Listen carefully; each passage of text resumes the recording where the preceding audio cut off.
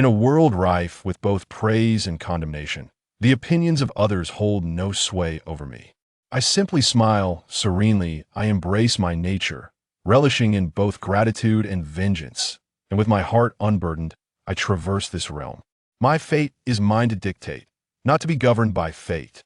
A remarkable figure traverses an alternate universe, witnessing how he ascends to the pinnacle of this strange world, ultimately becoming a notorious tyrant. Chapter 1. The Tyrant Junxi. Junxi suddenly awoke. Even before opening his eyes, his instinctive right hand struck the ground as he prepared to spring into action. This was a perilous place, where life and death hung in the balance. Lingering was not an option. This was the very first thought that crossed his mind upon awakening, a reflex honed by years of being an exceptional assassin. As he leapt into the air, his arm unexpectedly weakened, failing to support his own weight, and with a thud, he crashed back to the ground. In that moment, Junxi was filled with dread. What was happening? He soon realized that beneath him lay a soft bed. Looking around, he discovered he was in a lavishly decorated room, yet it was utterly vacant, save for a square table and the giant bed upon which he lay. Indeed, it was a bed, spacious enough to accommodate 7 or 8 individuals without feeling cramped. What was the meaning of this? Wasn't I in the midst of battle? How did I end up on a bed? At this moment, Junxi's thoughts were still tethered to the events preceding his slumber, or perhaps it would be more accurate to say they lingered momentarily on the final remnants of his previous life. Junxi was a killer, and not just any killer, but a particularly outstanding one. In his 5 years since entering the profession, his success rate was an unprecedented 100%. As a result, he ascended to the pinnacle of the assassin rankings, and the name Tyrant June became synonymous with fear in the underworld. Moreover, he also held another title. His bounty had dominated the global wanted list for 3 consecutive years. It was not that no one dared to take the task, rather, no one had the capability to eliminate this nearly legendary assassin. Many top-tier assassins had previously taken on this mission, yet they all perished, while Junxi remained unscathed. A wealthy magnate from country Y had placed a bounty of $100 million on Junxi's head. The 2 world-class assassins who dared to accept this contract, both renowned figures, met their untimely demise within 3 days. After that, no one was willing to take on this fatal task, and everyone kept their distance. Even as the bounty continued to rise, no one dared to stake a claim. What value is there in wealth if one's life cannot be enjoyed? The name Tyrant June became a taboo within the underworld. It instilled fear among criminal organizations across nations. Many were aware of Tyrant June, yet no one knew what he truly looked like or what manner of person he was. Junxi's character was aptly reflected in his name. He was, simply put, wicked. In more elaborate terms, he was exceedingly wicked. He operated independently, never forming alliances nor maintaining friendships. Furthermore, he was selective about his contracts, scrutinizing both clients and targets alike. If he found a client distasteful, no matter how much they offered to pay him to eliminate an utterly defenseless beggar, he would unhesitatingly refuse. However, when he deemed someone deserving of death, he would act decisively and then demand payment from the victim's adversaries, leaving them with no choice but to comply. Often, these families had never even heard of him, let alone hired him. It is said that once, he executed a notorious human trafficker but could not locate the employer. In desperation, he approached a girl who had been abducted and demanded a mere dime as payment, justifying himself with, "I have never worked without compensation, and I certainly will not make an exception." His personality left those who knew him as mentors and peers at a loss for words. Legend has it that once, he removed all the toilet paper from the restroom before his master went in, and when his master requested some paper, Junxi seized the opportunity to demand $50,000 as a service fee, to which his master reluctantly acquiesced. As for why his master capitulated at it was because on that day, he had gathered all his fellow disciples at the restroom door, along with several beautiful women as spectators. Yet he believed his greatest flaw to be his excessive compassion. As a killer, particularly one with blood on his hands, this statement had drawn scorn from countless individuals. Nevertheless, he had some basis for claiming compassion. Domestically, he could not abide the oppression of the poor by the wealthy, especially the abuse of commoners by officials abroad. He could not bear to see his fellow countrymen being mistreated. His patriotic disposition had led to untold calamities. Yet, despite such a man, many still flocked to hire him. For he possessed not only unparalleled marksmanship, but also skills in combat that were nothing short of extraordinary. Whether with fists or blades, he had cultivated remarkable prowess. Yet, the paramount reason remained his impeccable success rate 100%. Such a record, though not necessarily unmatched, was certainly unprecedented. He was, without a doubt, the ultimate assassin in the industry. The only one in the world to boast a flawless record without a single failure. Yet, this golden assassin, beneath it all, was a quintessential rebel. Once again, he volunteered for a mission. He had heard that a priceless treasure had been unearthed in the Kunlun Mountains of Country Z, and before the National Security Agency could intervene, it had already been stealthily transported away. Junxi, embodying a quintessential rebel, was enraged. How could a treasure of the great nation of China, especially in this peaceful era, fall into the hands of others? He charged forth alone, engaging in audacious confrontations, culminating in a fierce battle where he overcame numerous adversaries to seize the coveted treasure. I could see that moment. Those present had been rendered utterly terrified had he chosen to depart. He would have done so with ease. Junxi was filled with absolute confidence.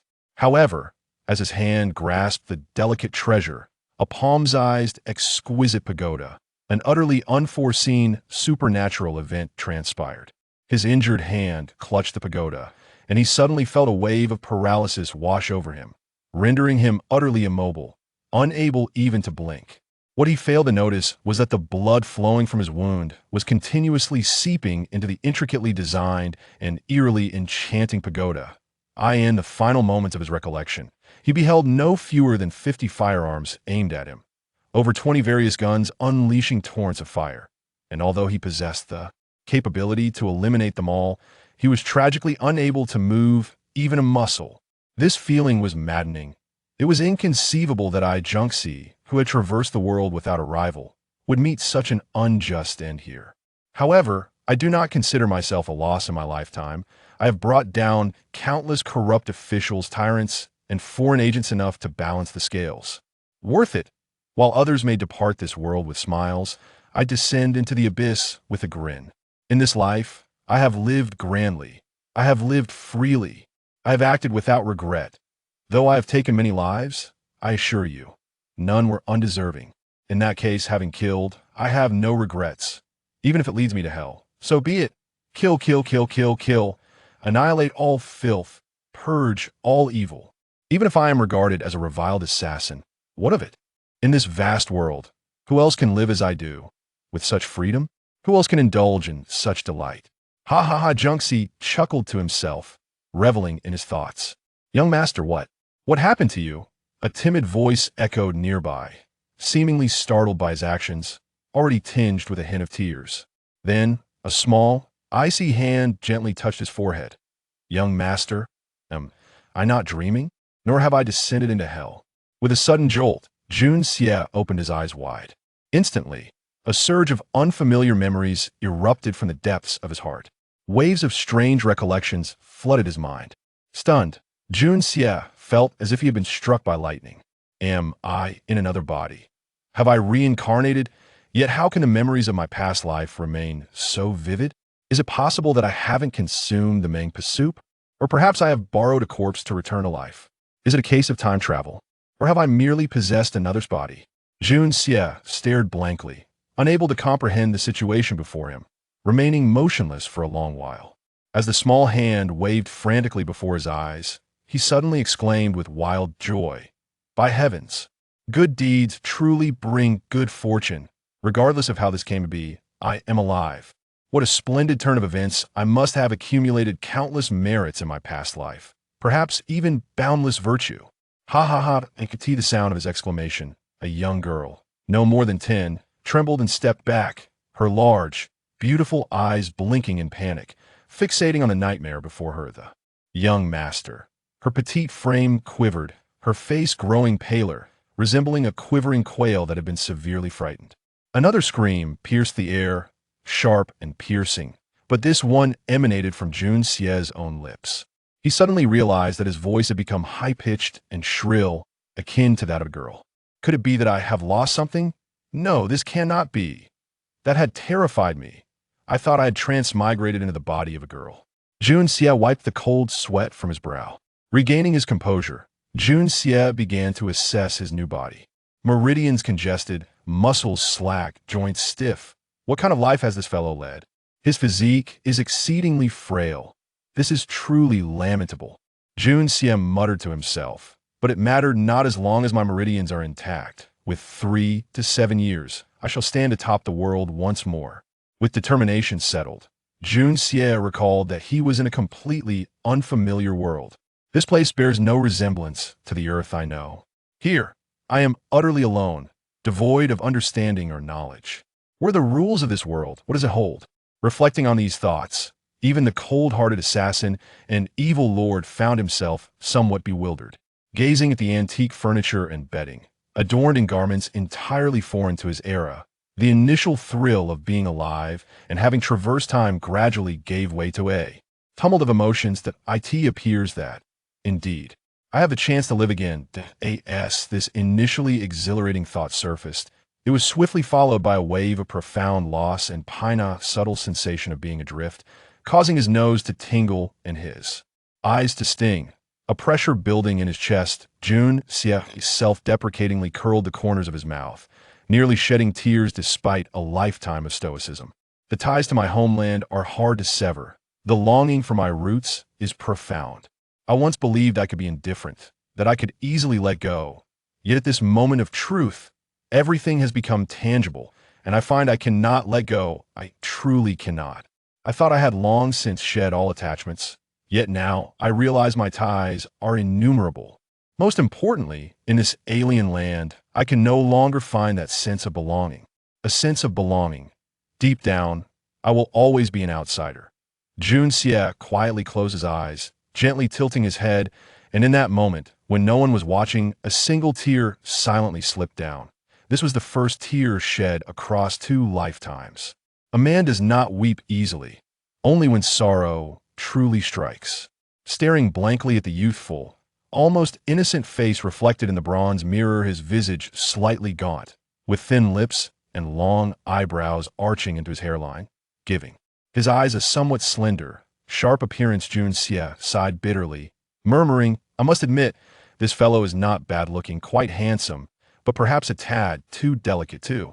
Effeminate, reflecting on his past life, what grandeur and intimidation he once possessed, though not particularly striking. With somewhat smaller and slighter eyes and a lower nose bridge, his overall appearance was rather commonplace, yet he was undeniably a man. Those delicate-looking fellows, though they may possess the traits of manhood, he had always looked down upon them. Never did he imagine that upon his transmigration, he would inhabit the body of such a delicate young man, particularly one with such striking beauty. Is it you who brought me here? He gently caressed a small pagoda-shaped design on his left wrist, resembling a tattoo. A hint of pride surfaced on Jun Xie's face. Even after my transmigration, this emblem remains with a Chinese person and has not fallen into the hands of evildoers. This pagoda-shaped design is identical to the exquisite little tower I once fought fiercely to possess. Although it has transformed into a small pattern on my wrist, Jun Xie is certain this is the very tower. He cannot articulate why, but feels a profound, almost mystical connection to it.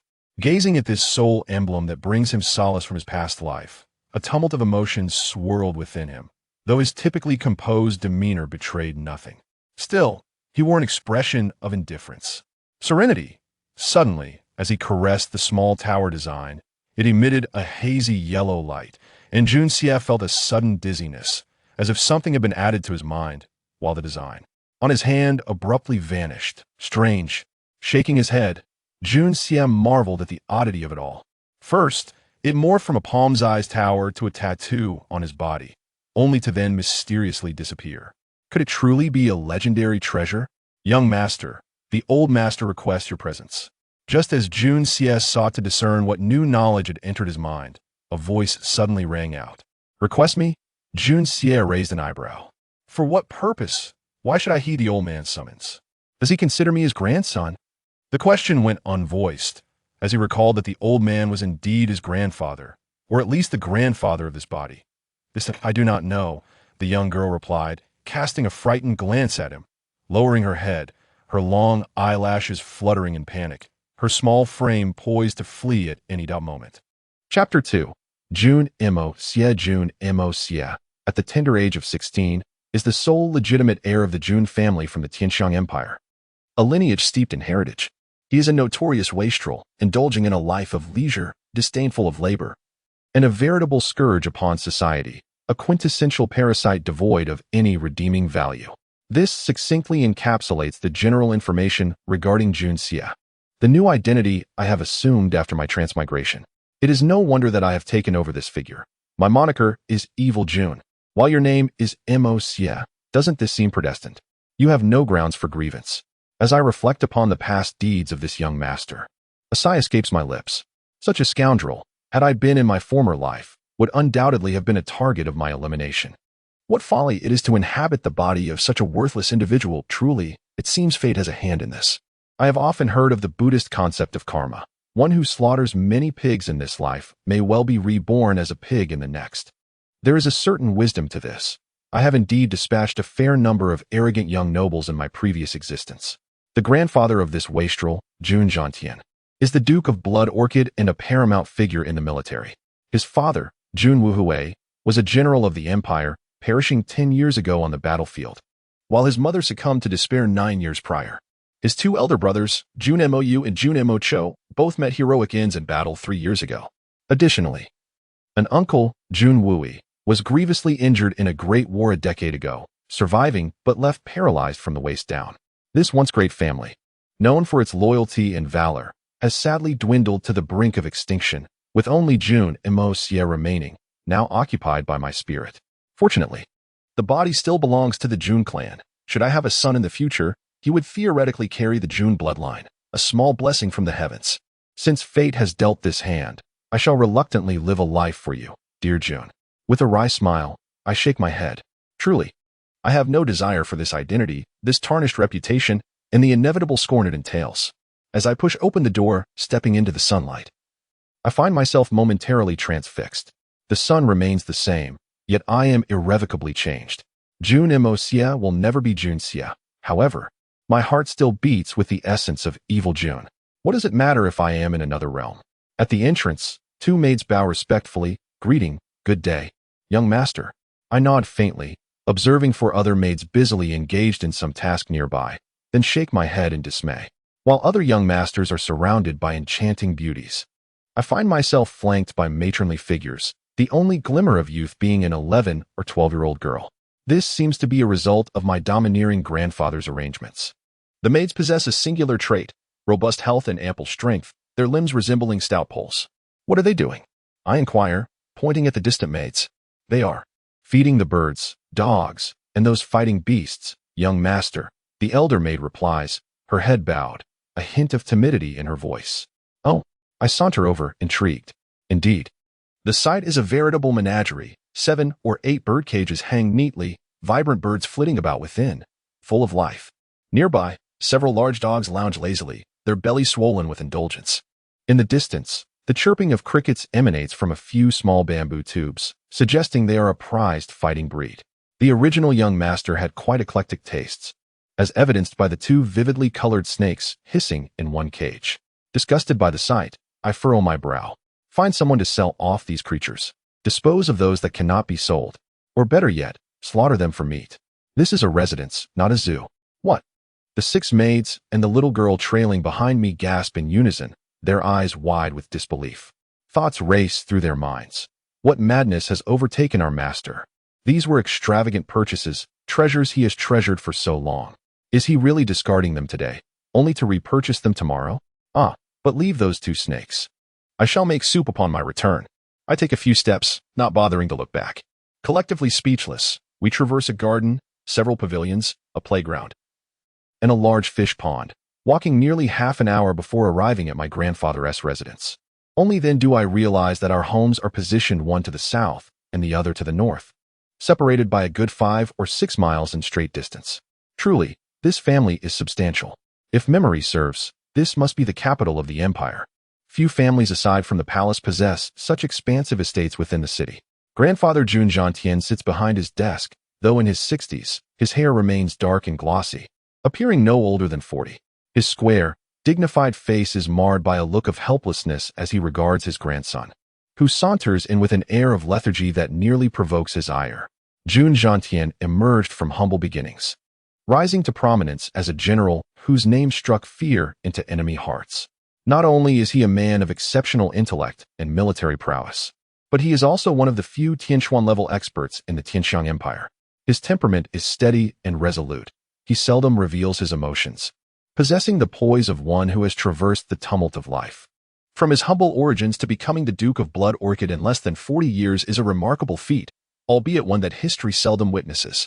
Yet, upon confronting the sole remaining scion of his lineage, he is filled with exasperation and a sense of disappointment. How could such a prodigy emerge from a family like his, marked by high standards and strict governance? This boy is neither learned nor skilled. He becomes bewildered at the sight of books and flees at the mention of training. While other families' offspring have either blossomed into talented individuals or are well on their way to mastering their abilities, my precious grandson has sent 5 tutors packing and has only achieved a meager 3rd rank in cultivation thus far. Despite this lack of ambition, he possesses an uncanny talent for indulgence and vice, excelling in hedonistic pursuits. After a lifetime of achievement, it is perplexing to behold such a grandson. With a weary sigh, Jun Zhantian reflects on what might have been had his son and the other 2 grandsons still been alive. He chuckles to himself. Had they all survived, could he have pampered this last sprout to such an extent? When he received word of his son's death in battle, he had held back his tears, priding himself on being a general's father. When his grandsons perished on the battlefield, he similarly stifled his grief. But upon learning of Wui's lifelong affliction, he shed tears for the first time, yet still clung to a glimmer of hope that his lineage would persist through this last grandson. Now, however, it appears that the final heir is nothing more than a ruffian, a hopeless case that cannot be salvaged. What can he do? I heard you fell from your bed last night and fainted. Is that true? Suppressing the emotions within, Jun Zhantian inquired nonchalantly. Huh? Jun Xie raised his head, a mixture of confusion and relief swirling in his heart.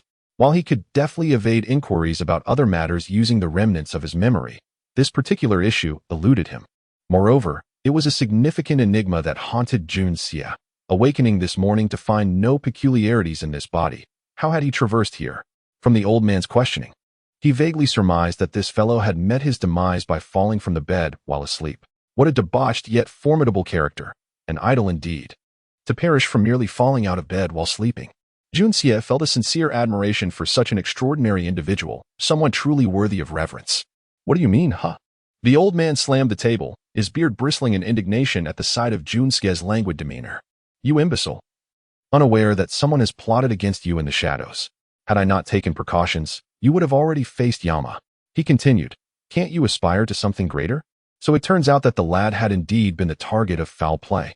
Jun Xie discreetly smirked, contemplating that the old man's so-called precautions were hardly effective. His grandson had already reincarnated beneath those very precautions. Noticing Jun Xie's persistent silence, the old man felt a twinge of astonishment. Given the lad's notoriously frivolous nature, how could he remain so composed? In past instances, upon hearing of a clandestine attack against him, he would have leapt up in outrage. Yet now he appeared indifferent, exhibiting an aura of quiet severity. Am I not mistaken?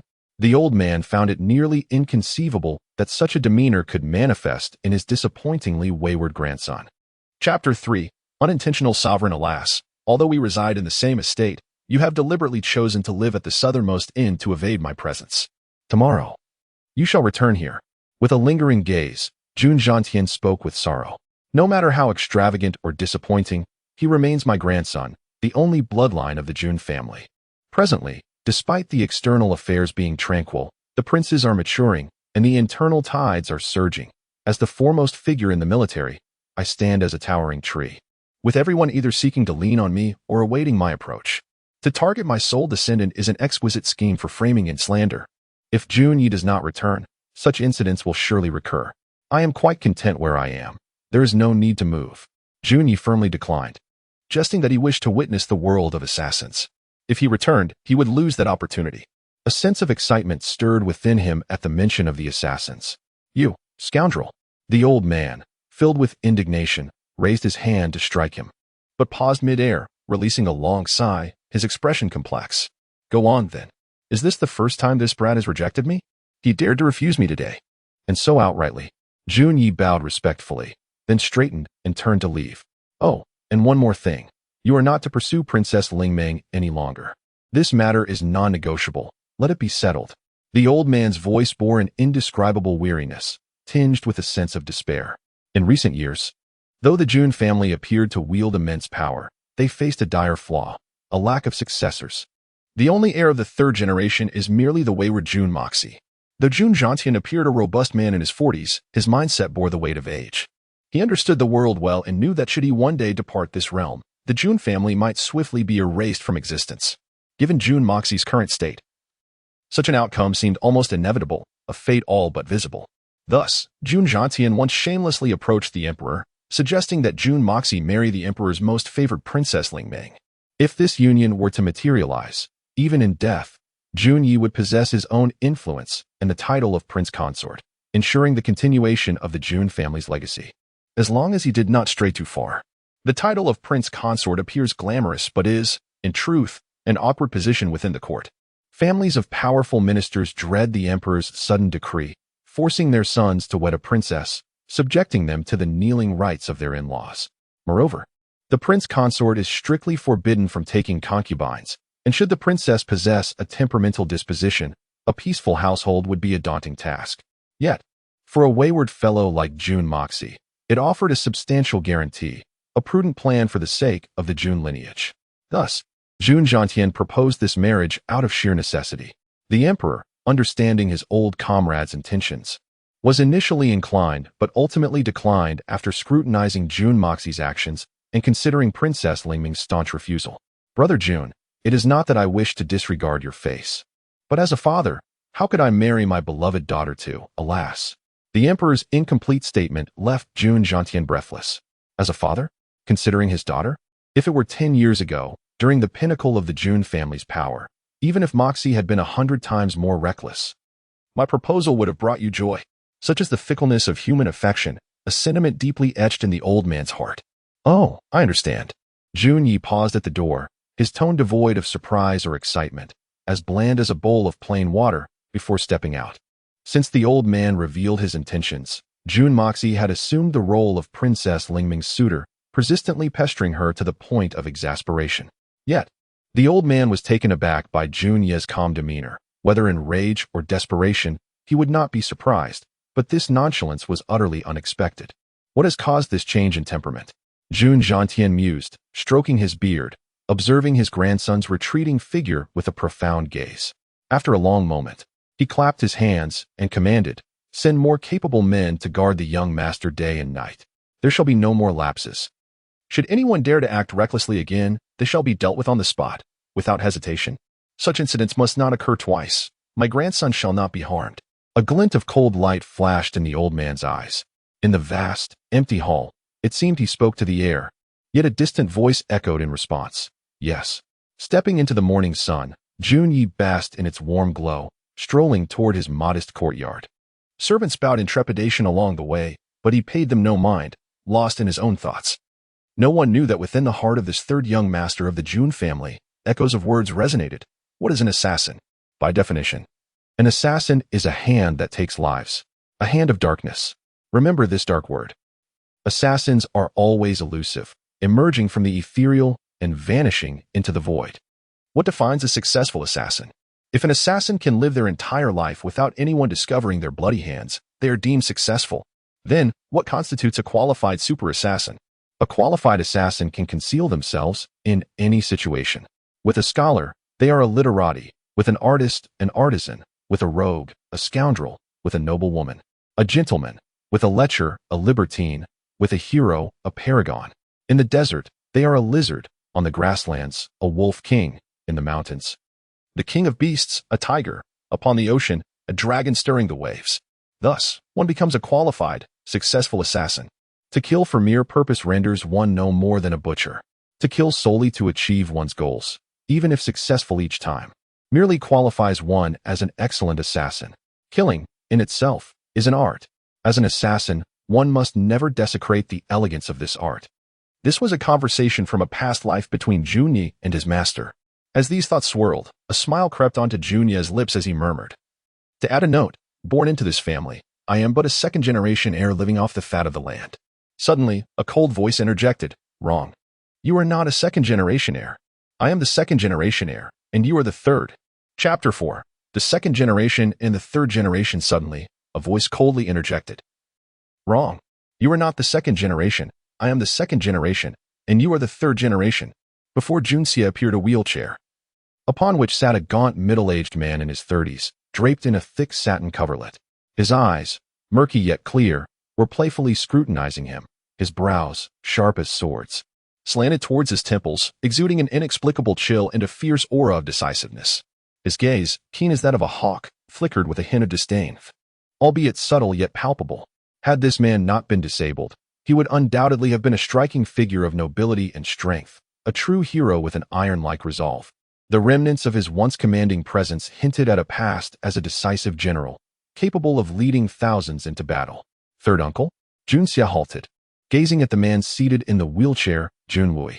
In Jun Mo's original recollection, this third uncle was merely a feeble individual, incapable of anything, languishing aimlessly.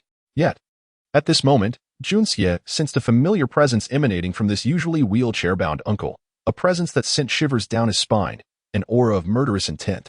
This was a killing intent potent enough to stir even Junxia's heart. Only a battle-hardened soldier, emerging from realms of bloodshed, could emanate such unique sharpness. Like a legendary sword, even if broken, it would never be buried by dust, radiating a fierce glow. Yet, this unparalleled sword was currently sheathed. In Junxia's life, he had encountered but a few such individuals, each a commanding figure wielding considerable power. In fact, such iron-willed warriors were those he admired most in his past life. The elder Jun was also of this caliber, but with age, he had cultivated himself to a state of quietude and restraint, often concealing his true self. Junxia, having spent little time with his grandfather, momentarily overlooked this. However, Junwui had not yet reached such a stage of concealment. He remained like a sharp sword in its scabbard, its edge still exuding a fierce aura. Naturally, it required Junxia's discerning eye to perceive this. Ordinary individuals, like Jun Mo, would never fathom it, even if they were to perish in the attempt. Though the extraordinary sword lay idle in its sheath, it still whispered like a dragon in the stillness of the night, a primal thirst for blood. "How rare that you still call me third uncle." Junwui lifted his gaze, his deep-set eyes glinting with mockery as he regarded his only nephew. "Emosia, are you truly interested in becoming the second generation?" After uttering this, he suddenly sighed, reflecting on his inexplicable interest in conversing with such a hopelessly inept individual. Junxia examined him for a long moment, focusing intently on his disabled legs. Before bursting into laughter, "Third uncle, you jest. You are the genuine second generation. I am merely the third generation at best. I would be quite content to live a peaceful and joyous life as a third generation." Junwui was taken aback by the tone of this young man. Although his words were laced with barbs, they lacked the arrogance of previous encounters. His eyes widened with surprise, a sharp light flashing within them, akin to a dazzling bolt of lightning piercing through the overcast sky. Suddenly, he burst into hearty laughter, shaking his head as he said, "Do you understand the difference between the second and third generations? Oh, aren't they both just living off the legacy of others?" Junxia raised an eyebrow, his words sharp. Observing the stormy glint in Junwui's eyes, he felt that it was indeed a great pity for such a fierce warrior to be in such a despondent state. A fleeting bitterness and unwillingness crossed Junwui's gaze before vanishing. His dry right hand rested on his atrophied leg.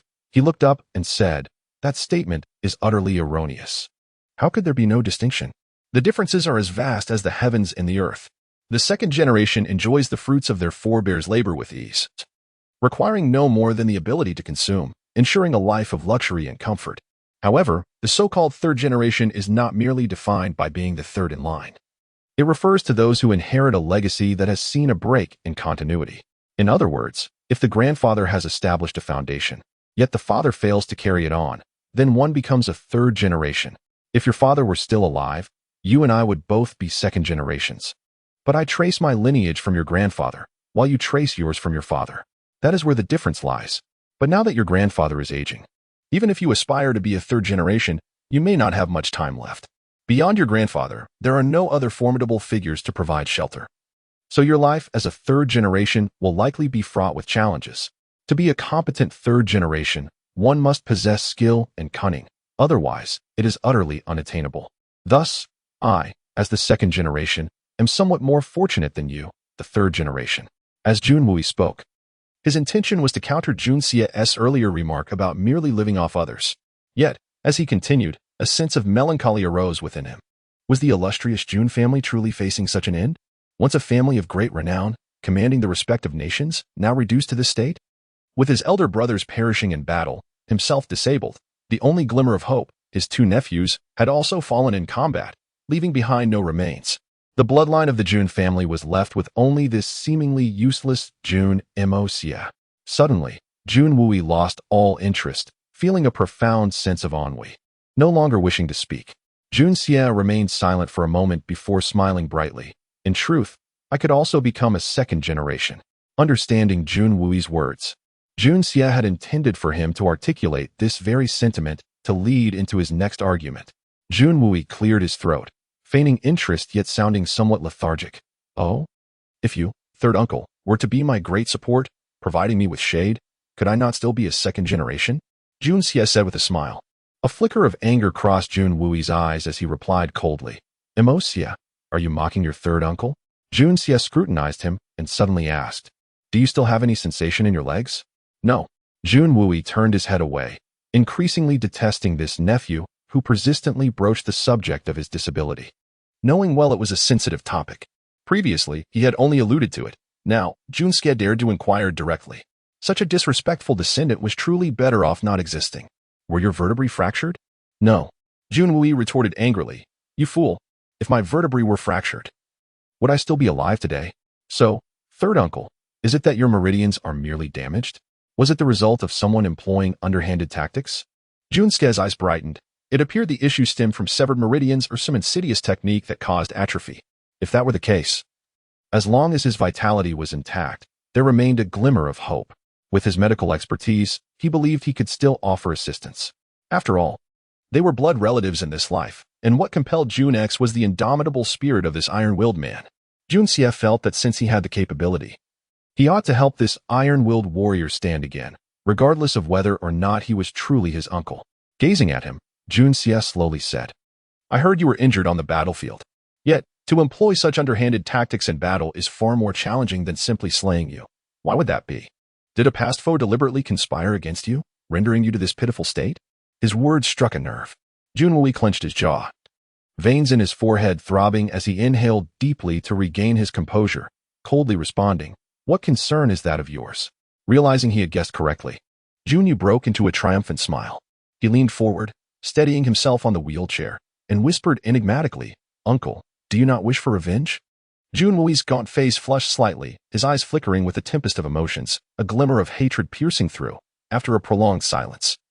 He let out a despondent sigh and replied, At present, I am but a useless individual. Jun Yu smiled gently and remarked, What if I possessed the ability to help you stand once more? This statement resonated like a thunderclap. Chapter 5. A ray of hope, though the volume of Jun Xie's words was low, to Jun Wui's ears. It was akin to thunder breaking the tranquility of a clear sky. Suddenly, Jun Wui's eyes widened, and a layer of hazy yellow light enveloped him, majestic and imposing. It commanded attention and respect, emanating an extraordinarily powerful aura. He grasped Jun Xie's arm, urgency in his tone. Xie, do you truly possess a method to heal me? It seemed that during his years of recuperation, Jun Wui had never ceased his cultivation of profound energy techniques. This yellow glow indicated that he had attained the mastery of the Earth Profound level. Although still in its infancy, considering his age, it was indeed an extraordinary achievement. In the entirety of Tianxiang City, there were only a handful of Earth Profound masters. For Jun Wui to reach this stage at the age of 30 was a testament to his prodigious talent, not to mention the severe deficiencies in his lower meridians. Had there been no such flaws, his strength would surely have ascended to even greater heights. Jun Xie's arm creaked under Jun Wui's formidable grip, yet his expression remained serene, as if the pain did not belong to him. With a smile, he remarked, The hope is slim, yet we can certainly try. Realizing his grip was too tight, Jun Wui abruptly released Jun Xie, confusion flickering across his face as he scrutinized him. You feel no pain? Why do you not cry out? Pain. Jun Xie replied nonchalantly. Does crying out alleviate it? If it could, I would surely scream at the top of my lungs, but alas, it cannot. Seeing the calmness on Jun Xie's face, Jun Wui was momentarily taken aback. He gazed deeply into Jun Xie's eyes before bursting into hearty laughter. Huh. I find myself somewhat believing that you might indeed have the ability to heal me. This nephew seemed distinctly different from the past, Jun Wui mused to himself. What we must do now is for you to receive a full-body massage 3 times a day, morning, noon, and night, preferably from someone with martial arts experience. They must follow the meridians without neglecting a single spot. Then, each night, you shall soak in boiling water for an hour without interruption. After some time, I will prepare for your treatment. How does that sound? Jun Xie smiled. Jun Wui's emotions gradually settled, and he replied earnestly, very well. Mo Xie, I shall trust you this once. Slowly clenching his fists, he added, even if it fails, I shall accept it. He left unsaid the thought. Even if you were deceiving me, I would still accept it. A glimmer of hope is better than none at all. Over the years, did you not seek out physicians? Jun Xie inquired, puzzled. Upon examining Jun Wui, he found his condition genuinely concerning. The entire meridian system in his lower back had been completely sealed, and it seemed that a malevolent substance was slowly corroding his internal pathways. Had he not maintained his health, his muscles would have likely atrophied completely by now, rendering him utterly incapacitated with no chance of recovery. Indeed, almost all renowned healers in the Empire have come to examine me. I have been subjected to a vile technique that has sealed my meridians. And I have been afflicted by a mysterious and lethal poison, leaving me in a state of living death, Jun Wui said bitterly. My father has attempted several times. Yet he has never been able to break the insidious sealing technique, nor can he find a remedy for the nameless poison. The only possible treatment is to force it out with the strongest, profound energy, which may be my sole path to recovery. Then why? Jun Xie began to ask, but paused. The one who plotted against me was already a master of the highest caliber a decade ago. To break his seal and expel the poison, only a supreme master with unparalleled strength could accomplish it. Such esteemed masters are like legends, rarely seen.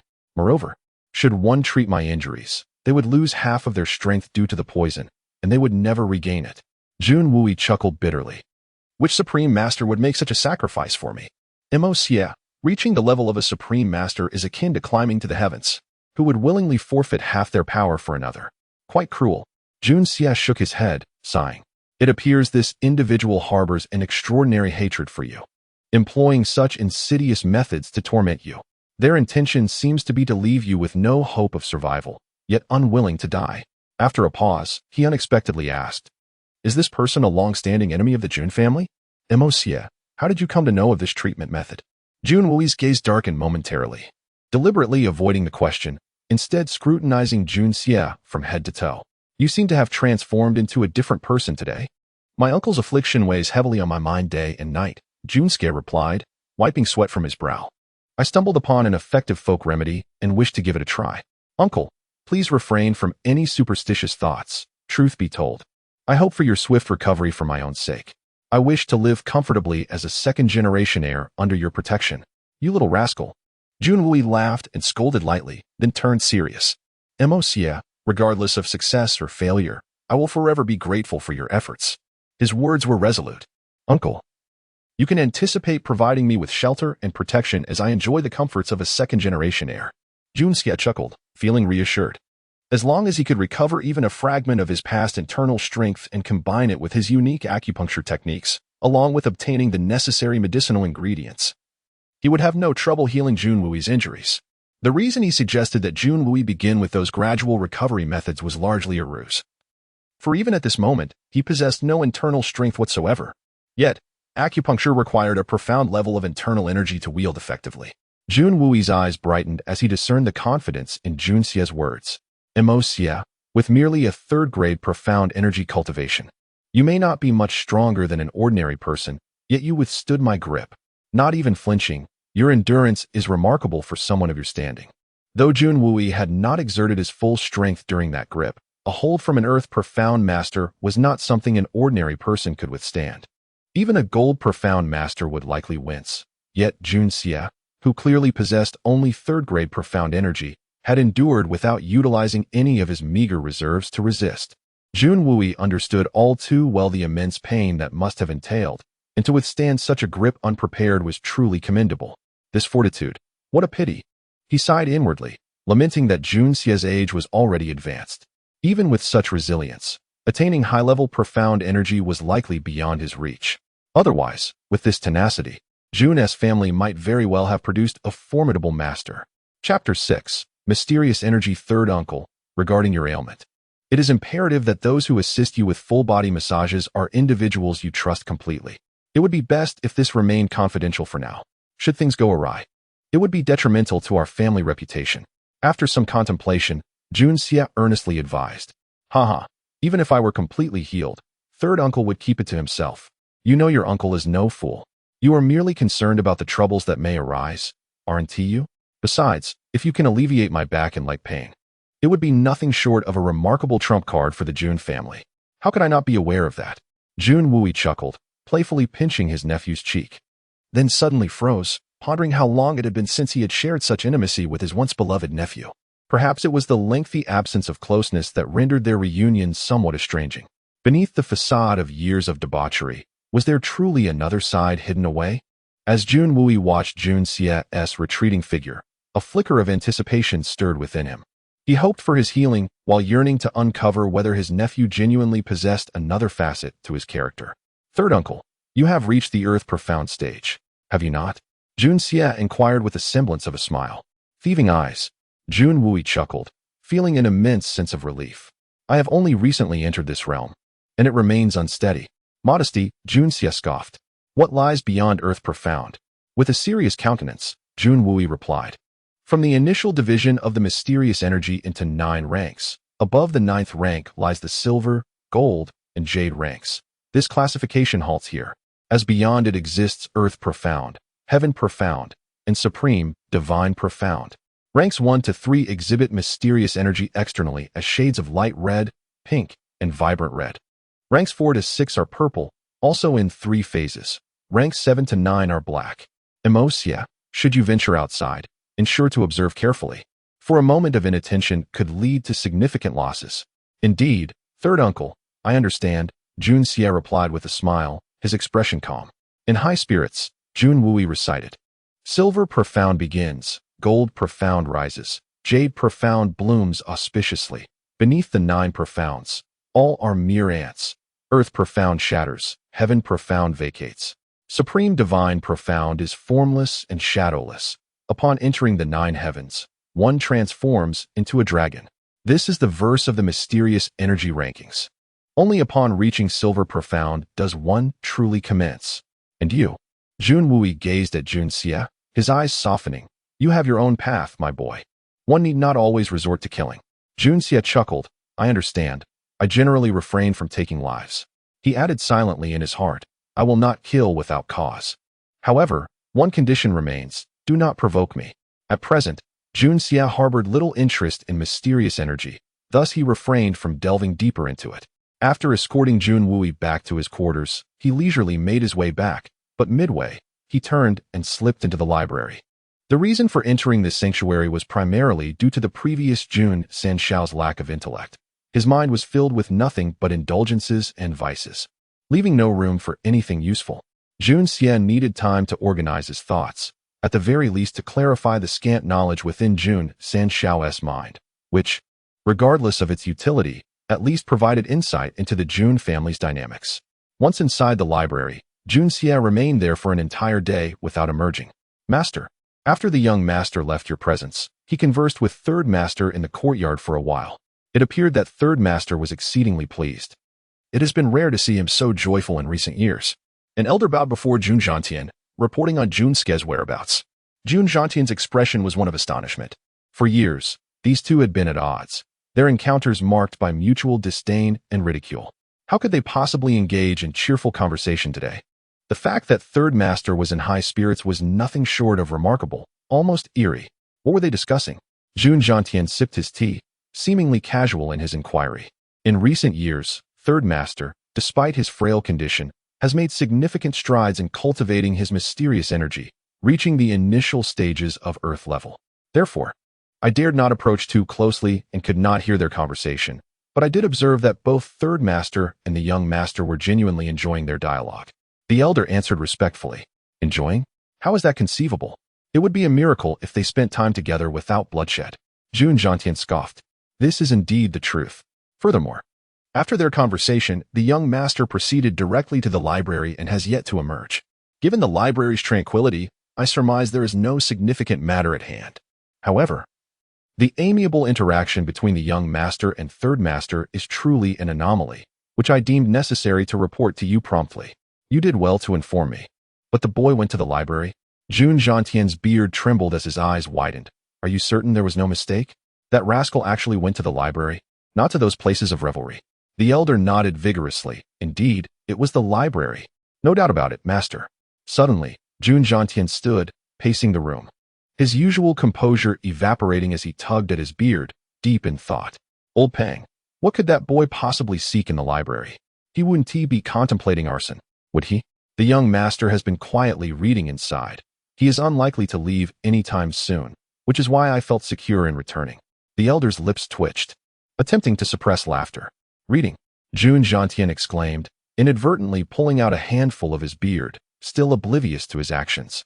He is truly reading. Yes, master. After a moment of contemplation, Jun Jiantian waved his hand dismissively. Reading is a good thing. Let us not disturb him for now.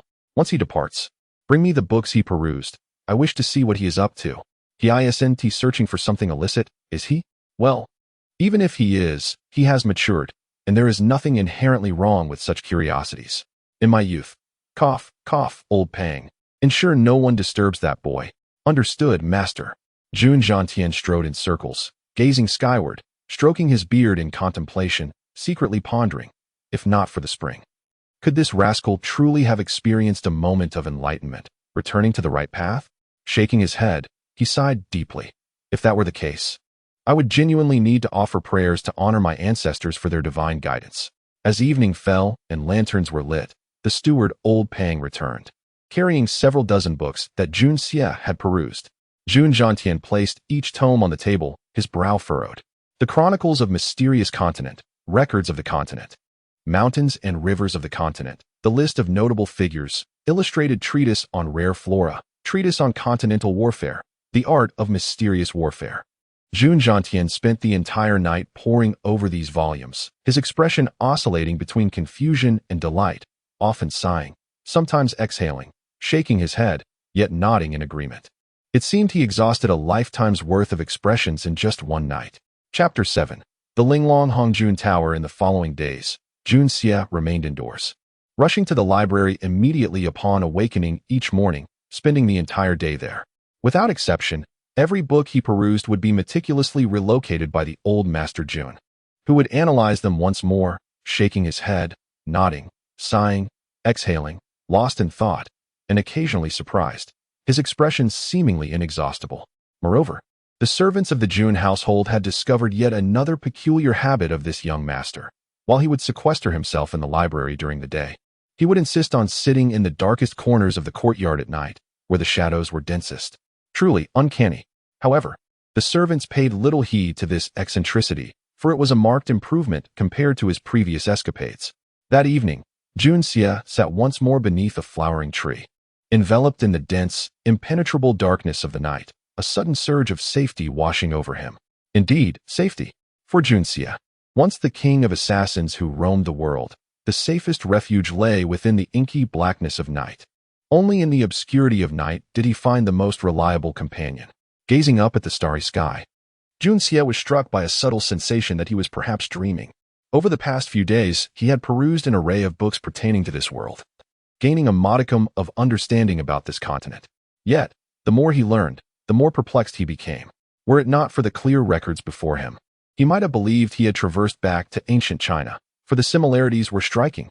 The same skin tone, the same accent, a culture akin to that of the flourishing Tang and Song dynasties, and even the fashion seemed reminiscent of that era. With a groan, Jun Xie buried his head between his legs, clutching the back of his head tightly, tormented by the thought, why?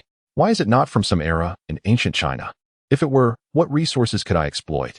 Even if I do not actively alter the course of history, I could navigate through significant historical events with my prescient abilities to evade calamity. What, then, is this mysterious realm of Xian continent? Gold Xian, Silver Xian, Earth Xian, Heaven Xian, Xian Qi. Why is it not the internal martial arts? The only constants, perhaps, were the unchanging sun and moon, along with the gentle mist of night, which offered Jun Xie a semblance of familiarity with his homeland. Jun Xie's countenance grew as cold and unyielding as stone, his jaw muscles tensing with an impulse to curse the heavens. Suddenly, at that moment, overwhelmed by intense emotion, he felt a violent headache surge through him.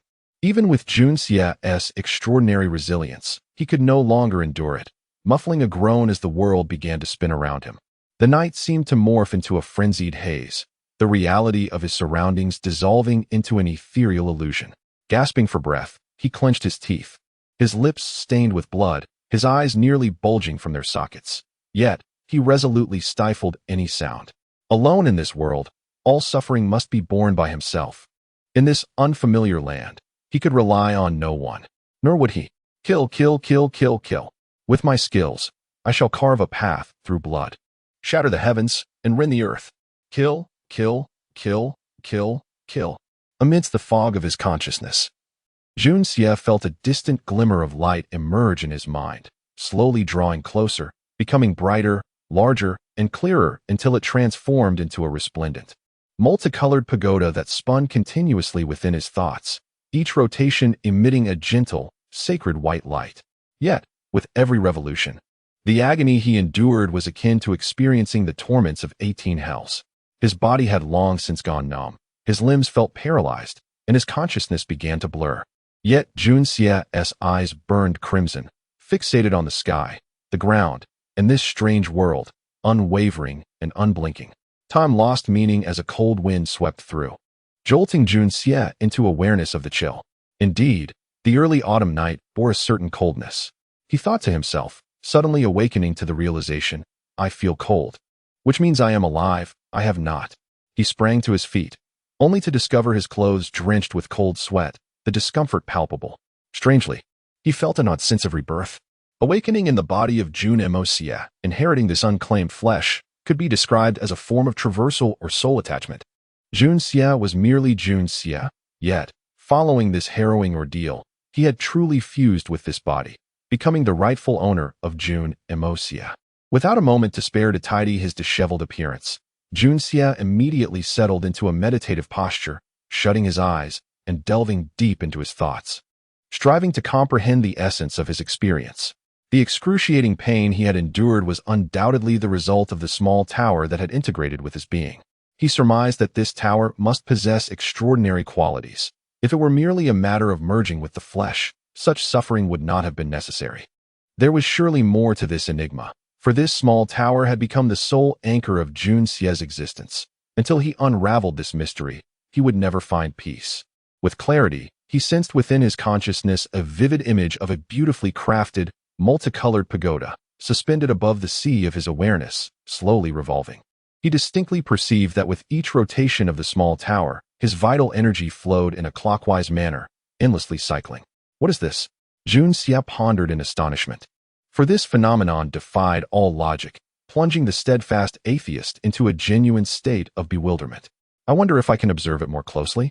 Just as this thought crossed his mind, he noticed the small tower gradually enlarging, and the great door of the bottommost layer suddenly swung open, releasing a dense white mist that enveloped his entire consciousness.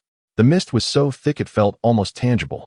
Taking a deep breath, Jun Xie felt an overwhelming sense of relief wash over him, a comfort so profound that even his soul seemed to sing with joy. As he surveyed his surroundings, he realized he had unknowingly arrived at the tower's entrance, where three faintly visible characters appeared above him. Hongjun Tower. Stepping inside, he found the interior empty, shrouded in a mist that felt almost substantial. Suddenly, the mist began to swirl, revealing two lines of grand characters. Linglong 9-story tower, the first skill of all time. As the mist swirled more urgently, a vague incantation materialized within Jun Xie's consciousness. Just as he paused in surprise, an overwhelming torrent of symbols and images began to whirl before him, flooding into his awareness as if a speeding train had crashed into a small cottage, leaving an eerie silence in its wake. In an instant, Jun Xie felt lightheaded, as if his head might explode, and he collapsed to the ground. Opening his eyes, he found himself still lying on the damp, cold earth, yet a clear cultivation method emerged vividly in his mind. accompanied by a diagram of the human body's meridians and various martial movements. Opening heaven and creating the universe, Junxie murmured, a spark igniting in his eyes as his fists clenched tightly. Chapter 8. The Art of Creation. Junxie realized that he had encountered an extraordinary fate. A rare opportunity that was almost mythical in nature. The art of creation was shrouded in mystery, promising results that were surely remarkable. The 9-tiered Linglong Tower, he surmised, must be an extraordinary treasure. Even someone as uninformed as Junxie had heard of the legendary Hongjun Laozu from Chinese mythology, a figure who was said to be the master of the 3 divine beings, Taishang Daojun, Yuanshi Tianzuan, and Tongtian Jiaozhu, a figure of immense stature. How could a tower bearing the name of Hongjun be anything less than extraordinary? Junxie was almost overwhelmed with eagerness to begin practicing the art of creation. Yet he managed to restrain himself, taking a moment to examine his own body, which left him in shock. He found himself covered in a thick, repulsive layer of a dark, sticky substance that emitted a nauseating odor. It was astonishingly thick. A term from legend suddenly surfaced in Junxie's mind, cleansing the sutras and draining the marrow. Had he truly endured such suffering and expelled all the impurities from his body? An overwhelming joy surged through him. Had he known that such results would follow, he would have been willing to endure even more pain. Indeed, given Junxie's temperament, as long as his strength could be enhanced, a little suffering was inconsequential, no matter how unbearable it might be. With excitement, he stood up, suppressing the noxious stench emanating from him, and dashed towards the pond in his yard, leaping in with a splash. Suddenly, several voices called out simultaneously, "Who goes there?" Junxie snorted, "It's me. The young master wishes to bathe. No one is allowed to disturb me." "Oh, it is the young master." The voices fell silent. In the study, the old master Jun furrowed his brow. "What is that noise?" The butler, old Pang, quickly stepped out, returning shortly with a bow. "It's the young master." He said he jumped into the Falling Moon Lake for a bath. Bathe? At this hour, jumping into the Falling Moon Lake? The old master's irritation peaked, his voice nearly cracking with anger as he shouted, "This wretched child." He stormed off, heading to bed. The hope he had harbored for his grandson's reformation vanished without a trace, leaving him with a suffocating discomfort in his chest. Such is life. The greater the hope, the deeper the disappointment. The old master wished he could strike that ungrateful grandson, teaching him why the flowers bloom so vividly. Meanwhile, Junxie floated serenely on the water's surface, his body lying flat, using only his hands and feet to keep himself afloat.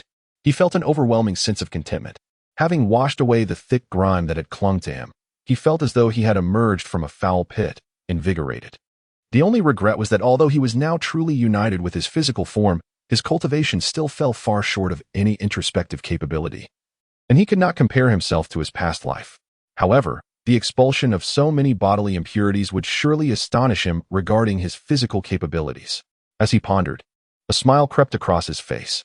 From a distance, the guards observed their young master floating motionless on the water, unable to sink. They widened their eyes in disbelief. What kind of divine skill is the young master practicing to float like that? If explained by the realm of Xuanqi, he must have reached at least the Jade Xian level to achieve this. After a while, Junxie hurriedly climbed ashore. Although he felt refreshed, he was soon overcome by an extreme weakness. After all, the former Jun Sanshao had nearly reduced this body to a mere shell, and now, after such an intense cleansing, his spirit had begun to unify. The fact that he had not fainted was a testament to his extraordinary willpower. Struggling back to his room, Junxie changed into a soft white robe and picked up a bowl of bird's nest porridge that the charming little girl, Ku-er, had brought him. A playful smile dancing on his lips. In any world, strength is paramount. One may lack influence, but never the strength that belongs to oneself.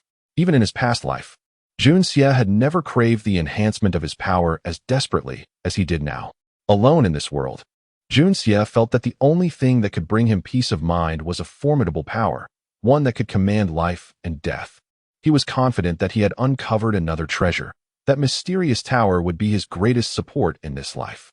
He firmly believed that such an enigmatic tower could not contain only the art of creation. It must possess other functions as well, waiting for him to explore gradually. Moreover, the so-called primordial first skill of the art of creation instilled a sense of confidence within him. Such an esoteric technique could not be ordinary. Slowly recalling the first level of the art of creation, illuminating the great transformation, Junxie sat cross-legged on the floor of his room, merging his spirit and intent. calming his mind and breathing deeply, beginning to practice. Spirit light moves, illuminating the great transformation. Intent ascends to the heavens. Feet tread upon the celestial spring. The universe is grasped. The heart is a treasure mountain. Spirit and soul undergo 9 refinements, not falling into the yellow springs. To his surprise, after completing a cycle, he felt nothing, nor did he sense any of the so-called qi. However, Junxie remained undeterred and practiced again, diligently maintaining focus on his spiritual core. Time passed, and Junxie had run through the art of creation's instructions for no less than 200 cycles, yet still felt no response. His meridians remained stagnant, and sitting cross-legged for so long had made his legs numb. Although his body had undergone cleansing, its capacity had yet to be fully developed. Even his mind felt dazed, nearing the brink of unconsciousness. Taking a deep breath, Junxie fought to maintain clarity. Driven by a stubborn belief, I will cultivate a sense of qi. In terms of wickedness, I am the foremost. Who can outshine me, the wicked lord? I refuse to believe in any form of evil. Yet every form of evil must bow to me, the wicked lord. I am the sovereign of wickedness. Once more, he entered into a prolonged cycle of breathing. After a long while, Junxie sensed that his body had seemingly lost its responsiveness. His muscles stiffening as he continued to follow the pathways of the art of creation for no less than 300 cycles, yet still felt nothing. With closed eyes, he pressed through the fatigue, fixating on a single relentless thought. One more cycle, just one more. At last, he felt a faint pulse at the crown of his head, followed by a warmth. A hint of sensation flickered within his meridians, a delicate thread that was almost imperceptible. Were it not for his complete focus, he might have missed it entirely. This nascent energy was indeed tenuous, yet its essence was strikingly real. Such a sensation was peculiar. For a beginner in internal cultivation, the qi they cultivated would not be so solid. Yet, in the haze of ignorance, Junxie remained oblivious to this distinction. As this fragile yet tangible energy emerged, the small, colorful tower in Junxie's mind began to lift slowly, rotating gracefully in midair. With each rotation, a dense white mist billowed forth, floating gently above. Countless strands of white mist, imperceptible to the naked eye, began to appear around Junxie's body, gradually seeping into his skin and flowing through his meridians. In that moment, Junxie remained as before, in a state of oblivious tranquility, continuing his meditative practice as if utterly unaware of the changes occurring within him. While the art of unlocking heaven's secrets was undoubtedly profound and unfathomable, the most sublime cultivation technique since time immemorial, the heavens demanded a price. Cultivation was, in essence, an act against the natural order, testing one's inner resolve. The initial stages of this particular art were notoriously challenging, demanding not only immense perseverance and unwavering determination, but also a stroke of extraordinary fortune. Thus, throughout history, even those who had the opportunity to cultivate this art had rarely succeeded. Imagine, a person of weak will might give up after 100 or so cycles without seeing any results, the tedium being too much to bear.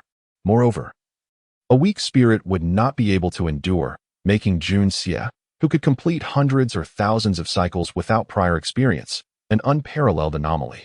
Even someone with such tenacity might succumb to cultivation psychosis due to insufficient spiritual power. Yet, Junxie possessed all the necessary attributes for cultivating this art. He was inherently resilient, unwavering in his convictions. One might call it determination or, less charitably, stubbornness, refusing to turn back even after hitting a brick wall. Junxie was the type to break through the wall rather than retreat. Thus, embarking on the most challenging initial stage of this art was like a serendipitous encounter. Beyond his inner fortitude, Junxie's own destiny played a crucial role. The Hongjun Pagoda was his greatest blessing, without which he would have had no hope of even beginning. Furthermore, as a transmigrated soul, Junxie's spiritual awareness was already considerable. Aided by the Hongjun Pagoda and the merging of his spirit with the body of Jun Moxie, his spiritual power was further amplified. These factors allowed him to overcome the first hurdle in a single night. This achievement was not only unprecedented but also, in all likelihood, unsurpassed. The acupoint at the crown of his head throbbed with increasing intensity, eventually settling into a rhythmic pulse, growing hotter and hotter. Junxie's fair face gradually flushed crimson. He remained in this meditative state until the first light of dawn. Junxie distinctly felt the subtle flow of energy within his body becoming more vibrant, gradually coalescing into a single stream. As the final link in this stream connected, Junxie suddenly perceived a kaleidoscope of colors, as if every flower in the world was blooming before his eyes, surrounded by the iridescent hues of the rainbow. Simultaneously, he seemed to hear thunder rumbling overhead, accompanied by flashes of lightning and deafening booms. Yet, Junxie's eyes remained closed. These sensations were occurring within his mind. This was the first trial of the art of unlocking heaven's secrets, unwavering focus. Despite seeing these extraordinary phenomena, Junxie steadfastly remembered that he was meditating with his eyes closed. He should not be able to see anything. Therefore, it was all an illusion. Undaunted, he guarded the clarity of his mind and continued his practice, ignoring the distractions. Then, like a bomb detonating within his mind, Junxie's body convulsed. He felt weightless, his spirit adrift. With a gasp, he vomited a mouthful of blood, which splattered far away. He then lost consciousness. The blood, landing on the pristine white sheets, took on an unnatural, inky black hue, almost solid, unmoving, like a chunk of charcoal. Junxie's unconscious body twitched, his skin slowly exuding a dark, viscous fluid that gradually soaked and stained his white robe. This was the true essence of marrow cleansing. The impurities previously purged from his body were merely from the skin and muscles. Now, the impurities expelled originated from within his bones. The dark blood he vomited was the most difficult to eliminate, originating from his internal organs. Junxie's current state, in the parlance of cultivators, was mortal transcendence. From this moment forward, he had broken free from the shackles of his mortal body and formally entered the path of cultivation. Achieving mortal transcendence was a painful and protracted process for most cultivators, taking months, years, or even decades. Some never reached this stage in their entire lives. Yet, Junxie had achieved it in a single night. It was a miracle beyond miracles, something no cultivator would believe. This was not due to Junxie's unique constitution or spiritual power alone. The white mist played a crucial role, being the purest form of spiritual energy. However, Junxie was unaware of this. In his previous life, Junxie was a martial arts expert but had never encountered the realm of cultivation. He considered the idea of a mortal ascension to be mere fantasy. Therefore, even if he recognized the changes within him, he would likely attribute it to mere good fortune. When Junxie regained consciousness, he found himself in a large wooden tub, surrounded by warm water. Two soft hands were diligently scrubbing his body. Opening his eyes, he saw the little maid, Kuer, her hair damp with sweat, her face flushed from the heat. She held a soft cloth in her small hands, panting as she washed him. Her lips were pursed, her face a mixture of awkwardness and near tears. Her beautiful eyes were fixed on the ceiling, only glancing down briefly when she needed to wash a different area, then quickly looking away again. Her bashful expression was endearing. Junxie's thoughts returned to him, and he realized he was completely naked. Embarrassed, he coughed twice and said, "I can do it myself." He reached for the towel in Kuo's hand. With a startled cry, Kuo retreated, clutching the towel tightly, her eyes wide with panic. Master, you're awake?" With a sigh, Junxie said, "If I'm not awake, are you talking to a ghost?" "Ghost!" Kuo shrieked again. Junxie could see the fine hairs on her face standing on end, her face as white as a sheet, as if she had seen a ghost. Junxie sighed. "Don't shout. Even if you saw a real ghost, you'd look no different. Your acting is very convincing." The door burst open, and a burly figure strode in. "Moxie, you're awake? What happened?" It was Grandfather Jun Zhantian, followed by several guards. The old man's voice was furious. He had already scolded the 36 guards who were supposed to be protecting Junxie. Yesterday's incident was an accident, but this was too much. The old man was livid, ready to explode. "Does my Jun family look so easy to bully? It seems I need to show my might. If everyone targets my grandson, how can we live in peace?" The old man assumed that Junxie's collapse was an assassination attempt. Chapter 10. The old man's fury. Old Master Jun could never have anticipated that the unusual events of the evening stemmed from his grandson acquiring an immense benefit, rather than any assassination attempt. He, instead, leapt to misguided conclusions. Upon hearing that Junxie had gone for a midnight swim in the moonlit lake, he was filled with fury and retired to bed. However, his sleep was abruptly interrupted by a cacophony of chaos, leading him to discover that yet again, trouble was brewing around Junxie, igniting his wrath. "I'm fine, truly fine," Junxie instinctively declared, clutching a towel to cover himself, his face flushed with embarrassment. Stripped bare in the water, he was suddenly confronted by a dozen imposing men, each gazing down at him with unabashed scrutiny. despite Jun Xie's thick skin and composed demeanor. He found this situation utterly intolerable. What are you covering up? With that little bit. Is there any shame left before your grandfather? I remember when you were a child. I would carry you in one arm while playing with you with the other. Jun Zhantian's remark nearly rendered Jun Xie unconscious from mortification. Behind him, several burly guards stifled their laughter, their faces flushed, each gasping for air. A few of them dared to steal glances at the area Jun Xie was attempting to shield, exchanging mischievous looks filled with a competitive spirit. Who did this? Jun Zhantian's expression darkened, icy and menacing. Jun Xie was momentarily bewildered but quickly feigned humility, lowering his head. I didn't see clearly. I just fell. Useless. Old Master Jun scolded with a tone thick with disappointment. After ensuring his grandson was unharmed, his interest in observing Jun Xie's nakedness faded. The boy's physique bore no semblance to that of a warrior's lineage. He was even paler than a maiden. Humph. With a resigned nod, he remarked, "Take care of yourself," before turning to leave, the guards following suit. Jun Xie exhaled a sigh of relief, finally lowering the towel he had been clutching, drenched in cold sweat. The following day, Duke Jun Zhantian unleashed his fury in the emperor's grand hall. Directing his ire at several royal relatives and high-ranking officials, his emotions running high.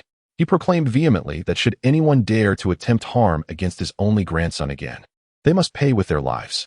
After a decade of silence, the old marshal's wrath rendered the court silent. Even the reigning emperor spoke in hushed tones to offer comfort. Yet, there were those lacking tact. The father-in-law of the crown prince, the newly ennobled Song Shi, overestimated his standing due to the crown prince's support and dared to clash with Duke Jun, ultimately receiving a humiliating rebuke that left him with 2 missing teeth. The crown prince stepped forth to mediate but was swiftly dispatched with a kick, rolling away in defeat. In that moment, no one dared to move. It was only the emperor who stepped in to defuse the situation, personally assuring the safety of Jun Senshao, which allowed Duke Jun to leave in a huff. As he cast a glance over the supporters of the princes, they trembled in fear. Duke Jun had not asserted himself for 10 years. Yet, when he finally did, it sent shivers through the court. If even the princes were not spared from his wrath, who among them could remain unafraid? Only the emperor, watching Duke Jun's retreating figure, sighed deeply. He understood that the old duke's outburst stemmed from the utter despair for his grandson's future. Memories of Duke Jun's past pleas to marry Princess Lingmeng resurfaced, revealing the lengths to which he was willing to go to preserve the Jun family lineage. Regrettably, the emperor had coldly rejected his request. Had Jun Moxie shown even a modicum of promise, Duke Jun would not have erupted in such fury. The old man's loss of faith in his family's future was palpable. With countless enemies amassed against the Jun family, should he pass, his descendants would be mercilessly pursued. Thus, the old duke resolved to act decisively.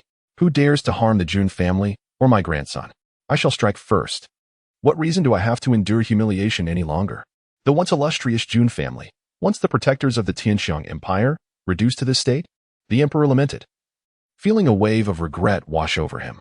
Perhaps he should not have. Witnessing the old duke's fierceness, the military old guard felt invigorated, while those with ulterior motives abandoned their plans. Even the humiliated crown prince bore no further resentment, redirecting his frustration towards his ungrateful father-in-law who had brought shame upon himself, failing to recognize the old man's near madness. Yet, beneath the surface, discontent simmered. Would this old man truly live forever? Once he departed, the Jun family would face annihilation. However, in the Tianxiang Empire, no faction dared to openly defy Duke Jun while he still lived. Only Li Shang, the Grand Preceptor, observed silently, a frown crossing his face as the old duke exited, soon replaced by a smile. It seemed that Duke Jun was fiercely protective of his disappointing grandson. If this were the case, Jun Moxie was indeed the duke's Achilles heel, a vulnerability ripe for exploitation. Once a person reveals a glaring weakness, no matter how powerful or deeply rooted they may be, they cease to inspire fear. In a quiet corner, Li Taisher exchanged knowing glances with General Meng Roof, both wearing enigmatic smiles. Meanwhile, in Jun Xie's chamber, as the door closed, Kuter blushed and attempted to flee. Jun Xie hurriedly donned his clothes and approached her with a smile, saying, "You can open your eyes now. It's all right." Kuer cautiously parted her fingers, peeking through the gap, and upon confirming that Jun Xie was indeed clothed, she relaxed, her cheeks still pink and utterly adorable. Jun Xie, unable to resist. Gently patted her head. Kuer was startled, looking up to find warmth in his gaze, akin to an elder brother watching over a younger sister.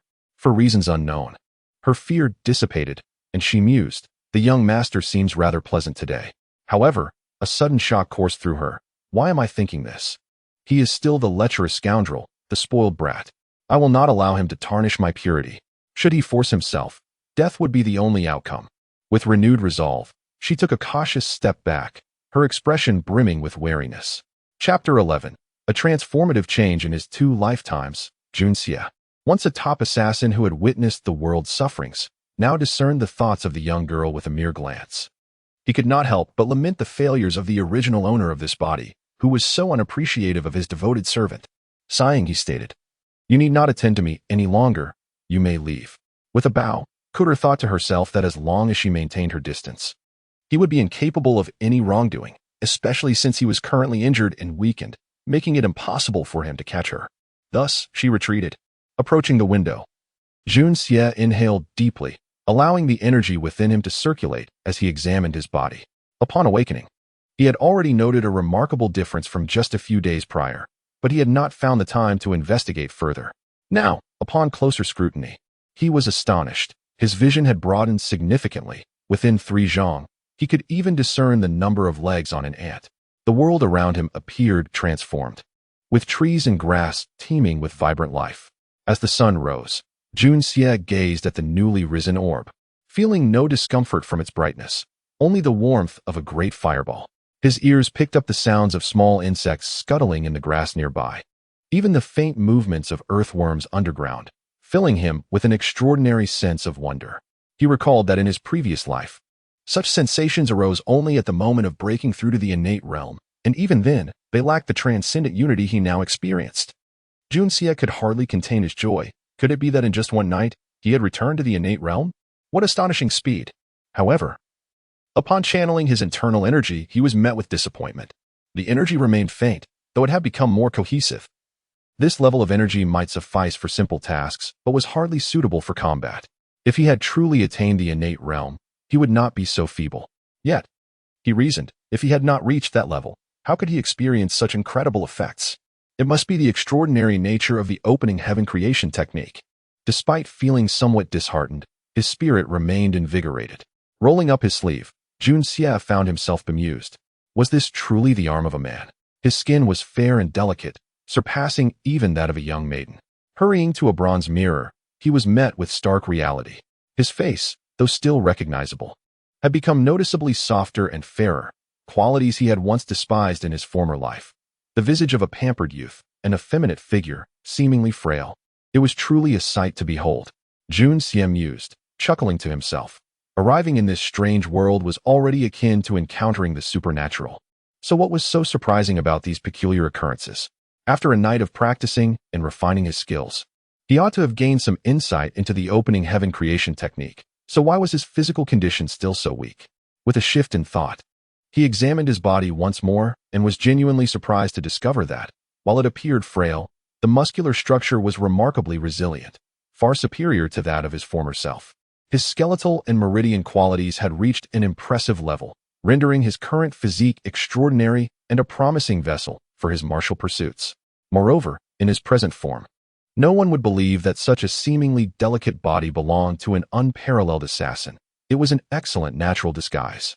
With this realization, Junxie's resolve to continue his training intensified, eager to restore his former prowess. In the ensuing month, an astonishing event transpired within the Jun household. The notorious young master Jun Moxie had not ventured out to indulge in his usual reckless behavior for over a month. He had neither pursued flirtations nor engaged in gambling or violence. Even while at home, he behaved with decorum, spending time in his small courtyard or the library, and had not been seen to tease any of the maidservants. In fact, he had become quite amiable towards all the servants. Such changes left everyone in the Jun household in disbelief, as if the sun had risen from the west or perhaps from the north or south, certainly not from the east. The heavens had finally opened their eyes. Jun Senshao seemed to show signs of reform. Observing his grandson's transformation, Jun Zhantian felt a great sense of relief. Could this boy truly be turning over a new leaf? Over the month, Junxie had finally grasped the first level of the opening heaven creation technique, solidifying his realm somewhat, and deepened his understanding of this so-called mystical continent. While he could not yet compare himself to the so-called historians, he had certainly reached a level of expertise far beyond that of his former self, making the difference between them as stark as day and night. The only source of frustration for Junxie was the multicolored 9-layered Hongjun Tower in his mind. After an entire month, he remained stuck on the first level.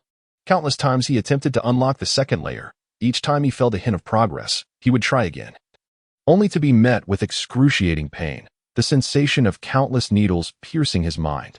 This was an unbearable torment, and the allure of greater rewards in the second and third layers only heightened his anguish. Yet, no matter how many times he tried, he could not breach the barrier.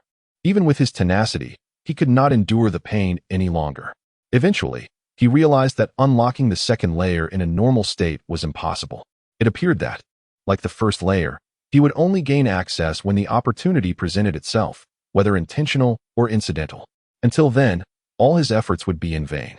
Thus, he resolved to diligently practice his technique. Of course, he also familiarized himself with the Family S energy system, discovering that the energy in this world closely resembled the internal energy cultivation of his former life, but leaned more towards a combat-oriented style, an intermediary practice between the two. Moreover, as one cultivated the energy, it underwent subtle color changes with each advancement, reminiscent of the 5 poisons technique he had encountered in his previous life. However, he was certain that this energy was devoid of any toxicity. With the opening heaven creation technique in hand, Junxie found little value in this so-called energy system. Nevertheless, to maintain appearances, he practiced symbolically, barely managing to raise his energy to the 4th rank. Satisfied, he ceased further attempts. In the mystical continent, energy progressed from the 1st to the 9th rank, followed by higher tiers such as silver energy, gold energy, jade energy, earth energy, sky energy, and the supreme divine grade. The 1st to 3rd ranks were red, light red, pink, and bright red. The 4th to 6th ranks were purple, light purple, medium purple, and deep purple. The 7th to 9th ranks were black, purple black, gray black, and shiny black. Silver was silver, gold was gold, jade was green, earth was yellow, sky was blue, and supreme divine was colorless. Advancing through each rank was arduous and often accompanied by immense pain, akin to the internal cultivation and refinement of one's essence. Currently, Junxie could produce faint purple 4th rank energy, a lamentable achievement for a scion of a noble family. Chapter 12. Young Master Tang has lost his wife on this day. Junxie was idly engaging in conversation with Kur. Due to Junxie's drastic change in demeanor and character over the past few days, the little girl had finally ceased to fear him as she once did. Though she still hesitated to approach him closely, her aversion had significantly lessened, particularly when it came to the stories he shared. During these moments, the little girl would rest her chin on her delicate hands, her large eyes blinking in fascination as she sat quietly before Junxie, completely engrossed in the tale, fearful of missing even a single word. As the narrative unfolded, her expressions mirrored the character's joys and sorrows, her eyes widening in suspense or glistening with tears. Junxie recounted the tale of a mermaid, which brought forth a deluge of tears from the little girl, who sobbed inconsolably for an entire day. From that point onward, Junxie swore to himself never to share tragic tales with women again. The deluge of tears was overwhelming. Young Master Tang has arrived. Just as Junxie was narrating how the Monkey King was trapped in the Bagua furnace, a young girl sat before him, rapt with attention, her small hands nervously entwined, reflecting her deep concern for the Monkey King's plight. Suddenly, a guard rushed in with urgency. Young Master Tang? Junxie looked up in surprise, quickly recalling his memories of the individual. Please, come in. From a distance, a rotund figure rolled into the courtyard, calling out in a comically pitiful voice, Third Young Master. Brother Amos, help me. This is dire. Junxie widened his eyes in astonishment, his mouth agape, utterly bewildered that this rotund ball could speak. It was only when the figure came closer that he realized it was indeed a person. The man appeared to lack a neck, at least not one that Junxie could discern. His shoulders were broad and thick, his arms short and stout, and his round head tapered into a streamlined shape below. His legs were barely a foot long, thick enough to be encircled by an arm. As he walked, his ample flesh jiggled like waves crashing upon the shore. In short, aside from being compared to a bamboo pole, he bore little resemblance to a human. Despite having only traversed a few steps from the gate, he was already panting heavily. wiping the sweat from his brow, clearly exhausted. This individual was none other than the other prominent heir from Tianxiang City, equally renowned as the Jun family. Young Master Tang Yuan. Indeed, it bears a striking resemblance, albeit on a larger scale, Jun Xia mused. Young Master Tang, what has happened to you? What calamity has befallen you to warrant cries for help? Who has dared to provoke you? Jun Xia inquired, suppressing his amusement at the sight of his friend. Jun Mo Xia's comrade. Damn it, it's those rascals from the Li family, and some from the Meng and Song families. Young Master Tang exclaimed indignantly, forcing his eyes open amidst his flesh. For the past 10 days, I've been holed up in our Qianjin hall, losing a total of 150,000 taels of silver. Third young master, you must save me, or else upon my return, my father will surely beat me to death. 150,000 taels. Jun Xia was taken aback. How could you lose so much? Where did you acquire such a sum? Tang Yuan sighed heavily. On the first day, I won a total of 50,000 taels. Did you not consider that if you continued to gamble, you would inevitably lose? What were you playing? Jun Xia stared at him incredulously. Tang Yuan dared not retort, muttering, last month, you also lost 100,000 taels. I merely lost a bit more than you. Yet you. What good is that? I mean, losing 150,000 taels, young Master Tang. You are not so impoverished as to seek my help in such a manner. Jun Xia suddenly recalled that these individuals could not be judged by conventional standards.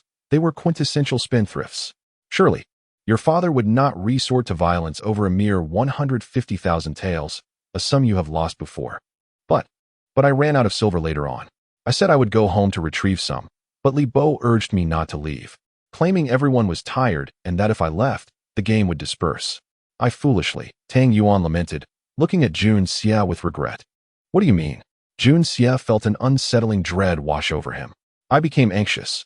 I wagered my jade and sword, totaling 300,000 taels, thinking I could win it back quickly, but I didn't foresee ultimately losing, Tang Yuan said, his face drawn in despair, hesitating to continue. That is what you call losing without losing face. I recall your sword was a prized possession purchased back at a high price by your father, the famed blowing snow. Was it not? That blade can slice through iron like mud, coupled with your exquisite jade pendant. I believe these two items cost a total of 1 million taels to acquire, and you wagered them for a mere 300,000 taels? Even in a fire sale, they would not be worth that little. Jun Xia was at a loss for words. This fellow was truly the epitome of extravagance. What could I do? I was in a state of panic. Besides, I don't know how, but I became muddled and Tang Yuan mumbled. Even if you lost those two, they could have been mortgaged, and you could have redeemed them afterward. Your father dotes on you. He would merely scold you a few times. Could he truly kill you? Your family possesses ample wealth. 100 or 80,000 taels. Would you genuinely take that to heart? Jun Xia scoffed. That is beside the point. Those items are treasures. I naturally wish to win them back on the spot. Tang Yuan retorted passionately. You know how strict my father's family rules are. Last time, you witnessed it firsthand. It's enough to skin a man alive. So, you continued to gamble? What did you wager this time?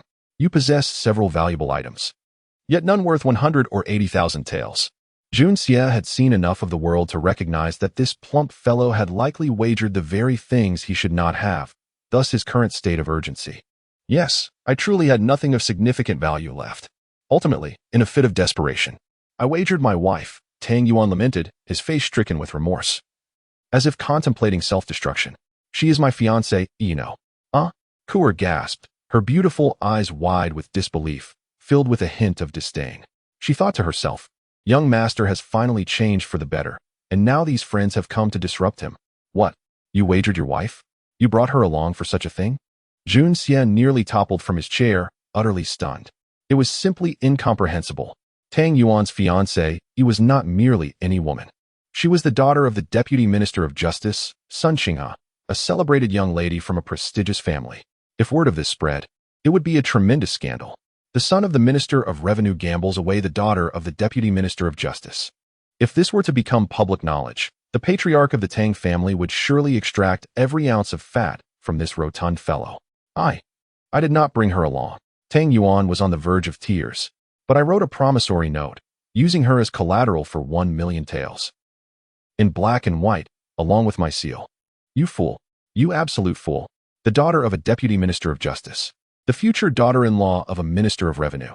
This is a matter of great import to both families' reputations. And you only used 1,000,000 taels as collateral. Jun Xia was exasperated, yet found humor in the situation.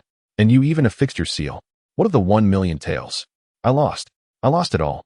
Tang Yuan plopped onto the ground, wailing loudly, causing the earth to tremble beneath him. They said if I don't bring 150,000 taels within 3 hours, they'll not only disregard the money, but also forfeit the person, publicly announcing this promissory note. What the hell? Jun Xia was speechless. How could it be 150,000 taels? Wasn't it 1,000,000 taels? This is the condition they granted me, extending my time by 3 hours. Tang Yuan wept, his nose and tears flowing freely. Third young master, you must save me. I have reached a desperate end. I shall rescue you. But how can I do so? He exclaimed. I possess neither the wealth nor the means. Jun Xia resolutely declined, scoffing at the notion of supporting such a gambler. Not only do I lack funds, but even if I had any, I would never lend them. You need not worry about money. Tang Yuan suddenly perked up, his eyes glinting with excitement. Li Feng and Ming Haizhou have made an offer, stating that since Jun Sanshao has not visited in quite some time, if I bring you to gamble with them for a few rounds, they would clear my debts. Am I truly held in such high regard? Jun Xia shook his head. Given the past misdeeds of this dandy before him, it was unlikely he would excel at the gaming tables. As for his reputation, it was probably at its zenith of infamy. Chapter 13. Who is scheming against me? Indeed. Tang Yuan grasped his hand, and Jun Xia felt as though his hand were enveloped in a layer of lard. They truly said that as long as you, the third young master, were present, they would immediately hand over the IOU, and all would be resolved. Oh, they really said that? Jun Xia furrowed his brow, and a shadow flickered in his eyes. He had sensed something amiss. Why did the situation seem to be twisting? Initially, the fat man had lost his wife, yet somehow all the blame was shifting onto him. It seemed there was some hidden scheme at play, with himself as the target. This was undoubtedly a trap, setting aside everything else. Given the original temperament of Jun Mo Xia, upon hearing that his brother had been wronged, he would have erupted with rage. Yet, upon receiving such flattery, he would have been swept away in arrogance and would have charged forth without a second thought, thus falling directly into the trap that had long been laid for him. Since they had the audacity to manipulate the fat man so easily, it seemed unlikely they would find dealing with the former Jun Wu Xia challenging either. If this was indeed a plot aimed at Jun Mo Xia, then the architect of this scheme must possess an intimate understanding of his character. No. This was not merely a superficial ploy against Jun Mo Xia. No one would expend such effort on a completely harmless scion. Their true target must be the venerable old master Jun. Moreover, there might be others pulling the strings behind the scenes, for the Jun family, particularly the elder Jun, was not someone to be trifled with. Jun Xia scrutinized the fat man before him, secretly contemplating his role in this scheme. Was he friend or foe? Observing Tang Yuan's current state, nearly trembling with fear, Jun Xia reached a conclusion. If this fat man was not putting on an act, he was indeed a tremendous fool. Conversely, if he was feigning his terror, then he was likely a master thespian, a deeply concealed threat. To go or not to go? Jun Xia swiftly made his decision. Such an intriguing affair was not to be missed. With his gambling prowess, could he truly lose? Besides, if he did not go, how could he uncover who was plotting against him? Jun Xia had never been one to allow his enemies to lurk in the shadows. He preferred to expose and eliminate them. With a subtle manipulation of his internal energy, a smile crept upon Jun Xia's lips. Even in gambling, he would not lose. Cheating would be exceedingly simple with his inner strength. How much silver do we have? With his mind made up, Jun Xia turned to Kuer. Upon hearing Jun Xia use the term we, Kuer felt a sudden surge of bashfulness, a sweet warmth flooding her heart as she blushed and replied. Since the last time the master reduced the young master's expenses, there remain 120,000 taels in silver notes, 30,000 taels in gold notes, 300 taels in gold leaves, and 100 ingots of silver, along with loose change. That's enough. We won't need that much. As Kuer continued to count meticulously, Jun Xia quickly interjected, lest this stubborn girl start listing copper coins as well. Take out 50,000 taels in silver notes, and prepare about 10 taels in loose change, he instructed. Is that all? Tang Yuan nearly leaped up, his face a mask of desperation.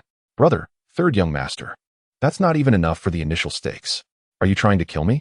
He pleaded. Fat man, did you not just say that my presence would settle your debts? We are going to gamble, not to hand out money. Jun Xia stated sternly. Your unparalleled gambling skills? Tang Yuan's eyes widened in disbelief, his jowls quivering. If it weren't for his overwhelming anxiety, he might have burst into laughter, inwardly mocking. Your so-called unparalleled skills seem to have never resulted in a win. No matter. As long as you go, all will be well. Once I reclaim that I owe you, I shall fear nothing. Damn it. How did I end up betting my wife in a moment of folly? This situation is indeed peculiar. Carrying less money would be wise. At least I won't lose too much. Junxia pocketed the silver notes and ordered 2 horses to be prepared. Tang Yuan, unable to contain himself, rolled to the door, his little eyes darting nervously. Let us hurry, third young master. If your father returns, we're finished. You have no idea the immense pressure I face every time I visit your home. Junxia chuckled, leaping onto his horse, glancing sideways. You don't seem particularly frightened today. With a loud thud, Tang Yuan mounted his steed, causing the horse to whinny in protest, almost collapsing under his weight. The animal seemed perplexed. I have carried many, including armored generals. Yet why does this human feel so heavy today? Almost miscalculating, I nearly stumbled. Junxia could not help but laugh, urging his horse forward. Behind him, 8 guards, robust and formidable, followed closely, each wielding their weapons. Tang Yuan's horse struggled to keep up, snorting along the way. Upon exiting, they found themselves on East Wind Street, the most opulent thoroughfare in Tianxiang City, bustling with people. Tang Yuan, disregarding the horse's plight, charged ahead, glancing back anxiously, clearly impatient with Junxia's pace. Soon they reached the entrance of a tavern, the Fragrant Pavilion, an establishment owned by the Li family. Behind the tavern was a spacious, idle courtyard, referred to by Tang Yuan as the Hall of Wealth. This hidden locale was a favored haunt for young nobles to squander their fortunes. Anything conceivable could be gambled here. Just as Junxia was about to spur his horse onward, several figures emerged from the roadside. Leading the way were 2 young ladies, one visibly irate, exclaiming, "Stop following me. It's driving me crazy." The other, running after her, persistently urged her to calm down. Behind them, 8 stoic guards trailed closely, suggesting they were from a prominent family. Junxia cast a glance, observing the first girl pouting, her demeanor spoiled yet strikingly beautiful. In her moment of irritation, upon noticing Junxia's unabashed gaze, she spat. "What are you staring at, you lecher?" In her vexation, she seized the opportunity to vent her frustrations on the notorious playboy who had dared to stare at her. Chapter 14. Dugu Xiaoi. Junxia experienced a jolt of recognition, reminiscent of a past life. He recalled a day when, while idly strolling through the streets, his gaze had been drawn to a particularly beautiful girl. He had unwittingly lingered a moment too long, only for the girl to retort sharply, "What are you staring at? Haven't you ever seen a beautiful woman, you scoundrel?" It was an encounter that had unexpectedly blossomed into a relationship. As an assassin, Junxia had always been cautious, until fate intervened, separating them across worlds. A wave of nostalgia washed over him. Now, gazing upon the girl, a sense of warmth stirred within him, an inexplicable familiarity taking root. He offered a gentle smile. "Fair maiden, have we not met before? Your face seems remarkably familiar." The girl glared at him, her teeth gritted. "Bah, this lady is all too familiar with the likes of you. June the 3rd. What trickery are you attempting today? Feigning a first encounter? Could it be that they were, in fact, acquainted?" Junxia swiftly delved into his memories, retrieving the details of this headstrong young woman. A sheepish smile crept across his face as he attempted to break the ice. A fortunate coincidence indeed, Miss Dugu. "So, this is your notion of fate?" The Dugu heiress retorted, her eyes wide with disbelief. Behind her, a young maiden stifled a giggle. Tang Yuan, noticing Junxia's absence, circled back on his mount. Overhearing Junxia's words, he was awestruck by the young master's audacity in flirting with the notoriously impetuous Dugu Xiaoi, the most unruly woman in the entire Tianxiang kingdom. The young woman's eyes narrowed, a glint of menace flickering within them. "Jun Moxie, have you not had enough of my beatings? It so happens that I am in a foul mood today, and I would be delighted to loosen your bones for you." Junxia recoiled, remembering that Dugu Xiaoi was one of the few individuals whom Jun Moxie genuinely feared. He had apparently provoked her ire in the past, resulting in a severe thrashing that had confined him to bed for weeks. "Miss Dugu, greetings. I have pressing matters to attend to. Farewell." Junxia turned to flee. The girl's posture suggested an imminent attack, and according to Jun Moxie's memories, this young Spitfire was remarkably skilled in combat. Even several Jun Moxies would be no match for her. While Junxia was not afraid, He could not afford to reveal his abilities prematurely. Discretion was the better part of valor. Halt. Dugu Xiao's chin was held high, her gaze imperious. Where do you think you are going? Up to no good again. I presume. Let me tell you, Jun Moxie, as long as I am present, you shall not engage in any mischief. Behave yourself, appease my ire, and I shall release you. Tang Yuan was in a state of agitation, inwardly lamenting, why, oh why, did you have to provoke this tigress? No matter how beautiful she may be, your life is far more precious. Observing the girl's bright eyes and imperious demeanor, Jun Xie conceived an idea. He feigned hesitation. Miss Dugu, the place we are headed is unsuitable for young ladies. Are you suggesting a visit to a brothel? Dugu Xiaoi scoffed, her tone laced with disdain. How utterly vulgar. Who said anything about brothels? Do you assume everyone shares your depraved thoughts? Jun Xie retorted, feigning indignation. We were merely on our way to the Qianjin Hall to try our luck at gambling. He abruptly cut himself off, realizing his slip of the tongue. Qianjin Hall? Gambling? Dugu Xiaoi's eyes lit up, a sly smile playing on her lips, revealing a pair of adorable little tiger teeth. I have never been. Take me. Her tone brooked no argument. Mississippi. Her personal maid tugged at her sleeve, attempting to dissuade her. The Qianjin Hall, frequented by the city's most dissolute young men, was hardly a suitable place for a young lady of her standing. Dugu Xiaoi paid her no heed, exclaiming, my brothers speak of the Qianjin Hall constantly. It must be a remarkable place. I shall see it for myself. She seized Jun Xie's ear. Take me there. If you do, I shall spare you today. Jun Xie could easily have evaded her grasp, but he allowed her to lead him, a wry expression on his face. The 8 guards exchanged knowing glances, following behind. They were in a similar predicament to Jun Xie's men, equally frustrated by their charge's antics. Tang Yuan sighed. Why did this virago have to appear? If she were to discover his IOU, he shuddered. She would spread the news throughout the capital in a matter of hours, and the entire nation within days. I would be better off ending my life. The group arrived at the 1,000 Gold Perfume House. Tang Yuan rushed in, shouting, June the 3rd is here. Return it to me. A chorus of laughter greeted them as 6 young men appeared at the entrance. Their expressions turned to dismay as they saw Dugu Xiaoi, ear in hand, dragging Jun Xie along. The Dugu and Jun families were the 2 neutral factions between the princes. Both families held significant sway in both the court and the military. Dugu Xiaoi was the sole jewel of the Dugu family. With 7 sons and only 1 daughter, she was cherished beyond measure. Spoiled from a young age, she possessed a strong sense of justice. Renowned throughout Tianxiang City as the bane of, she had inflicted suffering on each of the young men present, including Jun Xie. Dugu Xiaoi's grandfather, Dugu Xiaodian, was a formidable master, rumored to have reached the realm. He was the only individual in the empire who dared to challenge, holding a similar position as Imperial Grand Duke. Dugu Xiaoi's father, Dugu Wudi, and her 3 uncles were all imperial generals. Her 7 brothers held positions in the military. Their power was immense, surpassing even that of the Jun family. Chapter 15. In the Golden Hall, the members of the Dugu family, from the eldest to the youngest, possess a rather unfortunate trait, an extreme protectiveness towards their own, particularly Dugu Xiaoi's father, Dugu Wudi, whose fierce loyalty borders on the unreasonable, earning him the reputation of the empire's most formidable figure. Should anyone dare to harm his daughter, Dugu Wudi would not hesitate to mobilize an army for vengeance. Who would dare provoke such an unyielding character? With the protection of Old Master Jun Moxie still had the audacity to confront Dugu Xiaoi.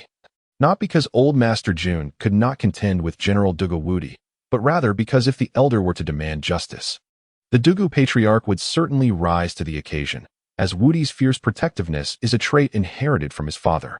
Thus, in Jun Moxie's memory, the individual he feared the most was first and foremost Dugu Xiaoi, with his grandfather Jun Zhantian following closely behind. After all, while his grandfather would merely lecture him, he would never truly lay a hand on him. However, falling into the hands of this young lady would undoubtedly result in a severe beating, and worse yet, it would be entirely unprovoked. A figure so formidable that even Jun Moxie dared not cross paths with her. One could only imagine the fate of lesser science. Now, this little princess of the Dugu family had unexpectedly arrived here. I find myself at a loss. Jun Xie tilted his head, raising his hands in a gesture of surrender, pointing to the delicate hand still twisting at his ear. Look at my predicament. What can be done? If anyone has grievances, feel free to issue an eviction order. Just do not blame me. What? Are you not welcoming my presence? Do you think this lady lacks silver? Dugu Xiaoi glared with her phoenix eyes, dramatically retrieving her purse, shaking it with pride, and arching her exquisitely shaped brows. This lady has plenty of silver. The group of young scions trembled, fear palpable. Yes, you may have silver, but the question remains, who would dare win it from you? Whoever dares to win your silver shall find themselves facing your father's army on the morrow, and that is the best-case scenario.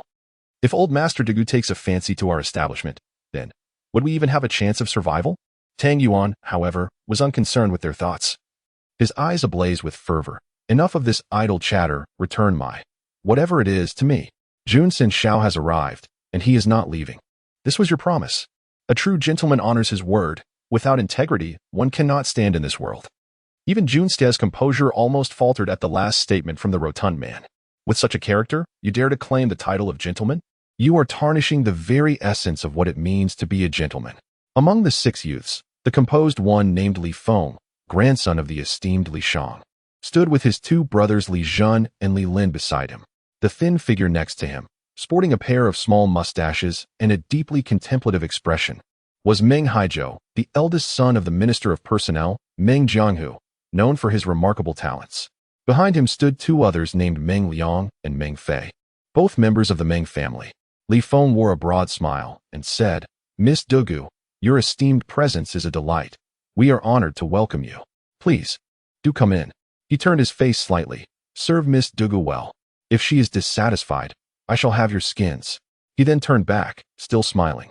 Casting a knowing glance at Meng Haizhou, since Jun Sin Shao has arrived, it is time to conclude this jest. Look at how anxious young Master Tang is. He is even sweating. A gentleman born of heaven and earth cannot be untrustworthy. Let us return his belongings. Meng Haizhou nodded, addressing Tang Yuan, young Master Tang. You may have your items back, but the sum of 150,000 taels of silver cannot be lessened. Tang Yuan, eager to reclaim the IOU, did not mind the substantial amount, and readily agreed. Jun Xie observed with a cold smile.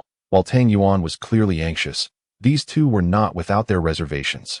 Even if Tang Yuan did not summon him, they would not dare to recklessly disclose Tang Yuan's IOU, as that would undoubtedly provoke the full wrath of both the Tang and Sun families, leading to an irreparable enmity, culminating in mutual destruction. Thus, while this situation appeared significant, upon reflection, it was not as dire as it seemed. Their true focus lay upon him. Yet, once Tang Yuan reclaimed the IOU, any concerns on that front would dissipate, inevitably leading to rampant rumors aimed at undermining the Tang family. This was a predictable outcome. What could possibly make young Master Tang so anxious? Let me see. It would be enlightening. Dugu Xiaoyi, clearly not one to remain idle, was driven by an insatiable curiosity. Upon witnessing Tang Yuan's relieved expression as he clutched a piece of paper, she extended her delicate hand. Tang Yuan's face fell, and in a swift motion, he crammed the paper into his mouth, chewed twice, and swallowed, feigning innocence. It was remarkable how his ample neck could stretch like that of a giraffe. Die, fatty. Do you dare to toy with me? Dugu Xiaoyi erupted in fury, pouncing on him, seizing his collar, effortlessly lifting his nearly 400-pound frame, and shouted with rage, spit it out now. The remaining 7, including Jun Xie, watched in horror, their expressions contorted as they swallowed hard, their mouths twisted and faces pale. Ah, Miss Dugu, that paper is of no consequence. Jun Sin Shao has been grounded by old Master Jun and cannot emerge. We have all missed him dearly. Just now, I wagered with Tang Fatty that the paper simply reads, will he come? If Jun Sin Shao does not come, then I shall eat this paper. If he does, then it is Tang Fatty who must eat it. It's truly that simple. Tang Fatty is indeed a man of his word. Ha ha. Meng Haizhou chuckled nervously, hastily attempting to smooth things over, his quick-thinking nature allowing him to fabricate a seamless explanation. Should Tang Fatty indeed regurgitate that paper, and Dugu Xiaoyi were to glimpse its contents, the situation could escalate dramatically.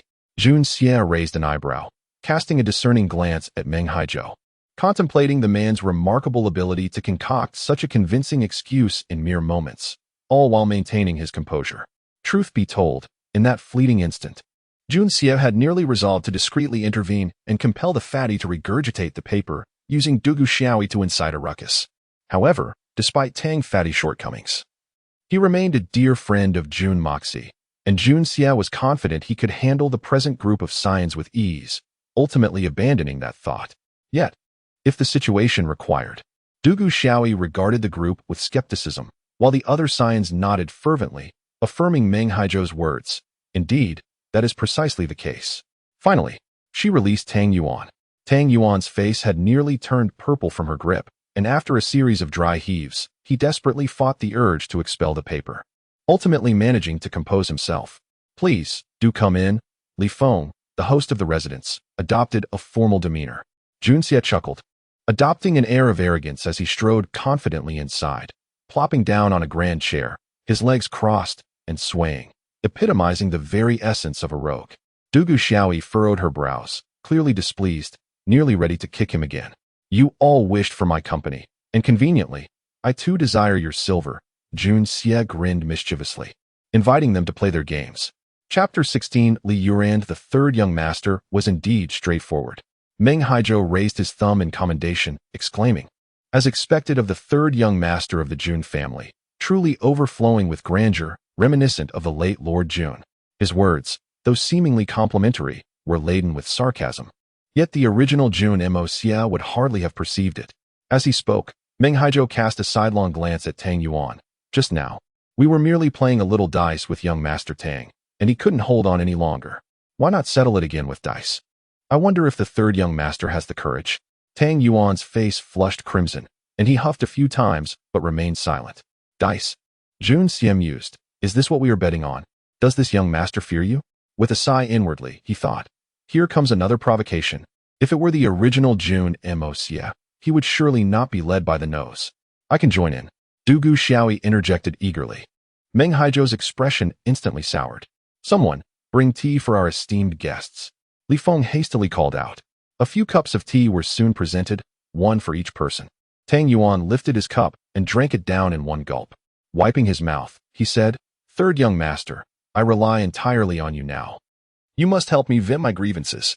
Jun Xie let out a boisterous laugh, raising his cup, but his gaze swiftly scanned the faces of those present. At that moment, he sensed a flicker of delight in Li Feng and Meng Haizhou. A wave of suspicion washed over him. Lowering his head, he scrutinized the tea, bringing it close to his nose to sniff. Such inferior tea can be served to guests? The quality is utterly dismal. He slammed the cup down on the table. With a keen sense of smell, Jun Xie had discerned the heavy scent of hallucinogenic herbs within the tea. This peculiar aroma bore a resemblance to that of opium, suggesting a similar effect. While it might not pose significant harm to the body, it could certainly influence the mind. Observing Meng Haizhou's vividly colored attire, adorned with chaotic patterns that appeared strange at first glance, he noted a scent that, when mingled with the aroma of the hallucinogenic herbs, caused a flutter in his heart. It was apparent that the tea, the clothing, and the fragrance were all suspect. Moreover, they seemed interconnected, indicating the presence of a remarkably powerful apothecary behind these individuals. No wonder Tang Yuan had previously wagered even his wife and lost. It all made sense now. Conversely, Dugu Xiaoyi's tea was crystal clear and utterly devoid of anomalies, clearly untouched by any drug. After all, the Dugu family was not one to be trifled with. Hurry and get the third young master a new cup of tea. Li Feng commanded discreetly. Upon seeing that Jun Xie had not yet drunk, he quickly devised another plan. Why complicate things? We came here to gamble, not to drink tea. If I truly wanted tea, I wouldn't have come here, Jun Xie replied lazily. I'll stick with this cup, no need to change. He tilted his head back and drank it all in one go. Come now, let us get started. I can hardly wait. Li Feng, Meng Haizhou, and the others all wore expressions of delight, saying, as the third young master wishes. With that, they motioned for the servants to lead the way, and they filed into a spacious hall. Aside from a large stone table and several chairs, there was nothing else within. Remarkably, they encountered no other individuals along the way. It seemed the establishment had temporarily closed its doors to deal with Jun Mo Xie today. As they walked, Jun Xie suddenly sneezed, splattering Tang Yuan with his saliva and mucus. His robe instantly dampened. Tang Yuan yelped and hurriedly wiped himself down. Jun Xie rubbed his nose and spat, muttering to himself, Strange, why do I feel drowsy and sneezy? Li Feng and Meng Haizhou exchanged glances, both wearing expressions of delight. The effects of the drug have begun to take hold. Ha. Within the Grand Tutor's residence, Grand Tutor Li Shang reclined half-closed eyes upon a soft couch, leisurely listening to the melodious song of the singing girl beyond the curtains. With a smile, he inquired, Why have we entrusted this matter to those incompetent Li Feng and Li Zhan? Should they truly botch this, it would mean missing a golden opportunity. While the young Jun is not to be feared, the old ghost behind him is exceedingly difficult to provoke. Should he find out, we may not fear him, but it would still pose a headache. Though his words bore a hint of reproach, his tone remained relaxed, and despite the question, his demeanor reflected trust and confidence in the person opposite him. Seated before him was a remarkably handsome young man clad in a light robe, with red lips and white teeth, refined features, and a tall, graceful figure.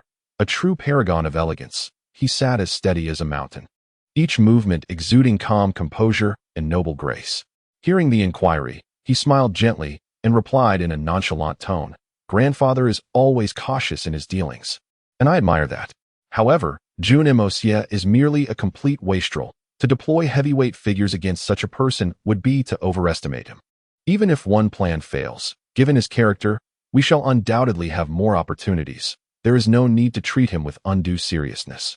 Moreover, to mix high-level individuals with such a lowly scoundrel would only stand out and risk revealing our intentions, jeopardizing the larger scheme.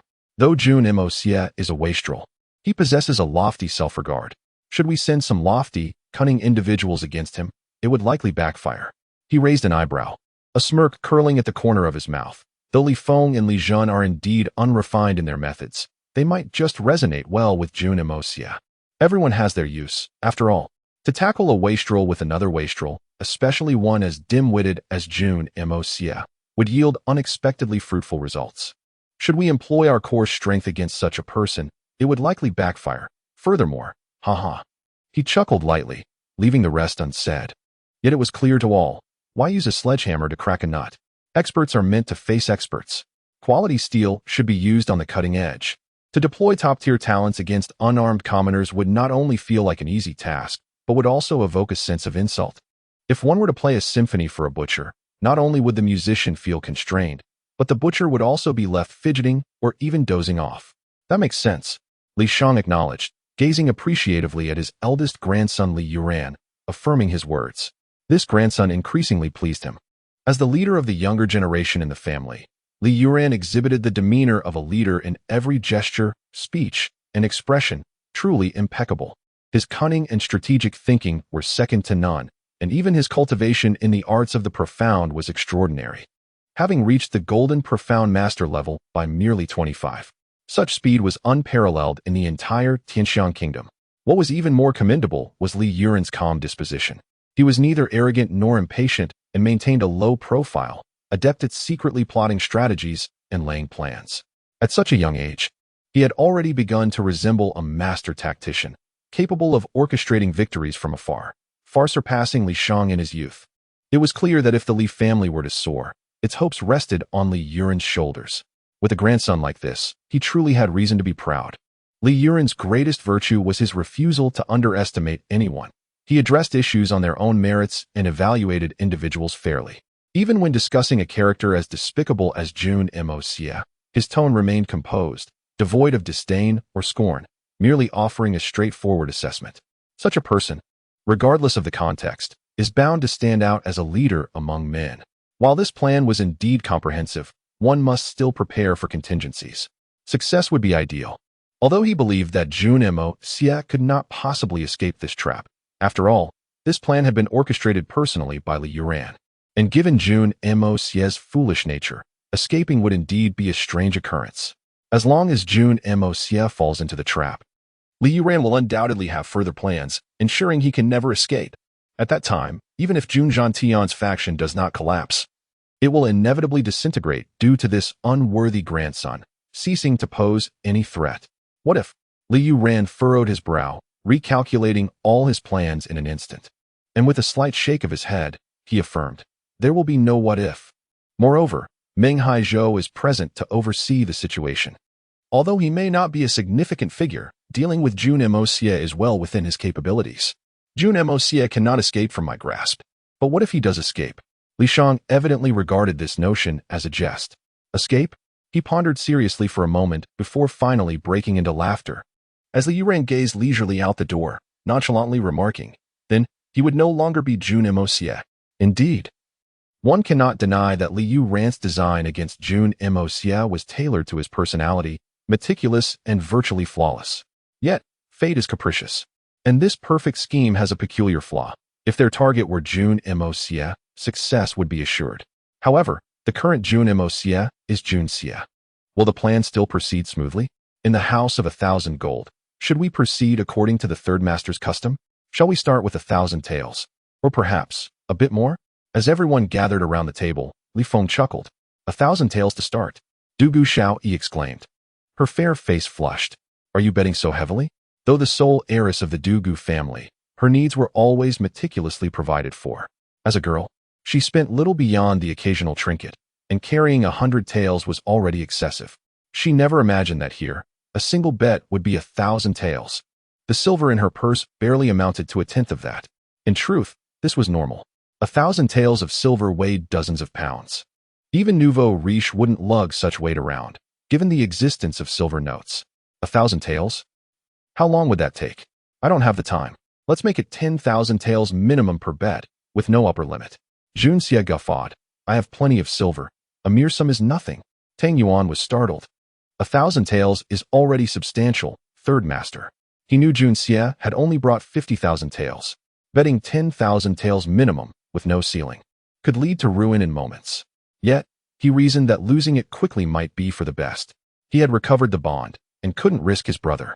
Losing 50,000 taels wasn't too dire. With this in mind, he didn't object. The third master is indeed forthright. I love dice. Everyone relies on luck, a fair game. Meng Haizhou chuckled. Enough talk, let's begin. Big or small, or guessing the points. Jun Xia seemed impatient. Keen observers might notice his eyes were already reddening, indicating the drug's effects were taking hold. The opportunity is nigh. Meng Haizhou subtly observed Jun Xia's eyes. Let's keep it simple. Betting on big or small, shall we? Jun Xia nodded. Fine.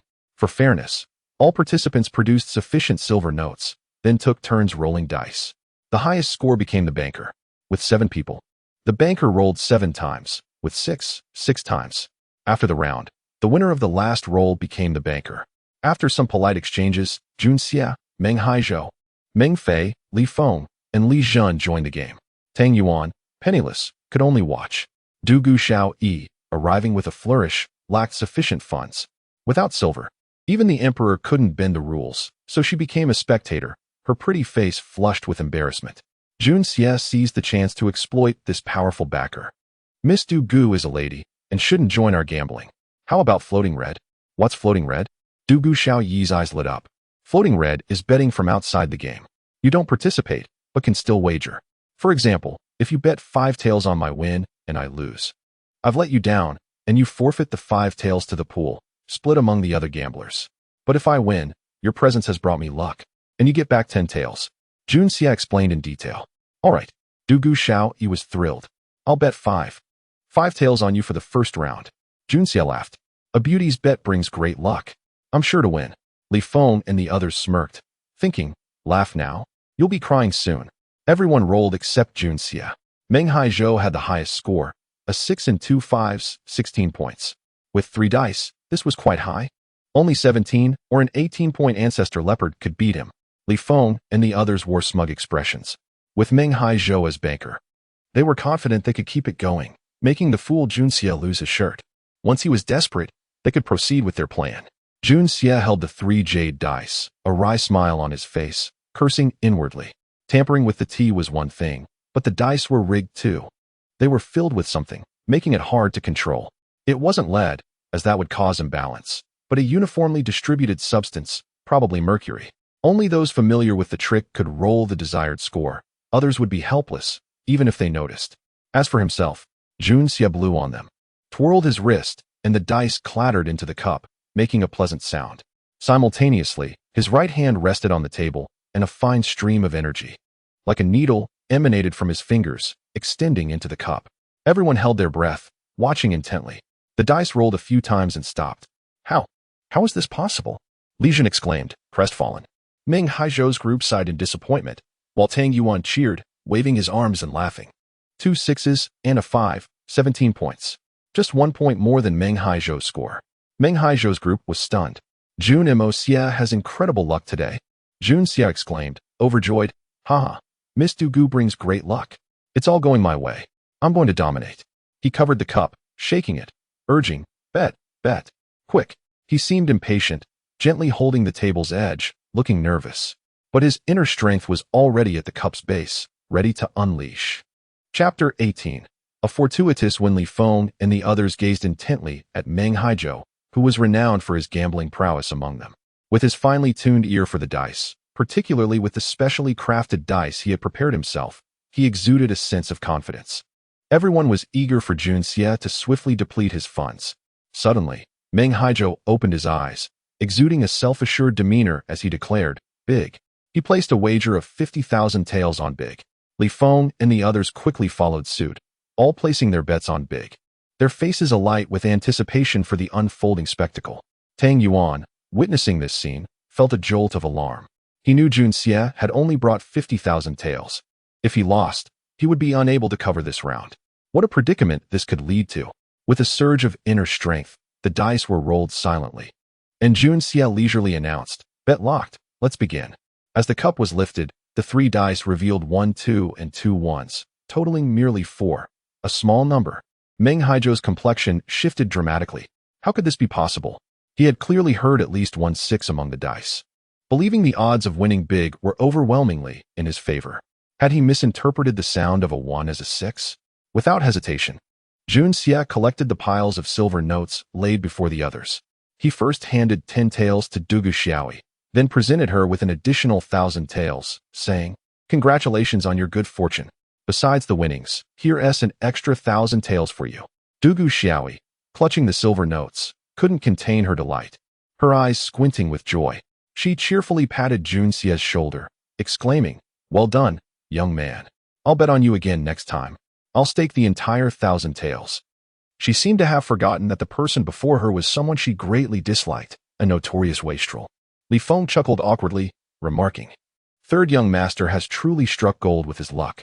However, he covertly exchanged dubious glances with Meng Haizhou. The latter wore a heavy expression, shaking his head. He was equally perplexed by the turn of events. Jun Xie had consumed a hallucinogen, and the dice were his usual water jade variety. Could it merely be coincidence? Yet, he acknowledged his own skills and listening to the dice were not yet perfected. Mishearing was a possibility. After all, it was just one round. He could always recoup his losses later, as time and capital were on his side. However, in the subsequent rounds, Jun Xie continued to win effortlessly, amassing a staggering sum of over 300,000 taels, while he and Dugu Xiaoyi together had won a total of 20,000 taels. The faces of the Li and Meng brothers turned ashen. You're cheating. You're rigging the game." Li Jun stood up, his face flushed with anger. He had wagered heavily, and his once substantial 70,000 taels had dwindled to a pitiful few notes. He pointed at Jun Xie, his face a mask of rage. Not only Li Jun, but even Meng Haizhou began to harbor suspicions. How could he have miscalculated so many times? Meanwhile, Jun Xie appeared increasingly dazed. Yet he continued to enjoy an inexplicable streak of luck. A few lucky rounds could be dismissed as chance, but such a series of victories was hard to rationalize. If you can't afford to lose, then sit out. Jun Xie disdainfully retorted, not even glancing at him. To catch a thief, one must seize the loot. To catch a cheat, one must catch them in the act. Which of your eyes saw me cheating? Miss Dugu is a seasoned expert. Sitting right beside me, did I do anything underhanded? Li Jun glared at him, nearly ready to devour him whole. But Jun Xie had brought Dugu Xiaoyi into the fray, and their own guilt rendered him speechless. Dugu Xiaoyi, somewhat unclear about the rules, certainly did not consider herself an expert, as Jun Xie claimed. However, she had consistently bet on him, and after winning 20,000 taels, she was in high spirits. Hearing the accusations, she pouted, "How ridiculous. When you win, you cheer. When you lose, you accuse others of cheating. How shameless can the Li family be? I'm right next to Jun Xie, and he's just rolling the dice. How could he cheat? What does rigging even mean? Who is calling for help?" Li Jin stammered, his confidence wavering. "That one." Dugu Xiaoyi pointed at Tang Yuan. "He went to fetch Jun Moyang. If that is not calling for help, then I don't know what is. Besides, with how heated this game is, the notoriously gambling-prone young Master Tang is just sitting back and watching. Clearly, you all have already drained him dry. He is out of money, which is why he is not playing. Do you really think I'm foolish?" The crowd was taken aback. They hadn't anticipated that this fiery little pepper would possess such keen insight. At the Taisha residence, a guard reported, "Young master, Jun Xiang has entered the Qianjin Hall, accompanied by Miss Duga Xiaoyi from the Duga family." Duga Xiaoyi? How did she end up in the Qianjin Hall? Li Yuran inquired, slightly furrowing his brow. There seems to be no premeditation. They encountered each other by chance. Miss Dugu even reprimanded Jun Moyang, ultimately forcing him to take her to the Qianjin Hall. The guard recounted, having observed the entire encounter from the shadows. Though there was no conspiracy, the unexpected had occurred. Jun Moyang. This lad truly had remarkable luck. Li Yuran inhaled deeply, a faint smile gracing his lips. In that case, notify Li Feng, Li Zhen, and Ming Haizhou immediately that today's plan is cancelled. They should find a reason to withdraw. Losing a bit is inconsequential. We must arrange for another opportunity to meet with Jun Moyang. Off you go. Yes, the guard replied, dashing away. Indeed, decisiveness is the hallmark of a true gentleman. Li Shang chuckled, realizing that with Dugu Xiaoyi present, had Jun Zhang fallen into their trap as originally planned. Her return would alert the elders, potentially alarming their quarry and ruining their scheme. Thus, abandoning the plan was the wisest course of action. Furthermore, letting that wastrel win a little would only serve to bolster his arrogance, facilitating their next stratagem. Li Yuran smiled serenely, pondering whether Jun Moyang had intentionally brought Duga Xiaoyi along. Yet, he quickly dismissed the thought, chuckling at the notion that someone as dense as Jun Moyang could possess such cunning. It seemed today, the young man's fortune was indeed remarkable. Li Yuran was unaware that it was already too late. It was no longer a matter of losing a little. The stakes had escalated dramatically. In the Qianjin Hall, following Li Zhen's protests, the group changed the rules of the game 3 times. Jun Xie, in an audacious display, provoked the 6 young rascals to the brink of fury, employing a sharp tongue while effortlessly winning, leaving them disoriented and impoverished. Jun Xie reveled in his victory alongside the jubilant Duga Xiaoyi, casually distributing the spoils. Across the table, the defeated opponents sat in stunned silence, watching in disbelief as Jun Moyang exaggeratedly counted the piles of silver, their anger boiling just beneath the surface. That all belongs to us. Seizing an opportune moment when Jun Xie was distracted, Dugu Xiaoyi's eyes gleamed mischievously as she swiftly grabbed a handful of silver notes, at least 100,000 taels, and tucked them into her ample bosom, giggling. Jun Moyang, your success this time is entirely due to my good luck charm being by your side. I'll take a little extra. You won't mind, will you? You're already stashing it away. If I take it back, I'd be the rogue, right? How could I object? Jun Xie chuckled wryly. I wouldn't dream of objecting. If it weren't for Miss Dugu enhancing my fortune, how could I have triumphed? It's only right. Dugu Xiaoyi's eyes sparkled, her little fangs peeking out playfully. Then, can I grab another handful? Jun Xie was taken aback, casting her a sidelong glance. My dear lady, you've already taken your winnings. I've taken mine as well. One mustn't be so shameless. Giggling, she teased, I'm just joking with you. It's just a small sum. Look at how stingy you are. Dugu Xiaoyi laughed joyously, feeling that her outing today was truly worthwhile. Not only had she indulged in a thrilling game of chance, but she had also accumulated a remarkable fortune. With her bets and the recent brazen win, her net earnings now approached 200,000 taels. What sheer delight. Pocket change. A mere few 100,000 taels, is that pocket change? The rotund man beside her yearned to partake in the bounty, yet after gazing longingly for a while, he hesitated to make his move. Casting a pitiful glance at Jun Xie, who did not even spare him a glance in return. Overwhelmed by frustration, he lamented to himself, how can I, a man of stature, behave like a timid girl, resorting to such underhanded tactics? Why must I not be a delicate maiden? Meanwhile, Jun Xie felt equally vexed. A man weighing over 400 pounds, bearing such a woeful expression akin to a forlorn bride. Is that fitting? It resembles a pig's head adorned with a bitter melon. I had considered bestowing some pocket money upon you, but upon witnessing that countenance, I have reconsidered. Chapter 19.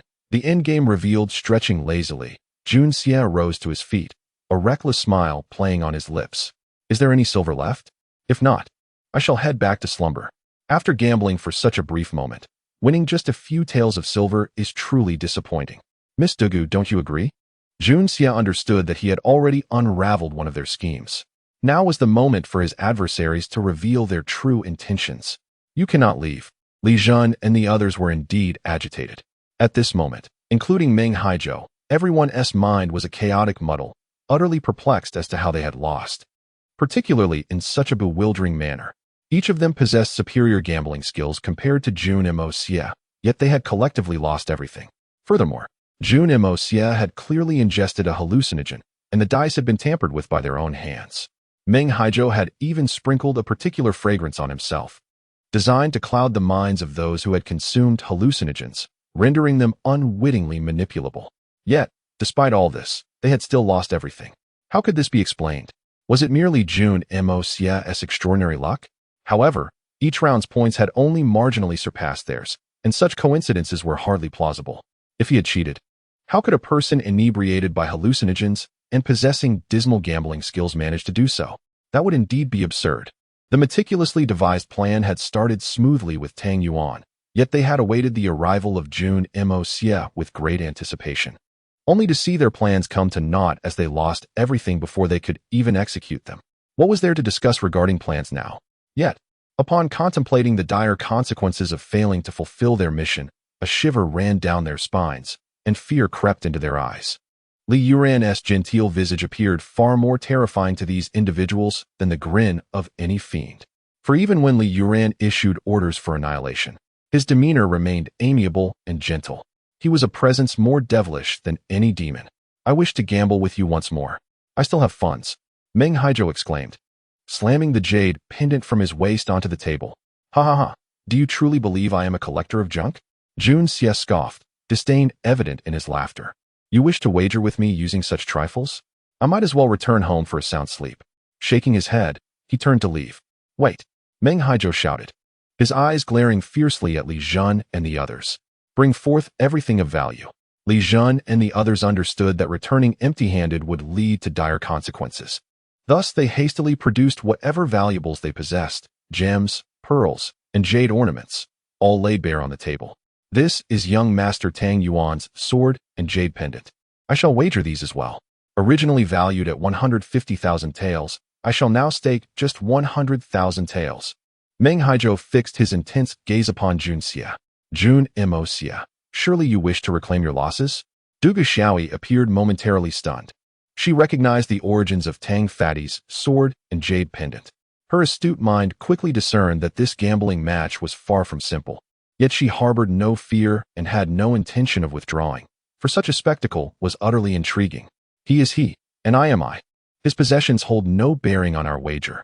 June Xie regarded him as though he were a fool. "Should I win, they become my spoils, my possessions. I may choose to discard them in the gutter or gift them to whomever I please. What has it to do with Tang Yuan? You truly overthink matters. Tang Yuan wagered silver against you. That is his affair, not mine. When Tang Yuan retrieves his silver to redeem them, that is also your concern, not mine." As he spoke, June Xie couldn't help but glance at the jade pendants and sword, amused internally, for they were no ordinary items. A wicked smile crept across his lips. "Meng, dear young master, do you not agree with this reasoning?"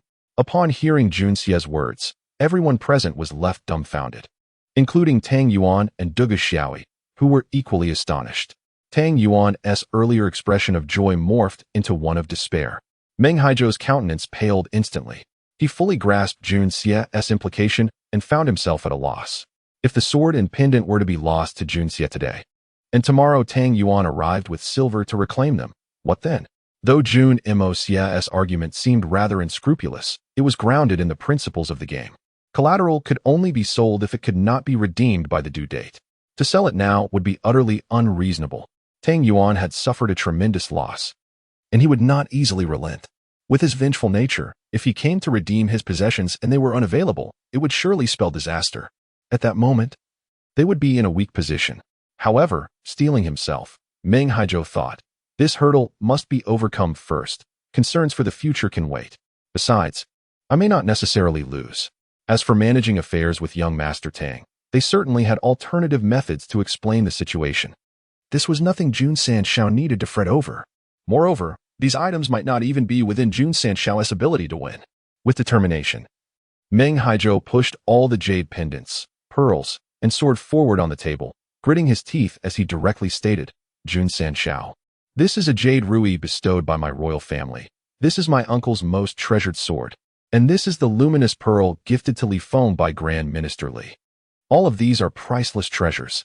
If appraised, they would surely exceed 10 million taels. Based on the current tally of Jun Sanxiao's silver, it appears insufficient. If Jun Sanxiao is willing to gamble, I can make arrangements to allow alternative wagers. And what alternative wagers do you propose? Are you suggesting flesh for debt? Is there an unmarried sister in your family you wish to offer me as a bride?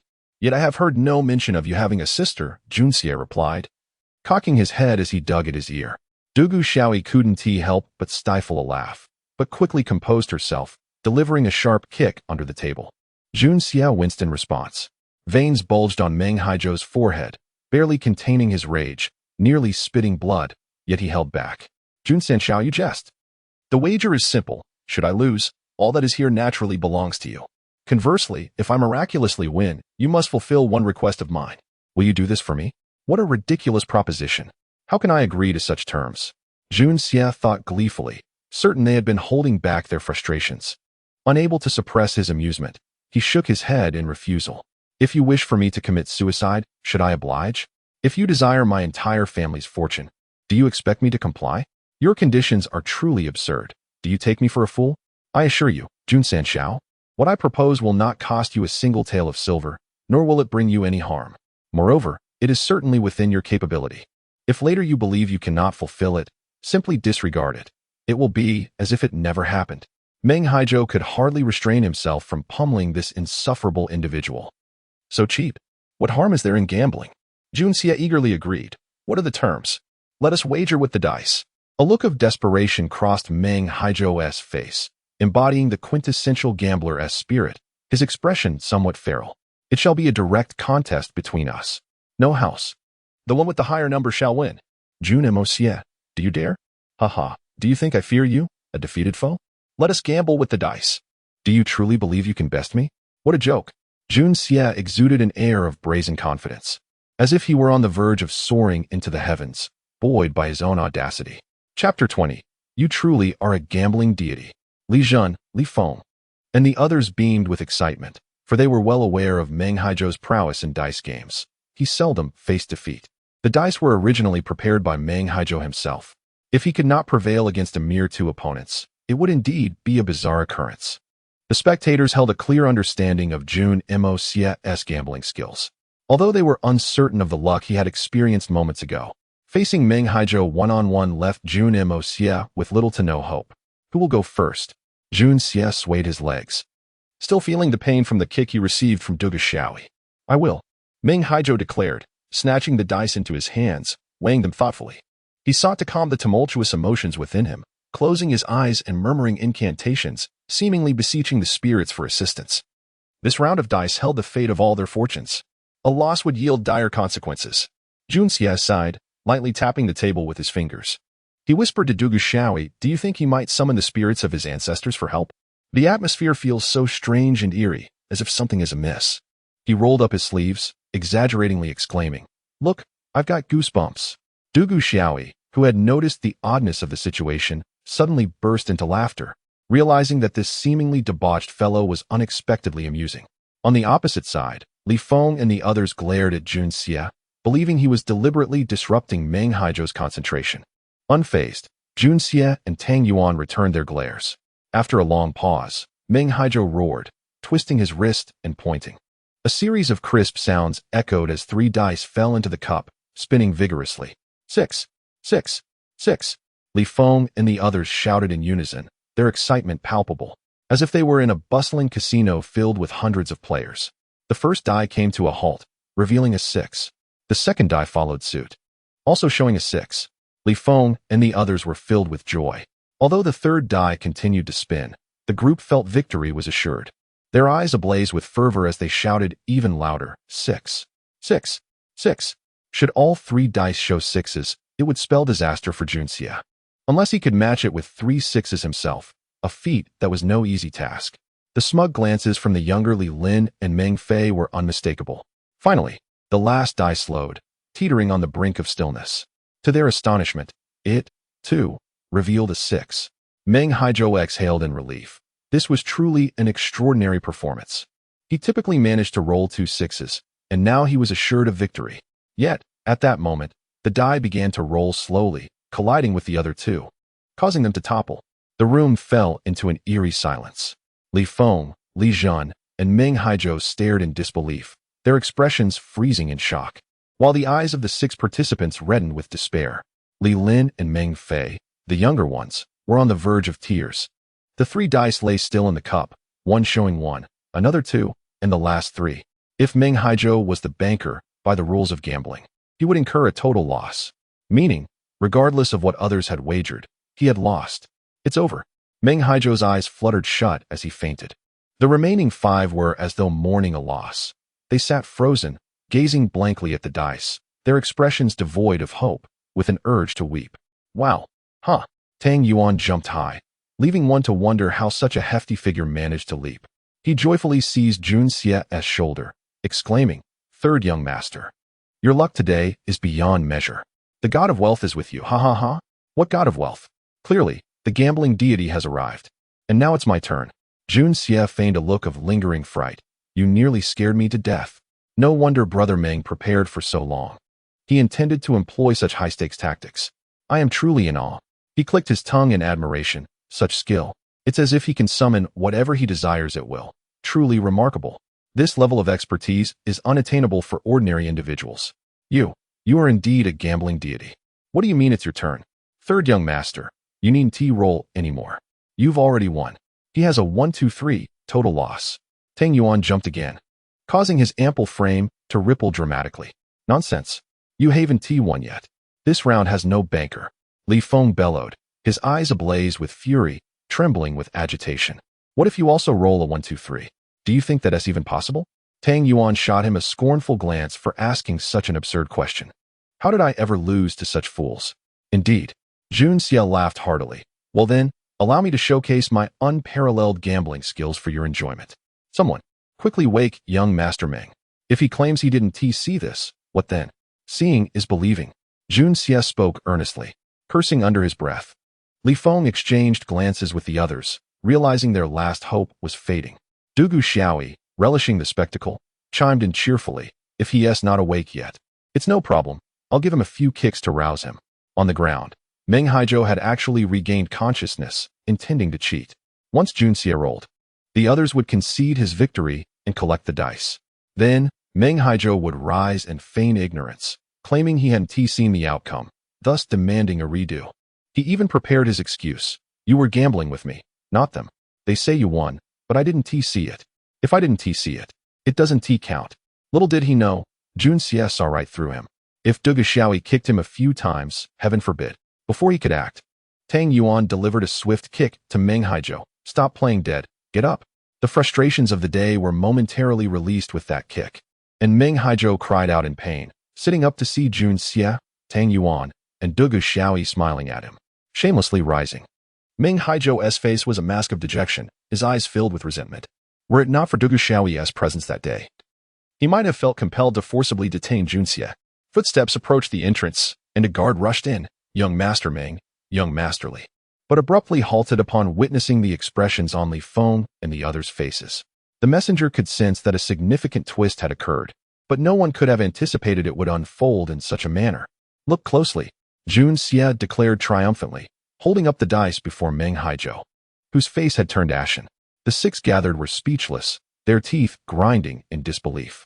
Weve struck it rich. Jun Xie laughed heartily as he exited, a guard following closely behind, carrying a large bundle. After Jun Xie and his companions left, the group noticed that one of their teacups had gone missing. Yet, in their despondent state, none of the young lords noticed. Chapter 21. Victorious return. Dugu Xiaoyi trailed behind Jun Xie, her eyes fixated on the large bundle held by the guard. Initially, she believed her earnings for the day were already substantial, yet in the final round, Jun Xie amassed an astonishing collection of treasures, many of which were beyond mere monetary value. This disparity unsettled Dugu Xiaoyi, who had always felt financially constrained. How could such a frivolous wastrel win so much while she, ever obedient and compliant, walked away empty-handed? Her mind raced with thoughts. How might she cleverly procure some of those treasures from this fellow? Yet, she pondered whether asking directly would betray her status as a refined young lady. Cursed be Jun Moxie for not offering her anything voluntarily. Tang Yuan, grinning widely, resembled a jolly Buddha.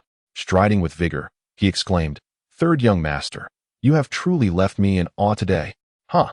Watching those fellows lose so thoroughly brings me such delight. Brother, shouldn't you be giving me that sword and jade pendant now? Giving to you?" Jun Xia paused in surprise, looking at Tang Yuan incredulously. "Why on earth would I do that?"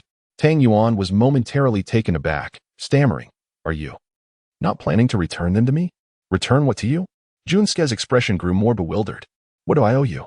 Why would I return anything?" Tang Yuan's face fell as he realized that those treasures rightfully belonged to Jun Xia. He questioned himself. On what grounds could he demand such valuable items? However, the thought of facing his father back home loomed ominously. Money was not the primary concern. The true dilemma was that the treasures now lay in Jun Xia's possession, making it even more challenging for him to reclaim them. Tang Yuan ultimately recognized that despite Jun Xia's triumphant return, his own predicament remained unresolved. The image of his father's fierce visage sent shivers down his spine. "Returning them is out of the question," Jun Xia declared firmly, shaking his head. "I have never engaged in unprofitable dealings, and that will not change today or in the future." Then, observing Tang Yuan's dejected demeanor, he suddenly shifted his tone. "However, I would be willing to sell them to you. You can buy back whatever benefits you received." Jun Xia smiled mysteriously, raising a finger.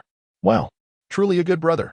Tang Yuan, overjoyed, impulsively leaped to embrace Jun Xia, forgetting that he had just lost everything and could not expect to gain anything. His weight proved too much for Jun Xia, who collapsed under the sudden pressure. Dugu Xiaoyi erupted into laughter, covering her mouth. "These two are quite the treasures. So amusing." As the others hurriedly helped Tang Yuan to his feet, Jun Xia, nearly suffocating beneath the weight, felt utterly exasperated. "I cannot believe I was pinned down by a man today. This is absurd. Fatty Tang, I am genuinely furious now. I will not sell you that sword and jade pendant for less than 1,000,000 taels of silver. If you want them tomorrow or the day after, the price will be 150,000 taels." Jun Xia rose, still reeling from the scent of Tang Yuan's bulk. "What?" Tang Yuan cried out. The group exited the alley, halting as they reached a crossroads. East led to the Jun and Tang families, while west led to the Dugu family. Just as they were about to part ways, Dugu Xiaoyi felt an inexplicable flutter in her heart. Observing Jun Xia's mischievous grin, she mused. Though Jun Moxie has a notorious reputation as a complete wastrel, teasing him can be quite entertaining. With that, she called out, "Jun Moxie, will you come to my grandfather's birthday celebration?" Jun Xia paused, replying, "If my family permits, I will certainly attend." "What if your family forbids you?" Dugu Xiaoyi bit her lip. "Then naturally, I shall not go." Jun Xia found her reasoning perplexing. "Why would I attend if I am not welcome? Dare you not come, and I will strike you every time I see you." Dugu Xiaoyi declared fiercely, launching a flurry of punches and kicks. Jun Xia felt utterly humiliated, realizing that a mere girl was overpowering him. When would this body meet his expectations? He covered his face, repeatedly insisting, "I will go. I will definitely go. That is more like it. Make sure to prepare a birthday gift that exceeds what you won today." Dugu Xiaoyi glared at him, her bright eyes glancing longingly at the bundle before she turned away, a playful smile gracing her lips. It seemed this girl still wished to extract more from Jun Xia. Yet, her attitude had transformed significantly compared to before. Although in her heart, she still viewed Jun Moxie as a hopeless wastrel. As Dugu Xiaoyi departed, Jun Xia turned to Tang Yuan with a bemused expression. "Tang Yuan, you truly are impressive. To lose your wife as well is quite the feat." Tang Yuan's face flushed with embarrassment. Jun Xia's gaze sharpened. "Tang Yuan, your reckless behavior is one thing, but today, you nearly brought about my demise. Do you realize how precarious our situation was? Nearly killed you." Tang Yuan was taken aback, unable to fathom the gravity of Jun Xia's words. "Do you genuinely believe your misfortune is merely bad luck? Have you lost your mind?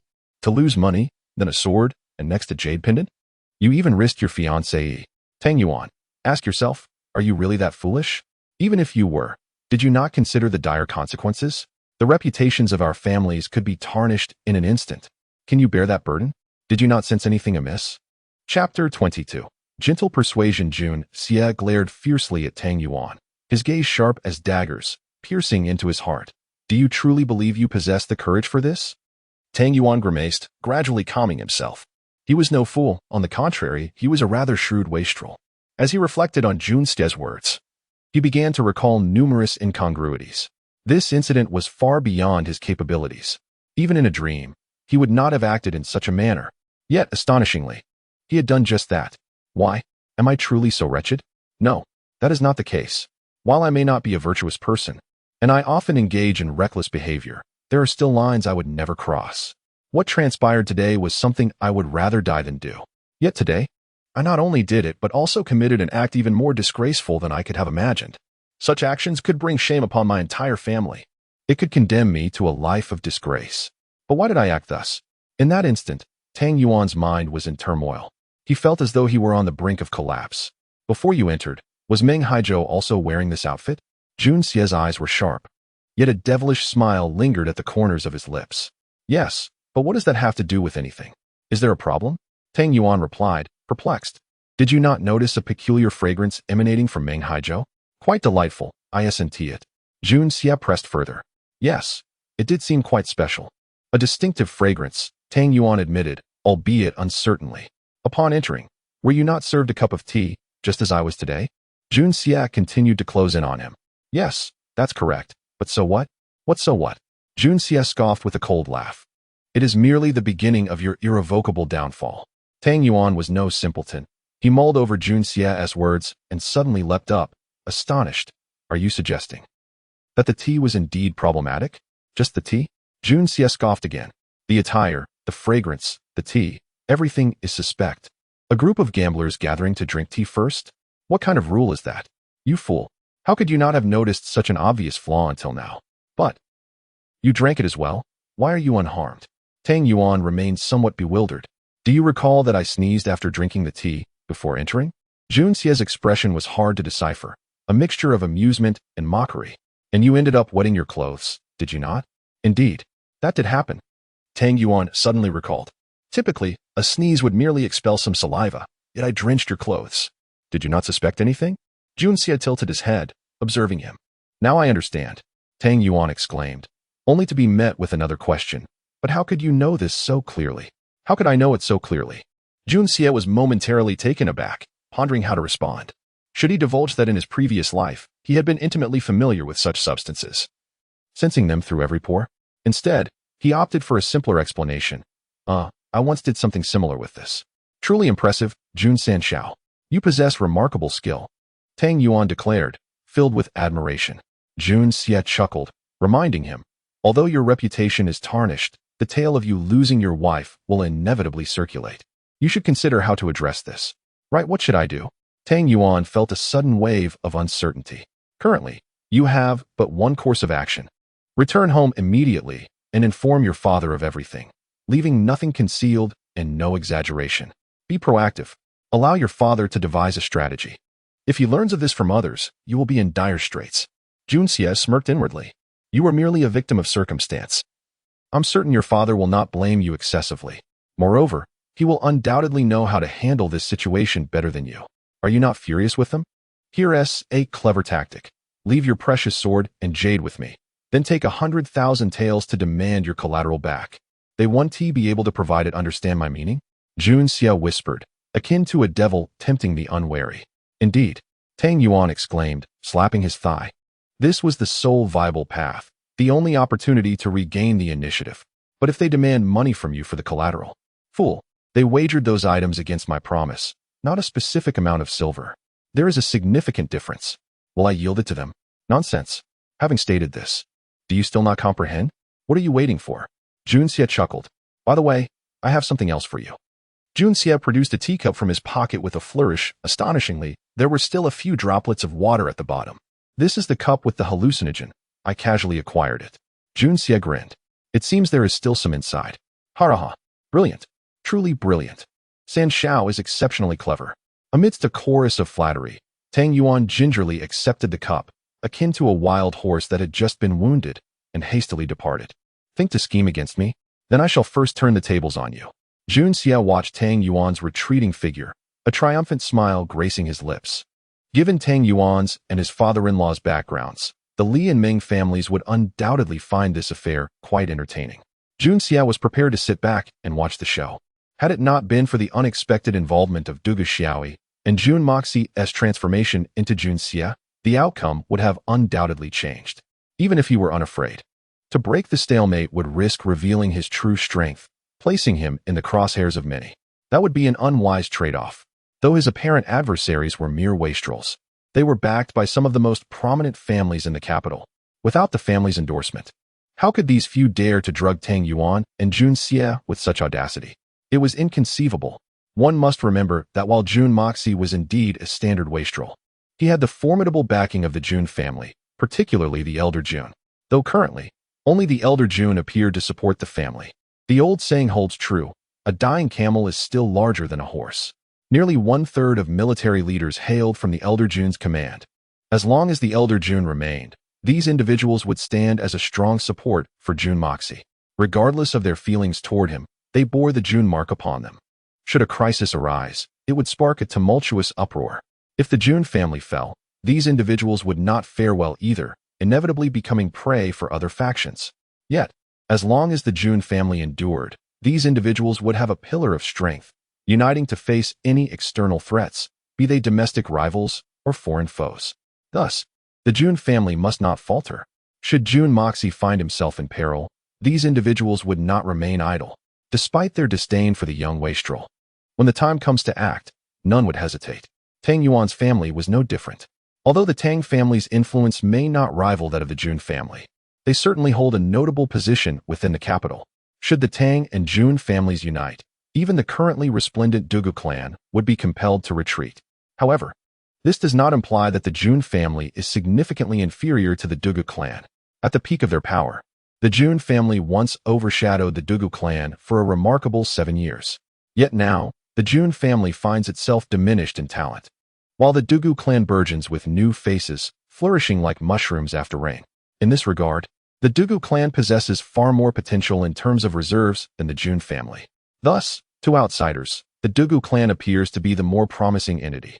Nevertheless, as long as the elder of the Jun family remains, their stature remains unshaken. Even the imperial authority must tread carefully when considering any actions against the Jun family. One might even say they dare not act. However, it is peculiar that both the Li and Ming families have simultaneously targeted Tang Yuan and Jun Xie. This is decidedly unusual.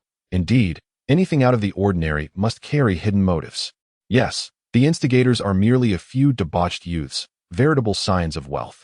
Even if the situation escalates, it would typically be dismissed as mere childish antics, with everyone sharing a laugh and moving on. Yet, should they succeed, the consequences could be dire. Chapter 23. The Tang family's reaction. Jun Xie clearly deduced that if they succeeded today, both Tang Yuan and himself would completely fall under their opponent's control. The Tang family might not mind too much, as they had other heirs, but for the Jun family, he was their sole scion, irreplaceable. Although it was merely a request, placed in the hands of the oblivious Jun Moxie, who could predict how it might escalate into a disaster. More likely than not, he would cause trouble without even realizing it, reveling in his misguided triumph. After all, his grandfather would clean up his mess. If, at that point, the struggle became evident, and they held damning evidence against him. Even if the old man truly resolved to sever ties for the greater good, what would those generals choose? Even the slightest hesitation could lead to immeasurable consequences. Jun Xie felt an urgent need for enlightenment. Despite his rich experiences from his past life, he acutely sensed his inadequacies in this current era. Foremost among these was the so-called political sensitivity, a trait he sorely lacked as an assassin in his previous life. If he continued to live as a solitary killer in this life, it would be of little consequence.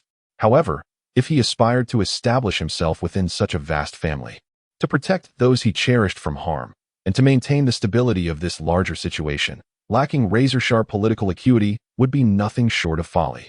When old Master Jun returned home, it was already midday. On his way back, he encountered the irate old Master Tang Wanli, leading a throng of guards and warriors as they thundered through the streets, heading northward, clearly seeking someone to vent their wrath upon.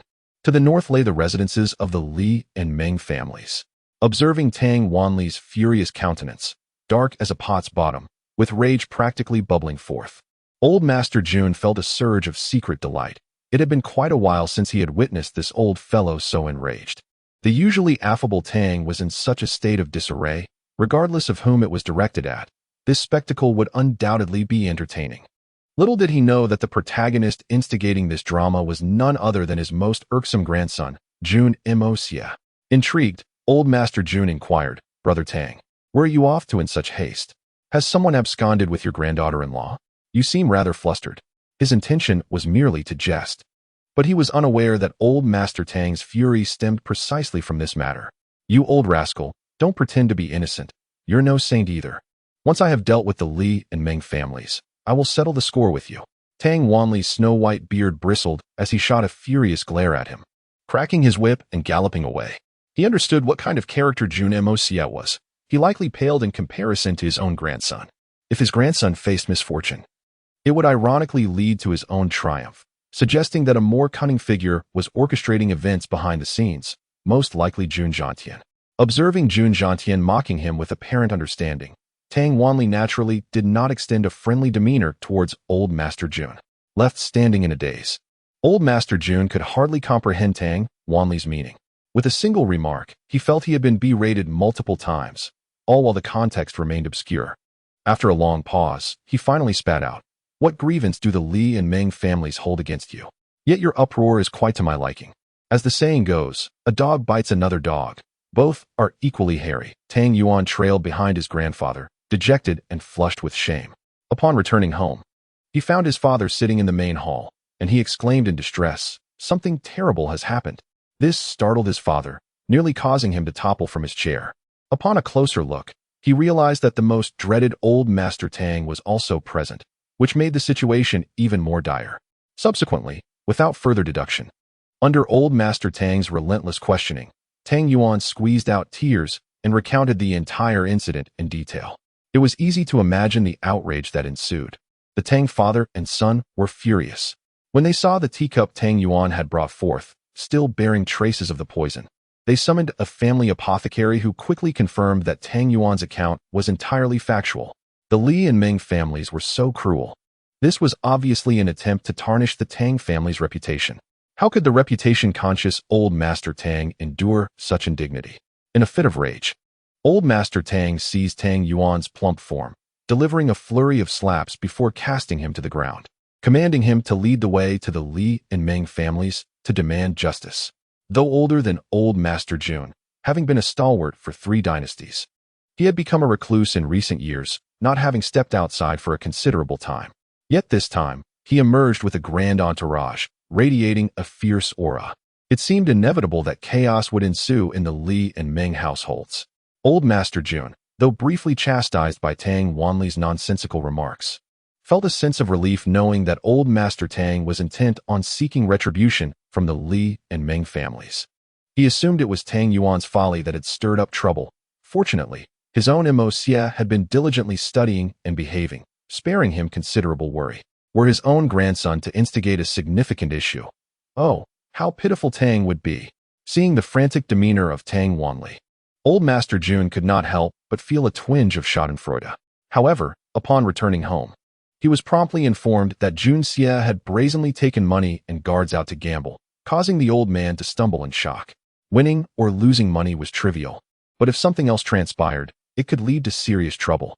Upon hearing the news of Jun Xie's return, old Master Jun stormed over in a fit of rage, only to be taken aback upon entering.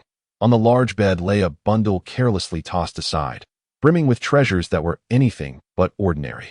Meanwhile, the petite cour was squinting with delight, counting the potential silver value of each item. Upon closer inspection, old Master Jun was astonished. Among the items were 3 exquisite jade pendants, shimmering with a warm glow, clearly not mundane artifacts. Yet what truly shocked him was the inscription, Year X, Month X. Celebrating grandson Fang's first birthday, Year X, Month X, celebrating grandson Jun's first birthday. Were these not heirloom jade pendants reserved for the direct descendants of the Li family? They were symbols of the Li family's status. Moreover, Feng and Jun were the names of 2 of the Li family's grandsons. How on earth did these treasures come to be in Mo.'s possession? Had he gone out to rob someone? Old Master Jun stroked his beard, his gaze filled with suspicion. As he examined the other items, he let out a muffled grunt, pulling out a strand of his beard in the process. Those 2 jade rui were clearly royal artifacts. Additionally, there was a family jade pendant from the Meng family, along with a luminous pearl. Where did all these items originate? As he uttered this question, his face twitched with the effort of suppressing his mounting anxiety, already bracing himself to clean up after Junxia. If these truly were spoils of robbery, it would be a monumental disaster. It was not that old Master Jun lacked intelligence. Rather, he simply could not fathom that these treasures were won by his beloved grandson. He knew too well the limitations of Junxia's abilities to acquire such high-quality items. How ironic that he had just mocked Tang Wanli for his troubles, only to return home to face an even greater calamity. Old Master Jun found himself momentarily at a loss for words. Chapter 24. The elder Jun's distress. Only then did Kuer realize that the family head stood at the door, startling her into a hurried kneel, responding. These treasures were won back by the young master during his recent gambling venture. Were they truly won back? Jun Zhantian's voice slightly trembled, his heart a mixture of astonishment and joy. Had it not been for his exceptional composure, he might have exclaimed in surprise. Yet, the astonishment he felt was eclipsed by his joy. Elder Jun harbored doubts. When had this young man ever been successful at gambling? Ever since he had taken up the vice a few years prior, he had never emerged victorious. Were it not for Elder Jun's stringent restrictions on his allowance, it was likely that Jun Moxie would have squandered the entire Jun family fortune by now. And yet, not only had he won, but he had also returned with such exquisite items. Indeed, these treasures were indeed won back by the young master, the maid responded, her courage not allowing her to deceive the family head. In addition to these treasures, he also brought back 3 million taels in silver notes, all from this outing. Kuer confirmed, I heard these riches were won from young Master Li and young Master Ming. Upon returning home, the young master discarded these items here for me to tidy. Before heading to the library, Kuer felt a swell of pride. The young master had never returned with winnings before, yet this time, he had amassed such a fortune. In the young girl's eyes, the young master seemed suddenly formidable. Although she remained fearful of him, he had exhibited a change in demeanor recently, at least appearing less disagreeable than before. Has that rascal gone to the library again? Elder Jun's joy had now overshadowed his surprise. No longer would he have to worry about cleaning up his grandson's mess. However, upon hearing of his grandson's whereabouts, his eyes widened in disbelief, struggling to process the news. Trembling, he raised a hand to touch his forehead, assuring himself he was not feverish and had indeed heard correctly. Ah, when he returns, summon him to my presence. The elder commanded, and with that, he departed with the butler, Lao Pang, leaving behind the little girl, her eyes sparkling as she repeatedly tallied.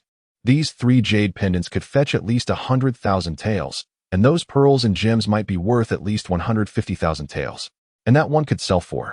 Adding these silver notes. Wow. As they walked along, Jun Zhantian found himself perplexed. His grandson's recent actions had left him utterly bewildered. What was he aiming for? What exactly was he doing? I am uncertain, but the young master's actions are commendable, Lao Pang noted, appearing equally perplexed. However, as long as he was not required to clean up after Jun Moxie, it could be considered a blessing. If he truly possesses a keen interest in studying, perhaps I should send him to the Wenxing Academy? Elder Jun mused, enveloped in a dreamlike reverie. The Wenxing Academy was renowned as the pinnacle of scholarly pursuit, housing no more than 1,000 individuals, including both teachers and students. This number was minuscule compared to the billions in the Tianxiang Empire. To gain entry, one had to be an exceptionally talented individual of impeccable character, and only those who met the stringent graduation criteria would be employed by the state. Yet, achieving such qualifications required arduous study, even for the most celebrated scholars. The Wenxing Academy was, without question, the golden path for scholars across the realm. Regardless of one's esteemed status, whether a prince or princess, without genuine talent and knowledge, entry into the Wenxing Academy was utterly unattainable. Elder Jun was contemplating the possibility of sending Junxia to the Wenxing Academy, seemingly convinced that his grandson had turned over a new leaf. But was it truly feasible? The idea of Jun Moxie, with his current capabilities, entering the Wenxing Academy seemed implausible.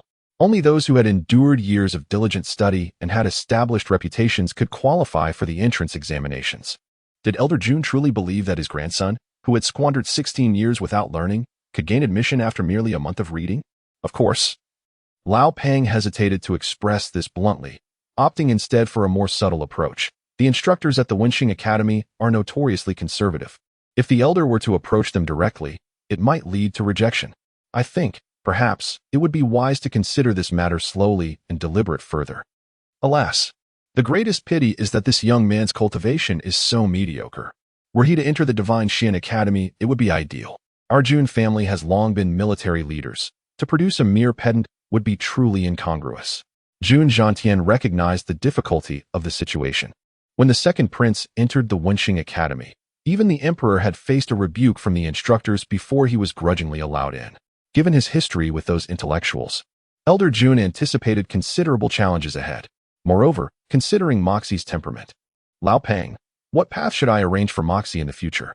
Elder Jun sighed repeatedly. If he were to pursue literature, it is clear he lacks the aptitude. If he were to pursue martial arts, he possesses no talent whatsoever and cannot endure hardship. If he were to engage in commerce, I fear he might even squander my own coffin. Must he simply drift through life, waiting for death? Upon reaching this point, Lao Pang felt equally at a loss and consoled. The young master has shown remarkable progress recently. Perhaps he is experiencing a resurgence. A prodigal son returning. He is still young. I believe it is not too late.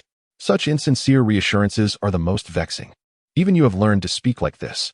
Jun Zhantian frowned, growing impatient. Lao Pang, this is unlike you. The Lao Pang of yore, who single-handedly charged through tens of thousands of enemy troops, was not like this at all. Lao Pang forced a smile. I never wished to speak this way. But what else could I say? Should I state outright that your grandchildren have their own fortunes, and you need not worry? Everyone knows your grandson is as useless as mud unable to support a wall. No matter how much you fret or how you arrange his future, he will still ruin everything. Would you prefer I say that to your face? Yet there is a solution that could protect the young master and alleviate your concerns. Lao Pang suddenly recalled. What solution? Speak quickly. Jun Zhantian was somewhat taken aback. He had initially intended to vent his frustrations, but was surprised that Lao Pang had a solution. Implementing this solution may prove challenging. Lao Pang hesitated as he began to speak. We could procure a young, high-grade Xian beast for the young master and nurture it at any cost. Stop. Stop. You've not finished your thought, and yet I must interrupt you. Jun Zhantian interjected forcefully. Lao Pang, are you dreaming? Do you honestly believe this is feasible?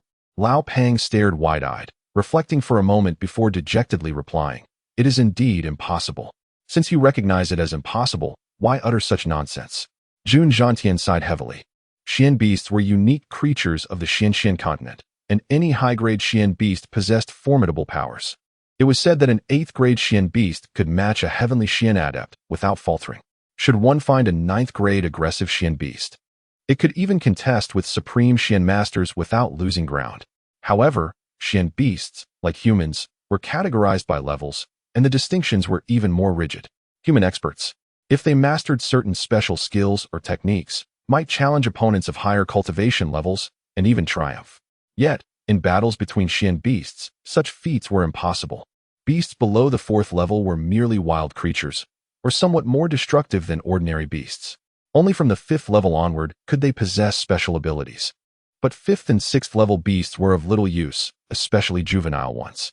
Moreover, once a Xian beast reached maturity, it could no longer be domesticated, and juvenile beasts required decades, if not centuries, to reach adulthood. However, when a young beast matures, it has already aged, rendering it of little use. Moreover, the 5th and 6th tier mystical beasts possess a strength comparable only to that of a silver tier master. Consequently, the market value of such creatures is not particularly high, making them relatively easy to procure.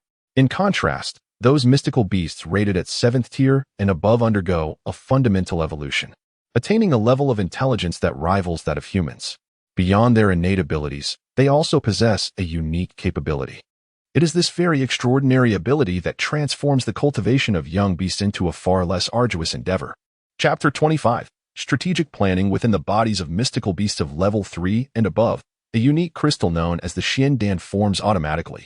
Beasts of level 7 and higher possess the extraordinary ability to absorb the energy condensed within the Xian Dan of other creatures, thereby facilitating their rapid growth. This peculiarity renders juvenile beasts of level 7 and above incredibly rare. The appearance of even a single specimen commands an exorbitant price. As for juvenile beasts of level 8 and above, they are virtually mythical, non-existent in recent decades. High-level mystical beasts predominantly inhabit the depths of the heavenly punishment forest, a perilous realm that even supreme experts dare not venture into. The forest spans vast expanses, nearly occupying a quarter of the continent. The periphery is teeming with weaker mystical beasts and ordinary wildlife, yet the deeper one ventures, the more treacherous it becomes. Encountering a high-level mystical beast typically results in a quick escape, as the forest serves as their sanctuary, making pursuit nearly impossible. For those lacking sufficient strength, survival is far from guaranteed. To acquire a juvenile beast of level 8, a minimum of 3 experts of the heavenly level must defeat at least 2 adult beasts of the same tier, a daunting task indeed. Furthermore, the defensive capabilities of mystical beasts far exceed those of human heavenly experts. If one were to confront a group rather than just 2, even the mightiest of supreme experts would be at risk of perishing. In this world, any expert who has reached the heavenly level is typically a formidable figure of great status and wealth, possessing all the luxuries one could desire. Why would they engage in such perilous endeavors? Thus, the elder June found himself bemused by this suggestion. Curious about his grandson's recent peculiar behavior, Elder June decided to visit the library pavilion to uncover what his grandson was up to. Upon arrival, they discovered that the young master had left an hour prior. His whereabouts unknown, as reported by the guards. Let us return to the study, Elder June sighed, feeling weary and somewhat disheartened. He added, Please bring me the books he was just perusing. At that moment, while Elder June was preoccupied with his grandson's affairs in the grand courtyard of the Li family, Li Yuran stood elegantly beneath a peony tree, clad in a pristine white robe. His nearly flawless visage bore a subtle smile, his gaze fixed intensely upon the distant, tempestuous sky, lost in thought. A gentle breeze stirred, causing Li Yuran's garments to flutter, enhancing his ethereal presence, reminiscent of a celestial being. His grace was such that it evoked admiration from all who beheld him, a rarity in this world. Before him, Li Feng and Li Jin stood rigidly, drenched in sweat despite the autumn air, not daring to wipe their brows as beads of perspiration trickled down, a testament to their discomfort. Given the circumstances, further discussion is futile. Perhaps this time, Jun Emosia was simply fortunate, Li Yuran stated, causing the 3 to tremble at his words. Though they belonged to the same generation of the Li family, they were utterly intimidated by this composed youth. He had never displayed anger, yet his mere presence chilled them to the bone. Each of you will receive 40 strokes of the family's punishment, in addition to a 6-month deduction from your allowances. Starting tomorrow, the tasks you are expected to fulfill remain unchanged. Do you understand? The severity of this punishment was extreme, devoid of any semblance of compassion, particularly for these 3, who were closely related to Li Yuran. Yet, he delivered his decree with calm detachment, as if he were merely dispatching trifling matters. However, Li Feng and the others felt as if they had been granted a reprieve, expressing their gratitude profusely, as if this punishment were a leniency from the law.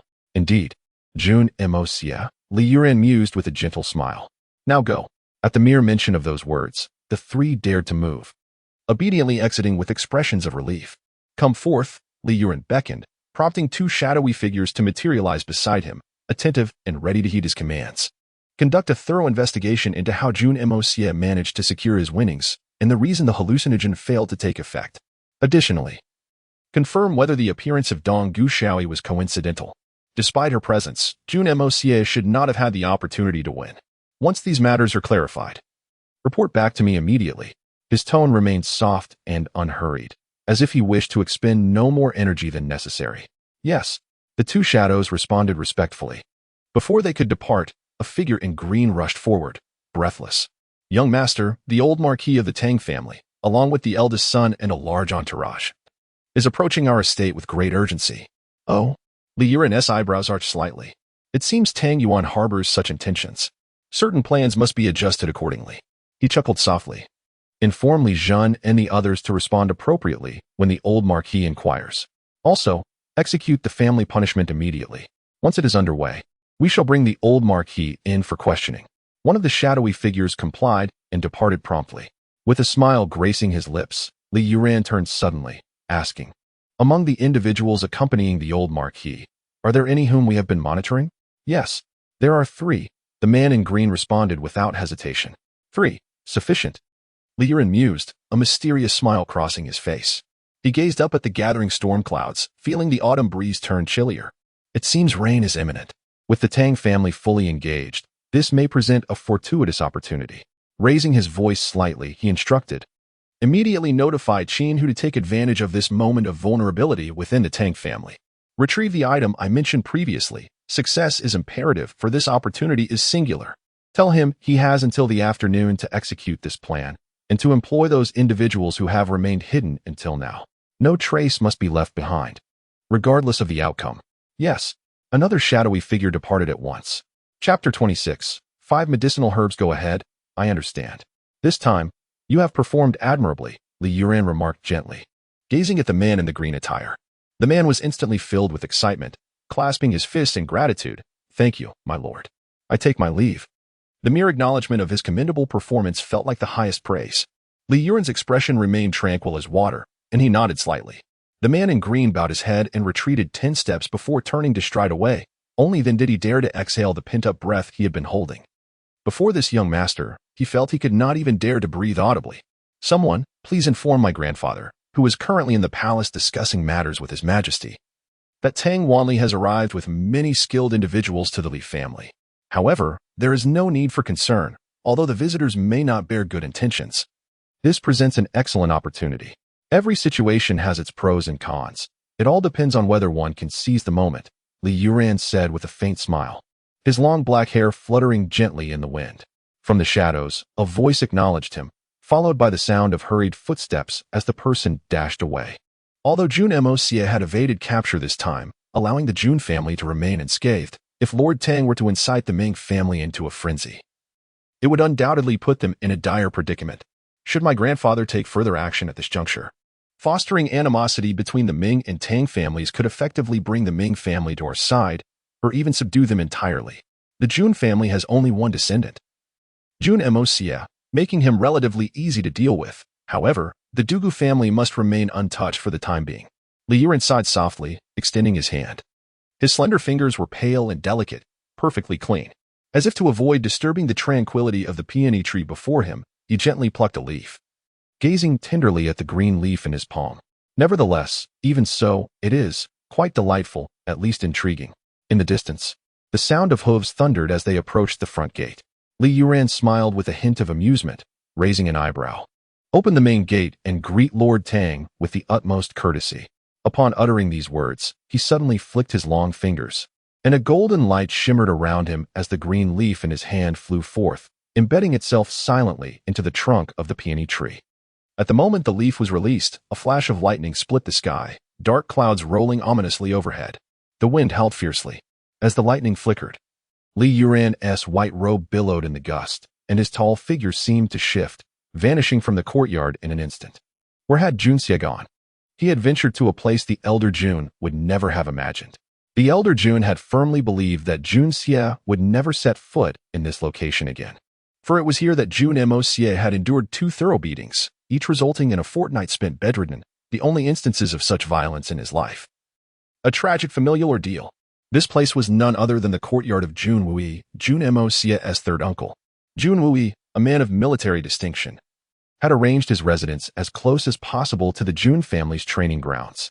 He sat serenely in a wheelchair, observing the guards of the Jun family practicing through the blossoms, his expression shifting as the long-lost ambition stirred within him.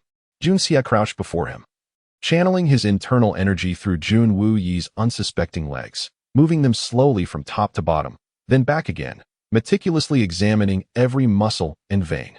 A month prior, Junxie had been unable to harness any internal power for healing, let alone examination. Yet now, not only had he acquired inner strength, but it was also the famed primordial creation technique, renowned as the first skill of all time. Thus, he meticulously scrutinized once more to ensure that nothing was amiss before determining a course of treatment. After a considerable time, Junxie, drenched in sweat, ceased his examination and rose, a glimmer of joy in his eyes. How is it?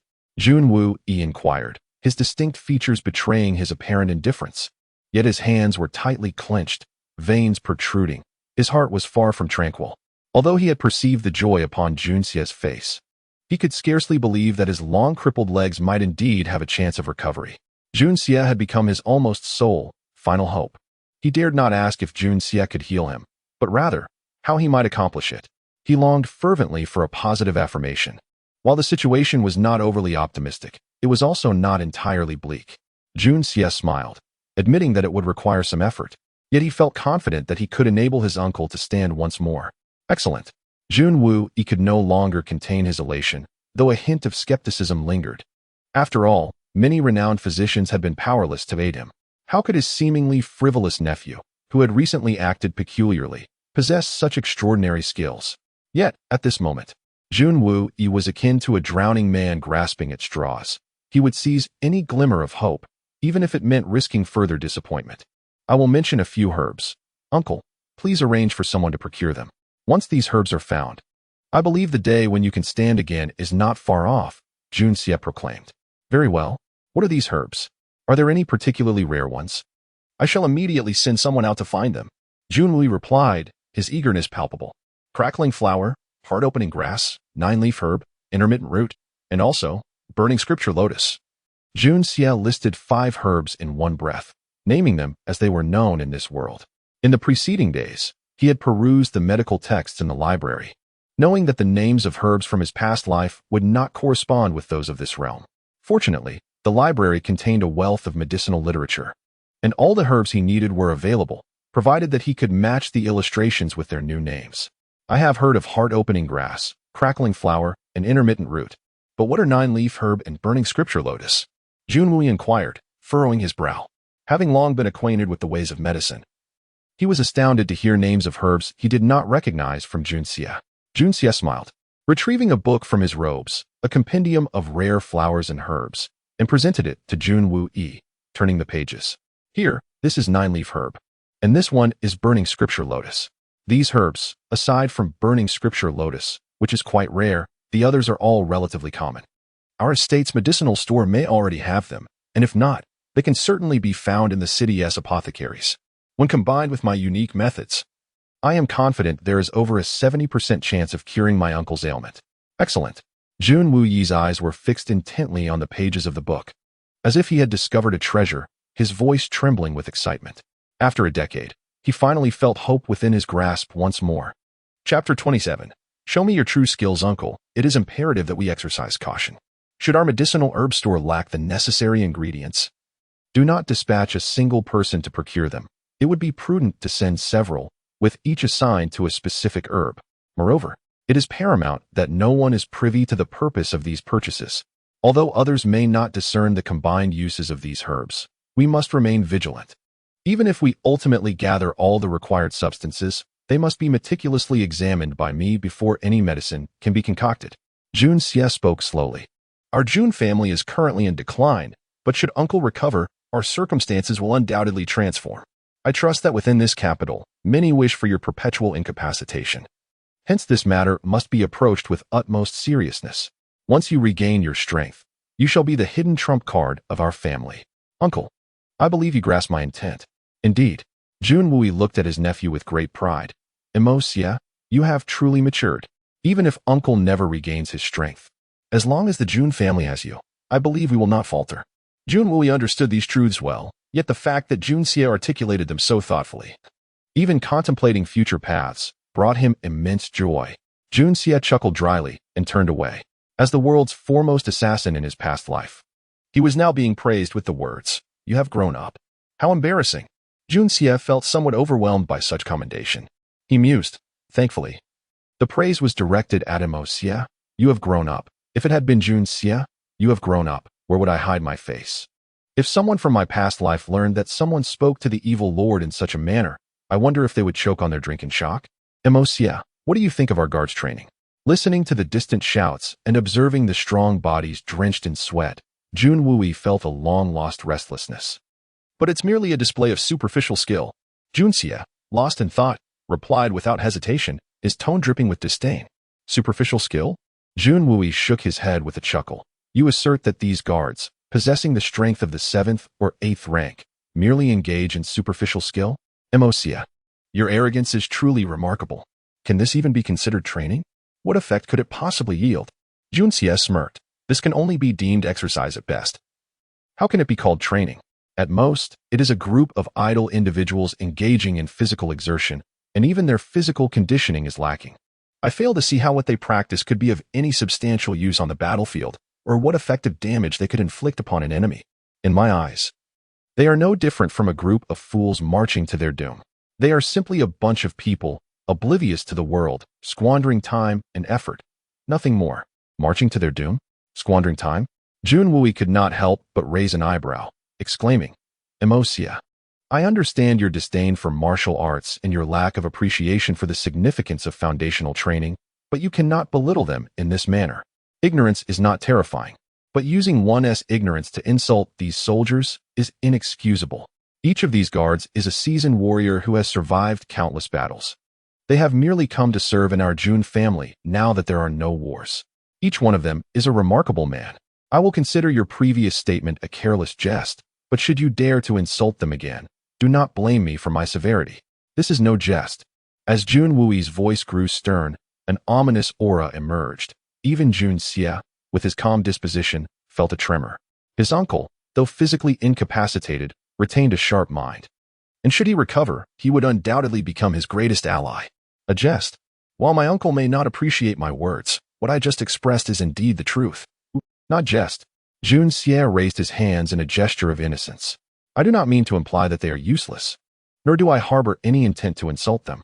Every battle-hardened soldier returning from combat deserves respect. Their training is undoubtedly rigorous and sincere, as anyone can observe. However, diligent training does not guarantee victory on the battlefield. It is common for those who train hard yet perish in combat. When I say they are squandering time, it is because their training is misguided. Misguided training? Jun Wui's anger lingered, yet he began to ponder. His nephew, unlike before, spoke with precision, devoid of triviality. Could it be? Take the current example. Observe those two engaged in sparring. Uncle, can you discern whether they are playfully competing or genuinely fighting? They are holding back entirely, wearing smiles on their faces. Can this truly be called training? Even casual sparring lacks such frivolity. It is merely a playful display. Is this not superficial skill? Jun Xie gestured towards another group, where several individuals were lifting logs, their faces drenched in sweat. They appear to be struggling, do they not? Yet, their efforts are entirely futile as they have not reached their limits. They possess inherent strength, and even when perspiring, they still have ample reserves. Thus, they cease their efforts. This means that even with a decade of such training, their strength would not improve. The only outcome is a slight increase in familiarity with certain movements, nothing more. Meanwhile, their latent potential remains squandered. Does this not constitute a waste of time? Individuals like these, surviving on the battlefield, are merely fortunate. To be hailed as warriors or heroes is a mere stroke of luck. Jun Xie coldly regarded those individuals in the distance. Such material is only fit for guarding a common household. As for greater utility, it is utterly lacking. To you, uncle, does this sound like an insult? Jun Xie's words were indeed harsh, yet surprisingly, Jun Wui did not react with anger. Instead, he fell into contemplation. Jun Xie chuckled. If grandfather truly intended to rely on these individuals to safeguard the Jun family, then the family would have likely been extinguished countless times. Hence, I surmise that grandfather must possess far more elite forces. Those individuals are the true strength of the Jun family. Though I have neither seen nor confirmed this, I am certain it exists. As for those present, they are merely a smokescreen. Uncle, do not tell me that you hold them in excessively high regard merely because they serve as a FAAD. At that moment, Jun Wui regarded Jun Xie with a peculiar gaze. After a long pause, he slowly said, if these individuals were entrusted to you for training, could you cultivate any remarkable strength? Entrust them to me for training? I lack the leisure for such tasks. Jun Xie scoffed, wrinkling his nose at the odor of sweat emanating from them. The spirit of the military is not synonymous with the stench of sweat. The essence of military prowess is forged through combat. Push me into this. Jun Wui huffed, deep in thought, his features displaying a determined expression. Jun Emosia. Let me witness your true capabilities. Chapter 28. Are you worthless? The two individuals arrived at the playground's periphery. Jun Wui cleared his throat and bellowed, all troops assemble. Come here, form ranks. It was a military command. Although it had been a decade since Jun Wui had issued such orders, the words now flowed from his lips with an innate air of resolute authority. The sudden resurgence of hope stirred within the once mighty general, rekindling his commanding spirit. Every soldier who heard the command felt a sense of urgency. If they did not hurry with utmost speed, the next moment could very well spell their demise, leaving no room for retreat. In a mere instant, 300 guards stood before the two men in perfect formation. Observing the sweat-streaked, rugged faces, Jun Wui nodded in satisfaction, then raised a hand to indicate Jun Xie, declaring, From this moment forth, you shall be under the complete authority of the third young master regarding your training. You are to obey his every command unconditionally. Do you understand? At this proclamation, a wave of unrest rippled through the ranks, and for a moment, no one responded. Anger flickered across Junwui's face, but he remained silent, directing his gaze toward Junxie. He had already stated that from this moment onward, Junxie was the highest authority here, bestowing upon him the rights of command. The individuals before them were now entirely subject to Junxie's will. As for how Junxie would exercise his authority, Junwui would no longer intervene. If his nephew could not even pass this test, it would serve as proof of his vacuous bluster over the past few days, leading to the relinquishment of any hope he had for him. Junxie stepped forward with a bitter smile and spoke in a low voice. Earlier, I discussed your training with third uncle. He inquired about your progress and whether you are considered elite or valiant warriors. Junxie's voice was not loud, yet it effectively captured the attention of all 300 soldiers, who gazed at him with eager anticipation, curious about his evaluation of them. I say you are nothing but a bunch of wastrels. Apart from consuming food and squandering resources, you are merely a group of idle gluttons awaiting death. Were a war to erupt now, each of you would fall on the battlefield in no time. I have no doubt about that. The atmosphere grew heavy with the soldiers' breaths. Their eyes blazing with indignation, their faces flushed with shame. An imposing man stepped forward, fiery rage evident in his gaze, and exclaimed, "Third young master, what do you mean by this? While we serve the Jun family, we are also seasoned warriors who have survived countless battles. Even if you are our master, you cannot so casually insult us." Insult you? No. The true insult comes from within yourselves. Do you truly deserve my contempt? Junxie chuckled, extending a finger and waving it dismissively. Are you not filled with discontent? Do you not yearn to strike me? Very well. I present you with an opportunity. If you can refute my claims, you may strike me as you wish. Third uncle will not intervene. This is my first command. Another uproar ensued. Junxie's cold voice rang out once more. I ask you, you claim to be battle-hardened veterans. Surely many of your contemporaries have risen to the rank of general, or at least attained officer status, far surpassing your own standing. You cannot deny this, can you? The burly man hesitated, eventually nodding in agreement. What was the point of this argument? On the battlefield, many soldiers earned promotions through merit. It was common knowledge. Why would the young master bring it up? But why have you not ascended to the rank of general? Because you are incapable. By comparison, you have already been eliminated once. Junxie's gaze bore into them mercilessly. Let us consider those who entered the military alongside you. Many may have possessed lesser talent in their early days, yet some surpassed you, while others were of similar caliber. Is that not so? Indeed. Why had they not become generals? The soldiers were momentarily stunned by this assertion, nodding instinctively as they processed his words.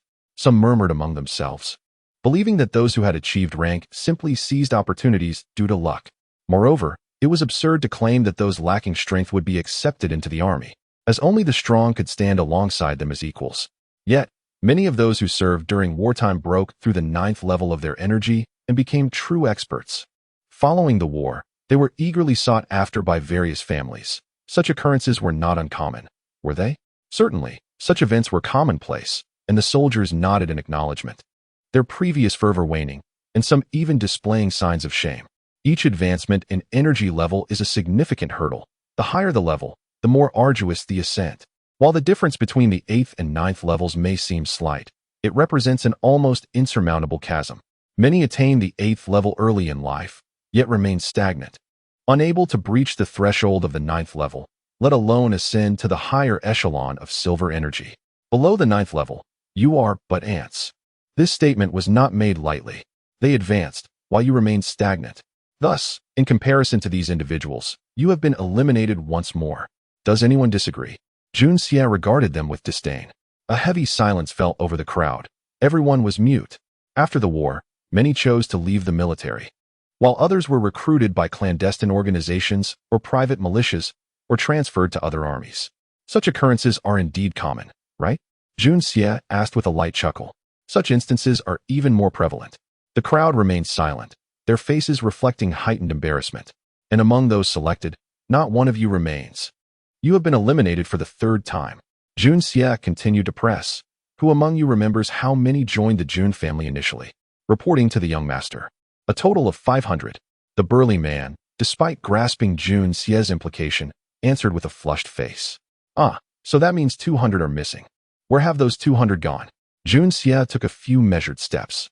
I only know that they were neither expelled nor met their demise. They were chosen for more significant roles. Why were you not selected? Because you are inferior to them. Clearly, you have been eliminated once again. Some began to breathe heavily, their eyes reddening, yet no one spoke. Tell me, after such layers of elimination, do you not consider yourselves worthless? Jun Xie turned his face, inclining his ear towards them, and inquired. Chapter 29. The limit of motivation. Silence enveloped the gathering, each individual panting heavily, their faces flushed as if filled with blood. An overwhelming sense of humiliation permeated their hearts, leaving them utterly mortified. Why? Why can others achieve what we cannot? Why can they break through barriers that elude us? Once comrades in the same trench, they now looked down upon themselves from a lofty height. Why could they not ascend to such heights and look down upon others? You might argue that those who have risen to prominence as generals are merely fortunate, that those who have advanced in their cultivation possess innate talents superior to yours. If others fail to recognize your worth, it is simply their lack of vision. I tell you, such reasoning is nothing but a ruse. Luck? Why do you not seize it? To believe oneself to be lacking in potential is to accept the label of failure by birth. Complaining about others' lack of insight is the most foolish excuse of all. If you were an employer, would you choose to hire a worthless individual or a capable one? The crowd fell into a profound silence, each person gasping for breath, their eyes reddened with emotion. I do not speak these words to open old wounds, but to highlight that your lives have become too comfortable and you have lost your courage. As the saying goes, to learn from mistakes is to honor the past. And knowing shame inspires bravery. Making mistakes is not terrifying. What is truly frightening is failing to recognize your own errors while basking in self-satisfaction. This is inexcusable. And now, not a single one of you has considered that if you truly understood my words, you would not be here at all. There are many forces propelling human advancement, but shame will always remain among the most significant motivators. Do you wish to continue as refuse? Do you desire to languish in idleness, merely existing to guard your homes? Do you want to remain trampled underfoot, subjected to others' scorn? Do you wish to endure my scathing rebukes, unable to lift your heads in pride? With every word spoken by Jun Xie, a tremendous no resonated from below. Initially chaotic, the response grew into a thunderous wave. As everyone gathered their strength to shout with fervor, their voices straining as if to shatter their throats, the heat of passion surging to their foreheads. Excellent. This indicates that there is still hope for you. Jun Xie paced a few steps, then abruptly tilted his head. Does anyone wish to speak? He continued his leisurely stride. Even if we are considered worthless, we are still superior to those who merely consume and do nothing, right? Thus, although you are bound by the orders of my uncle to obey me, you harbor a modicum of disdain towards me. Is that not so? Many raised their heads, their expressions revealing a reluctance to voice their thoughts, yet inwardly, they largely shared this sentiment. Alas, your thoughts are misguided, indeed, profoundly so. Jun Xie waved his hand dismissively. I am merely a scion of privilege, while you are seasoned warriors of iron and blood. However, today I tell you, you cannot compare yourselves to me. Why is that? It is simple. I have a remarkable grandfather, an exceptional uncle, a great father, and two admirable brothers. They have sacrificed everything to forge the Jun family as it is today, and you possess none of this. Even if I, Jun Mo Xie, am a complete wastrel. Even if I were to take a life, there would be those to defend me, those to stand in my stead. And you have none of this. Therefore, you cannot compare yourselves to me. The universe is balanced. Only through effort can one reap rewards. Even a wastrel must pay a price, a considerable one, among the common folk. There are no scions of privilege, for they lack the inherent conditions. Their forebears have not sacrificed, and thus they have never known the sting of such derogation. Let me present an undeniable example. My grandfather, Jun Zhantian, emerged from humble beginnings, dedicating himself to the military, shedding blood in countless battles, thus establishing the Jun family we know today. Do you believe my grandfather was in any way stronger when he began than you are at present? The rise of Jun Zhantian is a legend within the Tianxiang Empire. Those present are undoubtedly well aware of his life and deeds.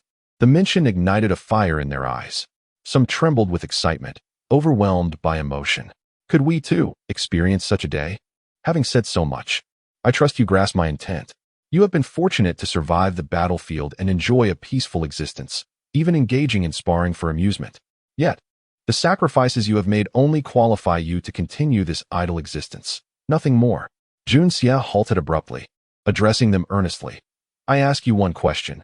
Do you wish to break through your current limitations and become exceptional warriors? Do you aspire to surpass those who have already ventured farther than you? Do you wish to pursue greater, more significant endeavors instead of merely guarding your homes and continuing this idle life? Furthermore, Jun Xie smiled mysteriously. Do you want your descendants to live carefree as I do now, rather than being subject to oppression? Have you considered that if you succeed one day, your achievements could provide your offspring with unimaginable support, enabling them to ascend with minimal effort? They could become part of illustrious families like the Jun, Li, or Dugu clans. Your hard work could transform the destiny of generations to come. The bright future conjured by Jun Xie left everyone breathless, their fists clenched tightly, veins bulging, eyes bloodshot with fervor. Suddenly, amidst the silence, Jun Xie roared, "Do you desire this? Tell me." "Yes." 300 voices resounded in unison, shaking the heavens. The collective shout echoed, reverberating as if the very earth trembled at that instant. "If you desire it, then heed my command. Train according to my methods, and none shall harbor a trace of complaint. I shall ensure that your efforts yield the greatest rewards." Jun Xie cast a cold gaze upon them. "However, remember this well. During my training, it is highly likely that some may perish. There may be injuries, and this could be the price you must pay. I offer you the chance to contemplate. Those willing to accept my training, step forward. Those who fear, remain where you are. I warn you, until my training concludes, no one is permitted to withdraw, except in death. Thus, you must decide here and now. I will count to 3. Within this time, make your choice." Jun Xie bellowed. 1, 2. Before he could finish counting, all 300, with resolute expressions, stepped forward in unison. The force of their movement kicking up a cloud of dust, shaking the ground beneath them. Jun Wui observed from the side, his eyes filled with admiration and respect. In this moment, Jun Xie's ability to galvanize morale had reached its zenith. Even the seasoned warriors, stirred to their limits, felt their blood boiling, their breaths quickening. For an instant, it seemed as though the very air was thick with the scent of battle, the echoes of war reverberating through their minds. The haunting, desolate call of the horn seemed to resonate deep within their souls, stirring the icy resolve of countless warriors, igniting the fiery blood within their hearts, and leaving them unrepentant in battle. The bloodthirsty gleam shone in the eyes of all 300, including Jun Wui, as they realized, for the sake of shedding their shame, what was death to them? Even Jun Xie was unaware that today he was coerced by Jun Wui to ascend Mount Liang, assuming the responsibility of training these individuals. However, in the days to come, he would cultivate a formidable squadron that would sweep across the world, renowned and feared, compelling all to retreat in terror. This illustrious band would be known as Soul Devourers of the Fallen Sky. The first elite division that Jun Xie would command in this otherworldly realm is now taking shape for the first time. It is a team born from extreme humiliation, destined to unleash a brilliance that will resonate with unparalleled intensity. Chapter 30. Severity. Since everyone is willing, I shall now announce the training discipline. Jun Xie spoke coldly. I will say this only once. Any violation of these rules will be met with no exceptions, and certainly no second chances. There will be no mercy. In my training, there is no room for military canes, no corporal punishment. Regret is not an option. You face only 2 paths, life or death. From this moment until the end of training, I am your supreme commander. During this time, you shall heed my commands alone. No one else is permitted. Remember, no one, not even my third uncle or my grandfather. Those who disobey will be executed. Failure to practice on time will result in execution. Those who voice discontent will be executed. Those who defy orders will be executed. Executed. Executed. A string of executed words resonated with a chilling ferocity. Jun Xie's eyes mirrored the lethal intent of his words. The 300 soldiers stood rigidly, every muscle taut, fearful of missing a single command. In his wheelchair, Jun Wui felt an unbidden surge of fervor as he listened to the relentless proclamations of execution, instinctively straightening his back. Reminiscent of the days before he marched into battle while receiving his father's admonitions, the gaze he cast upon Jun Xie was tinged with a fervent glow, as if the long-lost iron-blooded demeanor of a soldier had returned to him. Jun Xie's rousing words transformed the guards before him into fearless warriors, their morale soaring to its zenith. Jun Wui envisioned the extraordinary effect such a rallying cry would have on soldiers on the battlefield, inspiring them to charge toward death with smiles and indomitable bravery. Life and death became inconsequential, without regrets. How could one fail under such leadership? On the opposite side of the training ground, hidden in the shadows, old Master Jun's face flushed crimson. Even the steadiness of his years could not suppress the boiling blood within him. Observing Jun Xie, his eyes widened, his beard quivered, and his fingers trembled, revealing his profound excitement. Is this truly my reckless grandson? Did these words truly come from his lips? Such lofty ambitions, such soaring spirit. In a moment of unguarded emotion, old Master Jun rubbed his eyes, only to find tears streaming down his weathered cheeks. Struggling to regain his composure, Jun Zhantian straightened his already slightly stooped frame. His eyes flashing like thunder, a sense of pride and confidence returned to him, as if the invincible general who once commanded 1,000,000 troops had resurfaced. Such charisma had not been seen in the Jun family for generations, especially after the bloodshed of the battlefield. And old Pang had not witnessed it in Jun Zhantian for many years. Yet now it had returned. Yes, it was Jun Xie's current performance that filled this elder with immense surprise and hope. Jun Zhantian felt that the Jun family still had a chance. Not just a chance, but a significant one.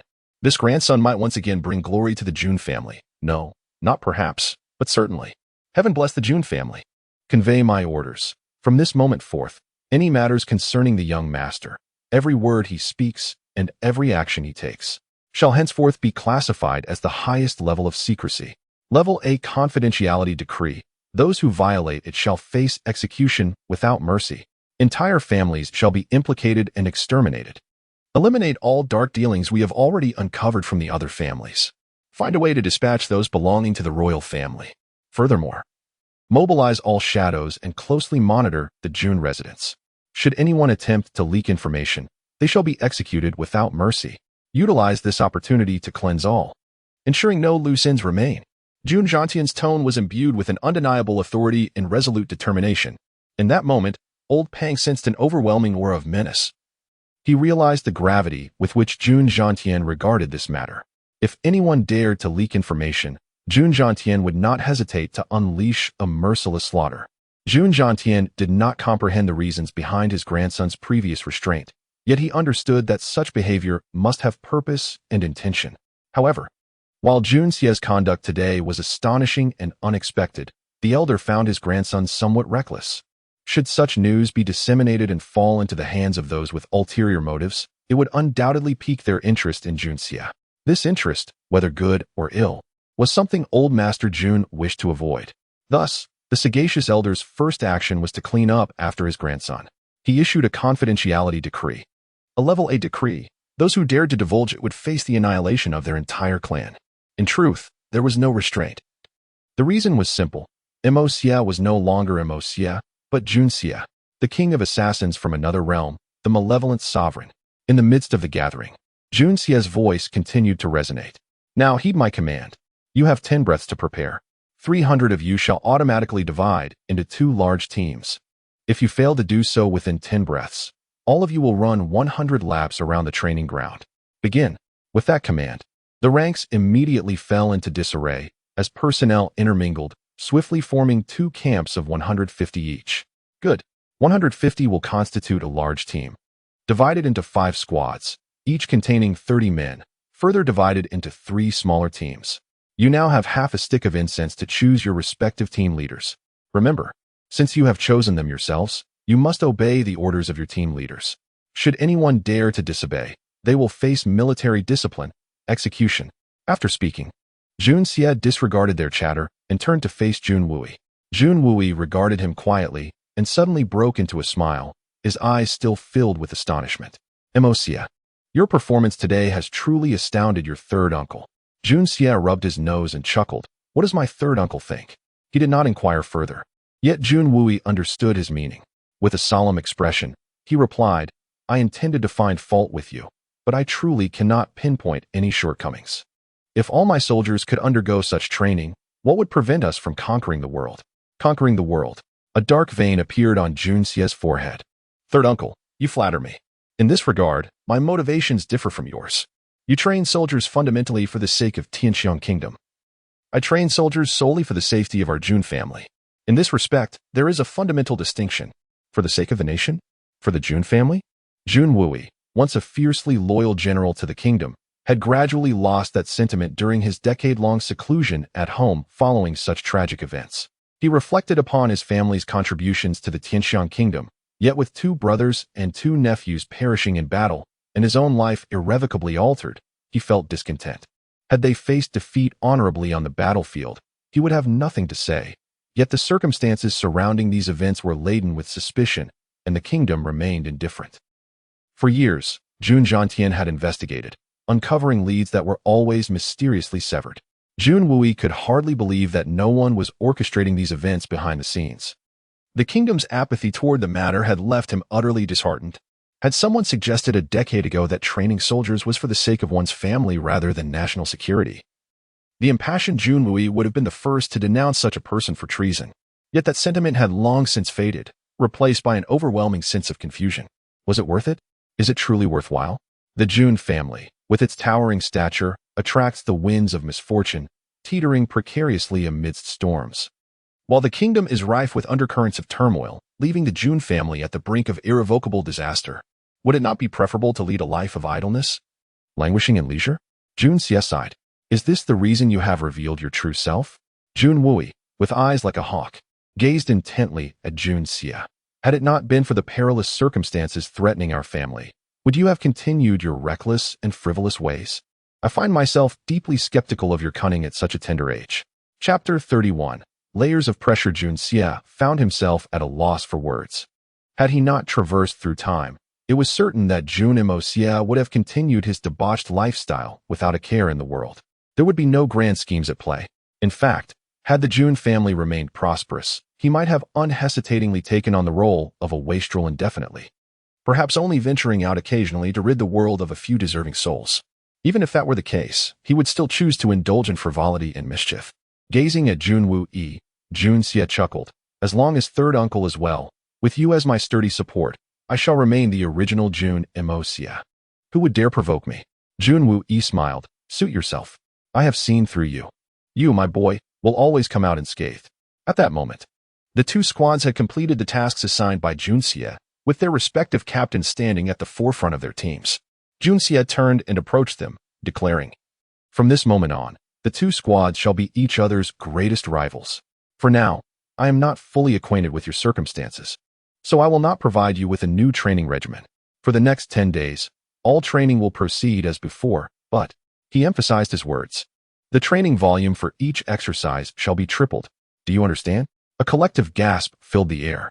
3 days from now, the squads will compete, with each middle squad selecting one to represent them. 5 days later, the top squad from each middle squad will compete in the grand contest.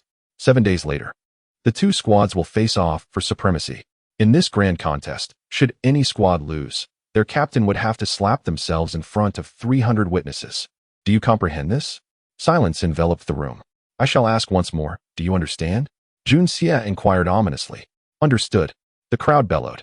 The 2 newly appointed captains would oversee the training. I do not care how you devise your training plans. I merely wish to witness the results in 7 days. I am eager to see who shall stand before 300 people as the defeated one, slapping themselves. Such competitions would be held monthly. Any captain who faced 3 consecutive defeats would be compelled to strip and slap themselves on the stage, perhaps even bark like a dog. I will ensure all the household gathers to witness this spectacle. At present, I have no interest in learning any of your names. That will come after 6 months. I have chosen names for your 2 squads. First squad, Remnant Sky. Second squad, Soul Devourer. However, only the strongest may join. For now, you are unworthy of these titles. Everything hinges on whether you can meet my standards in 6 months. If you succeed, I will remember each of your names. If not, you shall become mere piles of bones. Upon returning, whether dining or using the restroom, strict time regulations shall be enforced. Anyone exceeding the allotted time will face severe penalties without exception. Every task must be assigned a timetable, and each squad must draft their own punishment plans and submit them to me. Now, heed my command. All of you are dismissed. The 2 new captains, having yet to savor the joy of promotion, were thrust into the depths of despair. With faces twisted in anguish, they led their teams away. Each individual had resolved not only to avoid slapping themselves, but also to relish the spectacle of the opposing squad's punishment. After all, who feared whom in battle? It merely meant increasing the training intensity for these youngsters. If tripling was insufficient, quintuple, or even tenfold, they would train relentlessly. From this moment forth, The 300 guards of the Jun family officially entered a hellish existence. Outside the training grounds, Old Master Jun exhaled deeply, gesturing for Old Pang to leave quietly with him. Master, should we not summon the young master for questioning? What for? Let him be, Old Master Jun replied lightly, his mood buoyant. Master, why did the young master only mention punishing the captain? Are the others exempt from penalties? Old Pang. If you were the captain and your troops suffered defeat, would you spare your subordinate captains the humiliation of self-punishment in front of everyone? Conversely, after the captain endures the storm of punishment, do you think the subordinate captains would treat their squad leaders kindly? Each level bears the weight of the one above, and the pressure escalates. By the time it reaches the ordinary soldiers, it will create an unprecedented tempest of discipline. This is what it means to manage soldiers with soldiers. It is an unheard of yet excellent method of training. If Mosia can conceive such a scheme, he is destined to become a great general. Old Master Jun felt a swell of pride. Oh, I see. Old Pang pondered. The young master's strategy is indeed quite ruthless. Ruthless? No. Old Master Jun appeared lost in thought. Only in this way can one truly maximize the utility of resources and talents. The true wielders of power can then free themselves to pursue other endeavors. This method is the most efficient, whether in military, governance, or commerce. At least for now. I have not conceived a more ideal approach.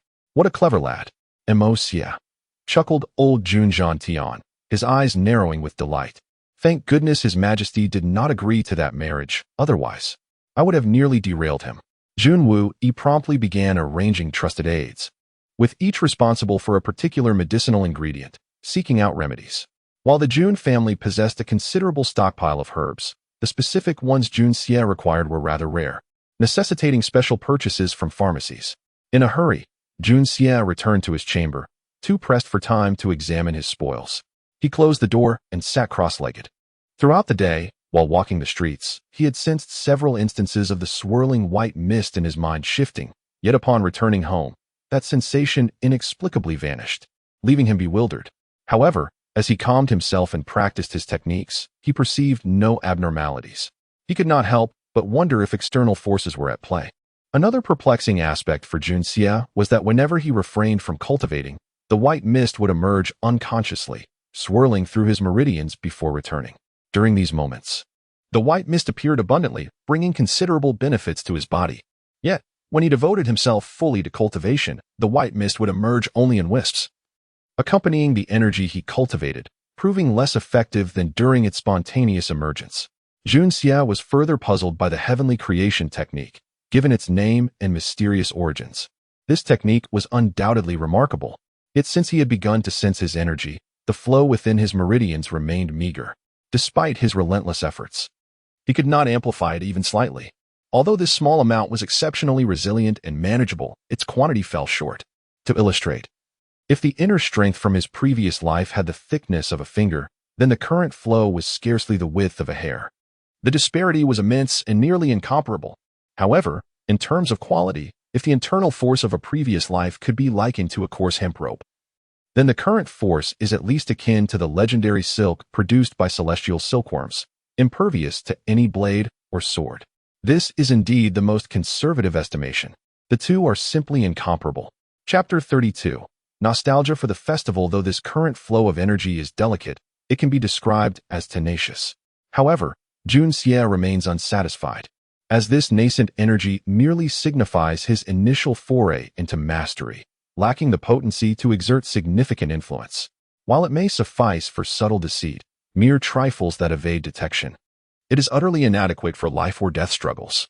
Even though a single strand of silkworm silk can bear 200 pounds, a remarkable feat, Jun Xie yearns for 100. Even 1,000 or 10,000 strands, woven into the most resilient cord to serve as his internal strength. Thus, to fully cultivate this energy flow and fill his meridians, rather than allowing it to exist as a solitary thread, Jun Xie realizes he has a long and arduous journey ahead. Yet, there is a silver lining. When employed for covert schemes, it can indeed go unnoticed. Jun Xie closes his eyes, contemplating the potential of this unique energy within his body, gradually entering a state of oblivion where self and surroundings converge. At the Li family estate, old Master Tang Wanli arrives with great fervor.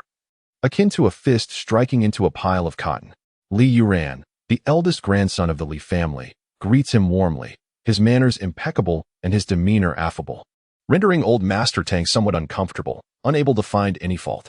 Despite his inclination to express displeasure, he finds himself stifled by Li Yuren's gentle, serene smile. He swallows his frustration, taking a sip of tea, only to slam the cup down, shattering it into 8 pieces. Li Yuren continues to smile gently, instructing, "Bring another bowl of tea for the esteemed old Marquis." Then, with a slight shift in tone, he adds, "How could we have been so neglectful? Hurry and fetch the finest Han Yen tea from my grandfather's room." I recall him mentioning that it is the old Marquis's favorite. With that, he lowers his posture. Looking apologetically at old Master Tang, "Old Marquis, I took the liberty of making arrangements on your behalf. Please do not take offense. If I have overlooked anything, do point it out, and I will have the servants replace it immediately." Old Master Tang glares, his mouth opening and closing like a dog biting a hedgehog, unable to find an avenue for his ire. After much hesitation, he finally demands, "Summon Li Feng, Li Zhan, and those 3 little rascals. I have words for them." Li Yuren's expression falters slightly. "It would be a privilege for the young ones to receive your guidance, but unfortunately, they have erred and are currently undergoing family discipline. Might I request that you delay your instruction until after their punishment?" Upon hearing this, the Tang family members are momentarily taken aback. The group proceeds to the Li family's discipline hall, where they find Li Feng and his companions bloodied and bruised. Old Master Tang's fury diminishes significantly. After asking a few questions, he discovers that the matter was instigated by the Ming family, specifically Ming Haizhou, who has long coveted Tang Yuan's fiancée.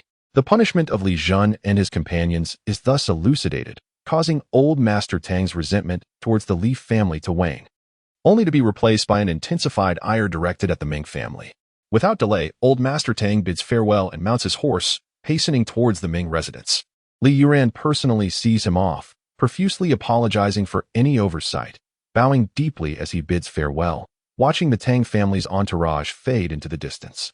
Once upright, a fleeting, graceful smile graces Li Yuren's face, though a chilling glint momentarily flickers in his eyes before vanishing. Adjusting his white robe, he leisurely returns to the estate, his movements unhurried and devoid of any hint of worldly concerns. Suddenly, the sky darkens, and a rumble of thunder precedes a torrential downpour, the rain growing ever more intense. Blurring the line between heaven and earth, Li Yuren halts, gazing at the curtain of rain, chuckling softly, shaking his head, murmuring, "It seems the old Marquis will be lingering at the Ming residence for a while. Ha ha ha." Kura rests her chin in her hands, staring vacantly at the deluge outside, her gaze becoming somewhat unfocused. Jun Xie concludes his training and rises, approaching her from behind, gently inquiring, "Kura, what occupies your thoughts?" Startled, Kura turns, rising awkwardly and lowering her head. "Young master, what are you thinking about?" Jun Xie takes a seat on a nearby chair, instinctively crossing his legs. He observes the little girl before him.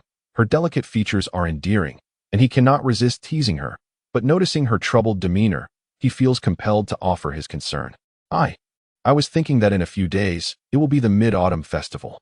Kutter speaks softly, her eyes dimming. 3 years ago, during the festival, I was 9, still with my father and mother.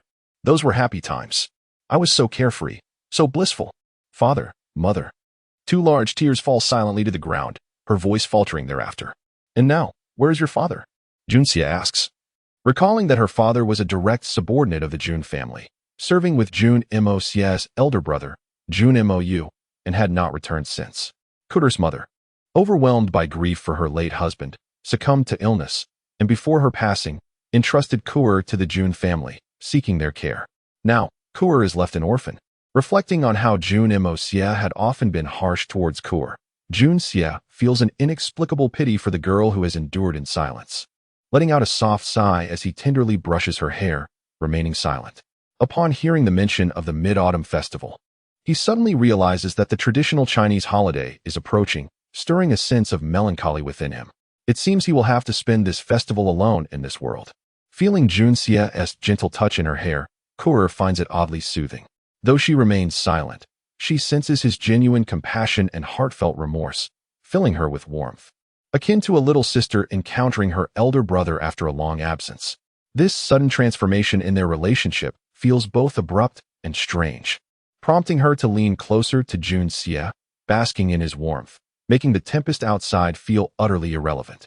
After a long moment, Junxia ruffles Kur's hair and advises, "Rest for a while. It would be best if you took a nap. I shall step outside for a moment." "Young master, with such heavy rain, where are you going?" Kuo asks, puzzled and concerned. "What if you catch a cold? Let me prepare some rain gear for you." "I shall be fine," Junxia replies with a faint smile, his expression still detached. He casually dons a straw hat, opens the door, and strides into the pouring rain, his tall figure disappearing into the tempest. Behind him, Kur watches with worry etched across her face, sensing the turmoil within her young master, filled with unspoken pain and anguish. Simultaneously, the sensation of unrest within Junxia resonates, as the white mist in his mind swells, swirling rapidly as it follows the tumultuous energy coursing through his veins, striving to soothe his inner turmoil and vexation. Chapter 33. The little shop in the heavy raindrops pattered against the straw hat as Junxia briskly exited the side door of the Jun residence. Strolling along the street, the thoroughfare, once bustling with life, was now deserted due to the sudden downpour. Crowds took refuge in the shops lining either side, where bursts of laughter and curses occasionally broke the silence. The cacophony of voices mingled with the relentless rain, creating a tapestry of sound. As Junxia wandered through this watery realm, he beheld the raindrops forming a colossal curtain from heaven to earth, falling incessantly upon his hat. In this moment, he felt a profound sense of insignificance and solitude welling up within him. What did it matter that he had once been the most formidable assassin in the world?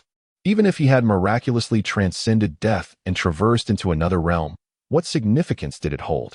Despite possessing the enigmatic treasure, the Hongjun Tower, and the opportunity to cultivate the mysterious opening of heaven technique, he remained a mere speck in the vast cosmos, small, solitary, and forlorn. With no ancient predecessors in sight and no successors to follow, he pondered the endlessness of existence, tears cascading down his face. Junxia chuckled bitterly, shaking his head, realizing that this verse truly ought to be penned by him. In this foreign world, he was indeed unmatched, truly the only descendant of Yin and Huang.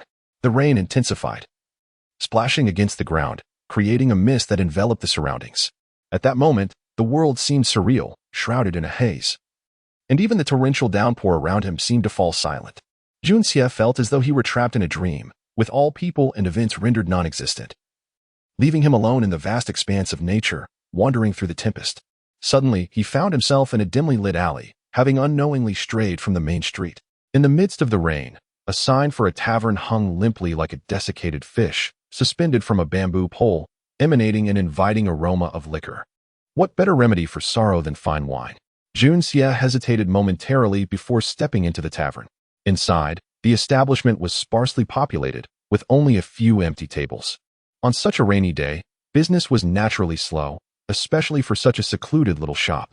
However, in a corner sat another patron, cloaked in a hat that obscured his face, quietly pouring himself a drink, seemingly content, yet profoundly lonely.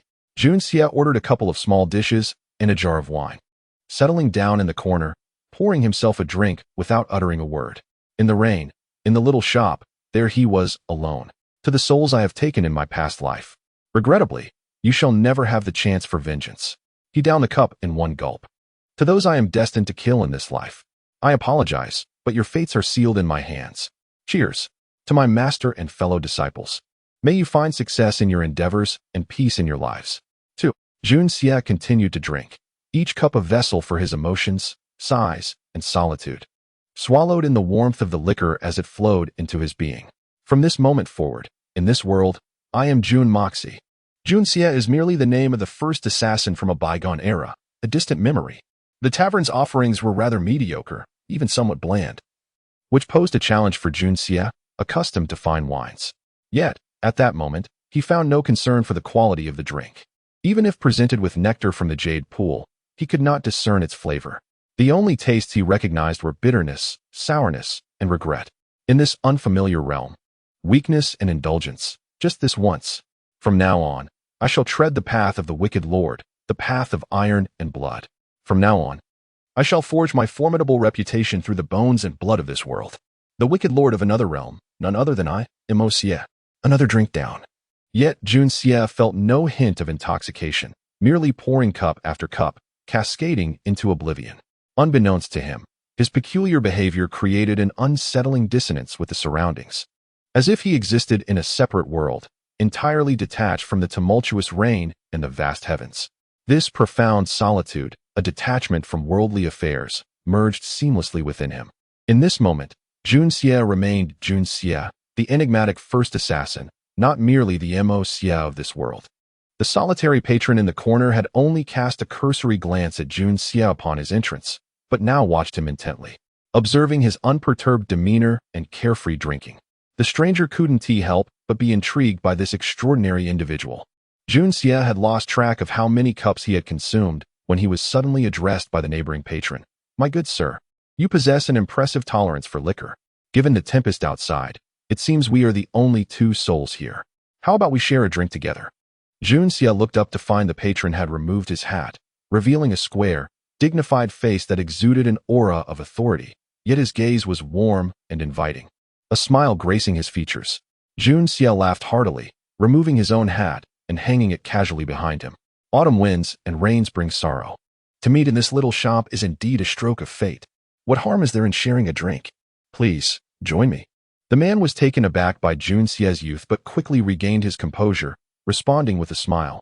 "In that case, it would be my honor."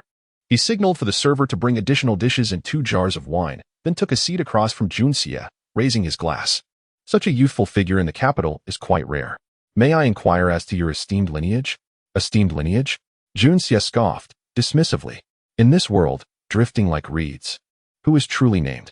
Do you believe one must hail from a prominent family to possess an extraordinary demeanor?" "Ah, indeed, I misspoke.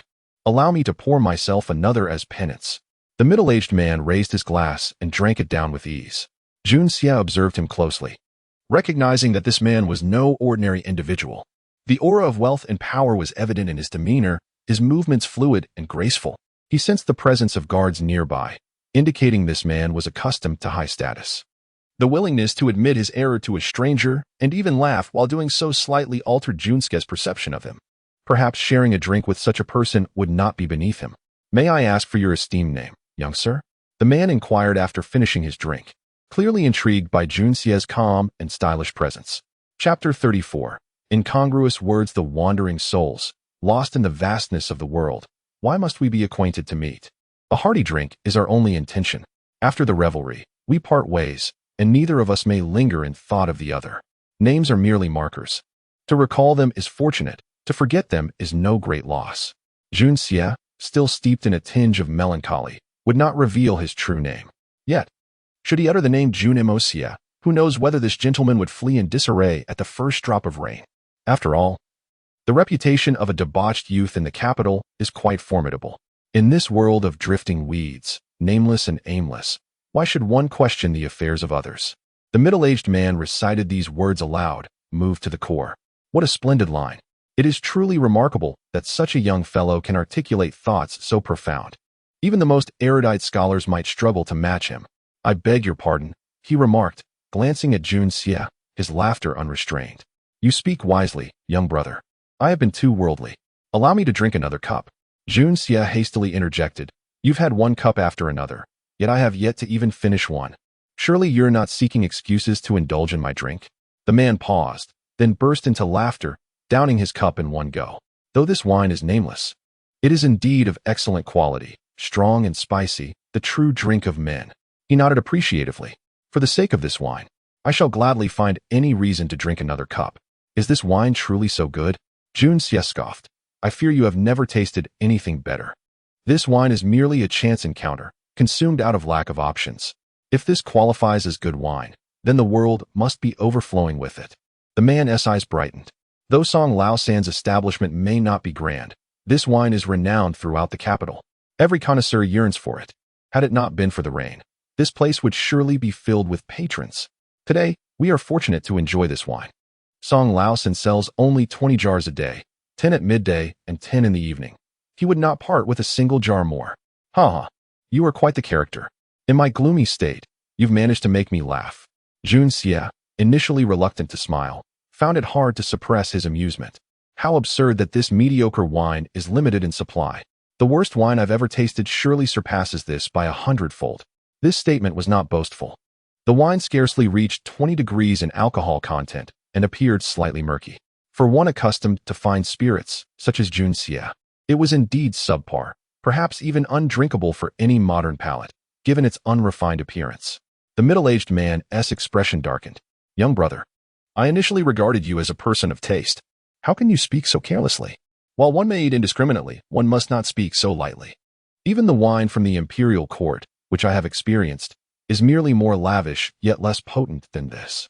This wine, in my eyes, is a rare gem." "Ah, you doubt me?" Junxia regarded him with a sidelong glance. "If you choose not to believe, that is your prerogative. I do not require your faith. But let us drink. Drink. Ha ha. My dear fellow, do you truly understand the essence of drinking? What constitutes real drinking?" The middle-aged man frowned, falling silent, regretting his decision to engage with this young man. This fellow was insufferably arrogant. He could not appreciate the kindness extended to him. Despite possessing some talent, he seemed merely a proud, arrogant youth, unlikely to achieve greatness. Junxia sighed. True drinking is about savoring the mood or the ambience. It is not merely pouring liquor down one's throat. That is but a waste of the precious grains used in distillation. Wine, oh wine. It is a lamentable truth that this world lacks fine wines, and even more so, individuals who understand or appreciate them. Ancient sages have often been solitary figures, yet only drinkers have their names remembered. Alas, in this vast universe, there is not a single true drinker. Such a tragic state of affairs. Standing, he raised his cup to the heavens and laughed heartily. Gazing across the endless expanse, amidst countless souls, I find not a single person worthy to share a drink with me, nor a drop of wine that pleases my palate. How wretched this world is. Ha ha. 1,000 cups are too few for a confidant, yet a single word is too many for those who do not resonate. If the wine is poor, the company is even more tiresome. I shall take my leave. This rubbish wine, limited in availability, and there are still dissenters? How utterly outrageous. Junxia seethed inwardly, feeling as though he were playing the lute to a cow. It seemed the world was composed entirely of unsophisticated fools, such individuals. How dare they share a table with me? With a loud clap, a silver coin fell upon the table as Junxia exited, laughing boisterously as he vanished into the misty rain, leaving no trace behind. The middle-aged man, despite his refined demeanor, felt his temper rising. This young man was insufferably arrogant. He himself was a person of considerable standing, and the wine he cherished most was dismissed as worse than refuse by this impudent youth. Was he truly? Yet he found himself envious of Junxia's carefree, unrestrained nature, almost sinister in its audacity. How he longed to live so freely. This capital felt like an enormous cage, though somewhat arrogant. Such unrestrained authenticity is not without merit. Ancient sages have often been solitary figures, yet only drinkers have their names remembered. What a profound line. The middle-aged man mused, raising his cup to down its contents. Yet whether it was a psychological effect or something else entirely, he found this once cherished wine almost intolerable today. There exists a saying that ancient poets could compose verses in 7 steps, which I once thought was mere flattery. However, upon witnessing this young man, such a feat would not be far-fetched, particularly those final 2 lines, which are truly remarkable. He murmured softly, 1,000 cups are too few for a confidant. Yet a single word is too many for those who do not resonate. Indeed, this young man possesses some genuine talent. Suddenly, the middle-aged man paused, then chuckled softly.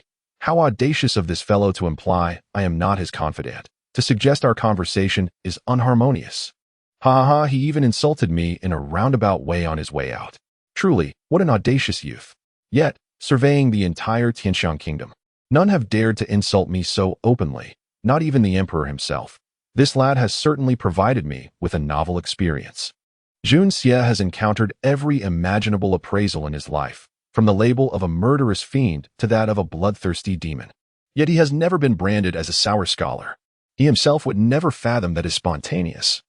Fragmented verses would be immortalized under such a moniker, particularly as an indirect insult. Were he to know, he would undoubtedly find it both amusing and perplexing. Should Junxia wish to insult someone, it would undoubtedly be a direct confrontation, not a veiled remark. He would demand a face-to-face exchange. Seeking a more gratifying confrontation, the middle-aged man chuckled for a while, when suddenly he sensed something amiss. Turning around, he beheld a frail, withered old man. His dim eyes staring vacantly in the direction Junxia had departed, frozen in place, with an expression of profound regret etched upon his face. Chapter 35. An encounter in the rain. Song Lao San. What is the matter with you? Have you been driven to confusion by that young man? A middle-aged man, with an easy demeanor, lifted a wine jug and filled his cup, smiling as he spoke. He is merely an arrogant youth, speaking nonsense. You, with your grand disposition, would never stoop to such pettiness. He may not appreciate your wine, but I certainly do. The prince is unaware. My greatest pride in life as Song Lao San lies in brewing such exquisite wine. Everything else is but fleeting shadows to me. If a mere lad looks down upon my wine, I shall simply laugh it off and disregard it. Song Lao San gazed absently in the direction where Junyi had departed. It is a pity that I heard his last words just as he was leaving. The true regret lies in the missed encounter with a kindred spirit in the world of wine. Kindred spirit in the world of wine. A pity? The middle-aged man, referred to as the prince, looked somewhat astonished. Indeed, it is a pity, Song Lao San affirmed with a nod. This young man, capable of expressing such sentiments, is truly someone who understands wine. He murmured, to truly drink wine is to savor the emotions and the essence. It is not merely about consuming it. That would be a waste of the grains used in brewing. To appreciate wine, to savor it, to relish it. Missing the chance to connect with a fellow connoisseur truly is the greatest regret of my life. A sidelong glance revealed that Junye's conical hat, which had been behind him, had vanished without a trace. Song Lao San's expression shifted, a glimmer of light flashed in his eyes, revealing a faint azure hue. Similarly, it is regrettable that the prince, standing behind him, remained oblivious to the unusual glint in Song Lao San's gaze. The earth is yellow, and the heavens are blue. This seemingly disheveled and unassuming Song Lao San is, in fact, a concealed expert of the heavenly profound level, beneath the exalted realm of the supreme divine. A heavenly profound expert stands at the pinnacle of the pyramid in the Xin continent. Such a figure, reduced to obscurity in this remote tavern. Alas, had Junyi not departed, his unique perception would have surely revealed the extraordinary nature of Song Lao San, and he would have seized upon Song Lao San's passion for wine to delve deeper. Unfortunately, Junyi had already vanished, leaving no trace behind. As Junyi exited the tavern, he strolled leisurely, gradually regaining clarity of mind, emerging from a previous state of transcendence. That moment had epitomized the essence of the evil sovereign, Junyi, his wild abandon reflecting the true nature of the evil sovereign from his past life. Fearless of offending others, he spoke his mind and acted as he pleased, undeterred even by the disdain of the multitude. Even when scorned by the world, the evil sovereign would boldly confront the masses. Unrestrained and unencumbered, he cared little for the feelings of others. When the world praised and exalted him, he accepted it with equanimity, feeling justified. When the world derided and scorned him, that too was entirely reasonable. This peculiar disposition was the very essence of his title, the evil sovereign. However, after this cathartic release, the now rational Junyi would not persist in the former demeanor of the evil sovereign. With his aura withdrawn, and with nowhere to go in the heavy rain, he naturally turned his steps toward home. As he prepared to turn the corner ahead, Junyi suddenly halted. His expression shifting, he slowed his pace upon hearing a low voice emerging from around the bend, mingling with the torrential downpour. Had it not been for Junyi's heightened senses, he might have missed it altogether. The voice said, "At last, it has been accomplished.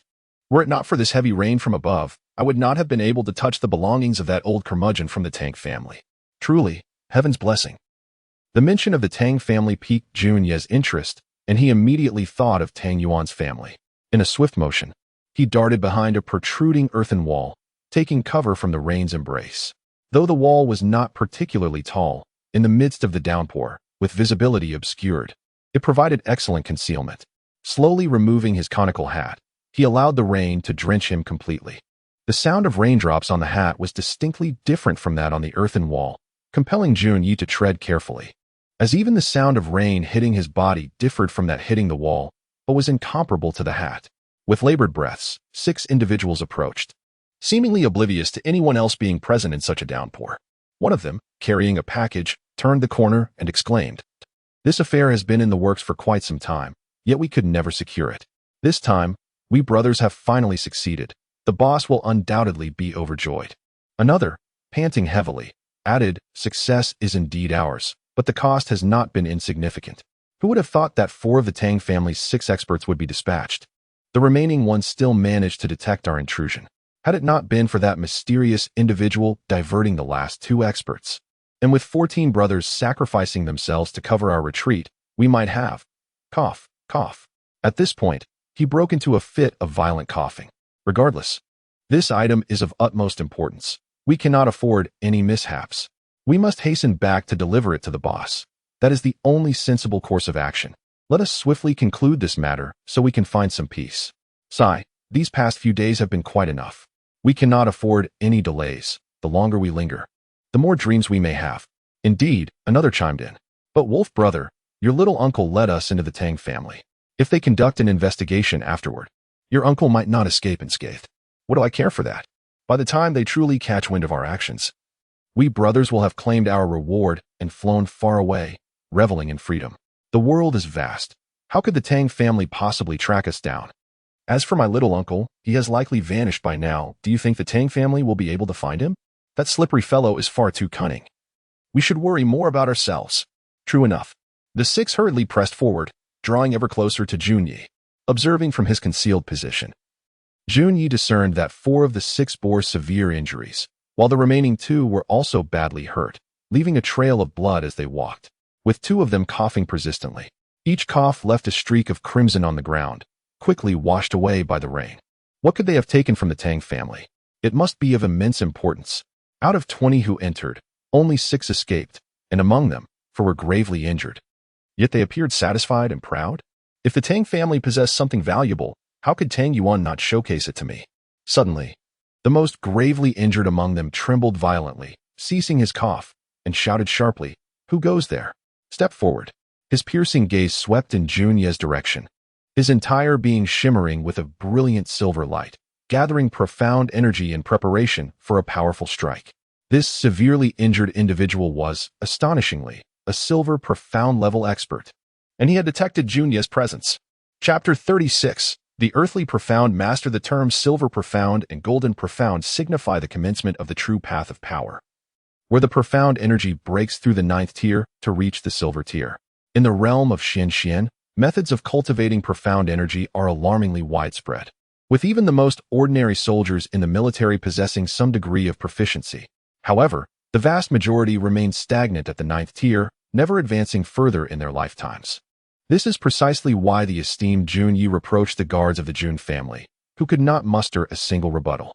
Among the 300 guards, over 80% had attained the 8th tier, with many at its peak, yet none could ascend to the higher 9th tier, a mere step apart, yet as distant as the heavens. The divide between the 9th and silver tiers is akin to a colossal chasm, separating individuals as if by an insurmountable barrier. Below the 9th tier, one is but an ant. This statement encapsulates the entire situation. The true advanced techniques for cultivating profound energy begin at the silver tier, showcasing a significant disparity. The remaining 5 individuals, aside from the silver profound master, had also reached an impasse. 6 piercing gazes cut through the downpour, their forms shrouded in dense black mist. Astonishingly, all 5 possessed peak 9th tier cultivation. The leader, despite his grave injuries, radiated a dazzling silver light.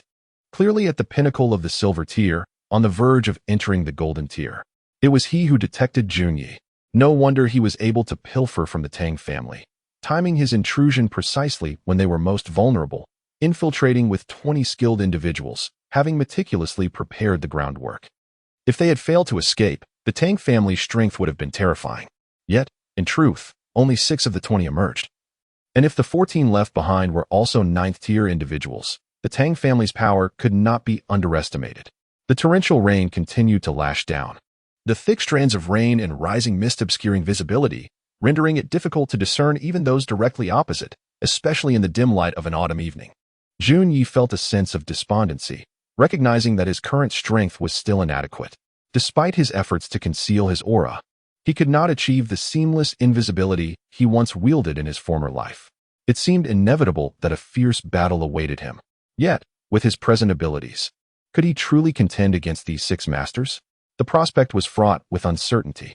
Even facing just one of them, Junya's current prowess would be insufficient. Alas, having witnessed their nefarious deeds, there was no retreat. His foes would undoubtedly seek to silence him to preserve their secrets. To ensure his survival, he had to devise an alternative strategy. As the once mighty king of assassins found himself ensnared in such a dire predicament, It was a profound irony.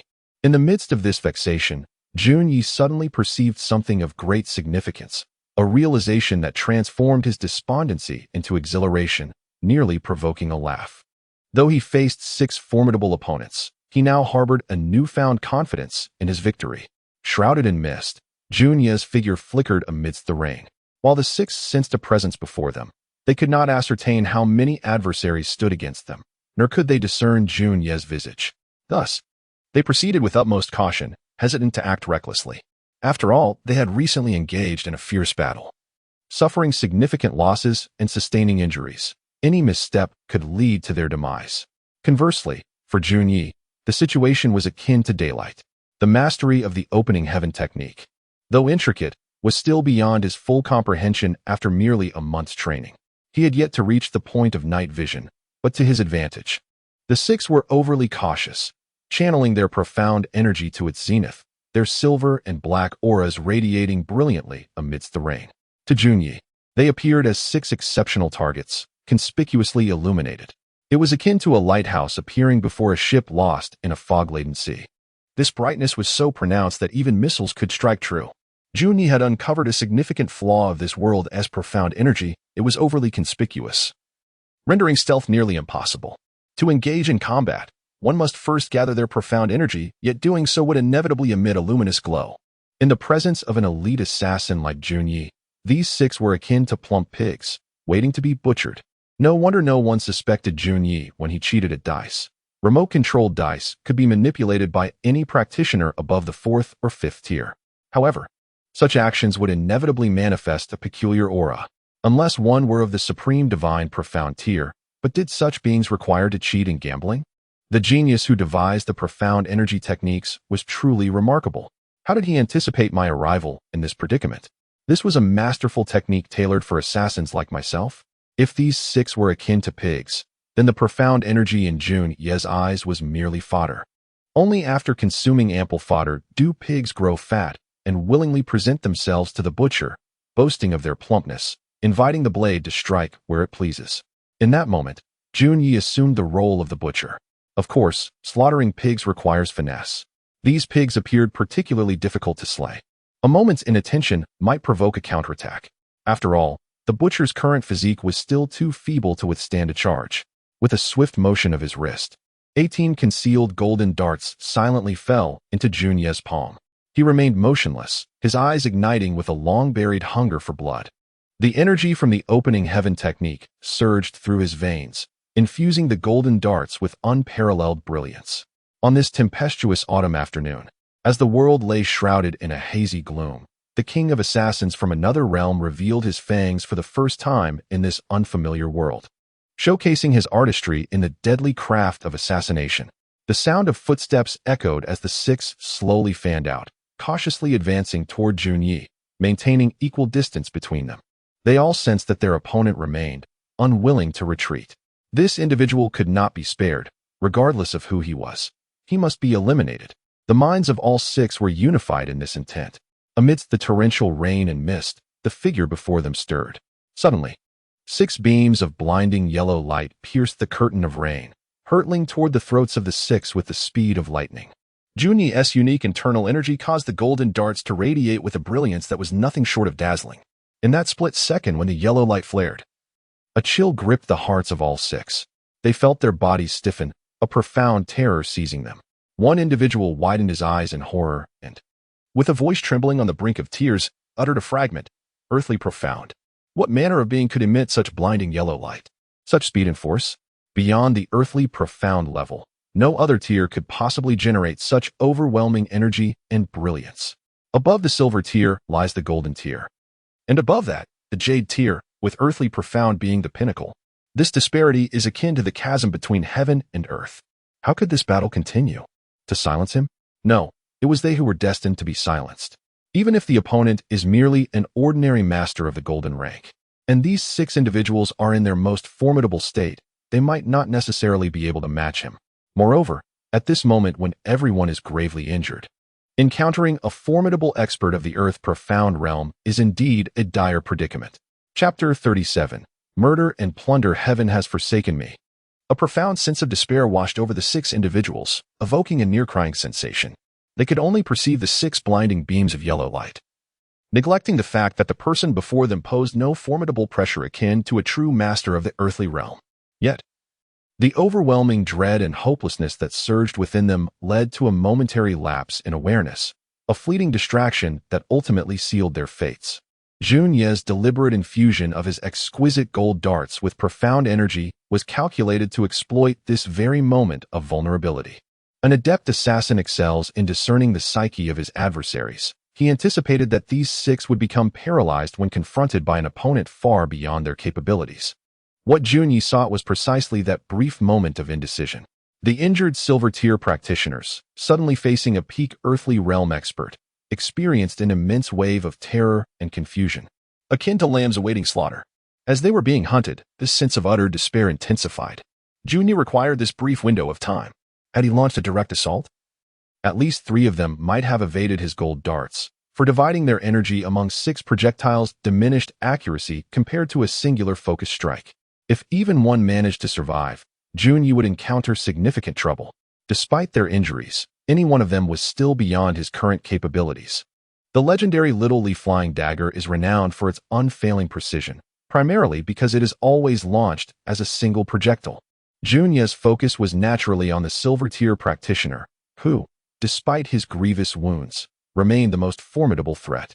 After the 6 dazzling gold darts were unleashed, 12 dark projectiles followed in rapid succession. However, the initial 6 had captivated their full attention, while the torrential downpour obscured their vision. In a state of panic, they barely managed to evade the gold darts at the last moment. Fearing that the earthly realm master before them might inflict internal damage should they attempt to block with their weapons. In truth, had the assailant truly been a master of the earthly realm, they would have perished before even glimpsing the yellow glow. Even the strongest among them would not have been spared. Regrettably, in their state of shock, they overlooked this critical fact. Though they evaded swiftly, 2 still let out anguished cries, unable to escape, as the gold darts quivered and embedded themselves in their collarbones, blood gushing forth as they collapsed. Those who fell believed they had met their demise, struck by the lethal blow of an earthly realm master. What could a mere 9th tier practitioner do but await death? Especially since the darts had struck perilously close to their throats. Yet, they failed to realize that the darts had merely pierced their collarbones, leaving their tracheas intact. Simultaneously, muffled cries of agony erupted, as the 12 flying daggers found their marks, some piercing throats, others striking foreheads. Each of the 4 standing figures bore at least 2 wounds in critical areas. Their eyes were wide with disbelief as they clutched at the blades embedded in their throats, collapsing into the rain-soaked ground. The Silver Tier expert, under Jun Ye's care, found himself in a dire predicament, with 4 daggers deeply embedded in his body.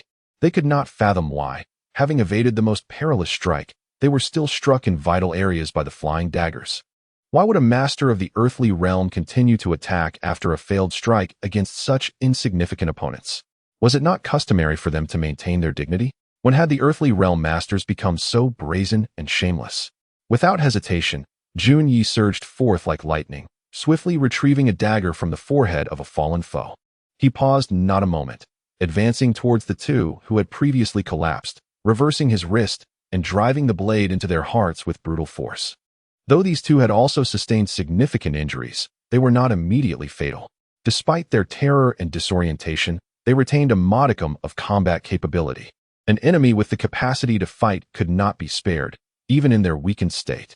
The final moments of Jun Ye's previous life served as his utmost lesson.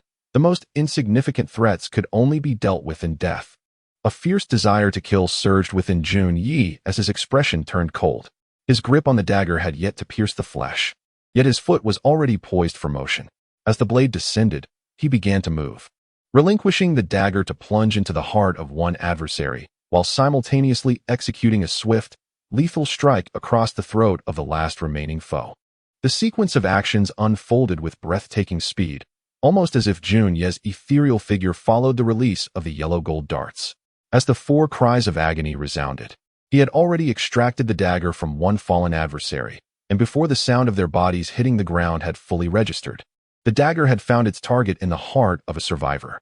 His other hand swiftly severed the throat of the final survivor. The man who had the dagger plunged into his heart let out no sound, expiring instantly. In that moment, the crack of the last man's throat breaking echoed in tandem with the sound of 4 bodies collapsing to the ground. Once the deed was completed, Junyi gasped for breath, for executing such complex maneuvers in his current physical form was no small feat. The previous occupant of this body had nearly depleted its essence. Without the transformation he had undergone and a month of training and recovery, he would have been incapable of executing such a series of actions. Yet even so, the time for recovery had been too brief, resulting in significant physical overexertion. As his mental fortitude waned, the repercussions of his intense actions became evident, flooding his body with pain as if his very bones were fracturing, a pain that cut to the core. The last man emitted a gasp, spewing a torrent of blood that splattered onto Junyi's face. His body arched like a dying ember, eyes filled with regret as he gazed at Junyi. His voice trembling, You are not an earthly master." In that moment of clarity, he finally comprehended that the figure before him was no earthly realm master. What a foolish notion. Junyi sighed, expressing a sense of pity. If I were truly an earthly realm master, would I need to resort to ambush against you wretched beings? The man's throat emitted a series of gurgling sounds, his eyes widening with rage and disbelief. With a final surge of strength, he raised a trembling hand to point at Junyi, attempting to articulate something. But no words escaped his lips. Instead, he fixed a desperate gaze upon Junyi, only to collapse back to the ground, convulsing once before drawing his last breath. His eyes still wide open, refusing to close. He had been on the brink of death, yet had he not been so provoked by Junyi's words, he might have clung to life for just a moment longer. With a swift circular motion, he retrieved the money pouch and flying daggers, subsequently searching the 6 bodies. Junyi appeared relaxed, his movements effortless, as if rummaging through his own pockets, showing no concern for the 6 bloody corpses before him. His past life as an assassin had honed his composure to the level of remaining unperturbed even in the face of calamity. He had witnessed far more gruesome scenes.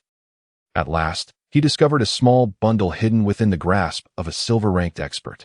Weighing it in his hand, Junyi picked up a fallen conical hat, tucking it under his arm.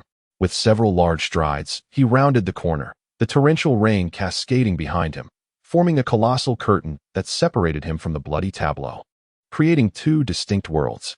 Chapter 38. Pure coincidence in the streets. A torrential downpour cascaded, gradually diluting streaks of crimson, leaving behind 6 lifeless bodies sprawled upon the ground. One corpse lay with wide-open eyes, gazing defiantly at the heavens, an expression of utter resentment etched upon its visage. After a few cautious turns, Junxia made his way back to the Jun residence. The rain poured relentlessly, yet he ambled forth with an air of nonchalance, unbothered by the downpour. The bloodstains that had once marred his skin were now washed away, leaving only a dark brown patch, a remnant of the sanguine essence of 6 robust men. Considering his current prowess, he had effortlessly vanquished a silver-grade master and 5 ninth-level practitioners. As Junxia approached the gates of the Jun Manor, a slender figure pierced through the curtain of rain, darting towards the street with lightning speed. Upon sighting the 6 bodies strewn about, the figure's surprise was palpable as he swiftly glided over, inspecting the corpses with a swift touch, yet finding nothing amiss. Rising abruptly, his expression darkened to an extreme. This man wore a peculiar mask that obscured his features, yet his demeanor exuded an effortless grace. In a swift motion, he ascended a large tree nearby, surveying the surroundings with keen eyes. His movements were fluid and effortless, revealing him to be a gold-grade master. With a gaze sharp as lightning, he meticulously scanned the rain-soaked expanse, then leaped down from the tree, circling the 6 corpses. Following a faint trail of blood, he advanced with an uncanny swiftness, his pace surpassing that of even the most seasoned practitioners. This very path led to the direction from which Junxia had departed. Such meticulousness in the midst of a downpour was remarkable. He could discern the correct path with unerring precision. As he traced the faint clues, he suddenly halted, cursing under his breath. It appeared that Junxia's circular route had led this mysterious gold-grade master back to his starting point. Who could it be? Whose cunning mind could devise such an intricate web? He pondered, gazing skyward in contemplation. Who disrupted my plans? Who possessed the acumen to seize this moment with such precision? Who could fathom my intentions and anticipate my movements? This operation had been entirely spontaneous, even unbeknownst to him prior to its inception. and the sudden deluge had caught him off guard. Thus, the fault lay not with him, but where then did the issue reside? He meticulously scrutinized each detail, even questioning those closest to him. This individual was known for his profound cunning, orchestrating events with meticulous forethought. On this occasion, the very notion of coincidence was utterly implausible to him. He had conditioned himself to believe that this must be the work of a rival or organization targeting him or his family, leading him far from the truth. Little did he suspect that this entire affair was merely a fortuitous coincidence, a most intriguing one at that. Had the Silvergrade Master not uncovered Junxie's whereabouts, the latter would have undoubtedly refrained from recklessly inciting conflict before his strength had fully blossomed. Had the Silvergrade Master encountered an ordinary individual instead, he would have returned unscathed. And if fate had favored him with a timely arrival, Junxie would have posed no threat at all. All these events were mere coincidences. Yet it was this very serendipity that dictated the unfolding of events. How could one expect life to align perfectly with their desires? Though Junxie fortuitously obtained a crucial item, he remained blissfully unaware of its significance or purpose. His venture outside was itself a stroke of coincidence. Coinciding with the upcoming Mid-Autumn Festival, a sudden autumn rain stirred within him a longing for home. Yet in this alien world, he found no confidant to share his sentiments. Even a bar reminiscent of his past life was nowhere to be found, and wallowing in solitude at home seemed unfit. Thus, he sought solace in drink, only to be thwarted by the words of a middle-aged man, which shattered his composure, rendering the alcohol increasingly unpalatable until he could no longer bear it. With a heavy heart, Junxie wandered the streets, believing that perhaps the rain would provide some comfort. It was then that he fortuitously stumbled upon the scene before him, the remnants of a theft from the Tang family, barely escaping their grasp, and overheard their conversation. Despite his current inadequacies, he initially intended to slip by unnoticed, for he harbored no fondness for the Tang family. The loss of their possessions mattered little to him. Yet, much to his dismay, the hapless thieves, akin to lost dogs, recognized him, leaving him with no option but to confront them. Their superior strength barred his escape. In desperation, Junxie resorted to his hidden weaponry, utilizing the storm to his advantage, and executed a cunning strategy that led to their demise. With their lives extinguished, he saw no harm in seizing a few items. Thus, the very object of utmost importance to the mysterious figure inadvertently fell into Junxie's hands amidst this seemingly endless series of coincidences. Individually, each occurrence seemed trivial, but when combined, they formed a tapestry of astonishing happenstance. The fortunate remained oblivious to the true nature of events, while the unfortunate were left bewildered. Such a convergence of coincidences appeared almost supernatural, as if the heavens had conspired to orchestrate this unfolding drama. As the mysterious figure prepared to depart, he was suddenly met with a cacophony of voices, the Tang family guards converging upon the scene. With a heavy sigh, he unleashed a flurry of strikes, and the heads of the 6 bodies exploded, erasing all traces of their former selves. With a swift motion, he vanished into the curtain of rain. When the Tang family arrived at the scene, they were met only with the grotesque sight of 6 mangled corpses, and the object they sought had long since vanished without a trace. Unbeknownst to Junxie, he had inadvertently thwarted a significant operation orchestrated by the greatest adversary of the Jun family, and without realizing it, he had claimed a treasure that the other held dear. He felt a sense of grievance, lamenting that all he had sought was to enjoy the rain, indulge in nostalgia, and embrace the solitude of longing, only to have his peace disrupted by those wretched thieves. How disheartening it was. Fortune seemed to evade him at every turn, as even his attempts to drown his sorrows in drink led him to encounter unworthy spirits. With a heavy heart, Junxie sighed towards the heavens, feeling the weight of his small bundle, as he stepped through the gates of the Jun estate. Chapter 39. Guanqinghan. The torrential rain finally showed signs of abating, yet its intensity remained considerable. Junyi walked leisurely, much to the astonishment of the servants who caught sight of him through the doors and windows, exchanging bewildered glances and questioning amongst themselves. What madness has seized this young master now? However, compared to the mischief he typically caused, his current demeanor seemed relatively acceptable, albeit still somewhat abnormal. What could possibly compel him to venture out in such downpour? As he reached the garden, a soft, mournful melody of a shao, the traditional Chinese flute, pierced through the rain, drifting gently towards him. The notes were laden with an indescribable sorrow, and just by listening, one could fathom the profound grief and melancholia dwelling within the heart of the flutist. At that moment, The melancholic tune resonated deeply with Jun Ye's own sentiments, prompting him to follow the sound. In the center of the garden stood a gazebo, where a woman clad in pristine white sat with her back to him on a stone bench. Her delicate shoulders were exquisite, her hair was elegantly coiled like dark clouds, and her slender waist seemed to beckon with grace. The mere sight of her silhouette exuded an ethereal charm, yet amid the desolate autumn rain and the haunting shower, her solitude became even more palpable. Jun Yi stood quietly in the rain outside the gazebo, slightly closing his eyes to immerse himself in the heavenly music of the shower, his thoughts drifting into a reverie, reminiscent of the poignant melodies from his past life, particularly the heart-wrenching piece Wang Ning Mei from Dream of the Red Chamber. He felt an intoxicating sorrow and pondered, for whom does this melancholy arise? For whom is the suffering born? In that instant, he suddenly sensed that the emotional state of the woman before him mirrored his own profound loneliness, yet hers bore an additional weight of helplessness. The autumn rain fell incessantly, an endless expanse, and within the sorrowful shower, even the wind seemed to weep. Gradually, the music softened, akin to a delicate thread swaying in the breeze, until it faded into silence. The woman in white remained motionless, gently placing her jade shawl aside, exhaling a deep sigh. The sound of her sigh was swallowed by the wind and rain, conveying a sense of utter helplessness. Sensing her despair, Jun Yi could not help but let out a soft sigh of his own.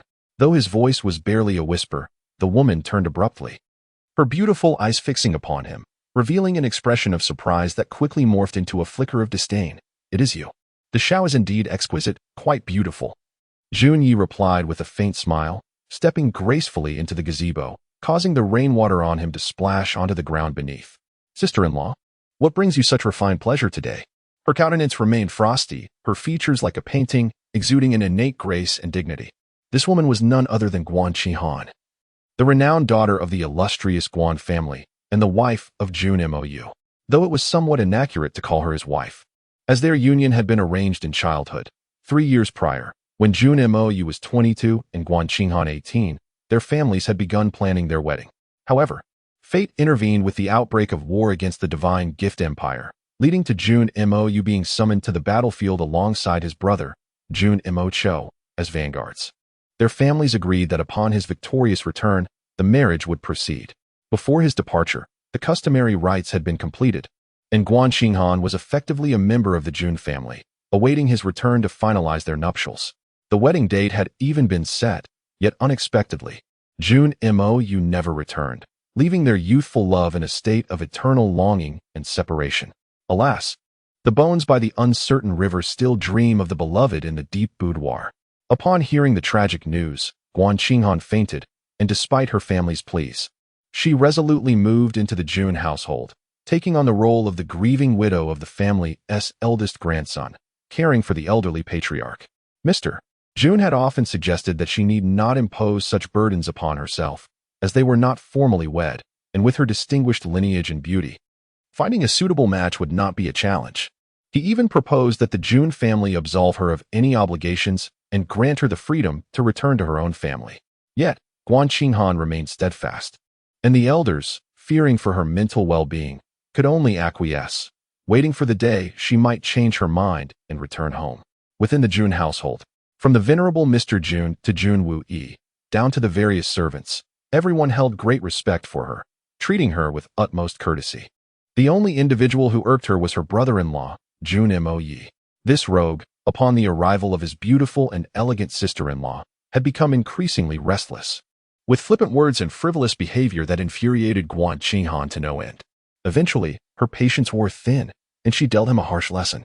Besides being a talented woman, she was also proficient in martial arts. Though yet to reach the silver rank, she had attained the pinnacle of the 9th level, easily handling Jun Mou's antics. However, this wayward young man remained undeterred, fully aware that his beautiful sister-in-law would not strike him with full force. He often gazed at her with unbridled interest, prompting Guan Qihan to retreat into her room for extended periods. Today, with the heavy rain stirring her underlying sorrow, she had ventured to the gazebo to express her feelings through the shower, only to find the rogue had dared to brave the storm and approach her. Truly infatuated, does he not realize that my 9th grade cultivation far exceeds his? To teach him a lesson would be but a trivial task, yet I refrain. not wishing to disturb the household or further wound the old man's heart. Does he truly think I fear him? Oh, having nothing better to do, I simply played a few notes. Is the third young master also an aficionado of such melodies? Upon hearing Junya's words, Guan Qinghan felt even more disdain. This scoundrel knew nothing of the beauty of the Shao's music and was merely seeking to engage her in conversation. With a cold gaze, she resolved to observe what new antics he would present today, her response laced with veiled sharpness. With his intelligence, Junyi understood her disdain, but could not help but admire the woman before him, recognizing the reason for Jun'Mo's past disgrace. He felt a measure of respect for her unwavering devotion. The Shao reflects the heart. The past is bygone. Sister-in-law, it would be wise to release your burdens. All will pass in time, he gently urged. Guan Qinghan snorted softly, her delicate features frosted over as she turned away, dismissing him entirely.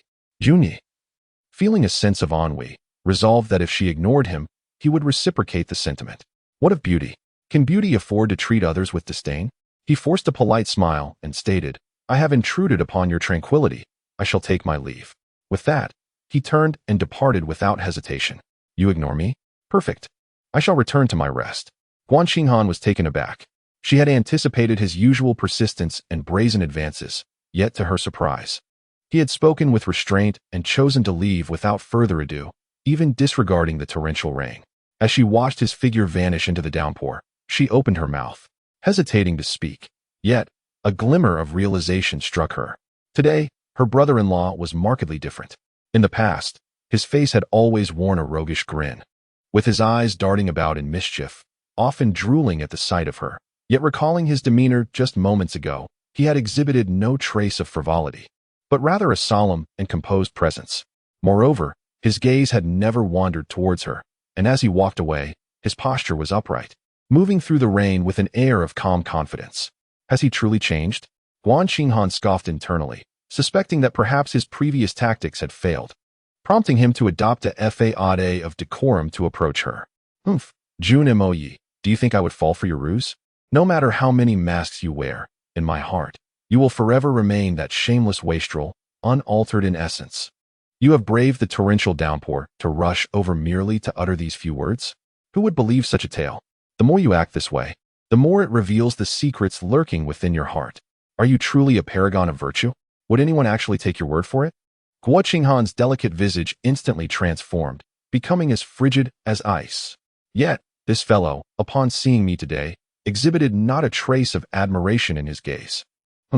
Chapter 40. The mysterious Dan. As Jun Xie walked along, a profound sense of regret welled up within him. His sister-in-law, Guan Qinghan, was but 21 years of age, the most splendid phase of life, and yet she willingly endured the fate of a widow within the Jun family. In a past life, such a reality would have been utterly inconceivable.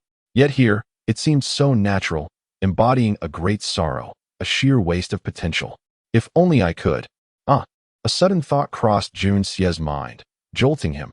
This was not in keeping with his usual demeanor. While he could feel sympathy, how could such base thoughts arise? This was entirely outside the realm of his contemplation. Was it the detestable Jun'Mo Xie? Even in a state of disarray, remnants of his influence lingered. Jun Xie berated inwardly.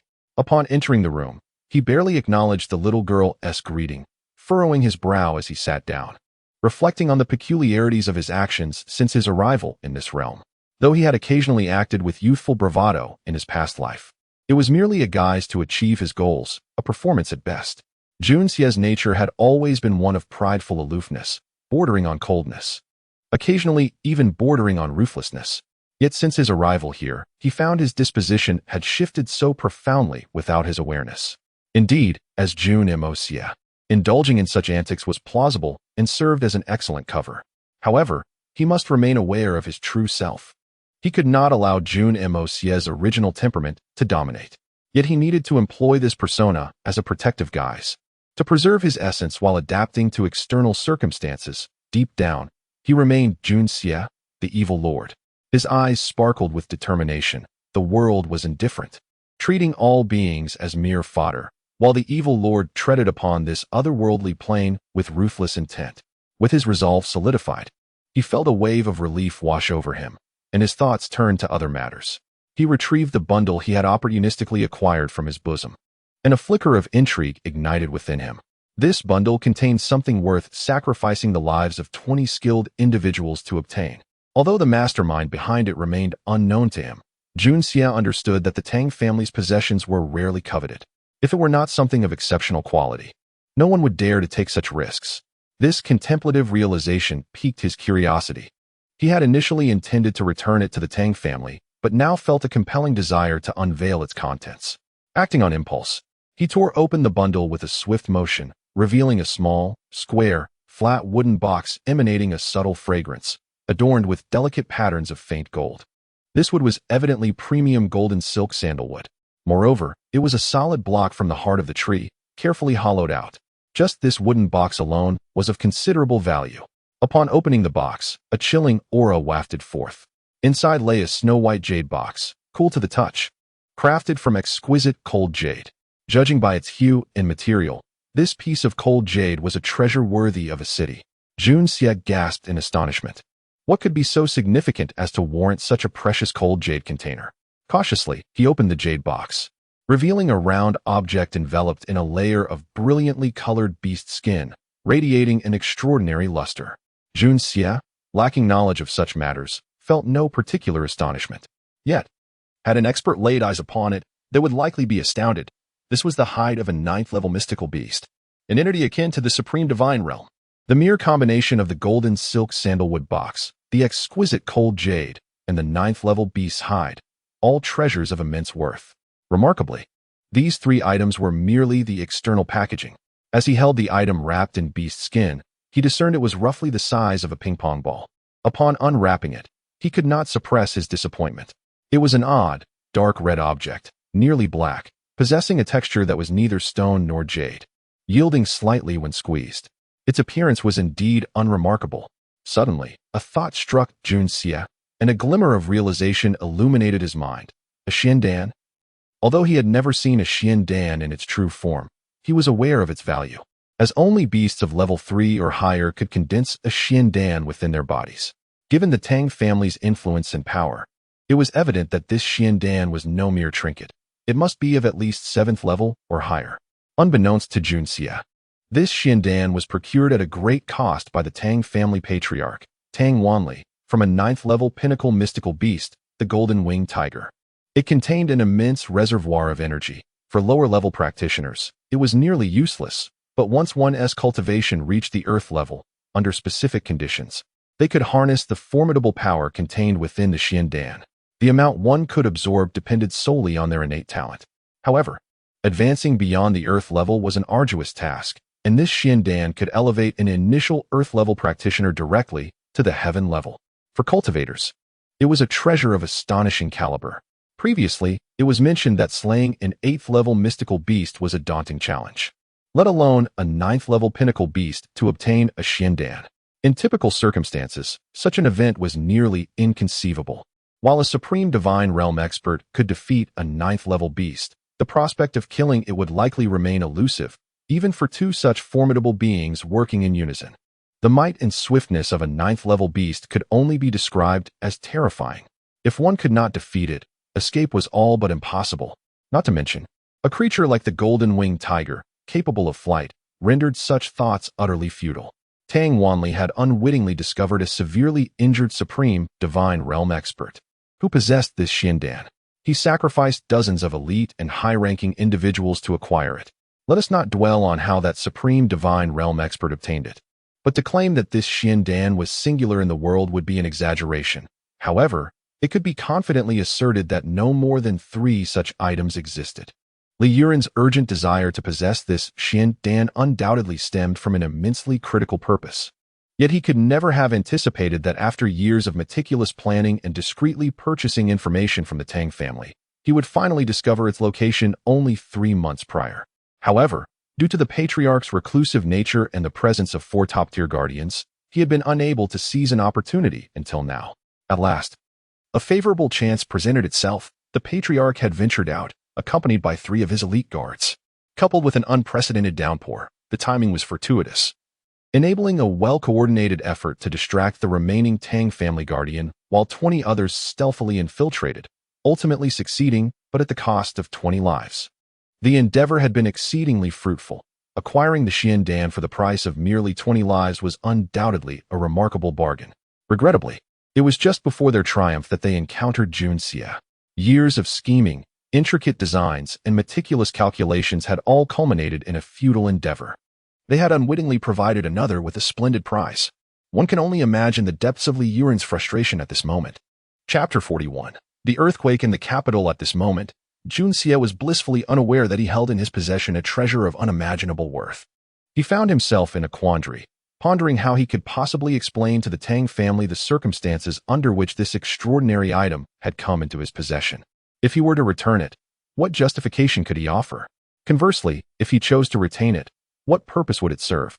The nature of the item remained a mystery to him, and thus, its true value eluded him entirely. After much contemplation, he ultimately decided to secure the mysterious pill within a cold jade box, which he then placed inside a golden silk sandalwood case. He weighed it in his hand and casually set it beside his pillow.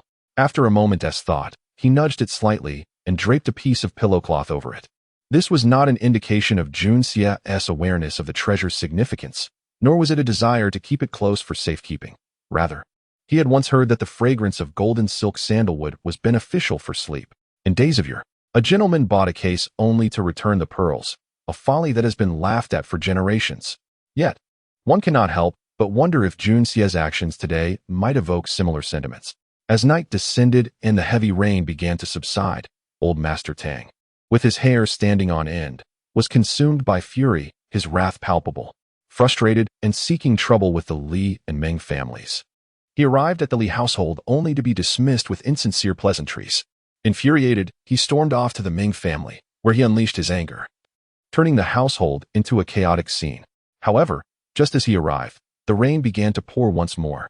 With no means to return home, old Master Tang grew increasingly agitated and decided to vent his frustrations on the Meng family, berating them incessantly. Little did he know, while he was venting, family members hurried in with distressing news. Their home had been robbed. Old Master Tang's mind went blank. A rush of anger and concern flooding his senses, he had come to instigate trouble elsewhere while his own home had been ransacked. It was unfathomable that just as he sought to confront others, chaos unfolded at home, orchestrated by an insider and an outsider alike. Without needing to inquire further, he instinctively understood that the stolen items were undoubtedly of great importance to him. It could only be something of personal significance. Otherwise, they would not have chosen this very moment, amidst such a storm, to inform him. The item of utmost value, naturally, was the mysterious pill. With this realization, the old man, clinging to a shred of hope, urgently inquired about the theft. As long as the pill remained untouched, he could cope with other losses. Alas, what he feared most had indeed come to pass. His precious pill had been stolen. He felt a wave of dizziness wash over him, nearly causing him to faint. Since acquiring this treasure, Tang Wanli had been acutely aware of its potential. With diligent training, his descendants could elevate their cultivation to the earthly profound realm. Even if he had to swallow his pride, he could summon several heavenly profound masters to assist, using the pill to propel his lineage to greatness. If a heavenly profound master were to safeguard the Tang family, their prominence would remain unchallenged for as long as that master lived. However, with age catching up to him, even if he utilized the pill to enhance his own abilities, he could not expect to prolong his life significantly. Only by reaching the supreme divine profound realm could he hope to extend his lifespan, a prospect he deemed impossible, even with such a rare treasure. Yet, plans often falter in the face of unforeseen circumstances. One son was utterly inept, while the other, though talented, preferred the scholarly pursuits over martial endeavors, halting his progress at the 9th level of cultivation without even ascending to the silver tier. Although he enjoyed a prosperous career in the court, the absence of an overwhelmingly powerful protector left the family's fate precariously in the hands of others, while both martial and scholarly pursuits fell under the emperor's jurisdiction. Possessing even one more heavenly profound master in the family would compel the emperor to tread carefully should he wish to act against them. With no other recourse, old Master Tang turned his hopes toward his grandchildren. To his relief, several of his grandsons showed promise, particularly those who revered strength and diligently pursued martial cultivation. He was hopeful that within a decade, one of them might reach the earthly profound realm, allowing him to buy the Tang family some valuable time. If the pill were bestowed upon his grandson, He believed it would yield far greater results than if given to his son, should everything proceed smoothly. The Tang family could weather any storm for at least a century. Yet, after years of waiting and hardship to gather the necessary supplementary herbs, and with several grandsons on the brink of breaking through to the silver tier, the most critical item was now stolen at this pivotal moment. Tang Yuan, emboldened by his family's influence, clutched a vast sum of silver notes and accosted Meng Haizhou, demanding the immediate return of the stolen artifacts. However, Meng Haizhou could not comply. Frantically bowing and apologizing, beads of sweat forming on his brow. Just as despair set in, old Master Tang issued an urgent command to return home, kicking the blustering figure of the rotund man as he made his hasty exit. Tang Yuan, leaving, bellowed a threat. If the sword and jade were not returned within 3 days, he would take the matter to the emperor. This declaration sent Meng Haizhou into a panic. Of course, Tang Yuan's impetuous words cost him dearly, as old Master Tang delivered 2 swift kicks in retaliation, sending him rolling away like a ball. Hastening back home, old Master Tang erupted in fury, dispatching all elite guards to launch an extensive search concerning the 16 corpses found in his home and the 6 mysterious deaths nearby. He ordered them preserved, instructing daily identifications and sketches to be circulated in the capital, offering a reward of 100,000 taels for information about these individuals. As for the escaped servants, the bounty was doubled, with a vow to uncover the mastermind behind this chaos. Within a single day, the capital was abuzz with unrest. 3 days later, the entire nation would tremble. Meanwhile, the Li family, led by Li Yuran, appeared to remain uninvolved, adopting a facade of indifference while secretly moving with ruthless efficiency. Li Yuran meticulously interrogated every individual privy to the incident, subjecting anyone even slightly suspected to severe torture. Employing a myriad of cruel methods. Better to wrongfully execute 1,000 than to let a single traitor escape. He was determined to uncover the identity of his adversary. In just 2 days, several had succumbed to the unbearable torment. Simultaneously, the Li family's clandestine network sprang into action, gathering intelligence and infiltrating various circles. The prominent families of the capital sensed an unusual atmosphere, taking precautions to protect themselves while sending out inquiries to decipher the unfolding events surrounding the Tang family. In a whirlwind, the entire city was engulfed in turmoil, hidden currents swirling beneath the surface. The dungeons of the Ministry of Justice were suddenly overcrowded. The vast resources of the Tang family were mobilized, creating a seismic shift in the capital, instilling fear in everyone. As days passed without news, old Master Tang was consumed by anxiety, his temper flaring daily. Li Yuran maintained a facade of calm. Yet his icy gaze concealed the lethal intent of 2 venomous serpents, ready to claim lives and extinguish entire families. Meanwhile, Jun Xie, blissfully ignorant of the upheaval, remained in his home, savoring the soothing effects of the golden silk sandalwood as he drifted off to sleep, marveling at its remarkable efficacy. His mind even wandered curiously to thoughts of his future widow sister-in-law. Chapter 42. Purgatory. This does not imply that the Jun family is particularly isolated from information. Rather, their intelligence apparatus has become accustomed to withholding news from this particular gentleman. Moreover, he has indeed been preoccupied these past few days, either engrossed in training to unravel the mysteries of the Linglong Hongjun Tower or overseeing the training of the guards within the manor. In fact, he has even found time amidst his busy schedule to engage in brewing a considerable amount of fermenting wine. Consequently, it was only after several days that Jun Xie became aware of the significant upheaval occurring in the capital. Of course, the Jun family's tranquility can also be attributed to another reason. Neither the Tang family nor the Li family has ever directed their suspicions towards the Jun family, let alone towards the notorious Jun dandy. The Jun household is filled with old and young, the disabled and the wayward. Who among them could possibly stand out?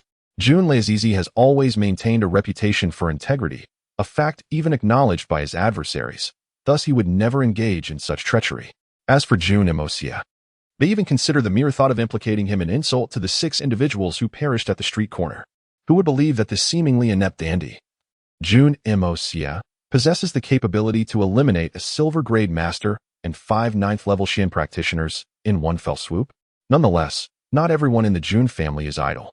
Due to the ample time available to the 3rd young master, he has, within this brief period, managed to push the guards to their limits. exhausting them thoroughly. Yet, none of these guards voiced any complaints. The reason is quite simple. They felt embarrassed, truly embarrassed, to express any discontent. If the guards felt as though they had been worn down to the bone, Junxia himself was metaphorically stripped to the bone thrice over, if not more. In these few days, Junxia's training has been so intense that even the iron-willed Jun Wui could not help but be astonished. Rising before dawn, Junxia would dutifully awaken, retreating to a secluded corner of the courtyard he had personally arranged, a place where the winds converged, to meditate and recuperate. He chose this spot over his room to foster a closer connection with the heavens and the earth, to immerse himself in the fresh morning air. A true gift from nature. After an hour, he would bind weighted sandbags around his legs, arms, and wrists, and commence a rigorous regimen of foundational exercises: punches, jabs, hooks, and kicks, front kicks, side kicks, and back kicks, with no respite or intermission. Following this, he would immediately transition into push-ups, sit-ups, planks, duck walks, frog jumps, leg stretches, shoulder hangs, and inversions. By the end of this circuit, his body would be completely devoid of sweat, and his muscles would be pushed to their utmost limits. For an ordinary individual, such exertion would be utterly exhausting. Yet this was merely the beginning. Once he had sufficiently loosened up, he would delve into practicing a series of martial arts movements, each strike executed with the utmost precision. Even practicing mere ornamental techniques would likely induce a deluge of sweat. How much more so when adhering strictly to the standards. Every punch, from toe to heel, twisting the ankle, channeling the calf muscles, bending the knees, bearing the weight in the thighs, and transferring all force through the waist in a single twist, culminating in a torrent of energy coursing through the shoulders, propelling the entire arm. Each punch was delivered with all his might. A martial artist once remarked that one should never underestimate the simplicity of a punch or a kick. To unleash their full potential, every muscle must work in unison. Some may deliver a blow capable of killing a man, while others might strain their wrist in the attempt. This is the essence of it. The same applies to all movements. Mastering even a single punch equates to mastery of martial arts. The foundation of martial arts lies in the humble, unadorned training. However, the pinnacle of martial arts also resides in this simplicity, a return to the essence. Yet, it is precisely this foundational training that truly tempers a martial artist's spirit. For someone like Junxia, who has bound sandbags around every joint, the difficulty multiplies exponentially. The physical exertion required surpasses tenfold. Yet, this level of difficulty is merely the beginning of Junxia's formal training for the day. The bloodshed of the rainy night has ignited within him an urgent desire to enhance his strength. This body is far too feeble. After completing his systematic training, the entire Jun family guard unit assembled before him, ready to commence their own brutal training regimen. For every exercise proposed by Junxia, he insisted on participating alongside them, completing each task together. These training methods were derived from his past life as a super assassin, embodying what could only be described as hellish training. Indeed, one might prefer to descend into hell rather than endure such inhumane trials. Junxia's former brethren had once covertly shared a saying: better to traverse the 9 hells than to endure a day under Junxia's training. This illustrates just how extreme his training methods were. Junxia reminded himself of one crucial truth. To possess unparalleled strength, one must first cultivate unparalleled resilience and perseverance. Otherwise, all discussions are futile.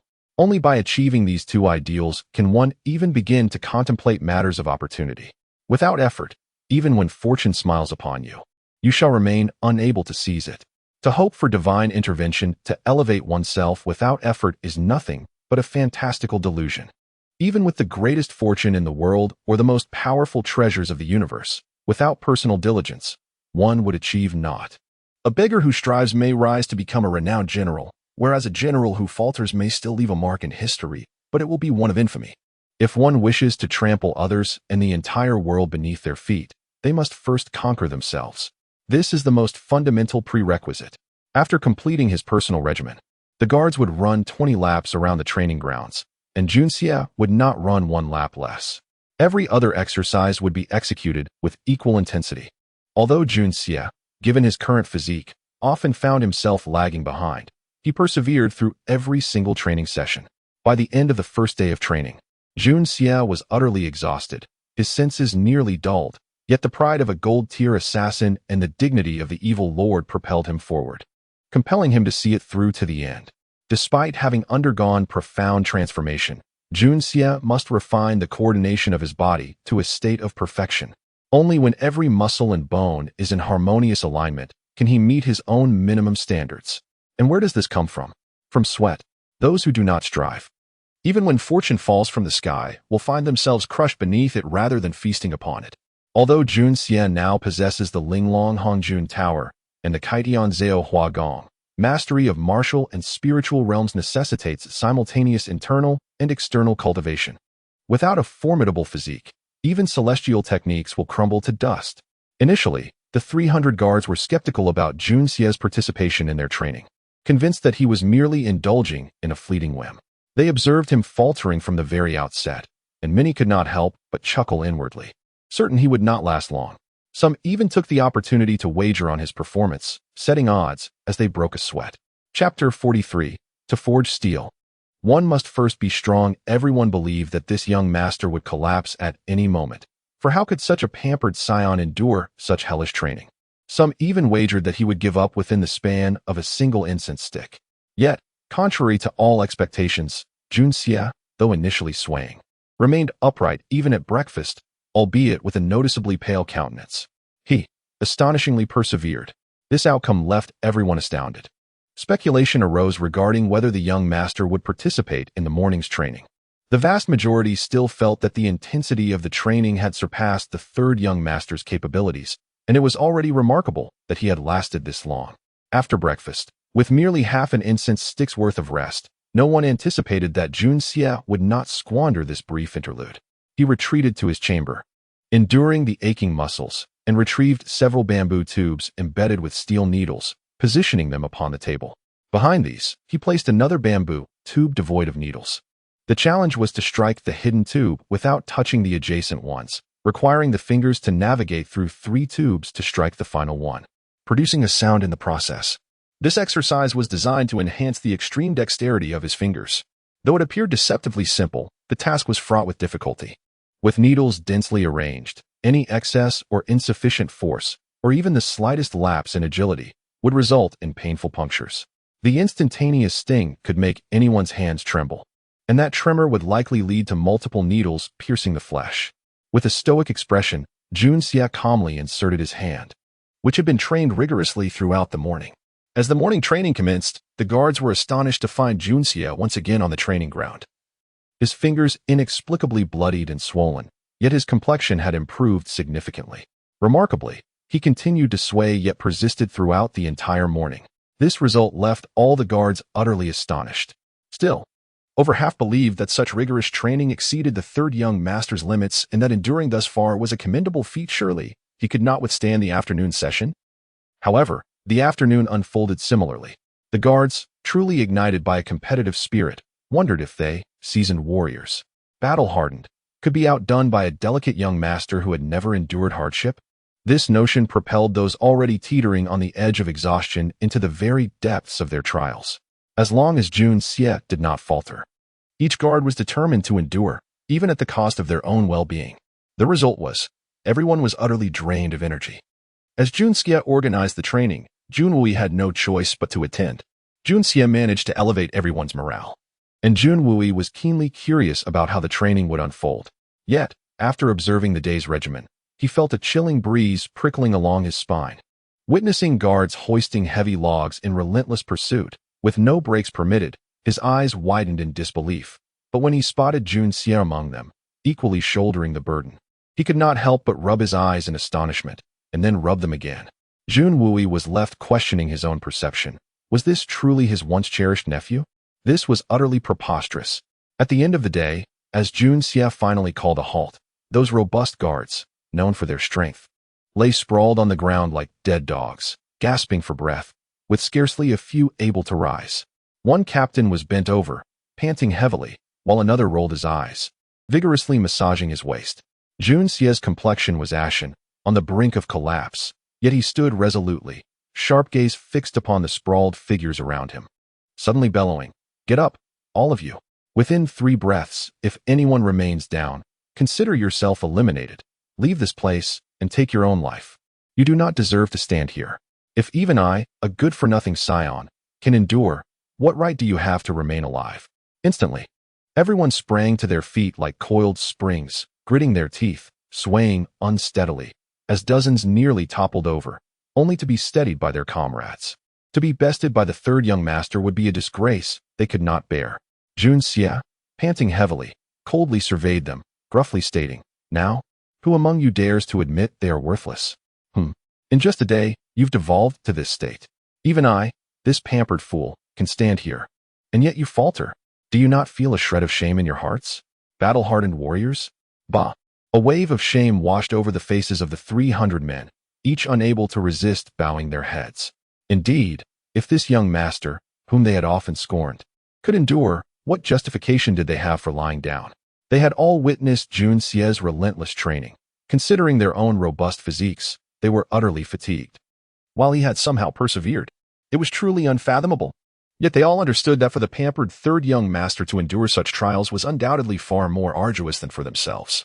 In the eyes of everyone present, a newfound respect and awe for Jun Xie emerged, for he possessed none of the foundational strength that they had cultivated through rigorous training. With a cold glance at them, Jun Xie abruptly turned and departed, leaving behind a parting remark. "If such a situation arises again tomorrow, not a single one of you will remain. Get out. The Jun family does not harbor the worthless, especially not those who are less worthy than a good-for-nothing."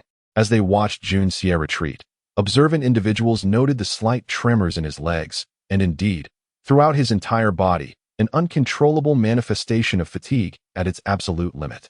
Yet, astonishingly, he revealed not a hint of this struggle upon his face. This remarkable endurance rendered all present incapable of matching him.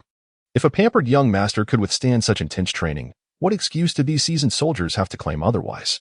Especially since their training regimen was identical. How could they dare to voice their own hardships? They could not afford to lose face. To express their fatigue would invite disdain not only from their peers but also from the pampered third young master. What then would remain for them? Yet, if they had any inkling that Jun Xie was additionally burdened with 8 sandbags, how would they feel? Would they truly be able to face the world with pride? No one knew that Jun Xie bore at least a dozen abrasions from the sandbags, blood seeping forth slowly alongside lymphatic fluid. The totality of Jun Xie's training today likely exceeded the guard's efforts by threefold. This was a staggering figure, had it not been for the support of the heavenly creation technique. With Jun Xie's current physical state, he would have surely collapsed 10 times over. But his determination to push through was fueled by the miraculous effects of this technique, allowing him to transcend the limits of his body through training that defied life and death. Though Jun Wui was unaware of the sandbags, Jun Xie's astonishing performance throughout the day had already moved this once mighty general, who had commanded legions. As he gazed at Jun Xie's receding figure, his heart brimmed with an immense sense of gratitude, yet doubt lingered. Could this truly be the real Mo Xie? Was he being too harsh on himself? Would this lead to unforeseen consequences? To forge steel, one must first be strong. Chapter 44. A step further, Jun Xie steadily made his way back to his chamber. Upon seeing his state, Kuer nearly broke into tears. With trembling hands, she assisted him in shedding his garments, then carefully cleansed his body with fresh water. Jun Xie remained upright, acutely aware that should he lose his balance and fall, the overwhelming fatigue would likely plunge him into a deep slumber. Yet, if he could endure this moment and regain his strength while conscious, it would signify that he had surmounted yet another limit of his body. Once she had finished washing him, he dismissed Kuer, standing bare before the world as he entered into a profound state of meditation. He focused on the spiritual realm, allowing the first layer of the opening heaven creation technique to flow through him. To his astonishment, he noticed that the multicolored tower in his mind seemed to be spinning faster than before, and the ethereal energy emanating from it felt significantly denser. This energy gradually coursed into Jun Xie's meridians, bringing a refreshing sensation akin to a parched throat finally receiving a stream of cool mountain spring water, a moment of indescribable bliss. The mist surged into Jun Xie's exhausted body, initiating a slow repair of his weariness. Gradually, he felt a tingling sensation enveloping him, particularly in the areas where he had been injured, as if 100 claws were scratching at his heart. He resolutely suppressed the urge to scratch, striving to maintain his focus and enter a state of cultivation, slowly drifting into a state of transcendence. Unbeknownst to him, time slipped by, and the oozing wounds on his body gradually ceased, solidifying into scars. Over time, these scars began to wrinkle and harden, eventually shedding like fine powder. Beneath him, a thin layer of skin flakes accumulated, while his flesh regained its former smoothness and whiteness, now possessing an added resilience. The muscles, tightly wound from a day of intense training, began to tremble rhythmically, slowly exuding glimmering moisture. As they quivered, they relaxed and returned to a state of ease reminiscent of before his rigorous training, followed by waves of soothing sensations that ultimately led to complete relaxation. In this state of cultivation, Junxie remained oblivious to the changes occurring within him. After enduring the extreme fatigue, he was met with a tsunami of comfort. His entire consciousness entering an ethereal realm, akin to a solitary swimmer drifting freely in an infinite, tranquil sea, an unparalleled delight. This sensation washed over him like the rolling waves of the ocean. The multicolored tower in his mind released increasingly dense mist. As pure celestial energy surged into Junxie's body, cleansing every meridian, muscle, and sinew. He distinctly felt a fine thread of energy coursing through his meridians, gradually expanding in strength. Although the increase was subtle, it was indeed growing, and his mental clarity soared, rendering him oblivious to fatigue. In that moment, his spirit harmonized with the wondrous tower in his mind, and even his iron will could not resist the intoxicating pleasure of this exquisite sensation. Suddenly, the vibrant light of the Hongjun Tower halted, ceasing its rotation. Junxie's consciousness jolted, abruptly awakening from that enchanting state. His mental state returned to reality. As the ethereal energy receded like a tide, he felt an overwhelming surge of strength coursing through his entire being. Slowly, he opened his eyes, two sharp beams of light shooting forth. As he gently moved his body, the joints cracked with a satisfying pop, and he felt remarkably good. The soft moonlight cascaded into the room as he approached the window, revealing a bright full moon against a vast azure sky, illuminating the night with its brilliance. It was the Mid-Autumn Festival. In his original world, this celebration occurred on the 15th day of the 8th month, while here, it fell on the 20th. Regardless of the world, the moon shone with a gentle luminosity, casting its silver glow everywhere. Junxie sighed softly, surprisingly realizing that he felt no overwhelming melancholy or solitude. It seemed that the past had become commonplace. The moon remained constant, and the heavens unchanged. Under the same sky, it felt as though he had merely changed workplaces. Upon further inspection of his body, Junxie discovered that the numerous wounds he had sustained had not only healed, but astonishingly, the scars had vanished without a trace overnight, leaving his skin more resilient and smooth than before. He stared in disbelief, realizing the formidable recovery capability of the opening heaven creation technique. He had anticipated that such grueling training would leave him with bronze skin, reminiscent of his previous life. But instead, his physical condition had improved rapidly while his skin had become increasingly smooth, much to his disappointment. Yet, amidst this misfortune, he found solace in the skin's newfound resilience. Had it become overly delicate, how could he face the world? Once more gathering his energy, Junxie felt an exhilarating thrill. After a day of intense training, this evening's practice yielded remarkable results. The energy within him had nearly doubled. If he had likened the original energy flow to a strand of hair, it now resembled a bristle from a pig. Junxie broke into a cold sweat, realizing that such a comparison was rather self-deprecating. The speed of this energy flow had also accelerated. Suddenly, a moment of enlightenment struck him. He had made significant progress in the first layer of the opening heaven creation technique. An even greater surprise awaited him. He could now perform internal vision. This was a feat achievable only at the innate stage of martial arts cultivation. He had not expected the opening heaven creation technique to be so extraordinary, though his current prowess was still far from that of an innate warrior from his past life. He could now see within himself. It seemed that this extreme training, having thoroughly exhausted his physical strength, allowed him to reap unexpected benefits upon re-invoking the opening heaven creation technique. As he explored his meridians, Junxie finally grasped the mysteries of the world's mysterious energy. Cultivating this energy was not vastly different from refining internal energy. One could almost say it was a unique method of internal cultivation. Although mysterious energy lacked the endurance of internal power, its explosive force far surpassed that of internal energy. This incredible explosiveness rendered it less concealed, and naturally, its residual strength was also comparatively weaker. The deeper one delved into the mysteries of this energy, the more pronounced the external effects became, explaining the various hues of mysterious energy. Moreover, the methods of cultivating this mysterious energy were nearly identical to those of internal energy, following a fixed meridian path. For instance, below the 9th rank, there was a single meridian. Whether it was the 8 extraordinary meridians or the 12 regular ones, it formed a singular internal circulation. Upon breaking into the silver rank, one could unlock an additional meridian, thus creating a new branch while maintaining internal circulation, albeit on a much larger scale. This may be attributed to the unique constitution of the people in this world. It was no wonder that each advancement in mysterious energy cultivation was accompanied by immense pain.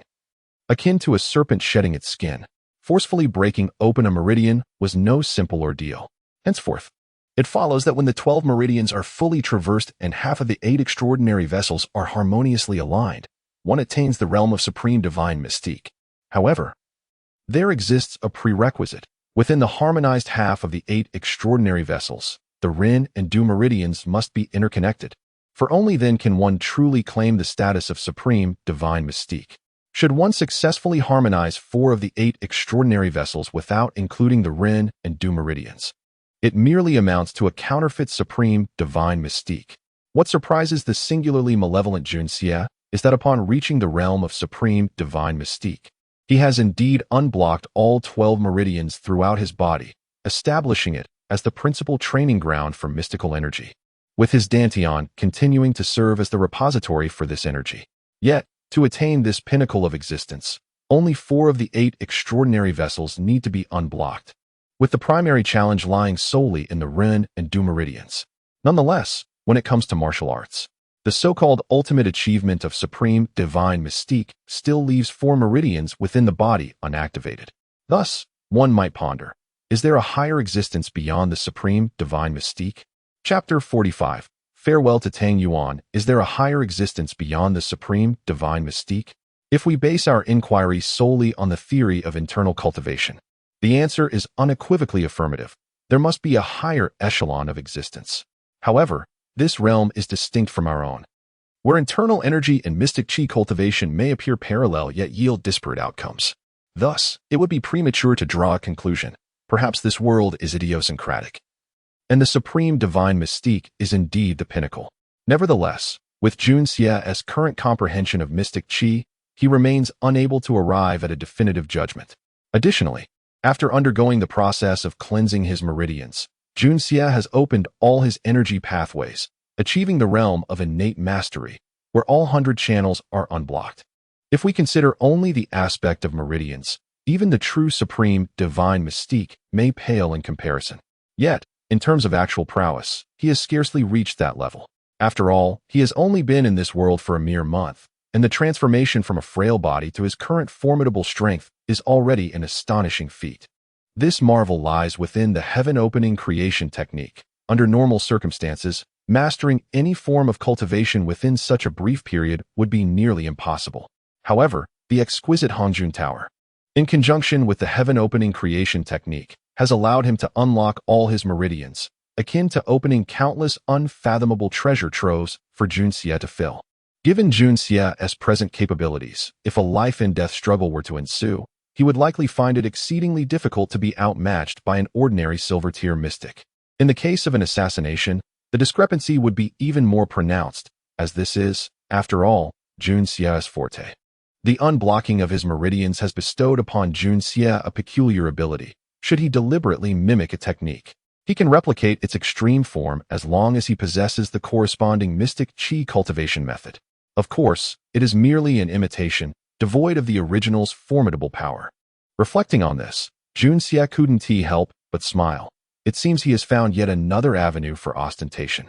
The following day, Junxia appeared on the training field once more, brimming with vitality, astonishing everyone anew. The previous day's training had left even the strongest guards sore and exhausted. Yet this young master arrived before them, seemingly unaffected. After the grueling session, most had formed a newfound respect for their third young master. Yet they unanimously believed he would not return, both due to his lack of spirit and his frail physique. Yet today, seeing Junxia's upright posture and sharp gaze, they were struck by a peculiar illusion. Could this truly be the same young scion who had once squandered his days in idleness? How did he manage to rise again? Jun Wui had arrived early at the training ground, seated in his wheelchair, his gaze scrutinizing the scene. Jun Xie's appearance was both anticipated and unexpected. He was acutely aware of the toll yesterday's training had taken on Jun Xie's body, which could hardly withstand it. He had expected that even if Jun Xie showed up today, he would be utterly fatigued, perhaps even in a state of disarray. However, to his astonishment, Jun Xie appeared to be in far superior condition than the burly guards around him. Could it be that yesterday's training was not as burdensome as he had imagined? After another day of intense training, the guards were further astonished to find that Jun Xie's speed had noticeably increased compared to the previous day. Though he still exhibited some instability, he was far more composed than before. This astonishment did not cease. In the subsequent days of training, Jun Xie not only kept pace with the guards, but even surpassed them. Such rapid enhancement in strength was a phenomenon they had never witnessed, nor even heard of. Yet, the reality of their young master's transformation lay before their eyes, turning what was once myth into tangible truth. If their delicate young master could achieve such feats, why could they, with their robust physiques, not do the same? This question reignited fervor among the troops. The collective yearning for power propelled their training into a fervent frenzy, with every individual gritting their teeth and training with the ferocity of wild beasts. Little did they know that Jun Xie was training with the added weight of 8 heavy sandbags. And each morning he engaged in a rigorous special training session before joining them. Moreover, Jun Xie had augmented his training regimen with climbing, stone grasping, flat-footed leaps, arm extension, and stealth techniques.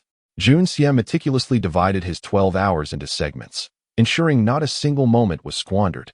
On the third day, his grandfather learned of this development. Having secretly observed the training once, he felt a sense of pride in his grandson's progress, though he also worried that too much exertion might lead to setbacks. Nevertheless, after witnessing that training session, he chose to leave quietly, yet the butler, old Pang, sensed that the old man was genuinely pleased and content. On occasions when no one was around, Grandfather Jun would even hum a little tune in his study, and astonishingly, he became inebriated for the first time, reveling in joy. He stumbled to his late wife's memorial, murmuring unknown words throughout the night. The following day, he emerged with a smile, albeit with tears glistening in the corners of his eyes. The day before the Mid-Autumn Festival, Tianxiang City was already bustling with activity. People donned their finest attire, and everywhere was adorned with vibrant decorations. Far-off wanderers returned home, and the annual reunion festival was indeed a lively occasion. At noon, on the top floor of the Drunken Immortal building, the guards gathered around 2 tables, while a separate table was set aside for 2 individuals, Jun Xie and Tang Yuan. Tang Yuan sat across from Jun Xie, sighing heavily, his brow furrowed in distress. In recent days, Tang Yuan had endured considerable hardship, as his grandfather had nearly squeezed every ounce of fat from his substantial frame. First came the confinement, forbidding him from stepping outside, followed by relentless scoldings whenever his grandfather recalled the theft of the elixir. The old man would summon Tang Yuan to berate him vigorously, often delivering slaps for good measure, allowing him to leave only when he was sufficiently vinded. Such treatment was more frequent than mealtime, occurring whenever the thought crossed his mind. Tang Yuan, already embarrassed, had nearly lost his future bride. His father-in-law had berated him mercilessly, while his fiancée wept, threatening to break off their engagement. It was understandable. Had he truly lost her that day, the consequences would have been dire. His father would strike him once and then search for a stick, while his mother, torn between scolding and restraint, furrowed her brow without respite. Each time he met his younger brothers, they would ask, "Eldest brother, when are we visiting Qianjintang again? We wish to witness your prowess." This would be followed by uproarious laughter. The most unbearable part was the relentless reprimands from his grandfather, who would make him kneel on an abacus each time, having specially crafted a sturdy one for this purpose. Why? It was a matter of Tang Yuan's weight. Any other type of abacus would collapse under his burden. Even the iron abacus had begun to bend under the strain. Chapter 46. Indirect Illusions. Fortunately, Tang Fatty possesses a carefree spirit, coupled with a robust physique and an innate disposition towards optimism, even when faced with scorn or physical reprimand. And when his grievances drive him to the brink of despair, all it takes is a brief respite in the sanctuary of his room, and he emerges as light-hearted as a feather, dismissing his troubles as mere fleeting shadows. Were it anyone else, particularly one prone to brooding over trifles, they might have already contemplated the noose hanging from the rafters, perhaps having traversed multiple lifetimes in their anguish. Of course, all this talk of carefree acceptance and ephemeral concerns is merely a facade. The truth is that this rotund individual possesses a thick skin, one that he skillfully melds with a shameless demeanor. This time, however, he managed to slip away from home under the pretext of the harvest festival. And his first order of business was to seek solace in the company of Junxie, as Junxie grappled with the enigma of a peculiar object in his possession. The arrival of Tang Fatty sparked an immediate camaraderie between them. They ambled shoulder to shoulder to the Drunken Immortal Tavern, where they ordered an array of dishes. Engaging in boisterous revelry, with each cup of wine Tang Fatty downed, he released a torrent of grievances, punctuated by vehement exclamations and gestures that could put a tempest to shame. His words laced with venomous intensity and a palpable bitterness that drew the attention of every patron in the establishment. Even the nearby guards averted their gaze, feigning ignorance.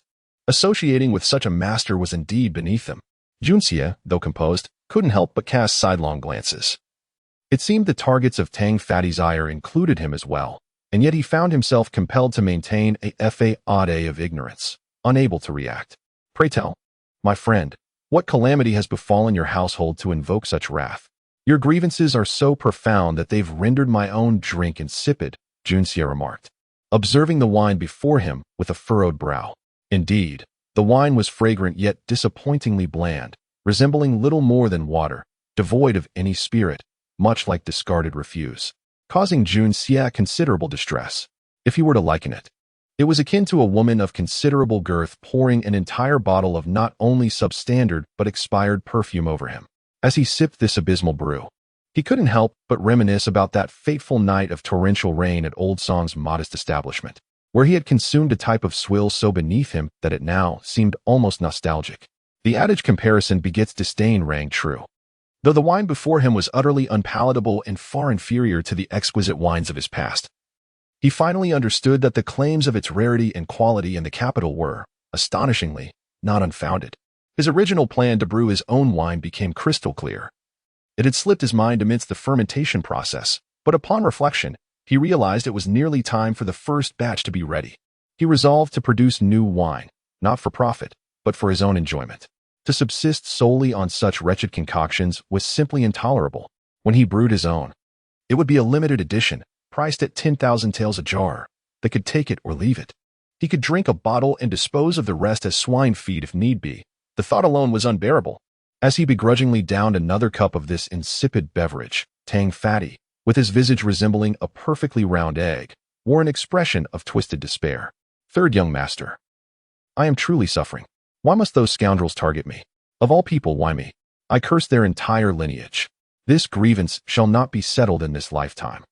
Tang Fatty's agitation intensified as he recounted his misfortunes, culminating in a fervent display as he stood, his ample form quaking with emotion, calling out to the heavens with a visceral roar.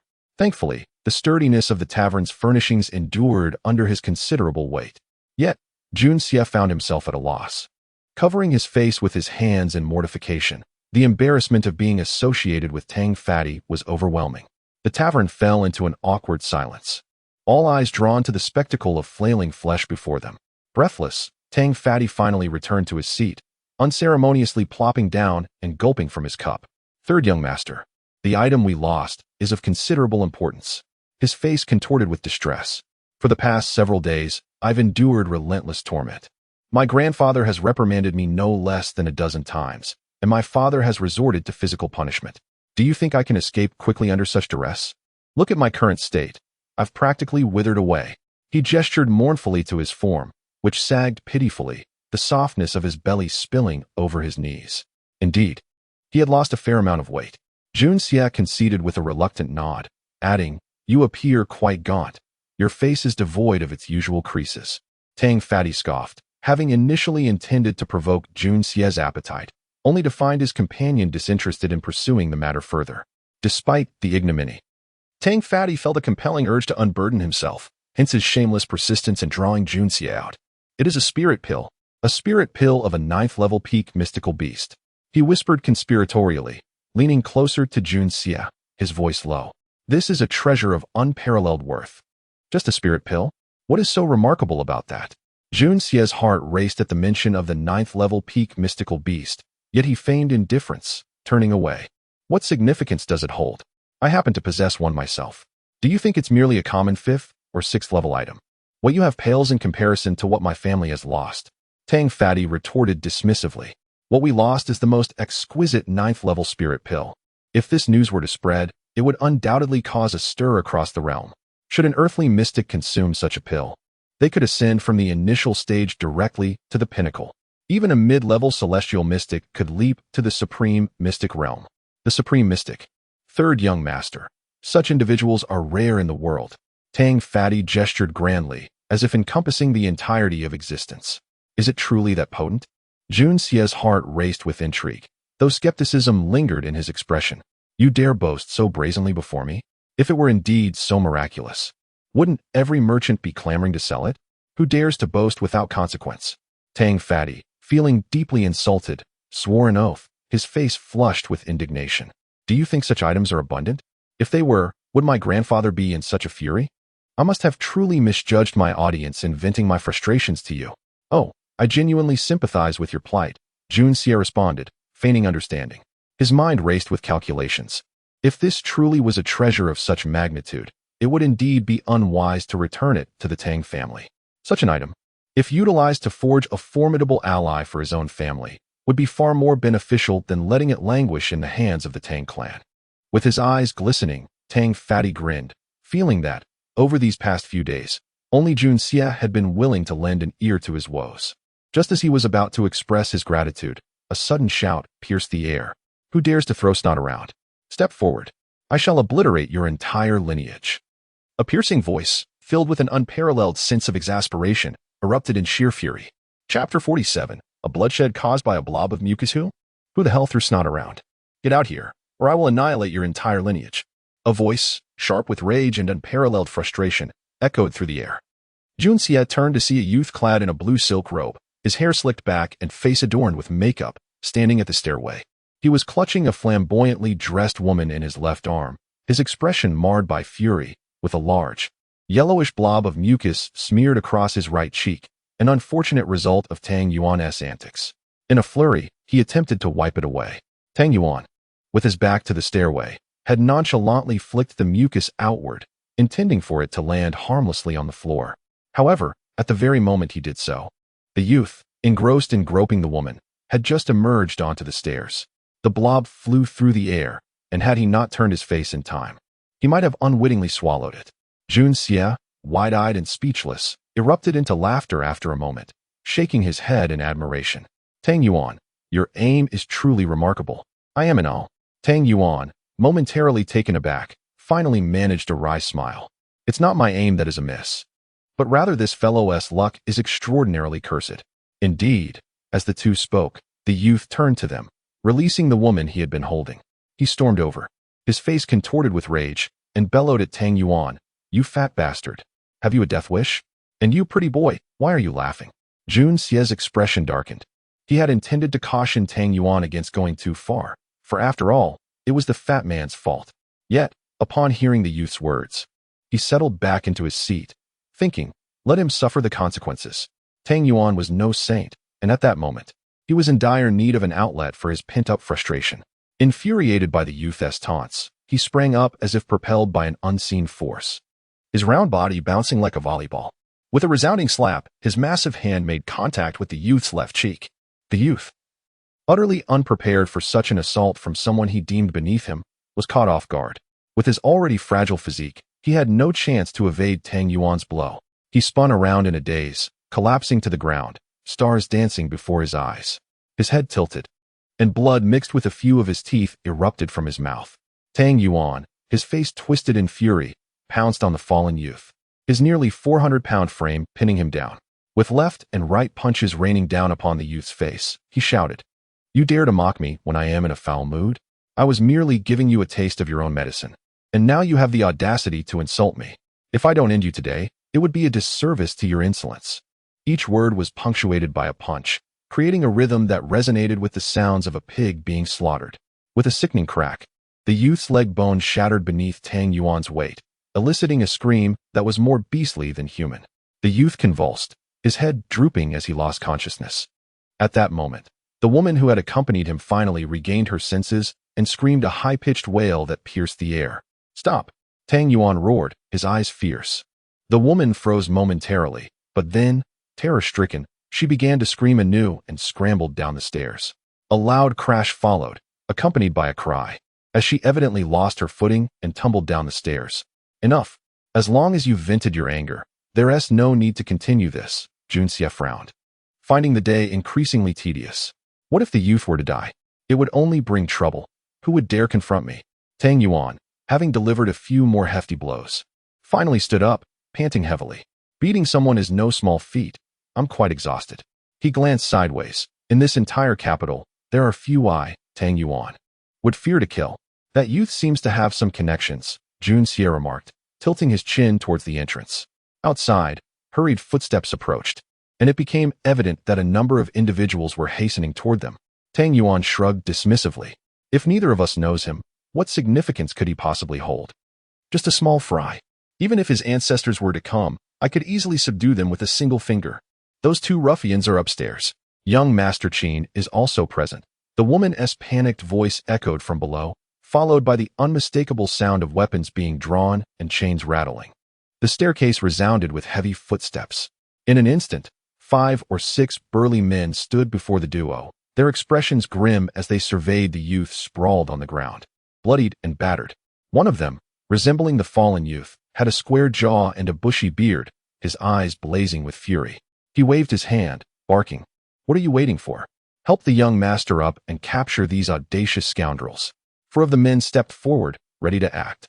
Nearby, a few individuals clad in constabulary attire chimed in with forced smiles. "Master Qin, perhaps this matter should be entrusted to us? We assure you." "Shut your mouths. My son has been reduced to this state, and you want to handle it? I will take these 2 scoundrels with me, and not one will escape. I will show anyone who dares lay a hand on my son in this establishment." The man seethed. The constable, initially eager to curry favor, found himself abruptly silenced by the outburst, his face reflecting his embarrassment.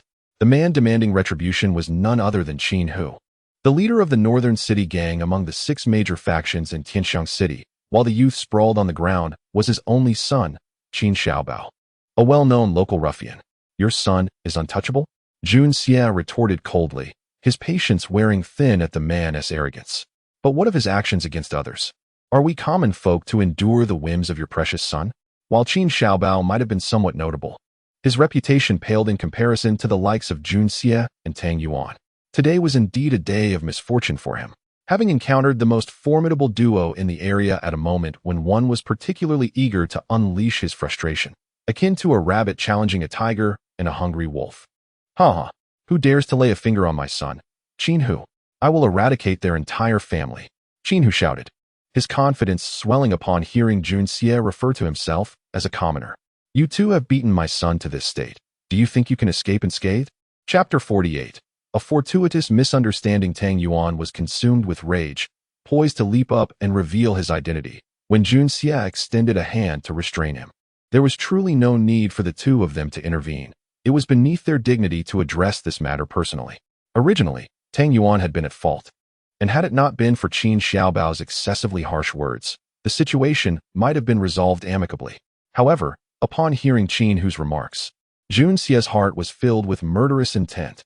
Junxie was known for his disregard of moral distinctions, acting on impulse, following his own whims, and taking pleasure in vendettas. Simply based on Qin Hu's words, he had already resolved that he would not let the Beicheng gang escape unscathed. Such a father and son duo were likely responsible for countless malevolent deeds. Junxie naturally believed that eliminating them would serve justice and earn him great merit.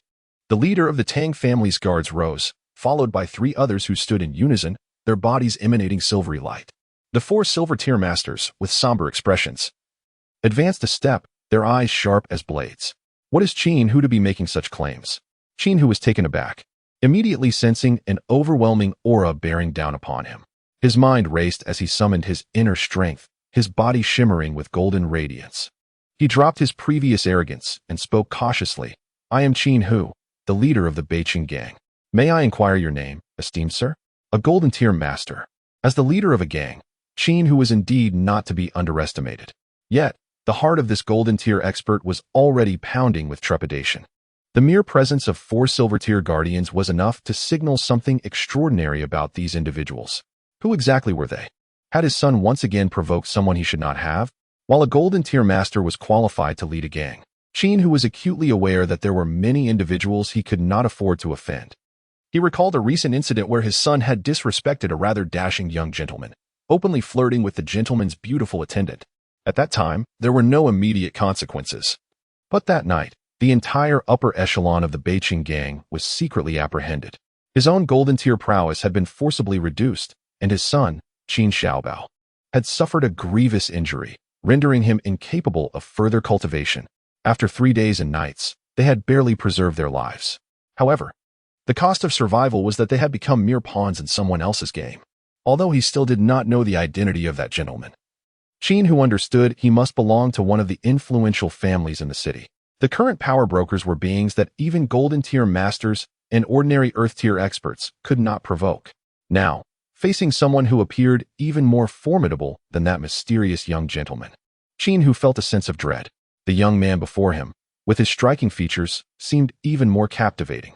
Was he truly destined to fall into the same trap twice? Leader of the Beijing gang? Qin who? I have never heard of you. What audacity for such filth to act so brazenly. As for my identity, you are not worthy to know. Yet, your son has dared to offend the esteemed young master of the Tang family, a transgression that is utterly unforgivable. My young master, being magnanimous and compassionate, has chosen to impose only a light punishment, letting the matter rest there. And you, as his father, instead of expressing gratitude, dare to bring people to seek retribution, even colluding with the authorities to capture my young master.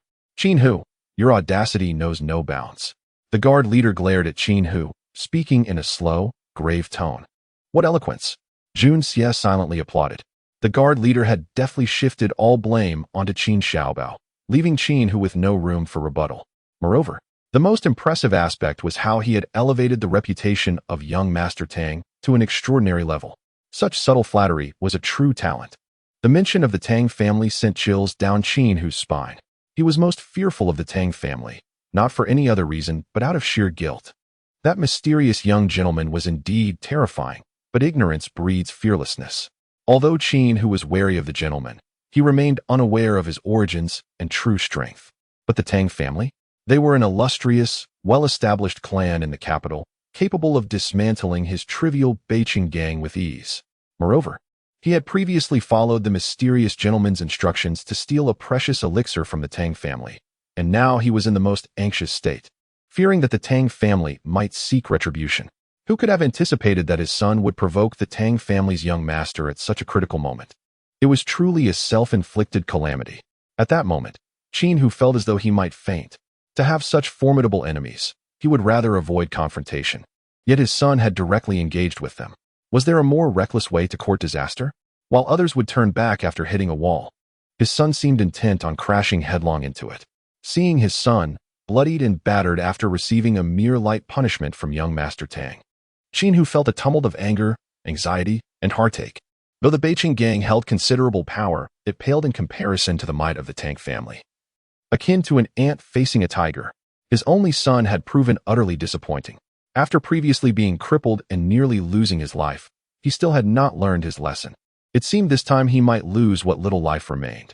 Not only was Qin Hu in turmoil, but the 4 constables were also left dumbfounded. They had come expecting to assist Qin Xiaobao and secure a little financial gain, only to find themselves facing young Master Tang. This was no longer about money. It was a matter of life and death. As for you few corrupt officials, remain here temporarily until your superiors arrive to collect you. I shall inquire how the Ministry of Justice's Criminal Investigation Department conducts itself. Have you allied with the underworld to oppress innocent citizens and act as accomplices to evil? Such nefarious deeds. Tang Yuan glared at the constables, delivering his reproach with an unassailable sense of righteousness. It was quite ironic that such words came from Tang Yuan. They would have been more fitting for someone else to say. It was no wonder that Jun Xie, listening, could not help but burst into laughter at the absurdity of the situation. The rotund young Master Tang had audaciously claimed to be an innocent citizen. The faces of the 4 constables turned pale as they exchanged glances, on the verge of collapse. It seemed that a single louder declaration from Tang Yuan could scare them into oblivion. Tang Yuan's father-in-law, Sun Qinghe, was the Deputy Minister of Justice, overseeing this very domain. These constables were directly subordinate to him. If he were to arrive and discover that these four had aided the Beijing gang against the son-in-law of their superior, their fate would be dire. The four constables were indeed unfortunate. They had heard of young Master Tang's reputation, but were of such lowly status that they had only ever heard of him without ever seeing him. Today, they had directly encountered a formidable force. "Ah, it is young Master Tang. I must express my apologies." Qin Hu quickly donned a contrite expression, approaching with a broad smile and bowing deeply. "My son has acted without discernment and has offended young Master Tang. I am most grateful for your leniency in correcting him. I sincerely hope you will show mercy and treat him lightly." Tang Yuan, however, turned his nose up and snorted, ignoring him. He then addressed the four guards. "This lad has unjustly provoked me without cause, and I suspect that the Beijing gang is connected to the recent theft from the Tang family. Take him back for a thorough interrogation." The four guards responded in unison but wore expressions of hesitation. They thought to themselves that the origins of this conflict lay with Tang Yuan himself, and after having beaten the young man nearly to death, his father had already lowered himself to plead for leniency. Now to accuse them of theft was rather excessive. Tang Yuan's words were merely a manifestation of his inner indignation, a fleeting outburst of frustration, indiscriminately casting unfounded accusations. At that moment, when Qin Xiaobao provoked him, it was one of the most dismal periods of Tang Yuan's life, and he could hardly let it pass without retaliation. However, he never anticipated that this careless, slanderous remark of his would unwittingly strike the very target he intended to disparage. Chapter 49. Extortion. Upon hearing Tang Yuan's words, Qin Hu's heart sank, and cold sweat broke out all over him. Good heavens! It truly felt as if he had encountered a ghost while wandering the dark streets at night. Anyone could understand that this lad was merely slandering him. Yet it coincidentally struck a chord of truth. How utterly infuriating. If his son were to be taken back and utter something he should not, the clever minds of the Tang family would certainly take notice. Junyi observed with a cold smile, watching as the color drained from Qin Hu's face, his eyes darting nervously. He could not help but find it peculiar. Tang Yuan's statement was merely an attempt to gain face and benefits. Why was Qin Hu so flustered? After all, he was the leader of a gang. Although the North City gang ranked the lowest among the 6 major factions, as its chief, Qin Hu should not have appeared so cowardly. In truth, for Qin Hu, if he could leverage this incident to forge a connection with the Tang family, it would be a significant stroke of fortune. Yet, judging by his demeanor, he seemed quite guilty, as if he were a thief caught in the act. Why? Wait, guilty as a thief? This thought made Jun Ye's gaze towards Qin Hu take on a profound significance, and he began to contemplate. His son had been disrespectful. It was only right for the young master to teach him a lesson. Perhaps he could take his son back to nurse his wounds, and then specially deliver him to the young master for a proper reprimanding? Naturally, Qin Hu would compensate for any fright inflicted upon the young master and his esteemed friends, ensuring that the young master would be satisfied. Qin Hu, after all, was a gang leader. Though he had grown somewhat jittery after the last incident, years of experience allowed him to recover swiftly. With a forced smile, he proposed a compromise. Tang Yuan snorted and said, "I want to see how you plan to compensate the North City gang." His words indicated that he would no longer pursue the matter. Tang Yuan, being a straightforward man, had now gained both face and substance. It merely depended on the benefits to follow. Qin Hu, being a seasoned player in this game, could certainly discern this and expressed his gratitude, saying, "Thank you for your kindness, young master. I shall certainly pay a visit in due course to express my profound gratitude for your generosity." Tang Yuan nodded, glancing at Junyi. "I have no issues here. But your son did insult Jun Sanshao rather harshly just now. As long as Sanshao bears no grudge, you may leave." Jun Sanshao. Qin Hu immediately recalled the name Jun Moxia. The only one capable of eliciting such a stance from Tang Yuan was none other than the infamous Jun Moxia. At this moment, Qin Hu felt a sudden urge to strangle his son. If the boy were not his only bloodline, he might have acted on that impulse. Junyi watched Qin Hu, his eyes flashing with a glimmer before fading away. He had already made up his mind. Qin Hu and his son, Qin Xiaobao, were a pair of bullies. One was overbearing, while the other was spoiled and protective. Junyi could well imagine the havoc this father-son duo had wreaked. Not to mention, had they not encountered him and Tang Yuan today, an ordinary person in their stead might not have lived to tell the tale. Qin Hu and Qin Xiaobao. Such scoundrels must be eradicated. The North City gang must be dealt with. Jun Ye's killing intent was stirred. However, he still held some reservations. primarily due to his sensitive intuition that someone in this establishment seemed to be watching him, observing his every action. Lazily leaning back against his chair, he instinctively crossed his legs and began to tap his finger against Qin Hu's forehead. Qin Hu, based on your previous remarks, I was inclined to teach you a lesson. However, seeing your respectful demeanor, let us consider this matter settled. I hear your North City gang has opened numerous gambling houses in the northern part of the city. It is said that wealth flows like a river into your coffers daily. Truly, you are thriving. With a sharp glare and a cold chuckle, he continued, Qin Hu, I look forward to observing your attitude.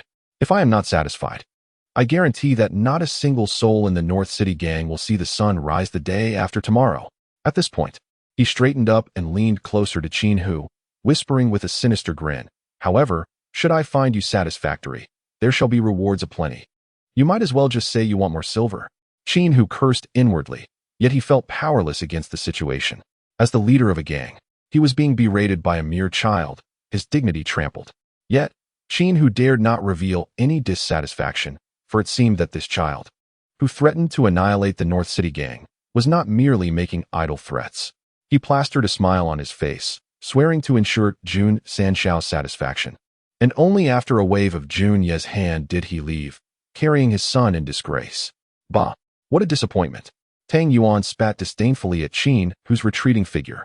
Sanxiao, will you be attending the Golden Autumn Talent Banquet at the center island of the Falling Moon Lake tomorrow night? I hear there will be many fresh delights. As per tradition, every year during the Golden Autumn Festival, the Tianxiang Kingdom would host the Golden Autumn Talent Banquet on the evening of the festival. At the center island of Falling Moon Lake in Tianxiang City, the emperor would designate several ministers to invite the top 10 scholars from the Wenxing Academy, who were about to graduate and enter the court. This banquet served as an opportunity to assess these talents and arrange suitable positions for them. Thus, the Golden Autumn Talent Banquet became a platform for aspiring scholars to leap into prominence. With only 10 spots available for thousands of scholars, competition was fierce, leading to heightened rivalry among the students of Wenxing Academy. Such an event naturally garnered significant attention, with various prominent families sending representatives to see if they could recruit these talents into their ranks. Moreover, most of these scholars were single men with bright futures ahead. Consequently, many noble ladies sought to select suitable husbands from among them, drawing a crowd of eager admirers. With so many distinguished young ladies gathered together, it was no wonder that young rascals like Tang Yuan and Jun Moxia would not miss the opportunity to pursue beautiful women. In their pursuit of attention, they would compete against one another, though they often ended up humiliated. Yet, they returned year after year, seemingly undeterred. At this moment, Tang Yuan's excitement was palpable, his plump body shaking with enthusiasm.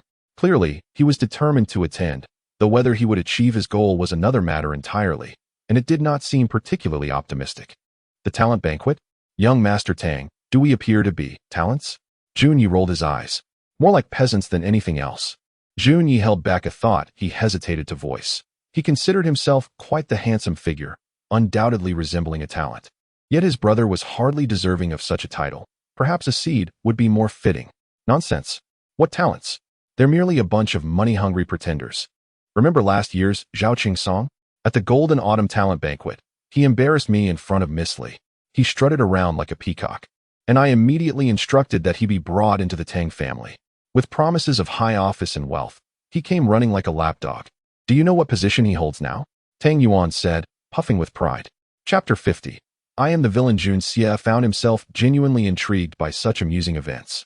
He recalled from memory that Zhao Changsong came from an average background. Although he possessed considerable talent, he was exceedingly snobbish and essentially a superficial figure, a sycophant at heart. His previous conflict with Tang Yuan was motivated by his desire to win the favor of a young lady from the Li family. Yet, in the end, not a single noble girl looked his way. Surprisingly, it was Tang Yuan who generously took him under his wing, a truly uncharacteristic act for Tang Yuan. I arranged for him to be placed in the Ministry of Revenue, and then I asked my uncle to find faults to transfer him repeatedly.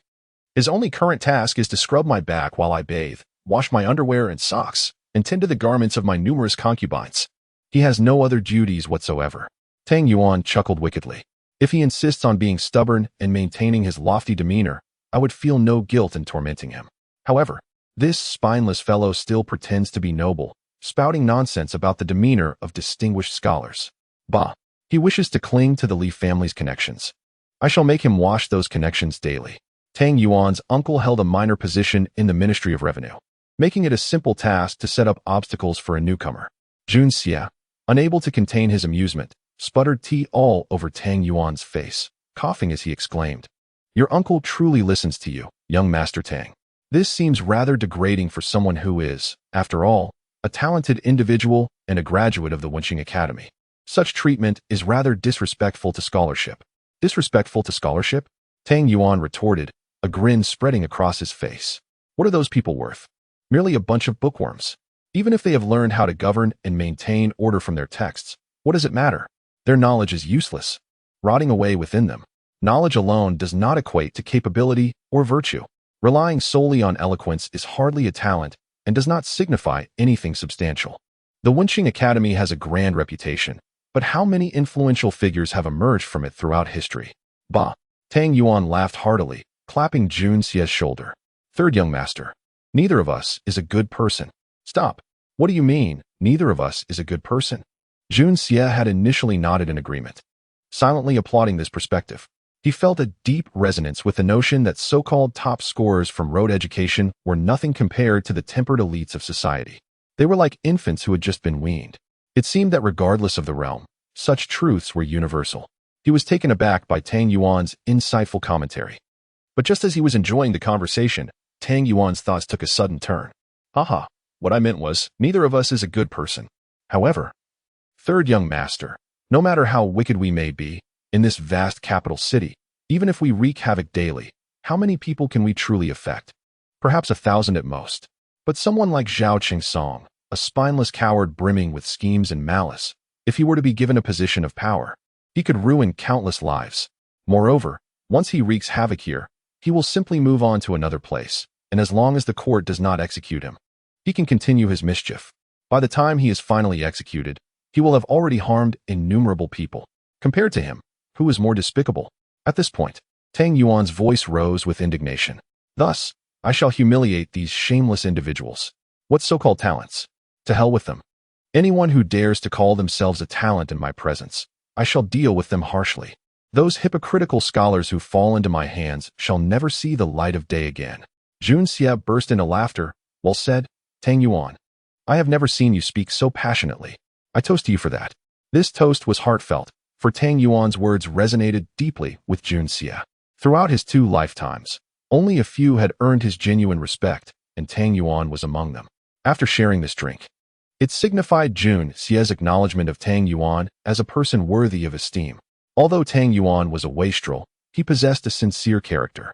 Jun Xie had always acted according to his whims. Those he found agreeable, even if the whole world condemned them, he would drink with them. Conversely, those he found disagreeable, even if hailed as saints, he would dismiss without a second thought. At that moment, Tang Yuan was blissfully unaware of the significance of this toast and could not fathom that it would save him from several life-threatening situations in the future. All thanks to Jun Xie's intervention. But that was a tale for another time. Tang Yuan downed his drink in one gulp, his eyes widening with excitement. I know myself well. I may not be the most charming. I love to gamble, and I enjoy fighting. I tease beautiful women to lighten my mood. I am a villain, but I am an open villain. As the saying goes, every man has his preferences. Who wouldn't he want to admire a beautiful woman? Why should I not gaze upon those who are lovely? If a young lady were to notice me staring, she would surely turn away. But those who stand there waiting for me to flirt with them, are they truly virtuous? Yet somehow, I have become a notorious scoundrel. Meanwhile, those hypocrites lower their heads at the sight of a beautiful woman, pretending to be virtuous and refined, yet the moment she turns away, they drool over her backside. Bah, that is what they call talent? A talent of a coward. I wish I could rid the world of such pretentious fools. As Tang Yuan vented his frustrations, he continued raising his glass, his words flowing freely. Despite the lightness of the wine, it stirred up his emotions. Eventually, he became inebriated, his large head swaying precariously until, with a loud crash, it plunged into the fish soup before him, causing him to yelp in surprise. However, this sudden shock jolted him awake. Seeing Tang Yuan drenched in fish soup, looking utterly disheveled, Jun Xie suddenly had an idea, since he intended to eliminate the unscrupulous Qin Hu and his son. Perhaps he could entrust this task to the Tang family. Given the elder Tang's recent loss of valuable treasures, he would surely prefer to err on the side of caution, willing to eliminate 1,000 rather than let one guilty party escape. Furthermore, with his current lack of strength and resources, sending his grandfather into action would be too conspicuous. Yes, this plan would work. After all, ridding the world of a group of scoundrels is hardly a grand endeavor.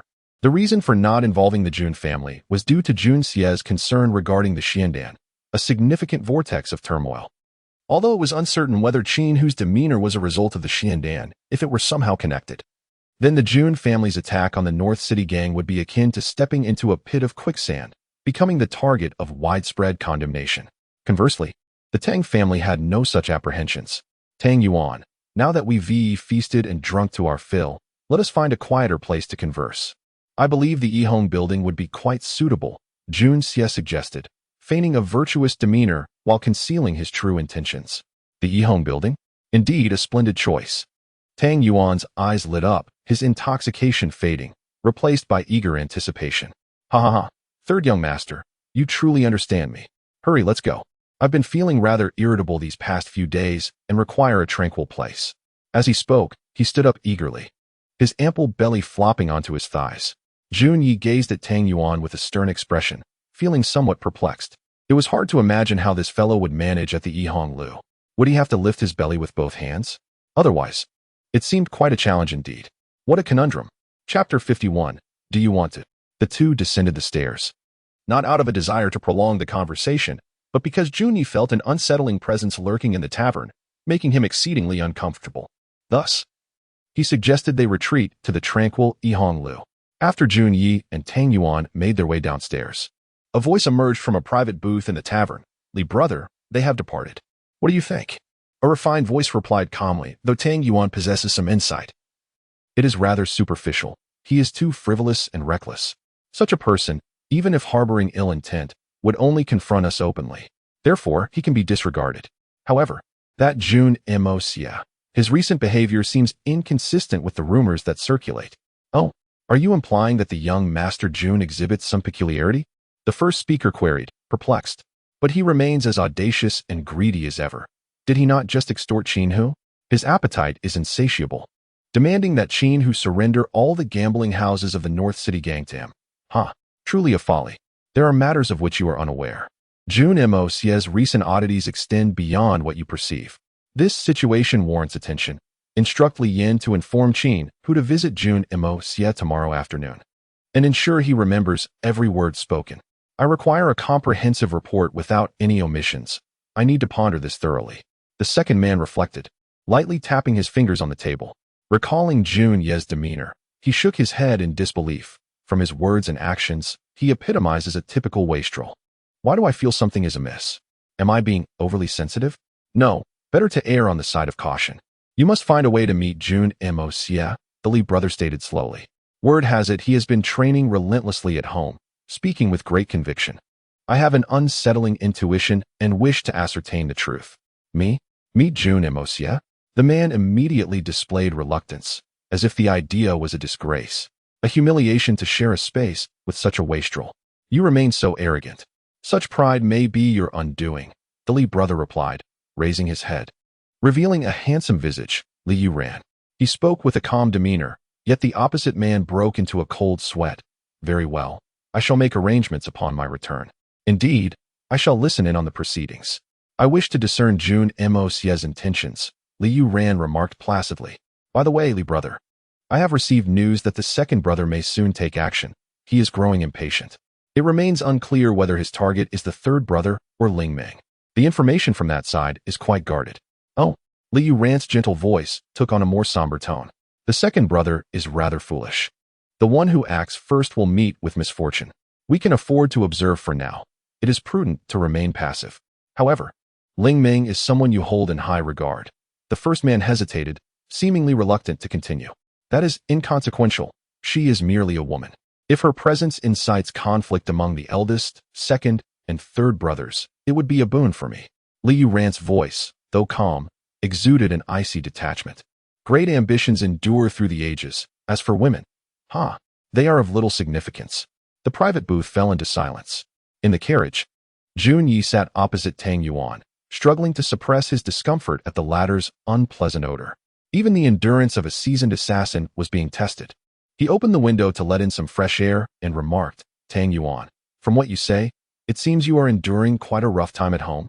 Tang Yuan, initially animated, deflated at once, waving his hand weakly. Third young master, let us not speak of it. Just mentioning it makes me want to hang myself. Why am I so unfortunate?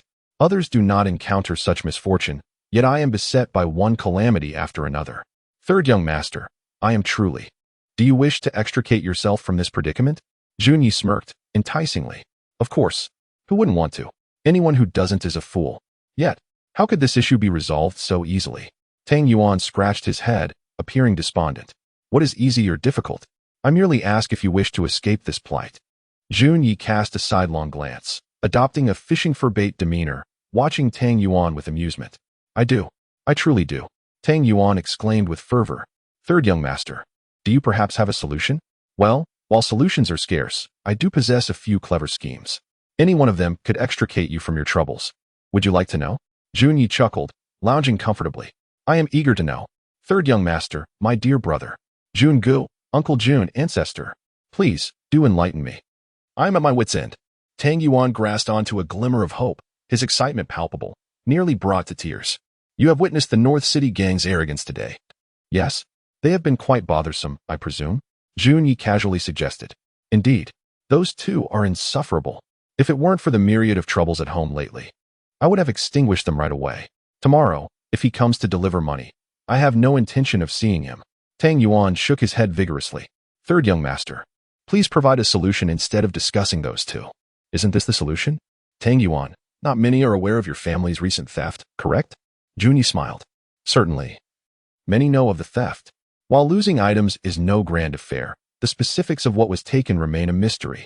If news of a 9th-level Xian Dan being stolen from the Tang family spread, we would be a laughingstock. We can merely claim to be pursuing escaped slaves or searching for enemies, Tang Yuan muttered, increasingly perplexed by Jun Yi's intentions.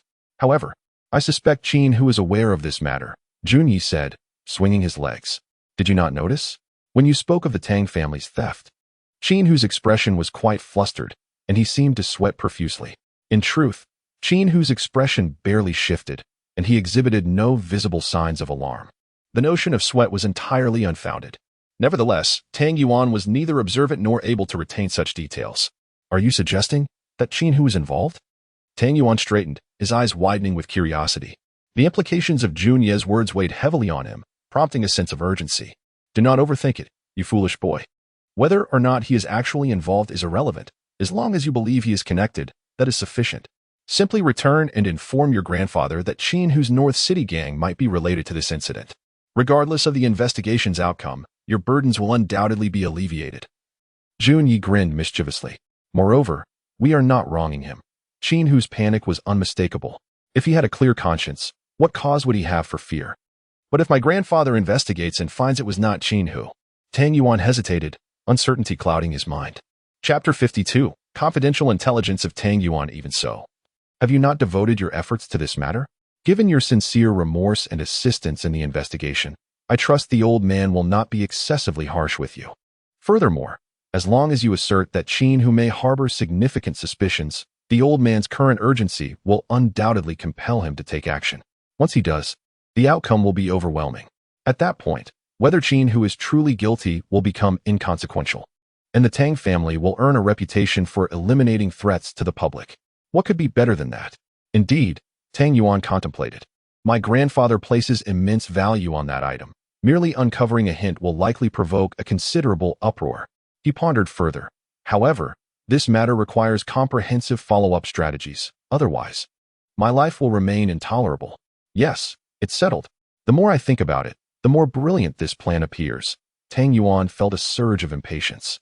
Third young master, shall I arrange for them to escort you to Yihonglu for some peace?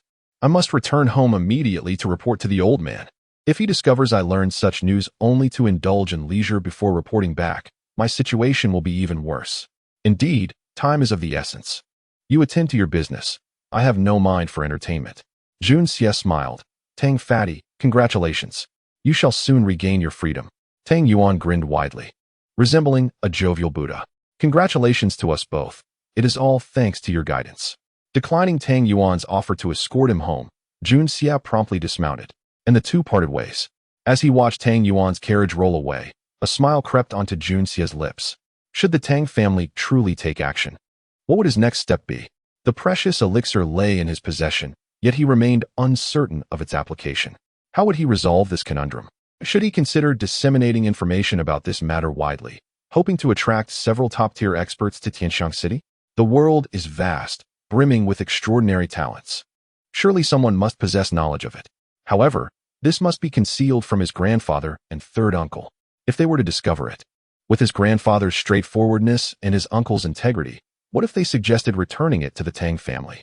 Or worse, what if they inadvertently revealed something? That would lead to considerable trouble.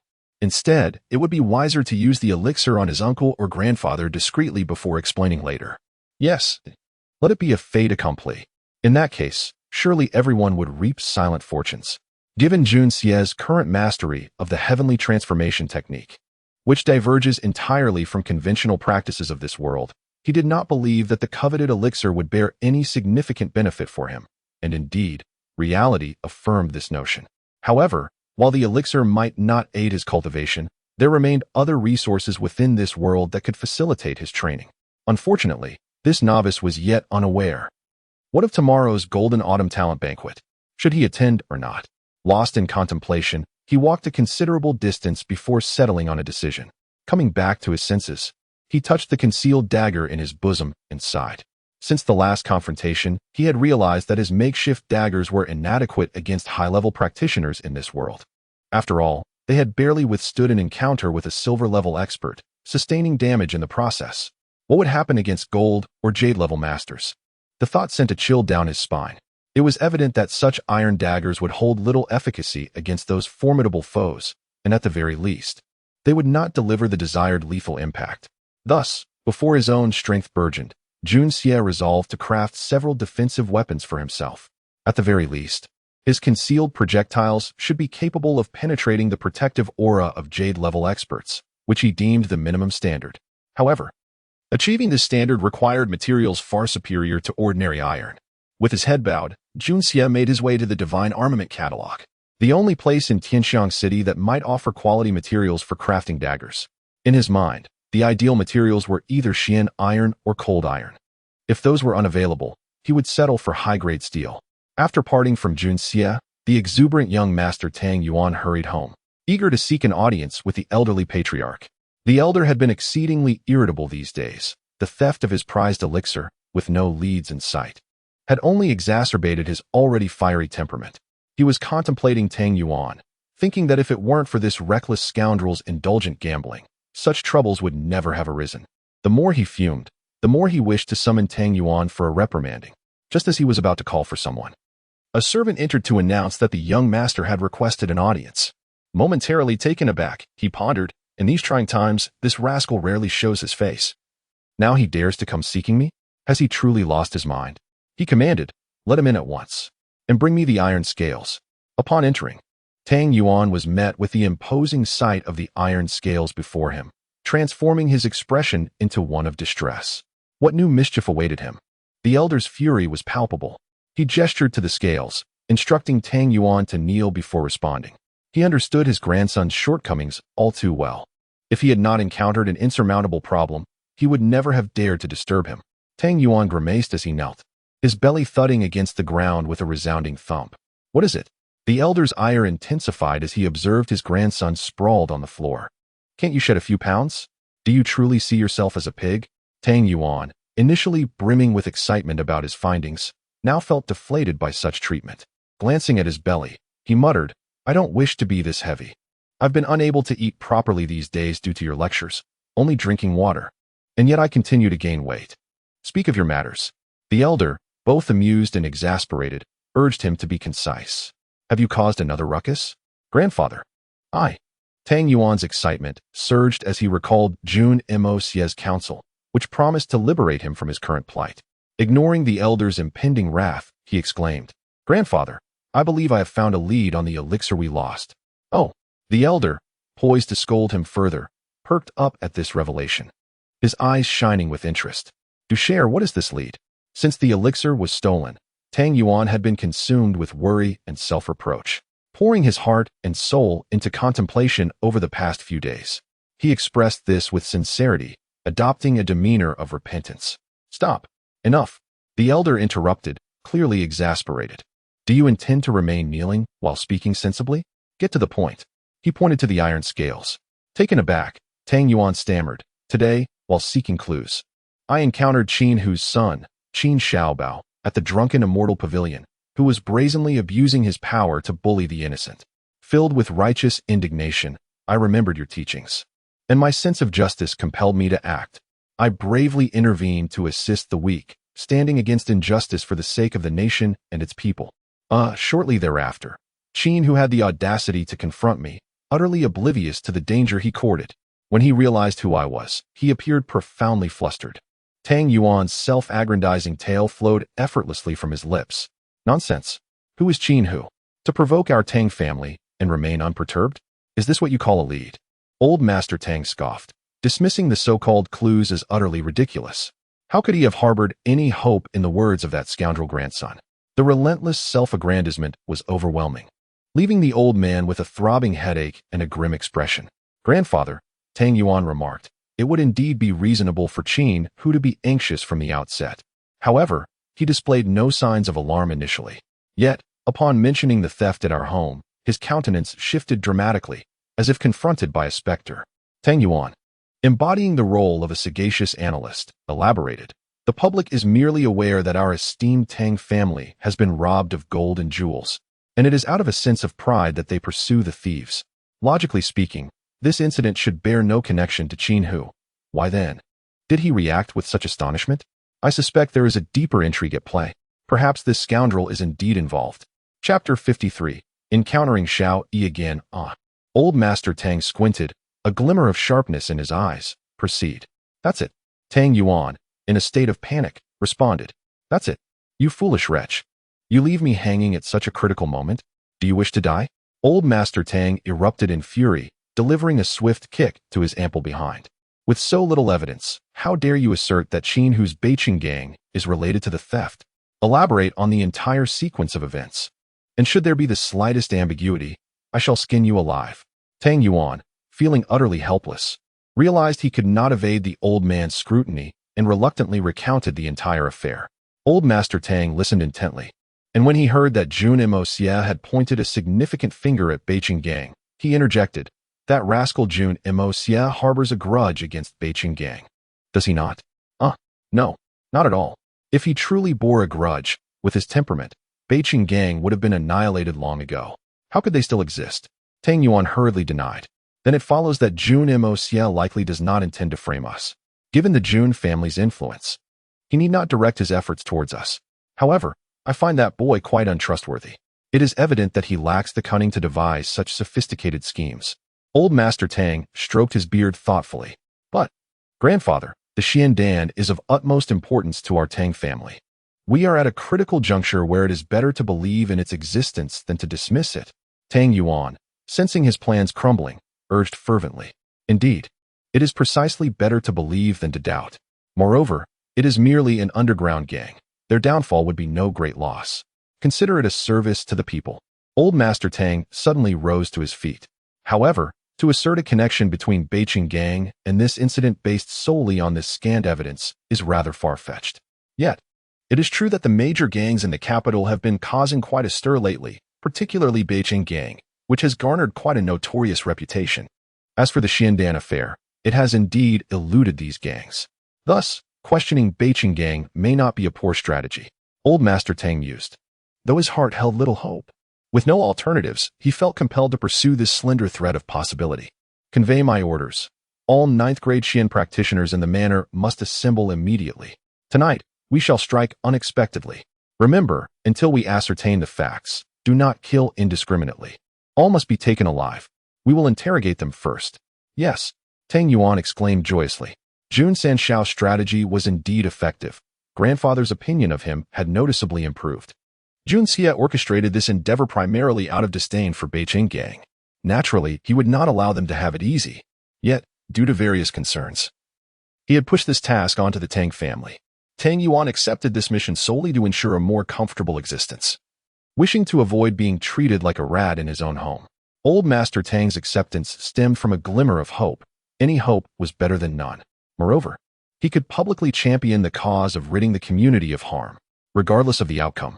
As long as they could substantiate the crimes of Beijing Gang and disseminate this information, the Tang family's reputation would undoubtedly ascend, garnering considerable public support.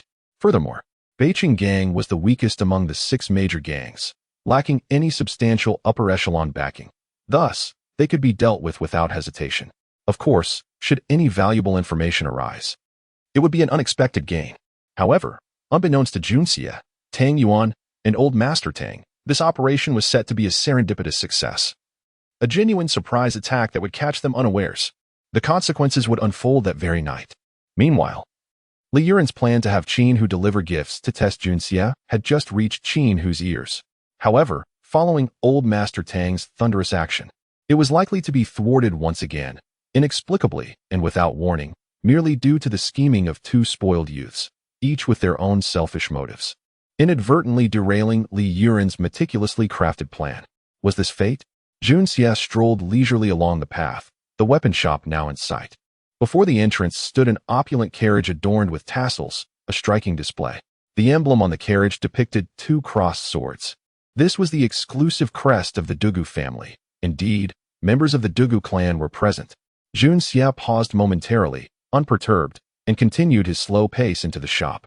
While a young scoundrel like Junxia might feel some trepidation around the Dugu family, Junxia was unfazed by their presence. "Young master, may I inquire what type of weapon you seek?" As soon as he entered, a middle-aged man approached him. In the capital, young masters like Junxia were numerous, and they often favored ornate swords and blades, primarily for decorative purposes rather than practical use, which diminished their utility. "I am not in search of ready-made weapons. I merely wish to inquire if you possess any cold iron. Price is not an issue." Junxia smiled, exuding an air of affluence. The man's eyes lit up. He thought to himself, this young man exudes the aura of a true connoisseur. I must not misjudge him. He scrutinized Junxia for a moment before responding, "Young master, you are indeed an expert. However, we currently have no cold iron in stock, as it is exceedingly rare. Might I interest you in refined steel instead?" Junxia chuckled.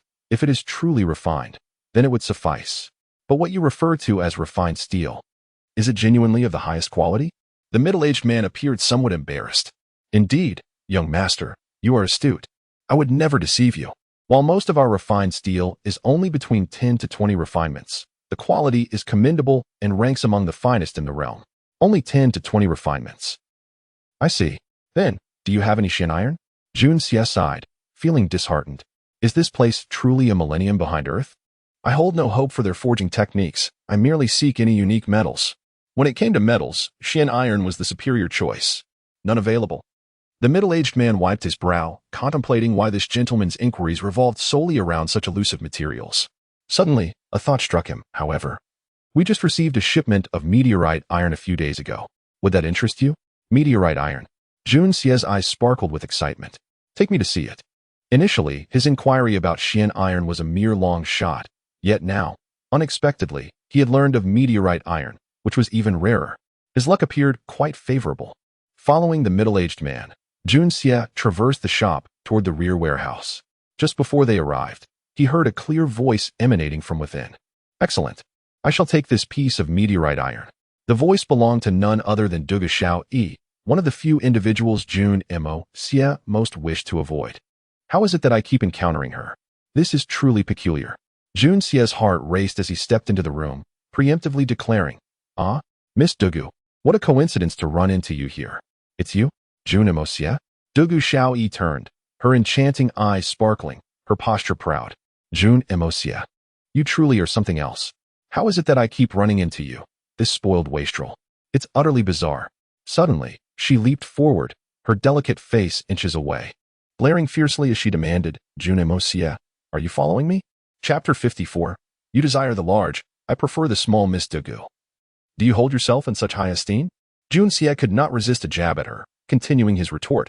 "If I were to seek, I would prefer to go to the Rouge Pavilion, where there are plenty of beautiful maidens, all remarkably gentle." Hiss. Dugu Xiao's charming face turned pale with anger, as she pinched his arm with her delicate hand, her bright eyes widening in disbelief. Grinding her teeth as she enunciated each word. What did you just say? A gentleman uses words, not force, Junxia declared with righteous indignation. But then his expression turned pained. Sister, please be gentle. Do not tire your delicate hand. Speak. What nefarious intentions do you harbor by following me? Speak quickly, or I cannot guarantee the safety of your ears. Dugu Xiaoyi maintained her grip, relentless in her inquiry. Junxia was well aware that this girl was not one to shy away from confrontation. She meant what she said. With a clever glint in his eye, he chuckled and said, Miss Dugu, did you not wish to purchase iron? How about I take care of the payment for you? You? Dugu Xiaoyi suddenly recalled that this fellow had won a plethora of treasures previously and had refused to share even one with her, causing her heart to feel unbalanced. With her brows furrowed, she retorted indignantly, You should be the one to pay. We won that money together, and you have yet to give me my share. Without my luck, you would not have acquired such fine items. Consider this as payment for my share. She laughed lightly and gestured playfully, revealing her adorable little tiger teeth. I want to use it to forge a short dagger, something slim that can be concealed within my sleeve, quite exquisite. Wouldn't you agree? Junxia broke into a sweat internally. This girl was truly something else. She had merely witnessed him winning 2,000 taels of silver and had snatched away over 100,000 taels in silver notes. And now she was claiming partnership based on her luck, all for a simple little light dagger. Attempting to take a massive chunk of meteorite for herself. What a wasteful act indeed. The meteorite was roughly the size of 2 basketballs, emanating an extraordinary hue reminiscent of a special alloy from Junxia's past life, yet appearing even more pure, adorned with irregular patterns and dents. Junxia immediately recognized its superior quality, certainly surpassing that of dark iron. In that moment, he resolved, regardless of any trickery or deceit, he must acquire this meteorite. Such a treasure deserves to be in his possession, where it can be utilized to its fullest potential. Boss, how much for this scrap metal? Junxia casually kicked the sizable meteorite in the center of the room with his toe, asking with a crooked smile. The middle-aged man who had brought him in was taken aback. This young master had just displayed the demeanor of an expert, speaking with composure. Yet upon encountering this beautiful lady, he had transformed into such an insufferable figure. What manner of play was this? Was he truly bewitched by beauty? Heh. Young master, this is a piece of heavenly. The shopkeeper, an elder with a slight hunch, began to explain. Before he could finish, Junxia, growing impatient, interrupted. Spare me the details, just tell me how much in silver, for I have plenty. Anything I deem worthy, even if it is scrap metal, is a treasure. Just name your price for this piece. Indeed, the shopkeeper, aware of the young master's potential notoriety in the capital, dared not treat him with any disrespect. This iron has an extraordinary origin. My shop estimates it at 80,000 taels of silver. Moreover, should you and the lady wish to have it forged into specific items, an additional 5,000 taels would be required. Oh, 80,000 taels? Such a bargain. I will purchase it. Junxia feigned a nonchalant demeanor, kicking another piece. What about this broken slab? His arrogance was palpable. Yet the items he pointed to were no ordinary goods. The second piece was a substantial chunk of refined steel, far larger than the meteorite, with a subtle reddish hue. This piece is also a refined steel, though it cannot be compared to the previous meteorite. It is worth 2,000 taels of silver, the elder answered swiftly. It was clear that the distinguished young master had little patience, and 2,000 taels could suffice to secure a lifetime of comfort for a modest family. The previous 80,000 was a staggering sum for an ordinary person, yet for a supercilious spendthrift, it was hardly a burden. Not expensive, quite reasonable. Junxia waved his hand. I'll take both. With remarkable decisiveness, he produced a stack of silver notes, a bounty from his recent exploits, with a flourish. He spat on his fingers and counted out 90,000 taels, slapping them down with bravado. Here is 90,000. No need for change. Dugu Xiaoyi watched from the side, her expression shifting from amusement to disappointment, then gradually to disdain. A sense of indescribable feeling welled up within her. She had thought he had changed. Yet he remained the same extravagant youth. Alas. With a swift exchange of money and goods, Junxia had completed the transaction. Now, the 2 valuable pieces of iron were his. Dugu Xiaoyi's face grew cold as she remarked icily, Junsan Xiao, you have paid. Now I expect the iron to be handed over to me. Regret flooded her heart. Had she known he would revert to his old ways, she would never have let him pay. If she wanted someone to settle the bill, she could easily find princes or sons of high-ranking officials lining up for miles. When would it be June Mosia's turn?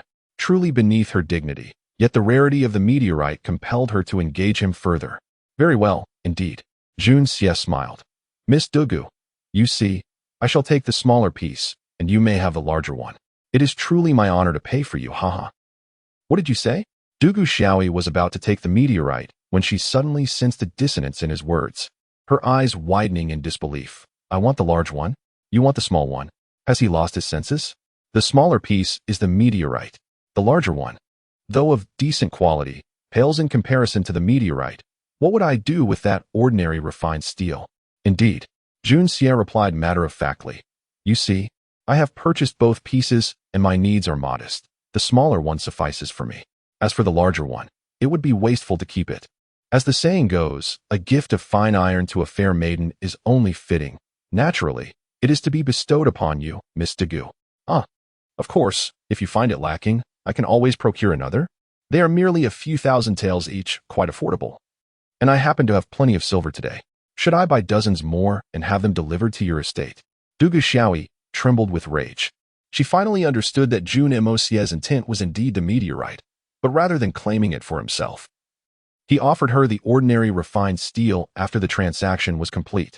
Chapter 55. A display of petulance finally. Dugu Xiaoyi comprehended that June Mosie's true objective was indeed that piece of meteorite. However, fearing that she might act preemptively, he had suggested paying on her behalf. Now that the monetary transaction was complete, he had the audacity to present her with a mere shard of ordinary refined steel. Such worthless scrap metal. How dare he offer it to me? The audacious June Mosie. He had the gall to try to claim that celestial meteorite for himself under the guise of settling her debt. It was infuriating that in her moment of confusion, she had failed to articulate her thoughts clearly. June Mosie. Dugu Xiaoyi exclaimed, her lovely eyes widening in disbelief. Are you seeking death? Innocent and defiant. June Xie feigned ignorance, shrugging his shoulders and raising his hands in a gesture of helplessness. Miss Dugu, how can you say such things? There were only 2 pieces, and I gave you the larger one. What more do you desire? I paid for your items in full, and you accuse me of seeking death. I am utterly wronged. You. Fine. June Mosie, you have some nerve. Just wait until I get my hands on you. I won't let this go. Dugu Xiaoyi's chest heaved with indignation, tears threatening to spill as she bit her full lips, her whole body trembling with rage. As the tears began to roll down her cheeks, June Xie felt a pang of guilt. After all, it was Dugu Xiaoyi who had set her sights on the meteorite first, and he had taken advantage of her by using the pretext of paying her debts to claim it for himself. It was an ignoble tactic to exploit a young girl, and he felt a twinge of remorse as he frowned and attempted to console her. Why are you crying? When I forge an item, I will craft a special blade just for you and personally deliver it to your home. Surely that will suffice? Who needs your blade? Dugu Xiaoyi was oblivious to the fact that June Xie's words were akin to a promise. Instead, she believed he was mocking her. Infuriated, she stomped her foot and began to sob, feeling an overwhelming sense of injustice. That meteorite was rightfully hers. Sobbed truthfully, Dugu Xiaoyi was not weeping over the meteorite itself. Although it was precious, given the Dugu family's resources, procuring another one would not be an insurmountable task. What truly pained her was the despicable June Mosie, who, with his arrogant demeanor, had hastily purchased both pieces without allowing her to finish her thoughts. He had muddled the entire affair, and now that the items were in his possession, he shamelessly presented her with what amounted to refuse. The audacity to claim, you wanted the larger piece. I'll take the smaller one. Could one truly determine worth based on size? Most infuriating of all was the realization that she had once again misjudged him, falling prey to his deceitful facade. Tears streamed down her face like a broken string of pearls, and Dugu Xiaoyi felt a deep sorrow. She glanced at the man who stood there like a wooden post, utterly indifferent to her distress. Her frustration boiled over, and she let out a wail. Stop crying. Your face is a mess. It's quite unappealing. June Xie furrowed his brow and cast a sidelong glance, attempting to console her. I will cry? What business is it of yours? You, sob. Who are you calling ugly? The term ugly was a grave offense to a girl. It was truly unbearable. Dugu Xiaoyi abruptly ceased her tears, glaring at June Xie with fierce intensity. Anger surged from her core, and in a rash moment, She seized Junxie's arm and bit down hard. After releasing him, she cried out even louder. Arg! Junxie's facial muscles twitched in response to the pain, and he gritted his teeth, hissing, damn. Dugu Xiaoyi, with tear-filled eyes, glared at him and sobbed. What? What did you say? She had not clearly heard him. Junxie shrugged, revealing his teeth in a grimace of pain. Dugu Xiaoyi began to cry anew. Junxie scratched his head, shrugged his shoulders, and raised his hands in defeat. Previously, he had been a killer, rarely engaging with the frivolities of romance. If he had any desires, they were purely transactional. After all, once the task was done, they would part ways without entanglements. He had no understanding of a girl's feelings and was utterly inept at comforting them. Seeing Dugu Xiaoyi weep so sorrowfully, he simply abandoned the effort and thought, let her cry if she wishes. Kneeling on the ground, he examined the celestial meteorite with growing satisfaction. It was slightly larger than a basketball and weighed over 200 pounds. He clicked his tongue in delight. If he were to forge a flying dagger from this meteorite, it would undoubtedly be indestructible. He truly had stumbled upon a treasure, albeit through somewhat unscrupulous means. Lost in his reverie, he suddenly felt a sharp pain in his rear, nearly causing him to crash into the meteorite. Dugu Xiaoyi, heartbroken and tearful, had dashed away, leaving a trail of tears behind her. It turned out Dugu Xiaoyi was utterly distressed that Junxie had ignored her, choosing instead to focus on the meteorite. In a fit of frustration, she had kicked him before running off in tears. Rubbing his backside, Junxie felt a surge of irritation. But Dugu Xiaoyi had already vanished from sight. He exhaled heavily, muttering a few curses under his breath. That little brat. If you ever fall into my hands, well, let's just say, I won't go easy on you. In truth. Although Junxie's skills were not yet as profound as Dugu Xiaoyi's, should it come to a life-and-death struggle, the inexperienced Dugu Xiaoyi would undoubtedly be no match for him. However, therein lay the dilemma. The techniques he had mastered in his previous life were swift and lethal, designed for a single strike. Now, as he was becoming familiar with his current abilities, they were no different. In a typical spar, he would struggle to showcase his true prowess, which was far from optimistic. As he once remarked to his peers who sought his guidance, do not ask me for pointers or sparring. I only know how to kill. I do not know how to fight.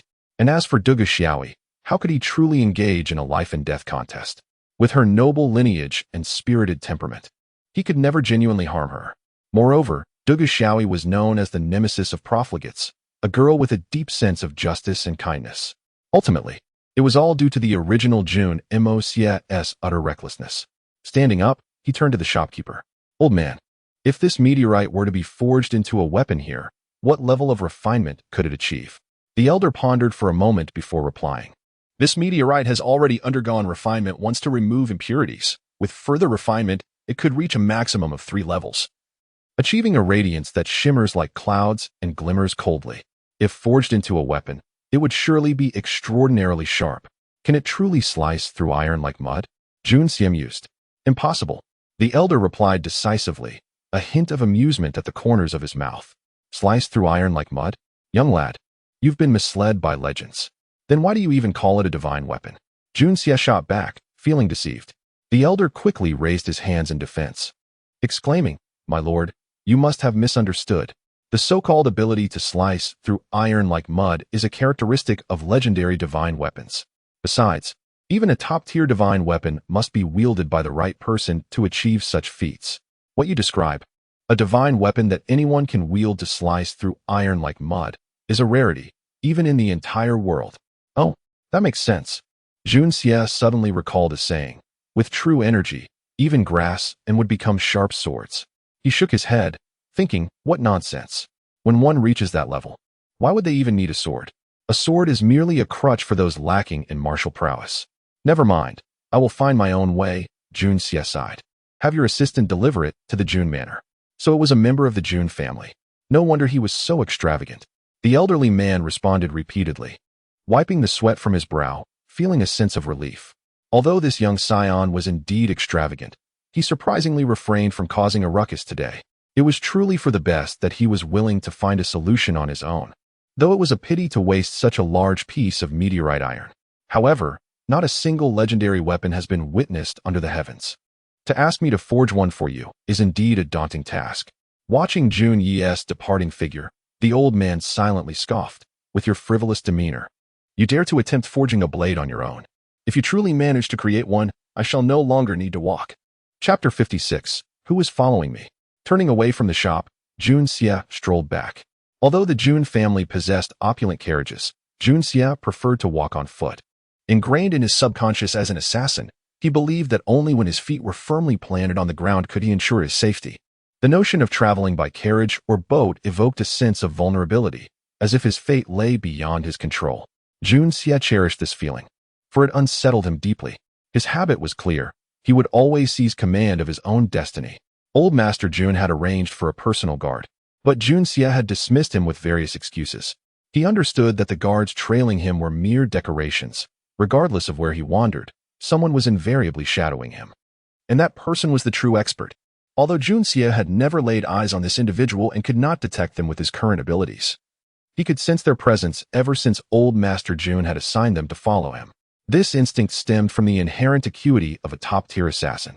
Though it lacked concrete evidence, Jun Xie was resolute in his belief that his judgment could not be mistaken. Now, Jun Xie found himself intensely intrigued by this unseen follower. Though his current skills paled in comparison to those of his past life, his mental acuity had significantly sharpened. He had made multiple attempts to elude this person, employing counter-surveillance tactics. Yet this individual had consistently remained at his heels, a remarkable feat indeed. While Jun Xie appeared to wander aimlessly, his mental awareness meticulously monitored his surroundings, akin to mercury flowing effortlessly, penetrating every nook and cranny. Despite his seemingly leisurely pace, only a true tracking master could discern the abruptness of his every directional shift. Each step forward or backward executed with unexpected precision. A typical individual would have long since lost sight of him. Yet, the one trailing him had not once been shaken off. In truth, the follower was inwardly lamenting his predicament. Entrusted by Old Master Jun to protect his grandson without being detected, he had readily agreed, considering it merely a trivial task of safeguarding a frivolous young man. Little did he know that after 2 days of following, he was at his wit's end. The young man acted entirely unpredictably. Just when he thought he was heading east, he would veer off in another direction. On several occasions, he had found himself chasing shadows, only to discover that Jun Xie had turned south while he retraced his steps westward. This individual was nearly unparalleled in his tracking expertise, yet he had misjudged directions multiple times over the past 2 days. Had Jun Xie's cultivation not been so low, he might have lost him on the very first day. After several missteps, he was nearly driven to madness, even tugging at his beard in frustration. He had contemplated revealing himself, grabbing the young man by the collar, and demanding, "What on earth are you doing wandering about in such a nonsensical manner? Can't you be straightforward for once?"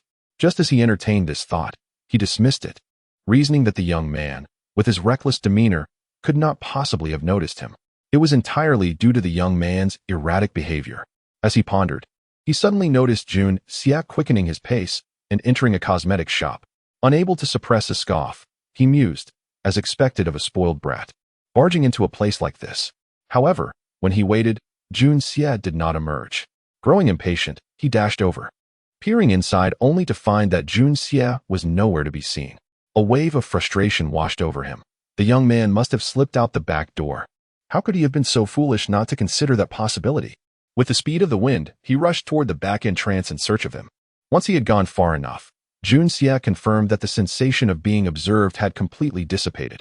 He then leisurely exited the cosmetic shop, politely expressing his gratitude before retracing his steps, departing with a sense of satisfaction. The young shop assistants could only stare in wide-eyed astonishment, murmuring among themselves about how the handsome young man had seemed perfectly healthy yet had taken so long in the restroom. As twilight descended and the sun sank slowly, darkness began to stretch its ominous grasp across the land. Jun Xie took a few steps, then abruptly turned, choosing a different route that led toward the back of the cosmetics shop. A sense of triumph bubbled within him. He imagined that his pursuer must be utterly confounded by now. As the king of assassins and a hunter of the jungle, this was his forte. If he could not outsmart a mere novice in this foreign realm, it would indeed be a remarkable twist of fate. Jun Xie's assumptions proved correct. The tracker dashed out several dozen paces, but found no trace of Jun Xie. Realizing he had been outmaneuvered, he swiftly retraced his steps, scouring the area in a frenzy before standing bewildered in front of the cosmetics shop. observing the bustling street, his face a tempest of emotions. A canvas of red and green, feeling utterly drained. After decades of mastery and tracking, he had never encountered failure. Yet today, he had faltered against a mere youth. A frivolous wastrel. This was nothing short of absurd. His inner voice clearly told him. He had genuinely lost the trail this time. What a disgrace. How could this happen? Jun Jiantian, what sort of grandson have you raised? How could this be so bewildering? Jun Xie chuckled softly, feeling immensely relaxed. Though he was aware that the follower bore no ill intentions, the discomfort of having someone shadow him was undeniable. Now, free from that presence, he felt a refreshing lightness wash over him. Suddenly, as Jun Xie continued to walk, his muscles tensed momentarily before relaxing again. With a subtle movement, a flying dagger slipped into his palm, as a chill swept through the air, bringing with it an aura of cold indifference from various directions, all converging on the very street where Jun Xie stood. Once again, he sensed the familiar essence of his kind. Assassins. Could it be mere coincidence? Just as he had shed his protector, he now found himself facing an assassination attempt. If he were to meet his end here, it would be the ultimate irony. Digging his own grave? A bitter smile crossed Jun Xie's lips, yet he could not deny the thrill coursing through him. The scent of blood stirred a long-buried excitement within him. Finally, he would get to witness the capabilities of his peers in this world. He hoped they would not disappoint. As the sound of synchronized footsteps grew closer, a procession approached. Led by a palanquin adorned in bright yellow, with strings of pearls hanging on either side, beneath which were tiny golden bells that chimed sweetly, creating a delightful melody. This was the royal palanquin of Princess Lingming. Could it be that these individuals were not after him, but rather targeting the princess? A quick calculation in Jun Xie's mind led him to believe this was quite plausible. He had arrived in this place on a whim. If they intended to assassinate him, there had been countless more suitable locations he had traversed before reaching this point. Assassins would have no reason to follow him here before striking. However, in broad daylight, on the official road leading close to the imperial city, what sort of audacity would allow someone to attempt the assassination of Princess Lingming? Chapter 57. The Assassin. Princess Lingming, the most cherished jewel of the current emperor, is accustomed to receiving the stars when she asks for the moon, treated with the utmost affection as if she were a precious piece of flesh from his heart. Should she fall victim to an assassination attempt? Who can fathom the extent of the emperor's wrath and sorrow? How could these individuals dare to withstand the emperor's fury? In a moment of astonishment, Jun Xie realized he stood directly in the path of Princess Lingming's sedan chair, blocking its way. The two palace maids ahead, upon noticing Jun Xie, revealed expressions of utter disdain and whispered a few words towards the sedan. Suddenly, the procession halted, and the curtain of the sedan was drawn back, revealing a stunning maiden clad in a pale yellow palace gown. With a hint of impatience, she inquired, Jun Xie, why do you obstruct my path today? Obstructing your path? Jun Xie was taken aback. Glancing around, he recognized that he was indeed standing in the middle of the road, and it was impossible for the grand entourage to navigate around him. Furthermore, given that this was the princess's carriage, it was clear that he had inadvertently blocked her way. Having only known of Princess Lingming's existence through Jun Xie's memories, he was now witnessing her in person for the first time. Upon seeing her, he couldn't help but gasp in admiration. It was no wonder Jun Xie was so infatuated. Princess Lingming truly possessed an ethereal beauty, a rare and enchanting presence. Her fair complexion, elegantly arched brows, eyes like two clear autumn pools, a delicate oval face, and cascading black hair exuded an aura of noble purity. Yet she appeared as if she were above the mundane world, as pristine as a lotus emerging from the water. Where is your highness headed? Jun Xie inquired. Only then realizing they had arrived at the majestic imperial city. Princess Lingming had just exited the palace, yet she was already pursued by a group of assassins. What could this indicate? It seemed exceedingly peculiar. Understanding this, Jun Xie felt an overwhelming urge to flee. Given the current predicament of the Jun family, it was ill-advised to become entangled in royal affairs. However, observing the strength of Princess Lingming's entourage, he surmised that the chances of preserving her life were alarmingly slim. Such a beauty was likely to perish at the hands of assassins in mere moments. Although he felt a pang of regret, his priority remained the safety of himself and his family. I am on my way to the Duga residence to find Xiaoyi. Young Master Jun, please allow me to pass, Princess Lingming stated calmly. It turned out that Dugu Xiao had been deceived by Jun Xie into relinquishing a piece of celestial meteorite, prompting her to rush to her beloved sister, Princess Lingming, to lament her grievances. However, at that moment, Princess Lingming was in the Empress's chambers and did not meet her. Upon hearing that her dear sister had come in tears and left in sorrow, Princess Lingming felt a surge of anxiety, fearing that something grave had transpired.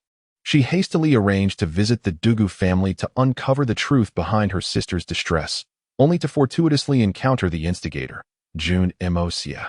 Unbeknownst to her, had she known, she might have resorted to binding this culprit and delivering him to the Dugu family. Jun Xie, meanwhile, felt an odd sensation. He discerned no trace of the haughty demeanor typically associated with royalty in Princess Lingming. Instead, she radiated a serene and composed presence, a rarity for someone of royal lineage. Then I shall not disturb you further, Your Highness. Please proceed. Jun Xie decided to leave, yet he inadvertently offered a parting warning, his gaze earnest as he cautioned. Be careful on your journey. Jun Xie found the situation increasingly peculiar. A princess of Lingming's stature, especially one so favored, should have a more formidable escort. Yet, her companions were alarmingly few and lacked any exceptional prowess. Just at this moment of vulnerability, how fortuitous it was for assassins to strike. Such coincidences seemed implausible, and the deeper he pondered, the more convinced he became that a profound conspiracy lurked beneath the surface. A gentleman does not stand beneath a precarious wall, and a skilled assassin would surely avoid dangerous entanglements. Jun Xie was not one to indulge in the plight of the fairer sex, especially when his life was at stake, and he would resolutely refuse, particularly when it involved a woman who exuded disdain towards him, regardless of her beauty. Princess Lingming regarded Jun Xie with surprise. Based on her understanding of him, he would normally engage in relentless banter upon seeing her. Today, however, his unusual compliance was a rarity. Though his departure spared them both from a potential confrontation, it was indeed a fortunate turn of events. As the princess retreated into the sedan, the pearl curtain fell once more, creating an ethereal silhouette that flickered like a dream. In the shadows, hushed voices exchanged urgent words. Boss. That prodigal son from the Jun family, Jun Xie, has unexpectedly appeared here. What should we do? Wait for him to pass before we act. Or, a masked figure perched atop a rooftop gleamed with a golden light in his eyes. This is perfect. We cannot let this opportunity slip away. Let us eliminate him as well.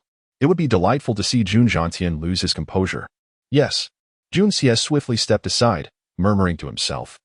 Even the most exquisite beauty will rot and decay once dead, becoming nothing more than a mere skeleton, reduced to dust. He admonished himself to remain resolute, for yielding would only lead to his own downfall. Resolving to depart from this treacherous place, he was suddenly confronted by a chilling presence that locked onto him with deadly intent. Damn, now I cannot escape. Jun Xie sensed the tightening grip of murderous energy surrounding him, realizing he had unwittingly become a target on their kill list. What have I done to deserve this? This is truly an unwarranted calamity. Am I merely a passerby caught in the crossfire? As the command to lift the sedan was issued, the procession resumed its slow advance. The guards at the front performed their duties with courtesy, bowing to Jun Xie before clearing the way. Meanwhile, within the sedan, Princess Lingming pondered Jun Xie's final words. Be careful on your journey. How odd those words seemed. Suddenly, a chill ran through her. Could it be that Jun Xie possessed some knowledge? Was he subtly warning her? Alarmed, Princess Lingming resolved to order the sedan to halt and inquire further. At that moment, the sky unexpectedly darkened, and the encroaching night enveloped the earth in shadow. As darkness fell, several masked figures descended like enormous crows from the heavens. Before they even landed, dozens of black arrows shot into the sedan, accompanied by glimmers of swords and blades shimmering with golden and silver energy. A cacophony of screams erupted as several guards fell in an instant, and a few quick-thinking individuals shouted in unison, "Protect the princess." They brandished their swords, forming a protective circle around the sedan, the clash of metal resonating in the air while bystanders shrieked and fled in terror. Two masked figures descended from the rooftops, heading straight for Jun Xie. The aura emanating from them revealed they were silver-level practitioners, assassins of a caliber that Jun Xie could not possibly contend with. Chapter 58, Assassination. They have dispatched 2 Silver Realm experts to deal with me. They truly hold me in high regard. Jun Yi couldn't help but chuckle bitterly within. To send such formidable adversaries for a mere debauchee is indeed a grand undertaking for the mastermind behind this assassination. With 2 Gold Realm Masters and 7 Silver Realm Experts, a total of 9 high-level practitioners are acting in unison against an unguarded convoy, one devoid of any formidable companions, making it seem like child's play. As effortless as striking an egg with a stone, 2 long swords gleamed with a silvery sheen, poised to strike fiercely. Behind their masks, the eyes of the 2 assailants glimmered with a cruel bloodlust, intent on delivering a fatal blow. In the face of the incoming swords, Junya's mind raced with over a dozen potential countermeasures, but upon reflection, he realized that any of them would expose his true capabilities. Currently, the Jun family enjoys the Emperor's complete trust. Despite their decline, with Jun Wui incapacitated and Jun Moxie a wastrel, it equates to having no heirs. This implies that Jun Zhantian, now of considerable age, harbors no ambitions. Hence, the Emperor has entrusted the entire military to him. However, should it be revealed that Jun Moxie is a true dragon amongst men, this trust would swiftly transform into profound suspicion. After all, Jun Zhantian's standing in the military is indeed formidable. At this moment, revealing his strength to the Princess's guards would, in a way, force the Emperor's hand against the Jun family. Therefore, it simply cannot happen. Jun Yi made a decisive choice in an instant. His expression turned frantic, retreating in a flurry, until he suddenly stumbled over something beneath his feet, causing him to fall backward, seemingly by accident, allowing one of the long swords to graze perilously past his scalp. Simultaneously, he activated the open heaven creation art to protect his internal organs, twisting forcefully as the other sword sliced sharply into his chest. It appeared grave, yet miraculously, it did not pierce his bones. As the open heaven creation art surged to its fullest, a dense white mist enveloped Jun Yi's limbs and meridians, rapidly mending his injuries. Just then, the other assailant launched a simultaneous kick to his chest, producing a muffled grunt from Jun Yi as he spat a mouthful of blood, collapsing backward, rolling to the ground. His pristine white robes stained with blood, ultimately lying face down, silent and motionless. The 2 assassins exchanged glances, their expressions unchanged, and without a word. They charged toward the palanquin carrying Princess Ling Meng, which was under siege. In their minds, the infamous debauchee, Jun Moxie, having endured a sword strike to his chest followed by a near full-force kick from a Silver Realm practitioner, must surely be left with shattered organs and no hope of survival. Thus, they lacked even the interest to glance back and simply turned away. Unbeknownst to them, at the moment of the kick to Junya's body, his shirt abruptly bulged strangely, then fell back. With each kick to his chest, his clothing strangely swelled several times, dissipating the majority of the force. The guards of Princess Ling Ming were merely the most ordinary palace attendants, with only the 2 leading them possessing any significant strength, both being Silver Realm practitioners. Caught off guard, they found themselves in utter disarray against the surprise assault of 2 Gold Realm and 7 Silver Realm experts. Despite their numbers, they were of little use. Strangely, since the black arrow had pierced the palanquin, there had been an eerie silence within, leaving uncertainty about Princess Ling Ming's fate. One by one, the frontline guards fell, and the 2 masked assailants exchanged glances before rising simultaneously, soaring into the air, their bodies radiating golden light. Akin to eagles swooping down on their prey, lunging toward the palanquin. The guards were thrown into a panic, shouting loudly as they recklessly rushed forward, desperate to impede their advance. Yet, their meager cultivation was futile against 2 Gold Realm experts. The disparity in power was so immense that they were swept aside like waves upon the shore, and the 2 black-clad figures swiftly landed atop the palanquin. With 4 hands extended, swords flashing, a burst of golden light erupted, and the opulent palanquin shattered into pieces, vibrant fabric billowing into the night sky, sparkling with a tragic splendor beneath the shimmering golden and silver light. Suddenly, the black arrow, which had initially penetrated the palanquin, shot back out like a venomous dragon, aimed at the 2 airborne black-clad assassins. The swords flashed, and with a series of crisp sounds, the arrows were severed. At that moment, amidst the swirling fabric, a live figure wrapped in brilliant silver light soared gracefully, Princess Ling Ming's eyes ablaze with fury and defiance, wielding a pair of glimmering short swords, aiming fiercely at the 2 black-clad figures. This seemingly delicate princess turned out to be a Silver Realm practitioner. Who could have anticipated that such a young royal would be a martial arts prodigy? rivaling even the renowned genius, Dugu Xiaoyi, in personal cultivation.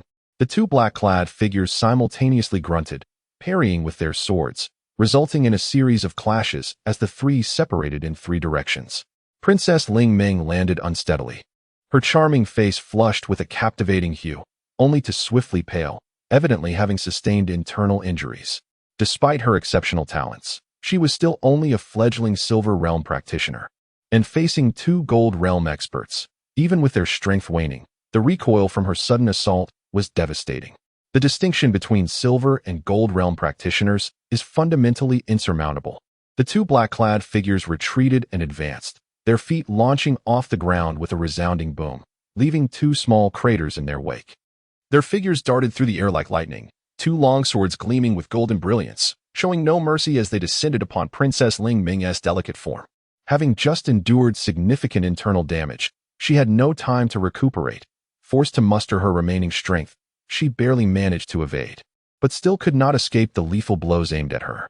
As she strained to channel her energy, the chaos within her body intensified, spiraling out of control, causing excruciating pain, rendering her utterly powerless. In that instant, despair washed over her. Is this truly how I am to meet my end? A hint of sorrowful resignation graced her lovely features as she stood still, watching the swords approach, no longer attempting to evade. She had no strength left to escape. A Silver Realm practitioner against two Gold Realm experts. Regardless of skill, it was a futile endeavor. The long swords were mere inches away. Princess Ling Ming could even discern the cruel satisfaction shining in the eyes of her assailants behind their masks, relishing the prospect of slaying such a stunning beauty. Your Highness. Several guards cried out in terror, rushing forward recklessly, but it was already too late. Was everything truly lost?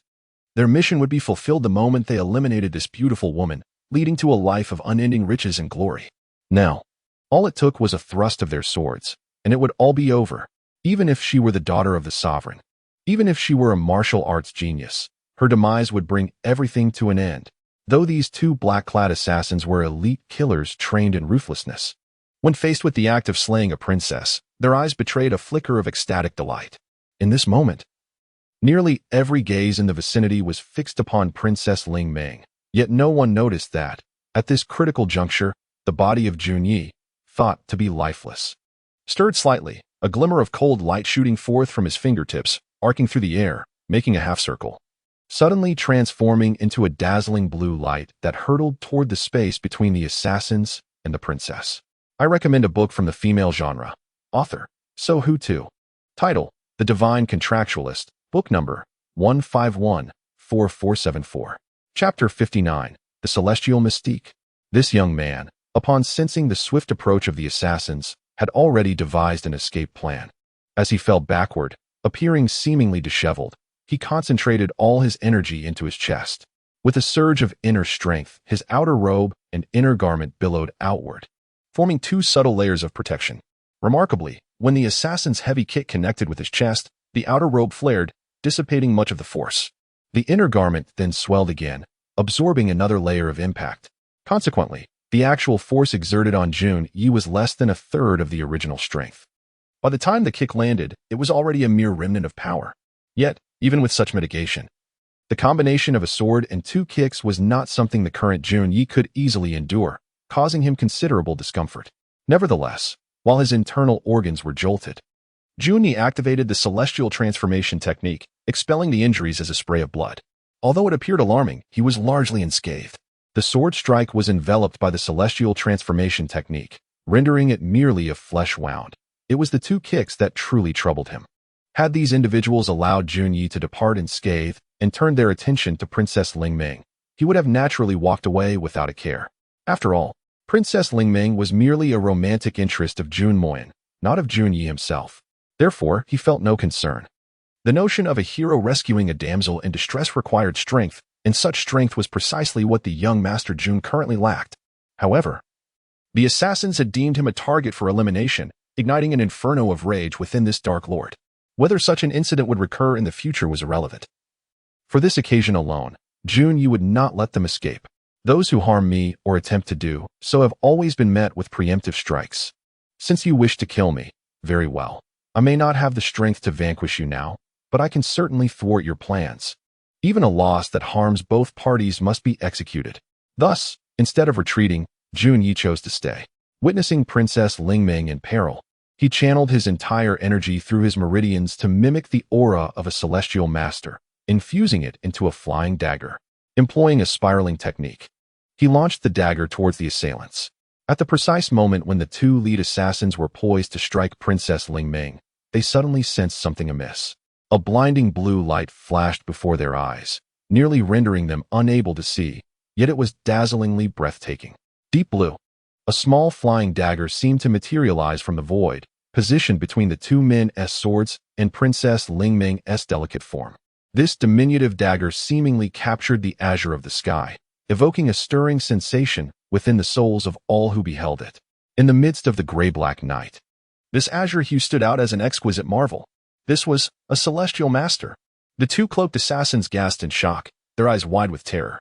No longer concerned with harming Princess Lingming, they hastily retracted their swords and retreated in disarray, gazing at the dagger as though it were a venomous snake. This was an undeniable power they could not resist. Indeed, before the princess, they could act with impunity as if a grown adult confronting a child. But before a pinnacle celestial master, even a golden master would be no more than an infant.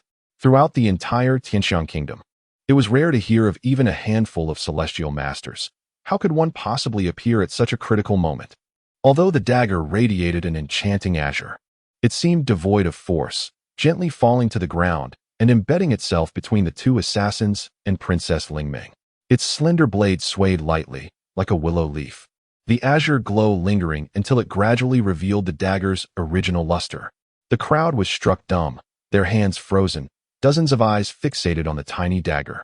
Filled with astonishment, that small dagger had become an insurmountable chasm. The azure hue, imbued with otherworldly brilliance, remained vibrant even after its flight, suggesting that the celestial master behind this act had reached the pinnacle of their power. They were perilously close to the lofty realm of supreme divine mystique. Furthermore, the dagger had flown silently, seemingly lacking force, yet the power it contained was perfectly controlled, indicating that this celestial master meant only to intimidate, with no intent to harm. The more they displayed their calm demeanor, the more evident it became that they regarded the 9 assassins with utter disdain, fully confident that any further attack on Princess Lingming would result in their swift demise. For a celestial master, exterminating these 9 assassins would be as easy as breathing. All present were seasoned practitioners of the arcane arts, who could fail to comprehend the implications of an unseen powerful presence. As the 2 lead assassins launched their attack on Princess Lingming, a figure clad in blue, lurking in the shadows of a building across the street, widened their eyes, shimmering with azure brilliance as they prepared to reveal themselves. However, upon witnessing the flying dagger, they froze in astonishment, their intentions abruptly halted, eyes filled with disbelief. This blue-clad figure bore faint azure hues, a sign of a novice celestial master. Though they too were a formidable being, they paled in comparison to the one who had unleashed the dagger. The 9 assassins, their masked faces betraying sheer terror, found themselves at a crossroads. Despite being killers, they valued their lives and would attempt to fight back if given a chance. Yet faced with an inevitable death, anyone would choose to retreat. In contrast, Princess Lingming's guards were all smiles, feeling a wave of relief. With a near-mythical figure protecting Princess Lingming, her safety was assured. There was no danger.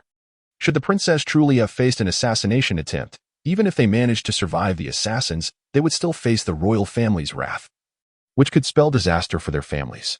Upon opening her eyes, Princess Lingming beheld this scene. Gazing at the small dagger on the ground, gratitude shone in her eyes. Had it not been for this miraculous dagger appearing out of nowhere, she would likely have met a tragic end. Who is this esteemed predecessor? If there are any instructions, please reveal yourself. The lead assassin, standing tall, bowed towards the heavens, his tone respectful, yet this was merely a ruse. Pretending not to grasp the intent behind the actions of the concealed figure, he sought to probe further. After all, if this assassination were to fail, they would not return unscathed. Clinging to the hope of survival, they had to take their chances. If it became clear that the celestial master concealed in the shadows was intent on protecting Princess Lingming, their entire group would surely perish here, with no hope of completing their mission. In that case, retreat would be their only option. Yet, even though Princess Lingming was the most beloved daughter of the Tianxiang Kingdom's ruler, She seemed unworthy of having a peak celestial master as her bodyguard. Such a protector would be a privilege even for the ruler himself. The long street was silent, without a whisper. The enigmatic celestial master naturally regarded this minor golden master with disdain. Chapter 60. The astonished celestial expert. In the distance, the sound of galloping hooves echoed like thunder. Drawing closer, it seemed the assassination attempt had attracted attention. After a moment, the leader of the masked figures in black revealed a chilling glare and waved his hand, charging once more towards Princess Ling Ming with his sword. Since you choose silence, I shall test my hand again. Should you choose to act, we will retreat immediately. If you do not, Princess Ling Ming shall surely perish. Our mission remains intact. Yet, as he advanced, he prudently avoided the flying dagger at his feet, wary of the potential wrath of the formidable opponent. Who could fathom the peculiar temperament of such a powerful being? A slight touch could invite calamity. Suddenly, a brilliant azure flash illuminated the air as another dagger, imbued with a shimmering blue hue, struck the ground before the cloaked assassin. This time, the momentum was markedly swifter. It was evident that the mysterious expert was growing increasingly irate at the obstinacy of this golden profound killer. The two flying daggers stood side by side, trembling delicately, resembling exquisite artifacts that would shatter at the slightest touch. To the 9 assassins, however, they loomed like an insurmountable mountain, an obstacle they could not surmount without courting their own demise. If they were to persist in their attempt on Ling Ming's life, they must first eliminate the source of the flying daggers. Yet, that was a celestial expert at the pinnacle of strength. To think of overcoming such a foe, even combined, would likely result in an utter rout. At this moment, the concealed celestial expert atop the roof had unleashed his full spiritual awareness, eyes closed in fervent concentration, determined to perceive any formidable presence in the vicinity. Under such scrutiny, even an expert at the peak of the celestial realm or an initial stage supreme god could be sensed. However, after an exhaustive search, this celestial expert's eyes widened in shock, beads of sweat cascading down his brow, astonishment transforming into fear. Who was it that was aiding Princess Ling Ming? This celestial expert pondered, yet dared not inquire further into the enigmatic being's aura. His meticulous search had yielded nothing. There was not a trace of profound energy in the air, nor the slightest hint of spiritual fluctuation. The one who had struck was capable of completely concealing even these. What could this signify? What level of cultivation was required? In the eyes of this celestial expert, not only could he not accomplish such a feat, even those at the apex of the celestial realm or the mid-tier of the supreme god might struggle. Could it be that this mysterious figure was so astoundingly powerful, perhaps a supreme god at the pinnacle? Such a being would be invincible in the world, a figure of myth and legend. Oh heavens! The thought of his own meager initial stage celestial self daring to probe such a formidable entity sent shivers down his spine. Although he could not detect them, this divine presence had undoubtedly sensed him. Had the other released their awareness with a counterattack, it would have been a trivial matter to obliterate his thoughts. At that moment, he would undoubtedly be reduced to a fool. Fear, trepidation. How long had it been since he felt such emotions? Yet at that instant, this celestial expert felt a genuine pang of regret, his eyes reflecting gratitude as he silently bowed to the air, his demeanor respectful as if addressing a revered ancestor. He understood that the other could sense him, could see him. Little did he know, the being he had elevated to the status of a supreme god was presently prostrate on the ground like a dead dog, utterly motionless. The inability to detect a powerful awareness was entirely justified. This now defeated supreme god's spiritual energy was less potent than that of a silver-grade practitioner, appearing pathetically weak. Though the celestial expert had sensed him, he chose to dismiss him entirely, for he was simply too insignificant. Of course, the reason this supreme god at the pinnacle chose to intimidate these assassins with his celestial prowess was easily explained. Once one attains the supreme god level, their energy returns to its purest form, entirely concealed without any coloration. Should he employ his true strength, the assassins might not recognize it, leading to unnecessary complications. At such a moment, he would have to personally intervene, crushing these mere ants, an act unbefitting his status. The azure hue of the celestial realm was the highest manifestation of his profound energy, easily discernible even to those untrained in the arts. Hence, it was evident that this elder was not only meticulous in thought, but also compassionate, demonstrating a profound kindness. The celestial expert lamented, filled with genuine admiration. No wonder he reached such extraordinary heights. Merely observing his demeanor and character eclipsed his own capabilities. Oh, venerable elder! Should these thoughts reach the ears of the prostrate supreme god, Junyi, he would surely spit blood in disbelief, overwhelmed by such undue praise. At the street corner below, the leading black-clad assassin's eyes flashed with intense resentment. After several shifts in expression, he finally called out, "If the esteemed elder forbids our impudence, we shall take our leave." Awaiting a response and receiving none, he realized the celestial expert had no intention of revealing himself, and the sound of hooves grew ever closer. With a sigh, he waved his hand, commanding, "Retreat." The 9 assassins simultaneously withdrew, golden and silver auras flaring as they prepared to flee. Suddenly, a cold voice interjected. "After killing so many, do you think you can simply leave?" With this declaration, a figure clad in blue materialized at the street corner, blocking the path of the 9 black-clad assassins. This individual radiated a shimmering azure light, eyes resembling pale blue pearls, slender and tall, standing amidst the night and evoking an involuntary sense of solitude and desolation in all who beheld him. Loneliness, melancholy, despondency, and desolation. All these negative emotions resonated from this figure, leaving an indelible sadness in the hearts of onlookers. Even the slender sword he wielded seemed to emanate an air of profound solitude. Princess Lingming's face instantly brightened with joy as she exclaimed, "Uncle Yi, it's really you. Meng-Er is so happy." The 2 leading black-clad assassins' expressions shifted dramatically, their pupils constricting as they coldly remarked, "The solitary star of the horizon, Yi Gohan? So it is you. Did you not wield a sword? When did you begin to employ throwing daggers to play tricks? Regardless of my method, it suffices to eliminate you wretches." Yi Gohan coldly surveyed the 9 assassins before turning to Princess Lingming, warmth and affection rare in his gaze. "Little Meng-Er, you've been naughty. Sneaking out of the palace. Have you encountered something serious? Are you scared? With Uncle Yi here, Meng-Er is the safest." Princess Lingming smiled adorably, and in the presence of the famously reclusive solitary star, she appeared not as a royal princess, but as a little girl seeking comfort and affection from her uncle. Chapter 61. Night Solitude. Night Solitude, a solitary and formidable master of the heavenly Xian realm, is renowned for his aloofness and ruthless demeanor. It is widely known that he refrains from forming connections with others, exhibiting a cold and merciless nature. Once he draws his sword, there are no survivors. However, what remains shrouded in mystery is that this reclusive swordsman was once a dashing and passionate youth. Even fewer are aware that Night Solitude and the current empress, Morong Xiuxiu, were childhood sweethearts. Yet, fate took a cruel turn when Night Solitude's family inexplicably fell from grace overnight, banished from the capital. Stripped of wealth and status, Night Solitude found himself a mere shadow of his former self. Naturally, the powerful Morong family would never allow their daughter to wed a man reduced to nothing more than a destitute silver-tier practitioner. Their relentless opposition ultimately tore apart the once inseparable lovers. Heartbroken, Night Solitude departed in silence, while Morong Xiuxiu was plunged into despair, attempting to take her own life several times, only to be saved each time. When news of Night Solitude's demise reached her, she succumbed to her family's wishes and wed the emperor, ultimately ascending to the throne as empress years later. After a decade apart, Night Solitude returned, having honed his swordsmanship to match the heavenly Xian realm, filled with hope to reunite with Morong Xiuxiu. However, the tides of time had changed.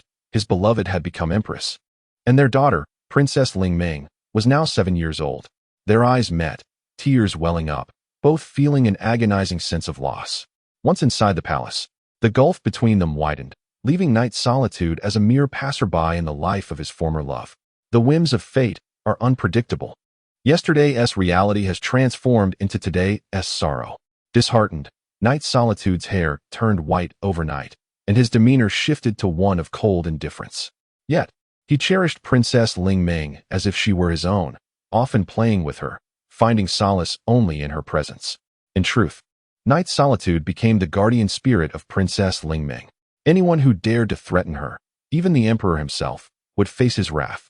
Lingming was the sole anchor for this cold-hearted recluse, the only vulnerability he possessed. This matter was a closely guarded secret within the royal family, known to only a select few. Thus, the masterminds behind the assassins were unaware of the true gravity of the situation. Otherwise, They would not have dispatched merely 2 gold-tier assassins for the task. Even if an assassination was warranted, it would require no fewer than 2 heavenly Xian masters. Having discerned that the hidden master would not intervene, Knight Solitude revealed himself. Anyone who sought to harm Princess Lingmeng would face his unyielding wrath. There would be no mercy. With a deliberate turn, he drew his sword. The slender blade shimmered like a serpent in motion, its azure light rippling as he pointed it at the 9 assassins before him, his expression icy, prepare to die. The assassins exchanged bewildered glances. They had initially sought his guidance, only to be met with silence until they attempted to depart. This felt like a cruel jest. Unbeknownst to them, the situation was far from what it seemed. There were 2 targets at play, not one. Knight Solitude understood that to kill, one must wield a sword, not mere words. The 2 black-clad leaders seethed with anger. Despite being vastly outmatched, their pride compelled them to mock him. Knight Solitude remained unperturbed, his gaze sharp as an arrow, his form as steadfast as a pine. Suddenly, the blade flashed, the azure light exploding like fireworks, cascading outward as he responded with action to the assassin's demands. Engaging in futile dialogue with those on the brink of death was an exercise in folly. The radiant sword, imbued with a melancholic beauty, swept forth, intertwining sorrow with elegance. In that moment, the cold light of his sword mirrored the desolation on his face. With a swift motion, he closed the distance, striking down the nearest silver-tier assassin, leaving behind a haunting crimson mark. Blood sprayed like mist, mingling with the azure glow, rendering the scene a tragic tableau of beauty. As the assassin's lifeless body crumpled, Knight Solitude, his white hair billowing, moved gracefully between 2 remaining assassins, who now resembled mere chaff before a storm. Just as silver masters perceive lesser beings as insignificant, so too did heavenly Xian masters regard silver and gold practitioners as trifles. 2 more streaks of crimson erupted, yet Knight Solitude's demeanor remained unchanged. Amidst the sanguine chaos, he moved with an ethereal grace, like a specter, a wraith weaving through the tempest. Faced with a heavenly Xian master, the gold and silver practitioners were akin to eggs striking stone, devoid of hope, especially against the notorious cold-blooded Knight Solitude. "Scatter," commanded the assassin leader, his voice laced with panic as the last remnants of hope evaporated. He was the first to flee, followed swiftly by the remaining assassins, each seeking escape. The outcome was inevitable. The only question was whether any of the 9 assassins would manage to elude Knight Solitude's grasp. With a mournful howl that echoed with desolation, Knight Solitude unleashed a surge of azure light, akin to a colossal sapphire soaring through the air. In the blink of an eye, 1 more assassin fell, shrieking. In mere moments, all 4 fleeing silver-tier assassins lay dead, their bodies yet to touch the ground when Knight Solitude confronted one of the gold-tier leaders. These 2 were the most formidable of the group, one fleeing south, the other north. Despite his prowess, Knight Solitude could only intercept one. Lying on the ground, Jun Xie observed the unfolding spectacle, captivated by Knight Solitude's might. He realized that in direct combat, even his former self would stand no chance against such power. This revelation elevated his perception of the realm's martial prowess. However, should the confrontation have been clandestine, Jun Xie believed he possessed numerous strategies to eliminate Knight Solitude. Yet, straightforward combat was not his forte. Azure, merely a manifestation of the initial stages of the heavenly Xian realm, wielded such might. One could only wonder how potent a master at the pinnacle would be. The thought ignited a fervent desire within him. Only through battle with the powerful could one elevate oneself. Alas, Jun Xie was far from possessing the strength to challenge a master. Were it otherwise, he might have leapt up, demanding a duel with Knight Solitude. Desire burned within him like a boiling cauldron. At that moment, he noticed the fleeing assassin leader careening toward him. Rage flared in Jun Xie's heart. How dare you bring this chaos upon me and attempt to escape so easily? There will be no such mercy. With a swift motion of his wrist, the flying dagger was in hand. Jun Xie concealed his face beneath, a sinister smile creeping across his lips. Perish, you wretch. Chapter 62. Professionalism and Unprofessionalism. The leader of the assassins, upon realizing that Yi Gohan was momentarily unable to pursue him, breathed a sigh of relief. As he fled rapidly, his eyes darted around, and, glancing down, he was taken aback to see Jun Moxie lying supine on the ground, his eyes slightly open. Could it be that this young man had not yet perished? Turning back, he noticed Yi Gohan had cornered his comrades, seemingly intent on capturing one alive, which left him momentarily unbothered. A thought crossed his mind. igniting a sinister impulse within him. Though he could not eliminate the Princess Ling Ming, if Jun Moxie were to die, chaos would surely ensue in the capital. Thus, he hesitated, preparing to descend and deliver a fatal strike to the debauched youth. Just as this notion crossed his mind, he suddenly saw the young man below blink at him, stick out his tongue, and make a face while muttering a low curse. The words were barely audible amidst the tumult of the surroundings, with the distant sound of galloping hooves approaching. Those nearby were too far away to hear, preoccupied with the unfolding events, while only the assassin's leader, who was desperately fleeing and nearby, clearly heard the insult. His eyes blazed with fury. How can I not dispatch a mere wastrel like you? Even if I cannot defeat a celestial master? He thought, enraged, and with a thunderous crash, he plunged downwards, thrusting his sword with intent to kill. At that moment, a flash of azure caught his eye, resembling the vastness of sky and sea. A mesmerizing blue dagger appeared before him, aimed directly at his throat. The assassin's leader was taken aback, his limbs turning cold with terror. In his panic, he lost his momentum, plummeting downward. Before he could land, the dagger had already pierced 3 inches deep into his throat. With a thud, the assassin's leader remained baffled until his last breath, questioning how the dagger had manifested from 30 yards away. This perplexity left his eyes wide open in a mix of curiosity and confusion, even in death. Jun Moxie, already injured and somewhat unsteady, watched helplessly as the gold-tier assassin, with a face full of bewilderment, fell toward him. The most critical aspect was that this man, even in death, still clutched his sword. Damn it, how can a dead man still harm me? Jun Moxie cursed inwardly, managing to shift his body just enough to avoid a fatal blow. With a resounding impact, the assassin's body landed squarely upon Jun Moxie, the sword piercing deeply into his thigh. If the blade had shifted a mere fraction to the left, Jun would have become a mere pawn in the royal palace. Gasping for air, Jun Moxie felt the pain surge as the sword embedded itself deeper, leaving him unable to move. The lifeless assassin atop him remained motionless, their bodies awkwardly intertwined, the sword still lodged in Jun's flesh. Curse it all. This is the second time I've been pinned down by a man since arriving in this world. Jun Moxie lamented silently.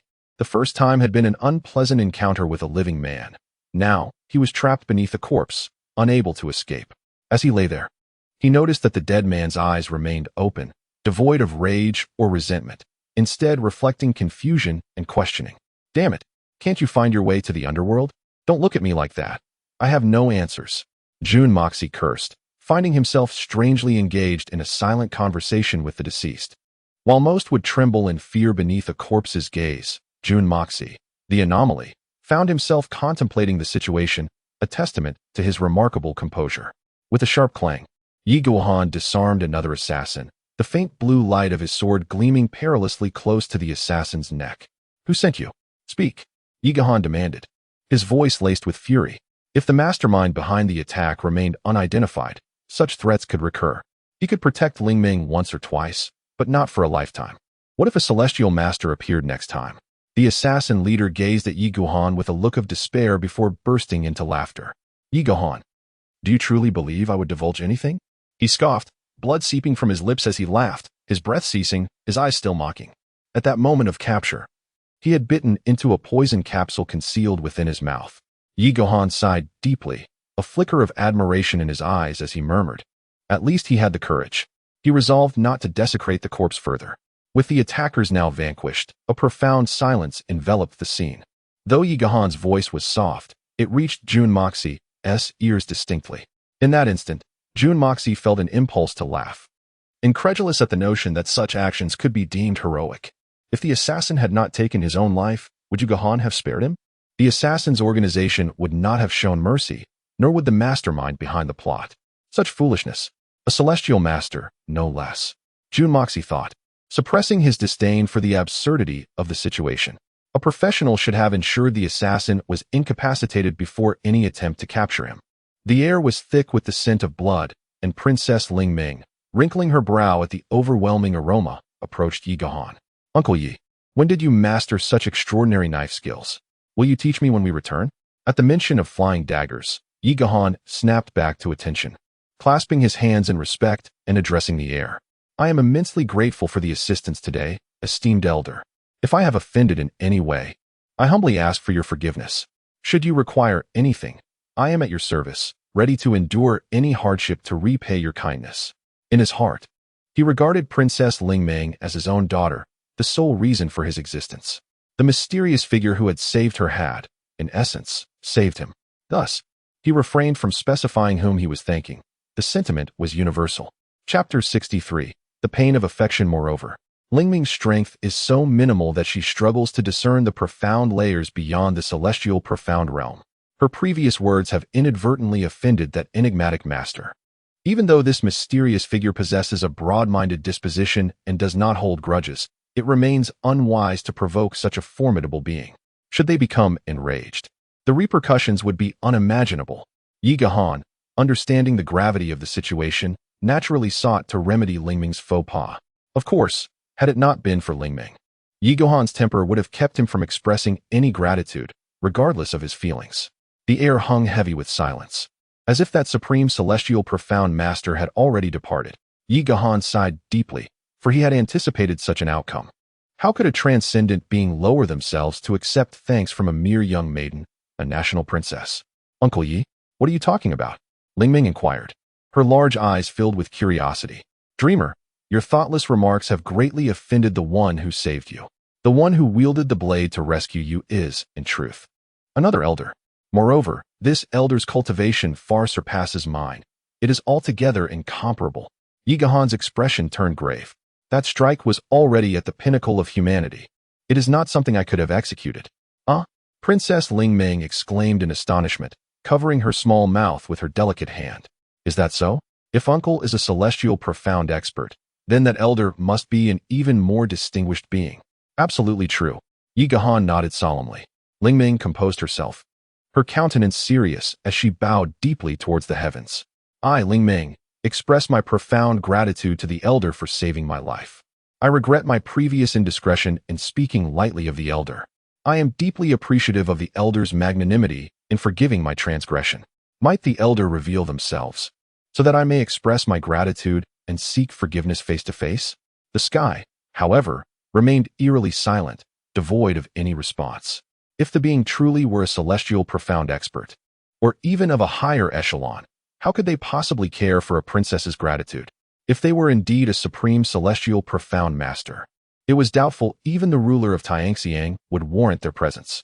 Lingming was not oblivious to this reality. Her gratitude compelled her to express thanks, regardless of the elder's whereabouts. Given Uncle Yi's assertion, the truth of the matter was irrefutable. Alas, fate had conspired against them. Yi Gahan sighed once more, his demeanor returning to its customary icy aloofness as he stood aside. Little dreamer, Uncle Yi must take his leave now. You should return to the palace promptly.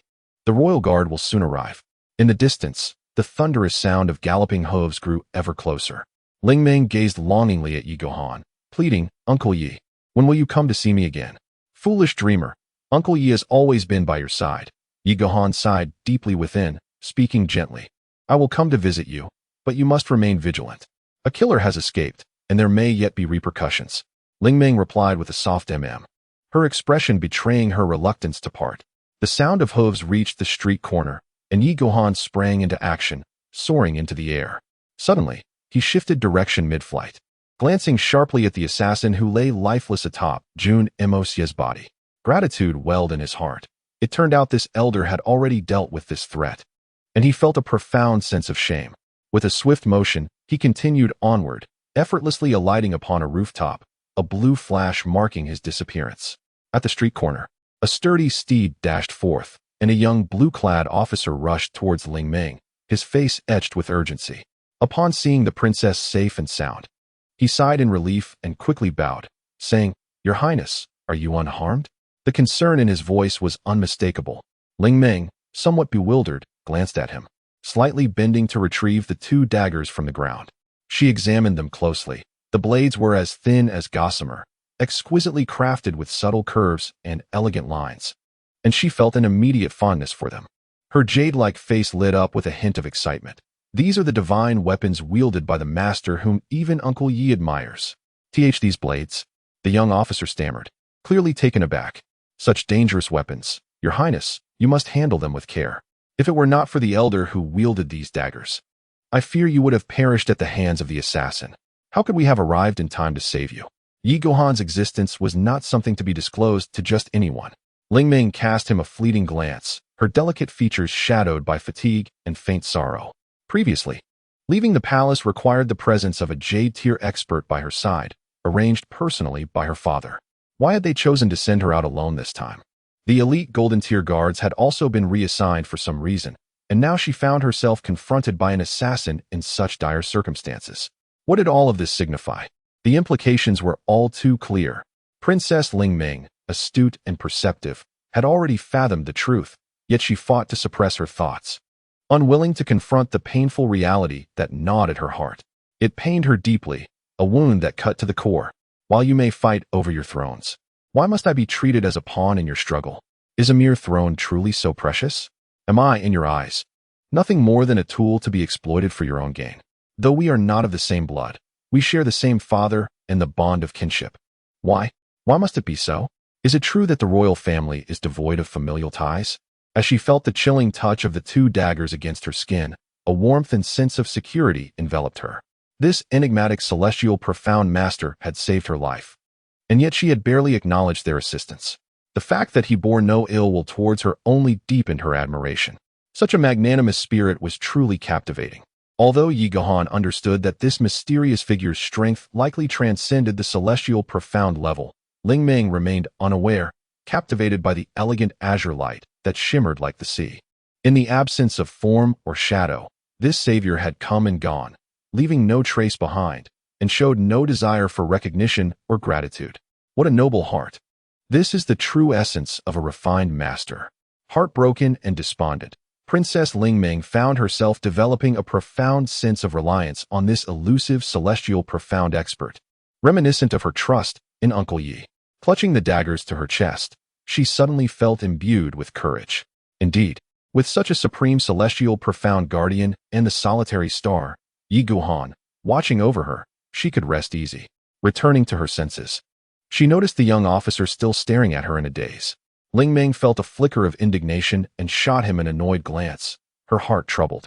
This man, Murong Qianjun, was the eldest son of the illustrious Murong family in the city and also a new generation rising star of her maternal clan. By familial ties, they were indeed cousins. He was renowned among the youth of the capital, and since laying eyes on Princess Ling Ming, he had been utterly captivated, begging his family to secure a position as a leader in the Imperial Guard, hoping to draw closer to her. Since Jun Mo's recent withdrawal, Murong Qianjun had become one of the two most promising suitors for Ling Ming's affection, the other being the esteemed grandson of the Grand Tutor, Li Yuran. Chapter 64. The gray-clad old man. To any observer, young Master Murong appeared to be a paragon of talent and martial prowess, with striking good looks and an air of elegance, making him a most suitable match for any young lady. Yet, Princess Ling Ming found him exceedingly hypocritical, as he always seemed to don a mask of deep affection in her presence. Having spent years in the secluded palace, she could not discern how much of his professed ardor was genuine and how much was mere pretense. What was the true nature of this man behind his facade? Princess Ling Ming felt utterly at a loss. As for another suitor, the first heir of the Li family, Li Yuran, the foremost talent of the Tianxiang Empire, left her equally perplexed. Li Yuran was distinguished by his refined character and graceful demeanor, captivating countless noble ladies in the capital. Yet, he remained untouched amidst the throngs of admirers, earning the reputation of being the most genteel gentleman of Tianxiang City. Always calm and unhurried, he seemed to have the world under his control, exuding charm and sophistication.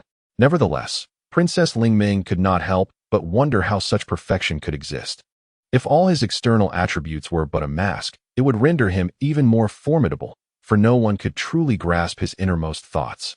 In his presence, she often felt an inexplicable fear, sensing that this gentle youth was perilously dangerous. In contrast, the former scoundrel, Jun Moxie, though outwardly slick and unabashedly transparent about his intentions, was refreshingly straightforward. While his character was indeed lacking, he was at least brazenly so, allowing one to avoid the anxiety of hidden malice. Reflecting on Jun Moxie, she recalled that this wayward youth had recently been here, seemingly offering a word of caution, whether intentional or not. It was indeed well-meaning.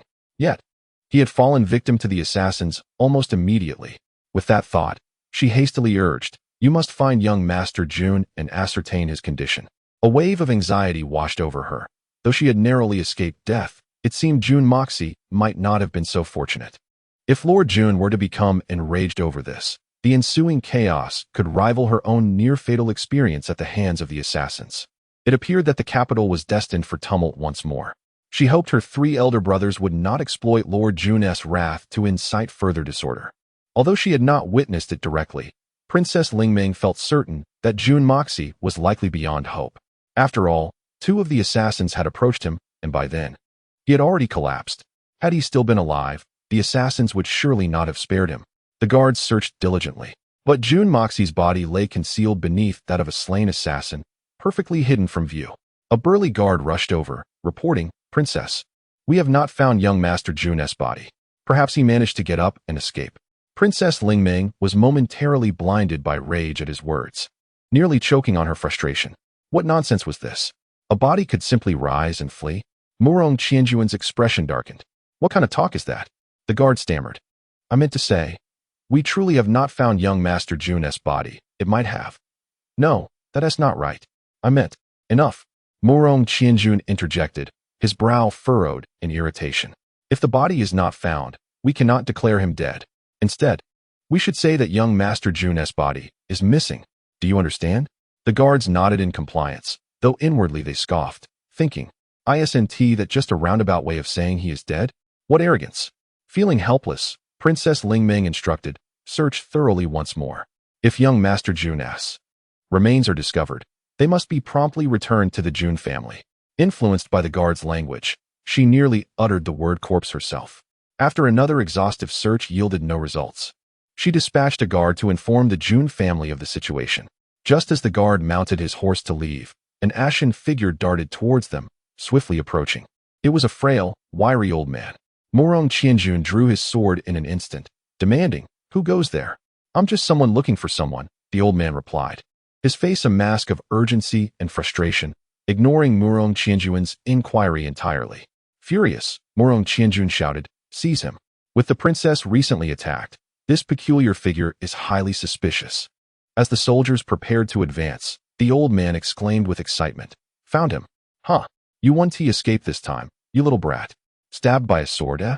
Let us see you run again." He crouched over the body of a black-clad assassin, preparing to draw a sword from the corpse. It became clear he was part of the assassin's group. "Seize him," Murong Qianjun commanded, elated to have found such a fool who, despite the chaos, was still searching for a body. The old man, with a swift motion, tossed aside a long sword and carelessly discarded the assassin's corpse as if it were a mere sack, then bent down to pick up a blood-soaked figure. Princess Lingming quickly intervened, halting Murong Qianjun. Upon closer inspection, she realized the figure was none other than June Moxie, covered in blood, as if he were on the brink of death. Overcome with relief, she noted the movement of his eyes. He was still alive. "May I inquire who you are, sir?" Princess Lingming asked. "Not the time for chit-chat, young lady. I must tend to his wounds, or he truly will perish." The old man replied, lifting June Moxie with urgency, then turned to Murong Qianjun, glaring at him. "Watch your tongue, boy. Be mindful of your words from now on." With that, he vanished in an instant. Murong Qianjun, poised to express his anger, found himself alone as the old man had already disappeared, leaving him fuming with rage. Yet, in the presence of Princess Lingming, he had to maintain his composure, grinding his teeth in frustration while mentally cursing the old man's lineage. "Oh no." Princess Lingming's expression shifted. "I just sent someone to inform Lord June, and now June Moxie has already been taken. If Lord June were to erupt with fury, it would be disastrous. Do not worry, princess. Return to the palace. I will send someone to the June family once more to report that this rascal, this fellow is still alive," Murong Qianjun reassured her. With a sigh of relief, Princess Lingming responded, "That would be for the best." Her gaze then fell upon the flying dagger embedded in the throat of the assassin leader, and she couldn't help but exclaim softly, realizing the elder had already neutralized this threat. How foolish she had been not to recognize it sooner. As she approached to retrieve the dagger, she noted its resemblance to the 2 others she had seen, her heart filled with admiration for such a skilled individual. When might she have the opportunity to express her gratitude in person? Turning her attention to the disheveled caravan, she sighed, contemplating how they would proceed to the Dugu family in such a state. Recalling Uncle Ye's earlier words, she concluded, Let us return to the palace. Compile the names of all the fallen guards and report them to the court, ensuring proper compensation for their families. With a heavy heart, she gazed upon the scene, closing her eyes as tears streamed down her cheeks.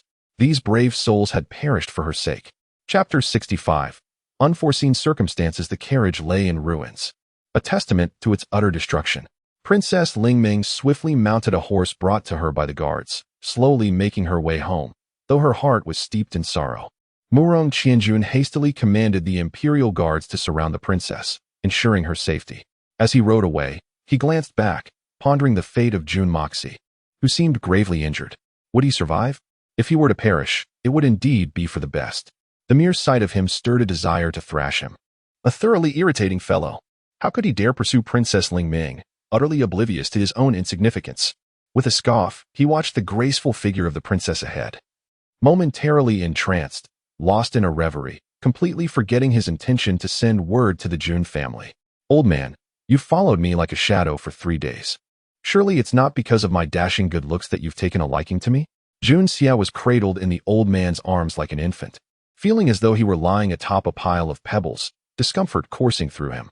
He knew the old man meant him no harm, so he seized the opportunity to mock him. Bah, as if I would willingly follow you, you wastrel. You flit about aimlessly, unaware of the mischief you've stirred. How did you slip out of my sight? Serves you right. If it weren't for your grandfather's generous purse. The old man paused, suddenly bewildered. How did you know I've been tailing you for 3 days? The old man's indignation was palpable, feeling diminished by following this young scoundrel. Just as he was about to vent his frustration, a shocking realization struck him. How could this useless brat know of his pursuit? Had his once impeccable tracking skills deteriorated to such an extent? In his astonishment, he halted, even neglecting the impudence of Jun Xia's disrespectful address. You fool. Such a simple question.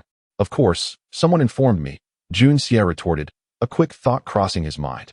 Although the old man's tracking skills were formidable, even in his past life, Jun Moxie's abilities would not have detected him, let alone escape his watchful eye. You're the fool. With your incompetence, it's clear you could never detect my presence. Wait, who told you?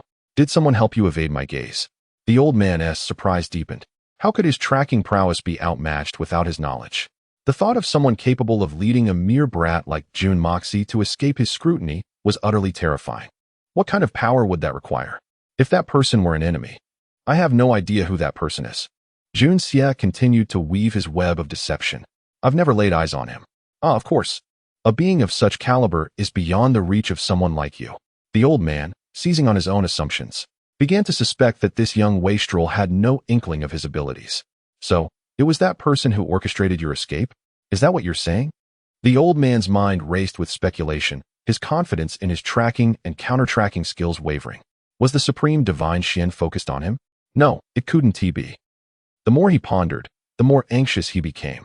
In truth, the old man's techniques were indeed impressive. Otherwise, how could a master assassin like Jun Xia have spent 3 days evading him? Old man, are you done with your rambling? What is your purpose in dragging me around? Just take me home already. Jun Xia felt discomfort, cursing inwardly. Hurry up. I need to use the Hongjun Tower to heal. What if I reveal my vulnerabilities elsewhere? Nonsense. You're gravely injured, and if I don't tend to you, you'll meet your end before we even reach home. The old man bristled at the thought, his pride wounded. If he were to return to the Jun residence without properly subduing this brat, how could he face them? As they conversed, they arrived at a modest dwelling. The old man bent down, hastily carrying Jun Xia inside and setting him down. He began to examine the injuries with meticulous care.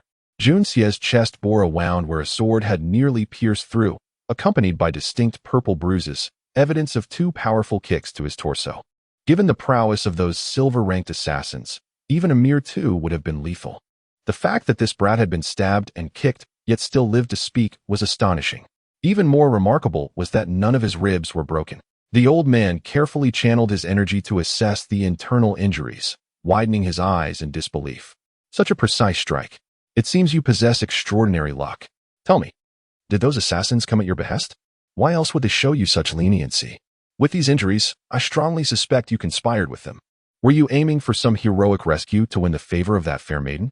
The old man stroked his beard, his gaze lecherous. Jun Xia nearly choked on the absurdity of the old man's conjecture. Old man, your imagination knows no bounds. I was nearly dead. Is there such a thing as a heroic rescue? Why are you still dawdling? Hurry and treat my thigh? Can't you see the blood still flowing? Jun Xia felt exasperated. How could his grandfather have hired this imbecile to follow him? Foolish brat. Do you need me to teach you how to do my job? I know what I'm doing. The old man huffed. You're fortunate. You want to die? You want to be crippled either. He delivered a playful slap to Jun Xia's thigh, declaring, You'll be fine. The pain shot through Jun Xia's leg, a fresh wave of agony overwhelming him. Gritting his teeth, he drew in a sharp breath, beads of sweat forming on his brow. He rasped, Old man, do you have a granddaughter? The old man immediately bristled, eyes narrowing. What do you want? He had momentarily forgotten why Jun Xia was asking for treatment on his thigh instead of the far more critical chest wound. If you have a granddaughter, I'd like to have my way with her before killing you. Just wait until I recover. Jun Xia seethed inwardly.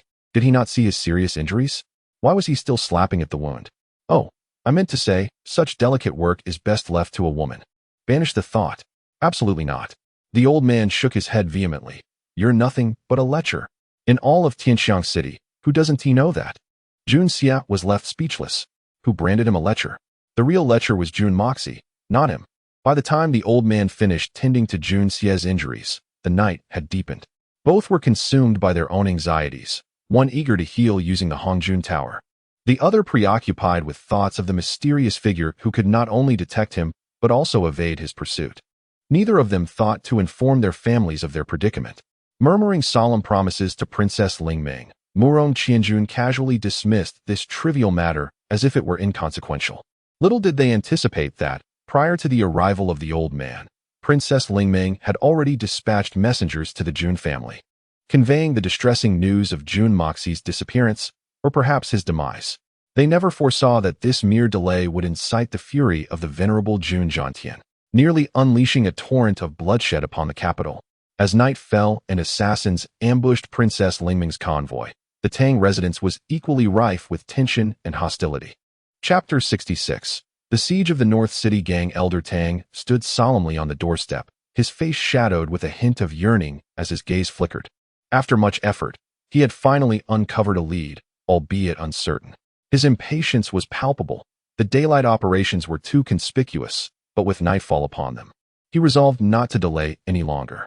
The Tang family's elite, a formidable assembly of 246 individuals, had gathered. Among them were 2 mid-tier Earthrealm practitioners, 4 Jade-tier experts, 12 Gold-tier warriors, and 36 Silver-tier combatants. The remainder comprised adept practitioners at the pinnacle of the 9th rank. For this undertaking, Elder Tang had summoned all the formidable talents from the Tang clan throughout the capital. In less than an afternoon, this represented the strongest force he could muster, the very foundation of the Tang family's existence. This operation must not falter. Their target tonight was the North City gang. Elder Tang surveyed the assembly with a steely glare. Attention! Not a single member of the North City gang is to be let go, particularly those of higher rank, such as the Hall Masters. They must be captured alive. No casualties, no recklessness. Is that understood? Understood, came the chorus of replies. Despite their uncertainty regarding the necessity of targeting the North City gang, and feeling that such a grand operation against what they deemed a mere nuisance was excessive, the gravity of Elder Tang's demeanor silenced any dissent. This operation will be commanded by me personally. Should anyone allow a member of the North City gang to escape, they shall present their heads to me. Elder Tang issued the sternest of orders, scanning the crowd as their expressions shifted from indifference to wariness, as if facing an imminent threat. With a decisive wave of his hand, he commanded, Let us proceed. Draped in black attire, the 246 members silently filed out. Elder Tang's black cape billowed in the night breeze as he strode down the steps.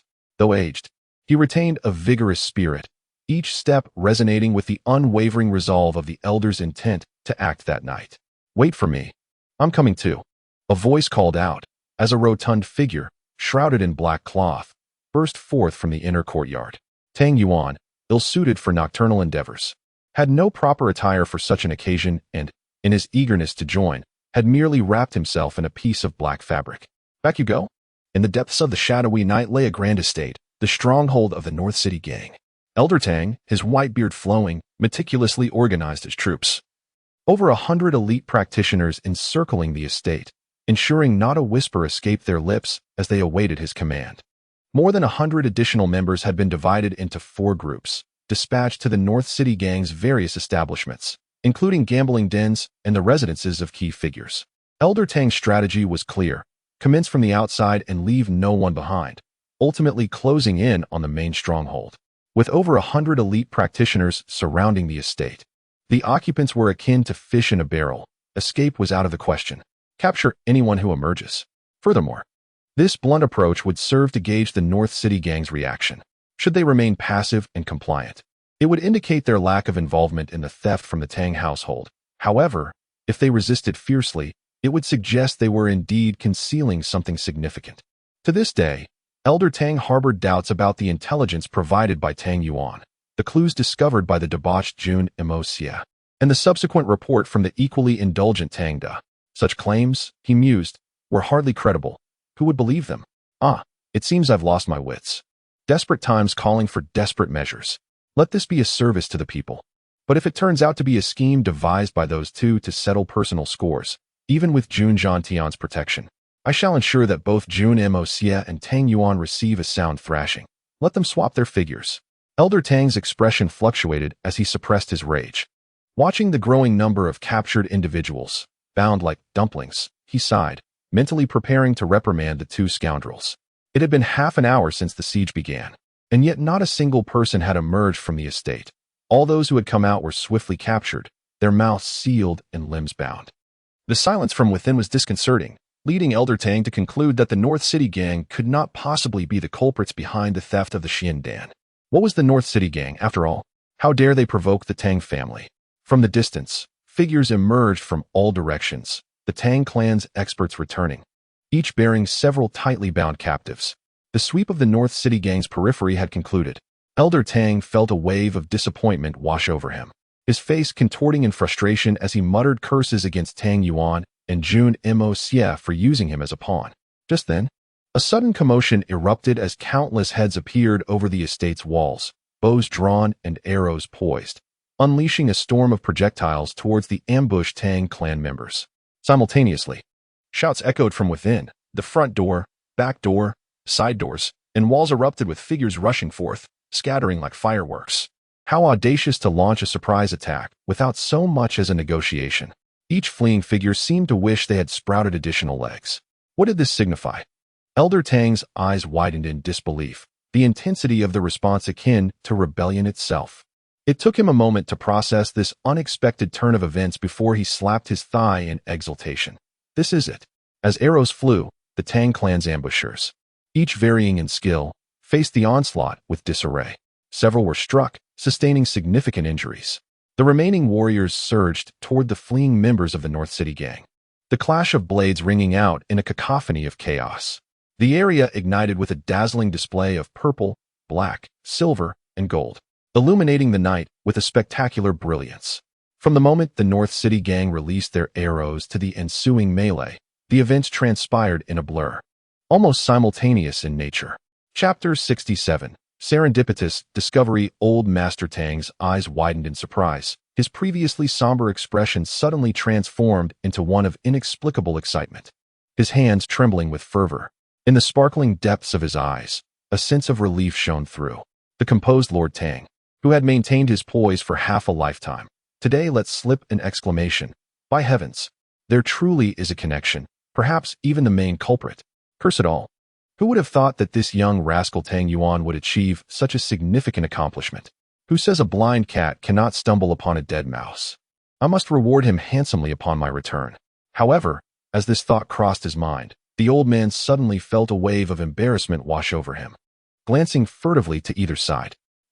Tang Yuan, I cannot speak of you in such a manner. After all, she is my daughter-in-law. Since the Beiqing gang has reacted in such a way, it must be related to the Tang family's theft. Otherwise, how could a mere Beiqing gang dare to target the family of an imperial lord and the minister of revenue? A family of such high standing within the entire Tianxiang kingdom? Such audacity is akin to courting death, a foolhardy endeavor. As he watched one after another of the Beiqing gang members being toppled to the ground, bound hand and foot, and tossed aside, old Master Tang cleared his throat, standing with his hands clasped behind him, his eyes sharp as an eagle's, his countenance as serene as still water, his beard billowing. embodying the image of a righteous arbiter of justice. Bang! A Beijing gang member was sent flying, and before he could hit the ground, a rope was already fastened around his waist, swiftly coiling several times. When he landed, he had become a tightly bound bundle. A punch landed with a resounding crack, sending teeth scattering, and before he could even utter a cry, a foul cloth was stuffed into his mouth, after which he was hurled several feet into the air. The entire process executed with fluid grace. Bang! Another one. Bang!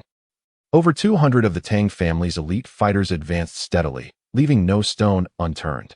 Meticulous in their search, the Beijing gang's leader, Qin Hu, was besieged by 3 golden tier practitioners, desperately trying to break free, his face etched with despair.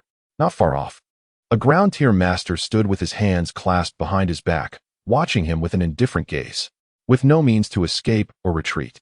And even the opportunity for self-destruction denied him. Had the 3 not aimed to capture Qin Hu alive, he would have long since met his demise. At this moment, the leader of the gang was on the brink of madness. As the area gradually cleared, more and more Tang family experts converged, while others swiftly dashed into the grand estate, conducting a thorough search with the meticulousness of dismantling a house, leaving no corner unchecked.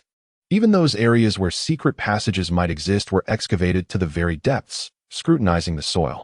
Before long, a commotion erupted from within. "We found it." Old Master Tang's expression brightened as he stepped forward, witnessing several Tang family experts escorting out none other than Qin Hu's son, Qin Xiaobao, along with a few flamboyantly dressed women. Qin Hu had concealed them in the most secretive chamber of the gang, intending for them to break out together. Should they not survive, at least he hoped to ensure his son's safety. Little did he expect that the Tang family would be so adept at raiding, uncovering the hidden chamber nearly a yard underground, with an exit that was exceedingly discreet. Upon seeing his son captured, Qin Hu felt utterly despondent, losing all will to continue resisting.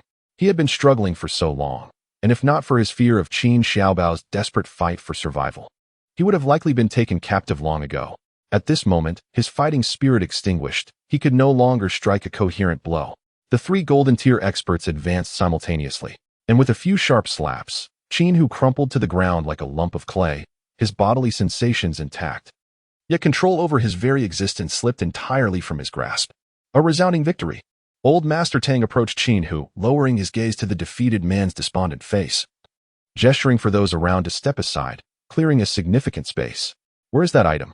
Old Master Tang's voice was grave, his eyes piercing like arrows as he fixed his gaze on Qin Hu, delivering his inquiry with unyielding directness, leaving no room for denial. This question could easily instill a false sense of security in Qin Hu, suggesting, "I am aware that the Xian is in your possession. I hold absolute evidence. It is merely a matter of whether you choose to cooperate or not. Should Qin Hu indeed be involved in this affair?" Hearing such a statement while being a captive would likely push him towards despair. As anticipated, Qin Hu was left speechless, his eyes betraying utter hopelessness. Observing every flicker of his expression, Old Master Tang felt a surge of elation, the tension in his heart dissipating. Indeed, it was the main culprit. Tang Yuan. Oh, Tang Yuan. This grandson has finally accomplished something of significance, and a grand achievement at that. Wait, this matter seems to have been prompted by that debauched scion, Jun Moxie. Old Master Tang couldn't help but reflect. It appears that a gathering of rogues is not entirely devoid of merit. At least they can be useful at critical moments. Just as I was once labeled a wastrel in my youth, yet here I stand. Clearing his mind, Old Master Tang resolved that regardless of whether the Xian could be retrieved, the Tang family undeniably owed a tremendous debt of gratitude to Jun Moxie. It seems I must draw closer to the Jun family in the future. I know nothing of any Xian. Old Master, why have you suddenly turned against us? Qin Hu stammered, his eyes darting, still clinging to the hope of evasion. You truly lack the art of deception. Did I ever claim that item was the Xian? Huh. Regardless of your ignorance, you will soon be enlightened. Old Master Tang's smile was benign as he beckoned for a Tang family expert to bring forth a pitiful Qin Xiaobao, who was then unceremoniously tossed to the ground. Qin Hu, I understand this is your only son. Regardless of the Beijing gang's intentions, if you divulge what you know, I assure you your son will be unharmed. And I will protect the remnants of the Qin family's lineage from harm. Old Master Tang spoke with a warm smile, his demeanor exceedingly cordial. Of course, should you remain obstinate and refuse to recall anything, I believe you will soon witness what fate befalls your son. However, such a scenario would not be pleasant for anyone involved. Do you understand what I mean? Dad, save me. Qin Xiaobao cried out in despair. For this quintessential second-generation heir, this year had been nothing short of catastrophic. Just when he spotted a beautiful girl on the street and had the audacity to flirt, he was captured, his dantian shattered and his energy incapacitated. After struggling to recover his mobility, he was met with ridicule at a tavern, resulting in a beating and a broken leg. Just as he had returned home, tears streaming as he tended to his wounds, he was seized once more. Thrown to the ground, engulfed in fear and pain, Qin Xiaobao felt utterly bereft of hope. Old Master Tang slowly extended his hand, gently stroking Qin Xiaobao's neck with his dry palm, akin to soothing a frightened puppy. Yet, no one would doubt that should Qin Hu's reply fail to satisfy Old Master Tang, that same dry hand would swiftly transform into an instrument of ruthless retribution. With a weary sigh, Qin Hu bowed his head and conceded, "You win." Old Master Tang beamed with satisfaction, proclaiming, "Qin Hu, you truly are worthy of your position as a leader, understanding the tides of fortune. Well done." The sharp sarcasm pierced Qin Hu's ears, rendering his face a deep crimson. This overwhelming humiliation contorted his expression into one of utter dismay. After several faltering attempts to gather his thoughts, he finally managed to utter, "I believe the old Marquis is well aware that I, Qin, am largely acting under someone else's command in this matter. Otherwise, even with the greatest audacity, how could I dare to infiltrate the Tang residence to pilfer? That would be tantamount to courting death. Even if I had the desire, I lack the capability. However, as the saying goes, when a steel blade is pressed against one's neck, we truly find ourselves with no alternatives." As he continued, the elder Tang's gaze flickered with intrigue. Chapter 68. The thunderous drum at midnight. Old Master Tang, seasoned by the vicissitudes of life, understood that Qin Hu and his northern city gang would never dare to act recklessly under the auspices of the powerful. At this critical juncture, it was impossible for Qin Hu to utter a lie that could not even begin to earn his trust. If his words bore truth, then there must be further developments. Seeing that the old master seemed to believe him, Qin Hu could not help but feel a flicker of hope. Even if he could not escape his fate, at least his son might have the chance to survive. He continued earnestly, "The one who instigated me, I know not their origins. I only know that this person wields immense influence, having orchestrated the arrangements of the old Marquis's residence, the locations of treasures, and even the timing of actions. I suspect he must be among the elite in the capital at this moment." Qin Hu's eyes suddenly bulged with terror as he cried out in panic, "Old Marquis, save me!" Just then, a piercing cry pierced the air, and a brilliant yellow light surged forth, accompanied by an overwhelming pressure descending from all directions. It was as if several small suns had abruptly appeared in the sky, saturating the atmosphere with a heavy, earthy glow. Earthly-level warriors. 3 agile figures descended like lightning, forming a triangle as they swiftly approached Old Master Tang, their faces obscured by black masks, revealing only their glowing yellow eyes. The experts of the Tang family gasped in alarm, rushing forward recklessly, but their own limitations rendered them incapable of halting the advance of these formidable foes. Old Master Tang scoffed coldly, bellowing, "You dare?" As his white beard fluttered, a more potent earthy glow radiated from him, fiercely confronting the attackers and shielding Qin Hu behind him. Their intentions were abundantly clear. They sought to silence him. Yet, Qin Hu had become the sole lead in Old Master Tang's pursuit of the elusive Xiandan. Allowing them to succeed was simply not an option, no matter the cost. He had to thwart them and protect Qin Hu's life. As long as Qin Hu remained, there was hope to uncover the mastermind behind these events. Discovering the instigator would lead to the recovery of the Xiandan.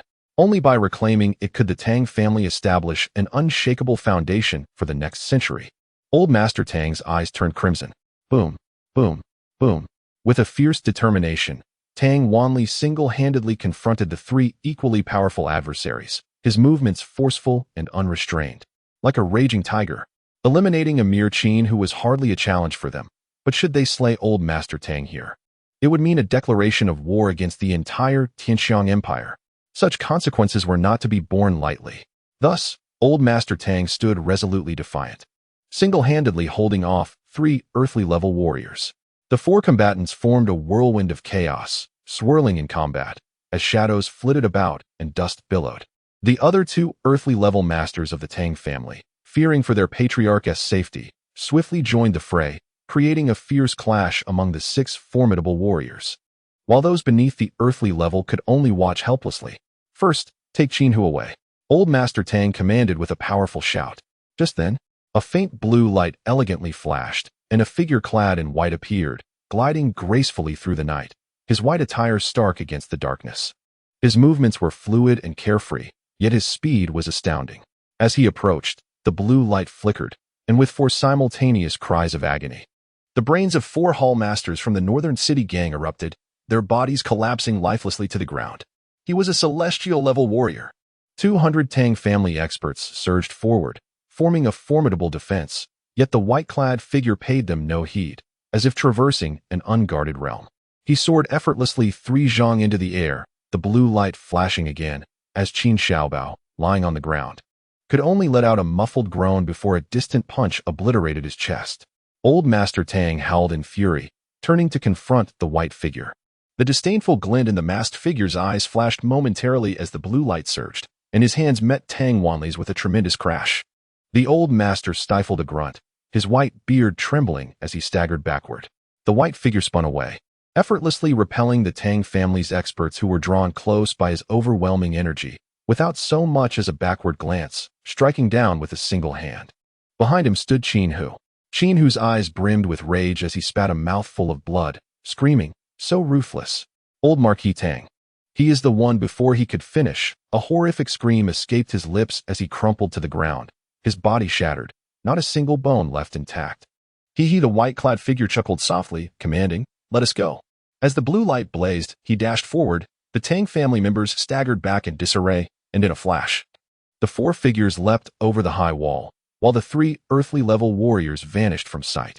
Yet the white figure remained atop the wall, his white attire billowing in the wind. With a graceful gesture, he addressed Old Master Tang, saying, "Old Marquis Tang, my apologies for today's offense. It was unavoidable.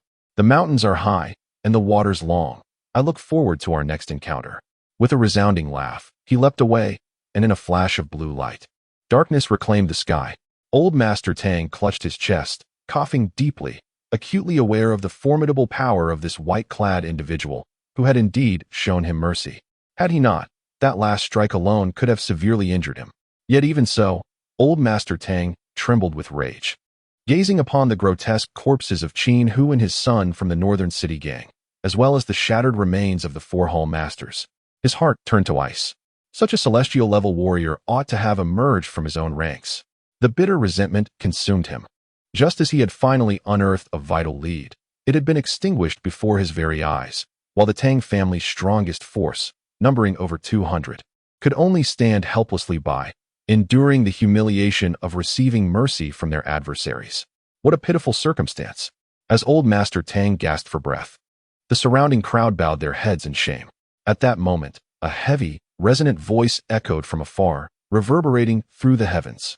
It was akin to the crashing waves from the horizon, rolling forth, or the distant thunder rumbling slowly yet relentlessly, striking with an unmatched force that swept across the cosmos.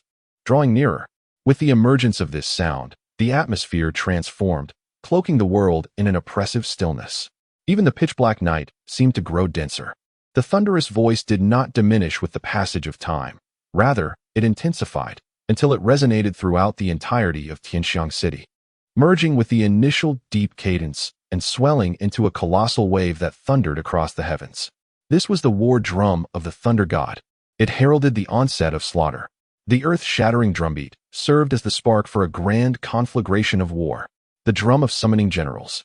After a decade of silence, the highest military summons of the Tianxiang kingdom resounded once more in the stillness of the night, without warning. Once the drum of summoning generals sounded, it invariably signified mountains of corpses and seas of blood, the clash of countless soldiers and the demise of innumerable lives.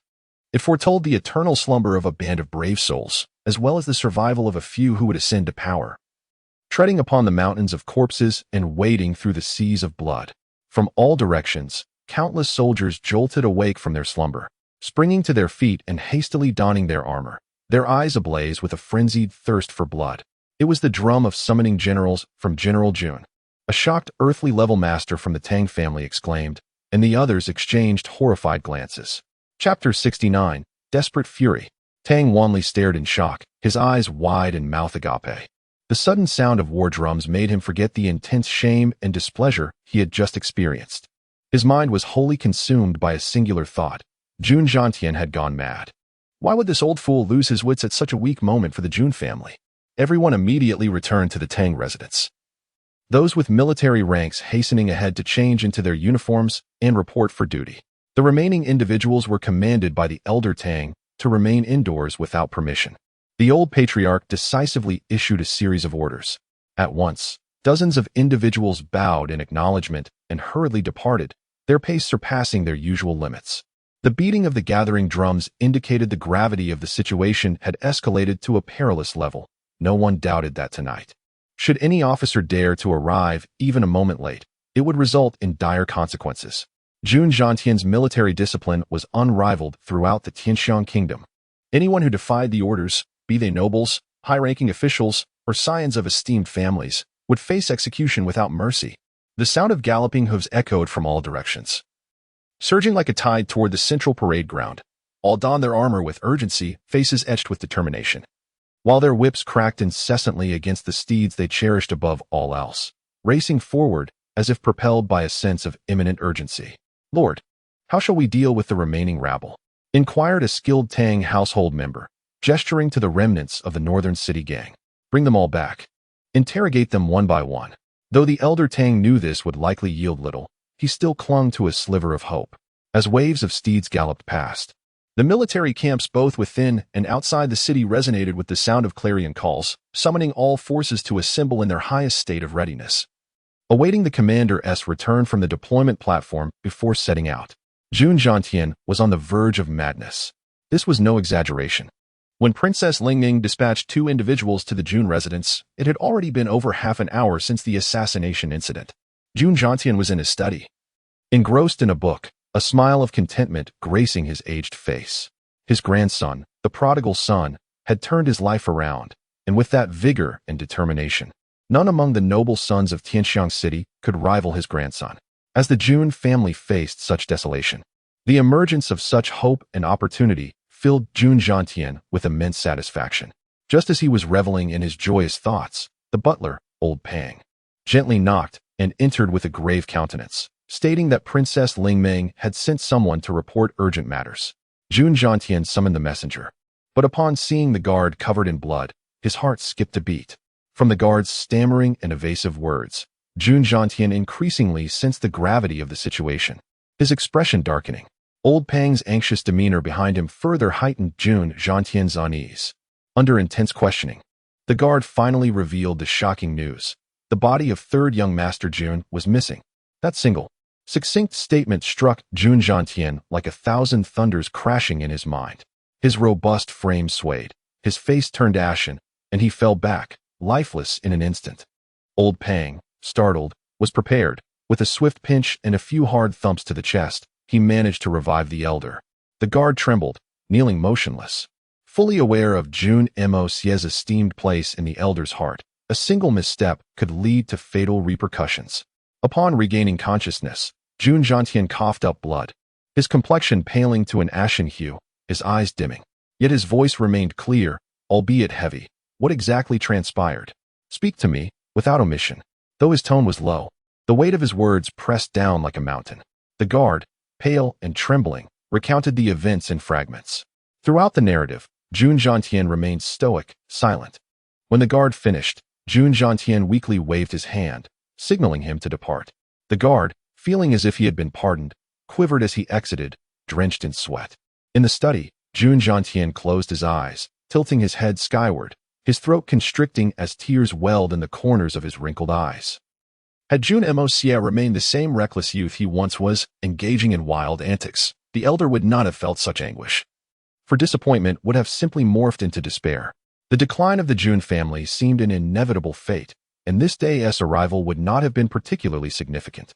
However, the crux of the matter lay in the fact that Jun Zhantian had only just witnessed his grandson's remarkable transformation, glimpsing the dawn of hope and the promise of a brighter future, filled with boundless fantasies for the Jun family's legacy.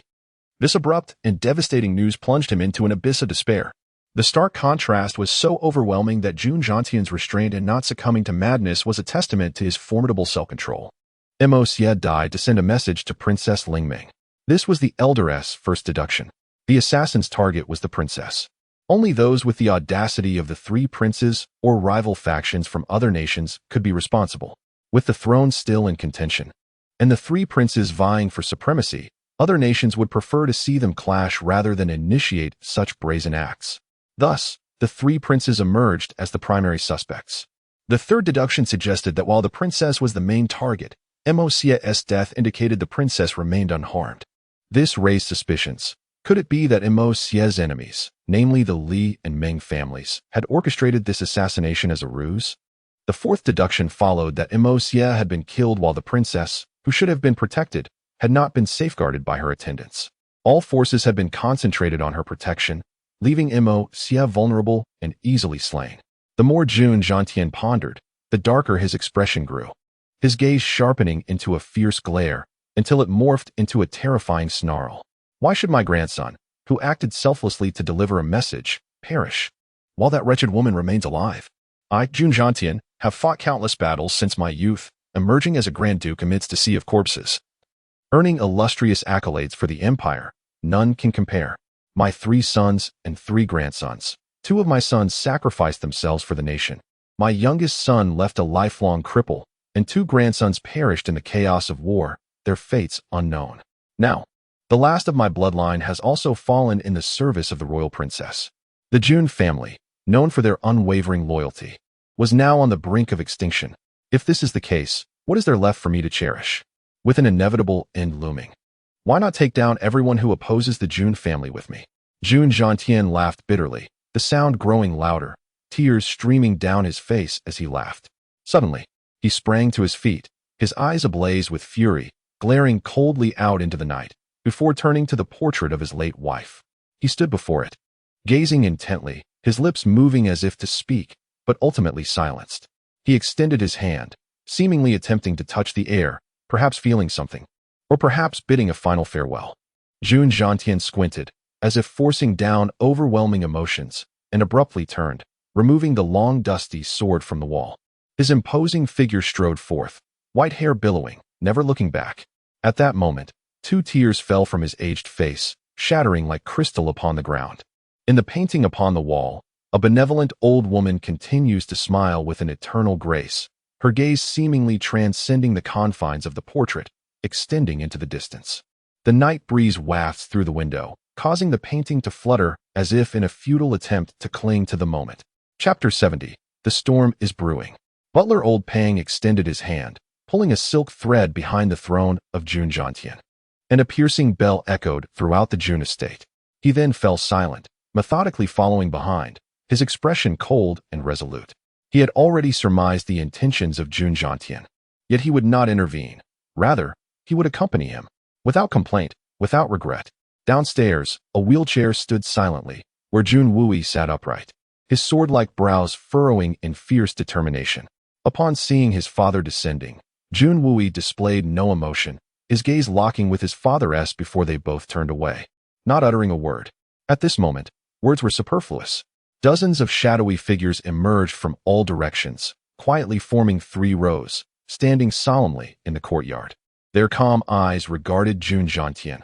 Regardless of his actions, these figures would follow him to the very end, to the netherworld. Amidst the heavy shadows, countless others gathered like phantoms, awaiting orders.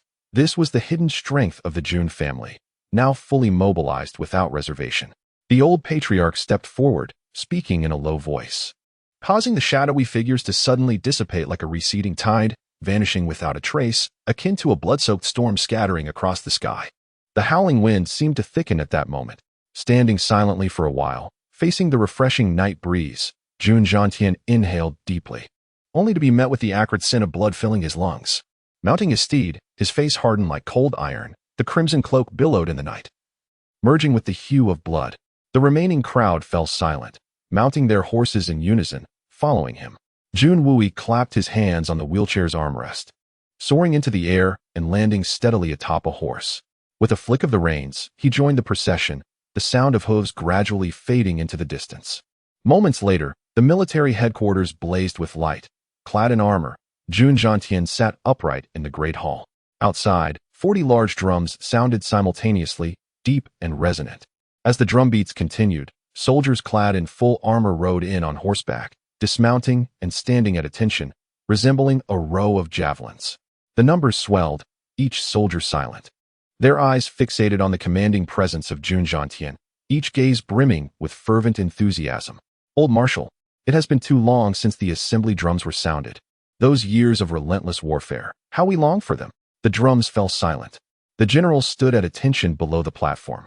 On either side, dozens of banners flapped in the night wind, their mournful sounds echoing like 1,000 weeping souls. Jun Zhantian rose from his seat, advancing to the platform, his piercing gaze sweeping across the crowd as he inquired, "Is everyone present?" "We are all here, awaiting the orders of the old marshal." The chorus of voices rang out in unison. "Very well. Allow me to undertake a monumental task this night." The glint in Jun Zhantian's eyes betrayed an undeniable murderous intent. "All generals, heed my command." "Yes." "Shenzhounan." "Yes." "You are to command your troops and guard the west gate. No one shall leave the city without my orders. If there is any unrest, immediately quell it." Jun Zhantian emphasized the phrase anyone with particular weight. "Yes." "Jun Yinfeng." "Yes." "You are responsible for the east gate." "Yes." "Zhang Jitian." "Yes." "You shall oversee the north city gate." "Yes." "Chan Linyu." "At the south gate." "The remaining personnel will follow me." A series of commands were issued, each individual stepping forward to receive their tokens before turning to depart, without a single inquiry as to the reason. These were Jun Zhantian's former troops, the backbone of the Jun family's military group, who had always adhered to his orders without question, even if it meant death. Especially Shen Zhounan, Zhang Jitian, Chan Linyu, and Jun Yinfeng. These four were the most formidable generals under the old patriarch. Fierce warriors who executed Jun Zhantian's commands to the letter, regardless of right or wrong. They were the core strength of the current Jun military group. As each general departed with their orders, the icy demeanor in Jun Zhantian's eyes deepened. "Emosia, I shall avenge you. Those who have opposed you, those who are suspect, shall pay the price tonight." Just as the war drums began to sound, in the palace, Emperor Yang Huaiyu of Tianxiang Kingdom jolted awake, exclaiming, "What is that sound?" This emperor, once amidst the chaos of war and now in his prime, felt an inexplicable sense of impending crisis. It seemed something earth-shattering was unfolding. Outside the sleeping quarters, a soft voice reported, "Your Majesty, it appears to be the sound of war drums." The sound of war drums? The emperor furrowed his brow, suddenly alarmed. War drums? The assembly drums. His expression shifted dramatically. He leaped from his bed, hastily draping a cloak over himself, clad only in his undergarments, and hurried out, straining to listen. His countenance grew increasingly grave. Jun Zhantian. The emperor recognized the sound immediately. This was the war drum of Jun Zhantian. Aside from his assembly drums, there was no other sound in the capital that could resonate with such a majestic and tragic tone. Only Jun Zhantian's drums could convey such might, capable of shaking the very foundations of Tianxiang City. What on earth has transpired today? What is it that I, the emperor, am unaware of? The emperor maintained a calm expression, slowly inquiring.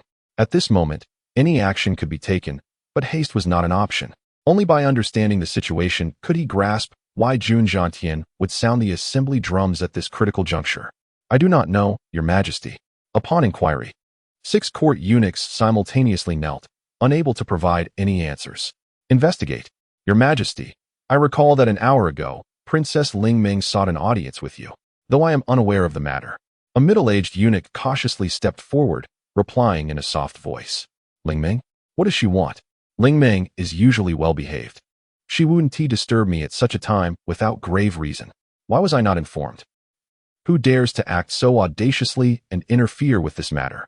The emperor immediately sensed something was amiss. The eunuch hesitated, his gaze drifting toward the sleeping quarters. "Quickly summon Lingming." "Yes." "Meng Fei, come forth." The emperor's voice boomed, and a woman draped in light gauze gracefully emerged, kneeling on the ground. "I ask you, what matter does Princess Lingming seek? Why did you obstruct her?" The emperor's gaze was as cold as ice, devoid of warmth. She claimed to have been attacked, but I saw no injuries on her, and her demeanor was as usual. I thought she was merely being mischievous. Besides, Your Majesty, you were already asleep, so I didn't dare to disturb you." Meng Guifei trembled as she replied. "My daughter was attacked." And you still barred her from seeing me, her father? You dare to dismiss this as mere childish antics? Ha ha ha. You truly are my beloved consort. The emperor's tone was gentle, seemingly nonchalant, yet Meng Guifei quaked with fear. She knew that when the emperor spoke in such a manner, heads would surely roll. The emperor leaned closer, whispering in her ear, I reckon you lack the courage to confront this, yet whatever the eldest has promised you will surely not come to pass. I shall not allow it. Meng Guifei's eyes widened in terror, her entire being collapsing to the ground. Take Meng Guifei away, confine her to the cold palace, and await further orders.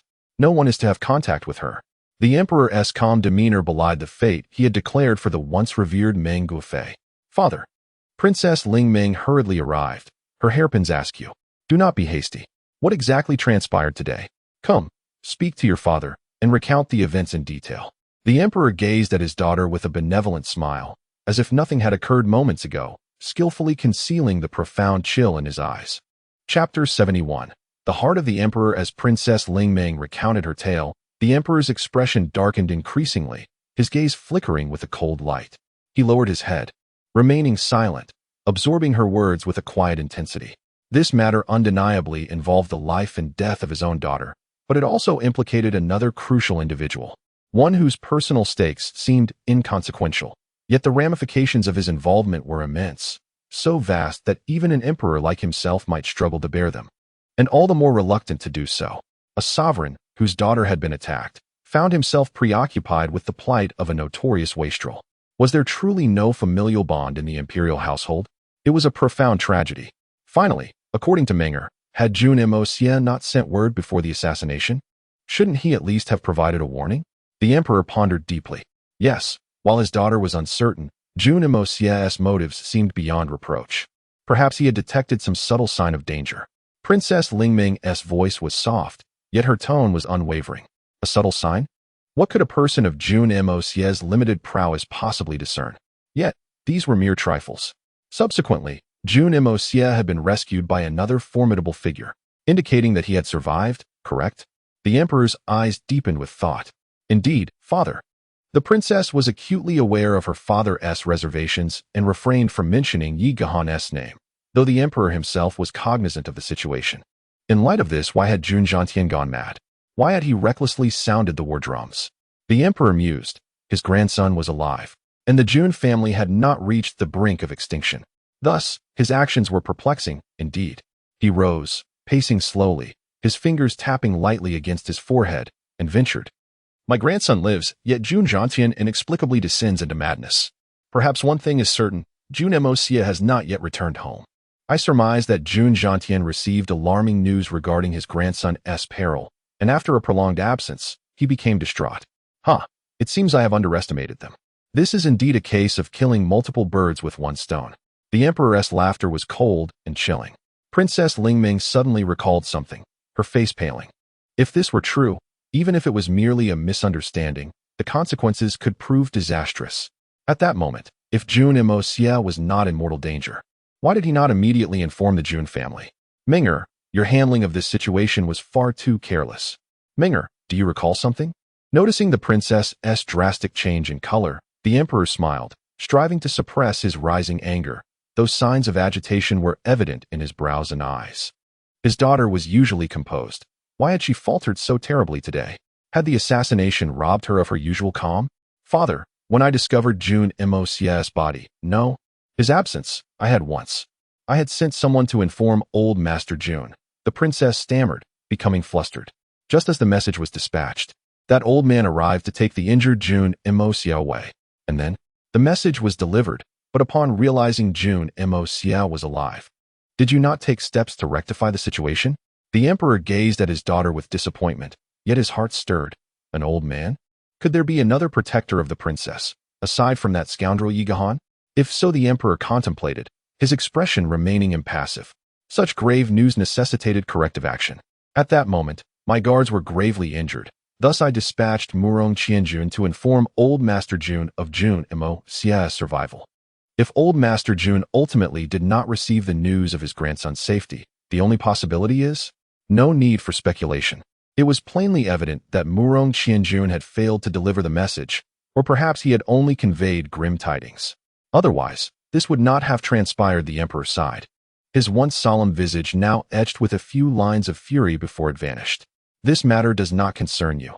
Return and rest, he instructed, gently stroking Lingming's hair, his vacant gaze surveying the dimly lit palace, feeling an unexpected sting from the resplendent yellow that symbolized nobility. This assassination was indeed strange, how utterly unforeseen. The emperor mused, sharpness glinting briefly in his eyes. Perhaps it is time to cleanse the palace of its impurities. I wonder if a wash of blood would render it more vibrant. In the distance, the resounding war drums fell silent, yet the atmosphere remained thick with the premonition of an impending storm, oppressive in its weight. I hope, Jun Zhantian, that you will not make my task excessively burdensome. The emperor's eyes revealed a complexity of emotions that flickered and vanished. Watching his daughter retreat, the emperor stood with hands clasped behind his back, lost in thought for a moment before declaring, Shadow, go and investigate. Unless absolutely necessary, do not intervene. Inform Jun Zhantian that his grandson is alive. A bit of commotion is acceptable, but he must not go too far. Also, bring me something while you're at it. This old man has been pent up for several years now. With that, the emperor scribbled a few words, rolled the note, and handed it back. Go. A gust of wind stirred, and a shadowy figure flitted forth. In the next moment, the note had vanished from the emperor's hand, a faint silhouette swiftly darting from the palace. Though I grant you this indulgence, I too shall wield another's blade, the emperor murmured to himself, a profound smile flitting across his features. The emperor was known for his meticulous strategies. However, on this occasion, he had significantly underestimated the depths of Jun Zhantian's wrath. Moreover, his late intervention was already too tardy. Bring forth General Dugawudi, the emperor exhaled, his voice booming. Let us further disrupt the situation. I hope that, one by one, those with discernment will act with restraint. Those who do not, clearly do not deserve to remain, nor have the right to do so. It is not that I forbid your conflicts. Only those who emerge victorious from battle are deemed strong. Yet, there must be a measure to such conflicts. Exceed this measure, and one may plunge into the abyss. Princess Lingming took her leave from the emperor, only to suddenly realize upon returning to her chambers that throughout the entire recounting of the assassination, her father had inquired solely about the Jun family, about Jun Moxia, while failing to address the fact that she herself was the primary target of the attack.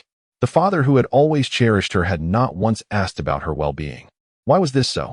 Did the emperor consider this intricate assassination, involving a princess and potentially other royal figures, to be of less significance than the affairs of the Jun family? Or was he perhaps avoiding something? Contemplating her father's profound gaze, Princess Lingming shuddered involuntarily. Fortunately, I have Uncle Yi to protect me, as well as that enigmatic powerful figure. Lost in thought, Princess Lingming reached into her bosom and retrieved 3 delicate throwing knives, playing with them in her hands. Each knife measured no more than half a palm's length, its elegantly curved form exquisite and nearly weightless. When stacked together, they formed only a thin layer. Intrigued, Princess Lingming pondered how such diminutive blades could unleash such terrifying power, compelling a cadre of ruthless assassins to flee without a fight. The knives, silent yet shimmering with a radiant glow, refracted the light into a kaleidoscope of colors, dazzling in their brilliance. Were one to merely observe these throwing knives, they would undoubtedly assume them to be mere toys for the children of the affluent. Who could have imagined they were the lethal weapons of an unparalleled master? However, the moment this unique flying dagger reappears before me, I shall recognize it instantly. Princess Lingming pondered joyfully, her heart filled with boundless longing. I wonder what kind of extraordinary individual this unparalleled powerhouse, whom Uncle Lian Yi admires so greatly, truly is? Chapter 72. The Dugu family. The indomitable General Dugu Wu Di returned home, his heart heavy with confusion and frustration. Having heard the sound of battle drums while stationed at the military camp outside the city, he hastened back to the palace to await a summons from His Majesty. He had even ordered his soldiers to prepare for combat, anticipating that should the traitor Jun Zhantian rebel, only the Dugu family's forces would stand in defense of the throne, capable of countering Jun Zhantian's military faction. However, the emperor's unusually ambiguous demeanor left Dugu Wu Di utterly baffled. Given the gravity of the situation, which could ignite turmoil at any moment, it was not beyond the realm of possibility for the palace to be besieged. Yet, the emperor merely uttered 4 words, remain calm and patient, before sending him home to consult with the old man, forbidding him from returning to the military camp or taking any defensive measures. This was nothing short of preposterous. Perplexed, Du Gu Wu Di returned home, but before he could reach his own courtyard, he sought out his father, the venerable Du Gu Zonghong. The ensuing confrontation was nothing short of humiliating for a general accustomed to commanding legions. "You fool! You dragged me out of bed for such trifling matters? You ungrateful wretch! How could I have raised such a useless child? Do not dare call yourself my son when you step outside. I cannot bear the shame." Du Gu Zongheng's fury resonated throughout the estate, his voice booming as he spat words of disdain at his son, punctuating his ire with jabs to Du Gu Wu Di's forehead. "Have you no sense? Are you so thick-headed? Rebellion? Nonsense. Let me tell you, even if the Du Gu family were to rebel, Jun Zhantian would not follow suit. Even if the emperor were to instigate a rebellion, Jun would never do the same. Now go back to sleep. I cannot be bothered with your foolishness. You are nothing but a complete imbecile." In a fit of rage, Du Gu Zongheng kicked his son out, storming back to his chamber, where a muffled groan followed, accompanied by a voice. "Old fool, what did you just say? Nonsense. Who is Wu Di but a pig? And you, old man, what are you? Filled with nonsense. You are a pig, an utter fool." A series of suppressed grunts followed, as Du Gu Wu Di rubbed his backside, vexed and humiliated, cursing his father inwardly. Returning to his own courtyard, still in a haze, he was met with a cacophony of voices and bright lights. His wife and concubines were wide awake, their faces etched with worry. Upon inquiry, he learned that his daughter had returned home in tears earlier that day, locking herself in her chamber, clearly having been wronged. Enraged by the prospect of anyone daring to bully his beloved daughter, Du Gu Wu Di stormed into her room, disregarding any decorum. After much coaxing, he finally managed to calm her, offering her a bowl of bird's nest soup, which eased her sobs. "Who dares to bully my precious girl? Tell me, and I shall bring my forces to annihilate them." His expression darkened as he gazed upon his daughter's swollen eyes, his heart aching with paternal fury. "Daddy, it was that scoundrel from the Jun family, Jun Imosia. He infuriated me today. You must stand up for me." Du Gu Shaoyi pouted, her voice filled with grievance. Having bottled up her frustrations, she had been waiting for her father's return to lament her plight, hoping he would allow her and her brothers to confront Jun Imosia and reclaim her stolen treasures. Aware that mentioning this to her mother would yield no support, she had refrained from doing so. After hearing the full account, Du Gu Wu Di sighed in relief, realizing the situation was not as dire as he had imagined. However, his brows furrowed as he contemplated the predicament. "My dear daughter, had it been anyone else, I would not hesitate to confront them, even the blind prince. But this Jun Imosia, he complicates matters. Even Jun Zhantian does not know where his grandson is. How could I possibly find him? Even if I did, I may not dare to act. Are you afraid of the old man from the Jun family? My fate is truly unfortunate. It infuriates me." Du Gu Shaoyi cried again, turning away in distress. For reasons unknown, the mere thought of Jun Imosia's face ignited her anger, causing her to wish for the opportunity to wipe that insufferable grin off him. "Alas, this will not do," Du Gu Wu Di lamented, helpless as he watched his daughter weep anew. "I assure you, once I locate that boy, I shall ensure he pays dearly for his transgressions." "What? Is he in danger? What happened?" Du Gu Shaoyi, suddenly gripped by trepidation, turned back to her father, her eyes wide with anxiety. "Did you not hear? This afternoon, Princess Ling Ming was attacked. That fool dared to rush in to deliver a warning, and while the princess emerged unscathed, that young scoundrel became a scapegoat." Du Gu Wu Di spoke with a hint of schadenfreude, oblivious to the pallor that swept over his daughter's face as she clenched her fists tightly. He suffered a sword wound to the chest and was stomped on by a silver-clad assassin before being taken away. "I fear for that boy's life." Du Gu Shaoyi gasped, rendered speechless, as a sense of emptiness washed over her. She had not absorbed her father's words. They seemed to drift into the distance, fading into a blur. "Fear not. Should that boy still be alive, I shall capture him and allow my precious daughter to administer her own form of punishment." Du Gu Wu Di chuckled heartily, only to realize that his daughter's expression was far from joyful. He waved his hand in front of her. "Shaoyi? Shaoyi? Huh. Oh." Du Gu Shaoyi awoke from her reverie, her face suddenly tranquil. "Father, I am tired. I wish to sleep now." "Very well, then rest well." Awakening from slumber, all seemed well, yet I must indulge in a modest libation to alleviate my melancholy. Today has been truly disheartening. As Du Gu Wu Di shook his head and stepped outside, The immensely robust Dugu Wudi remained oblivious to the profound distress of his daughter. Dugu Xiaoyi pulled the quilt around herself, enveloping her form entirely, remaining utterly still. She heard her mother gently utter a few words, followed by the concerned remarks of several aunts. Yet Dugu Xiaoyi barely registered their sentiments, her mind a tumult of confusion. She could not fathom her thoughts nor the reason behind them, inexplicably yearning to weep.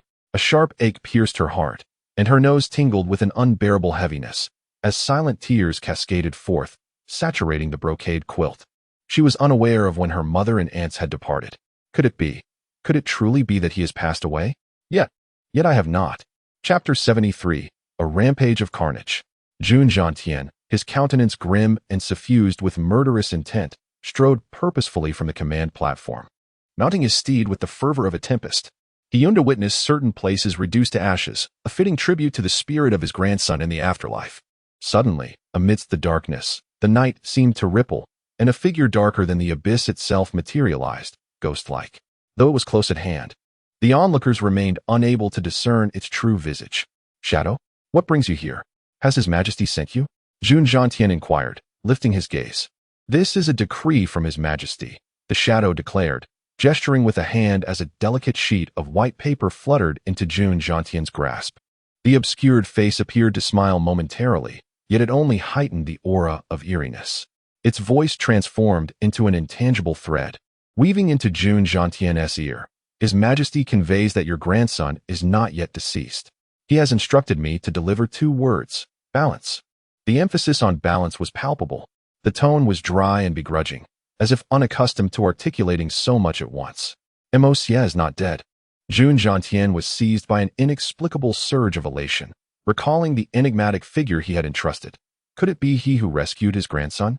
He stepped forward, urgency evident in his voice. "Shadow, is my grandson grievously injured?"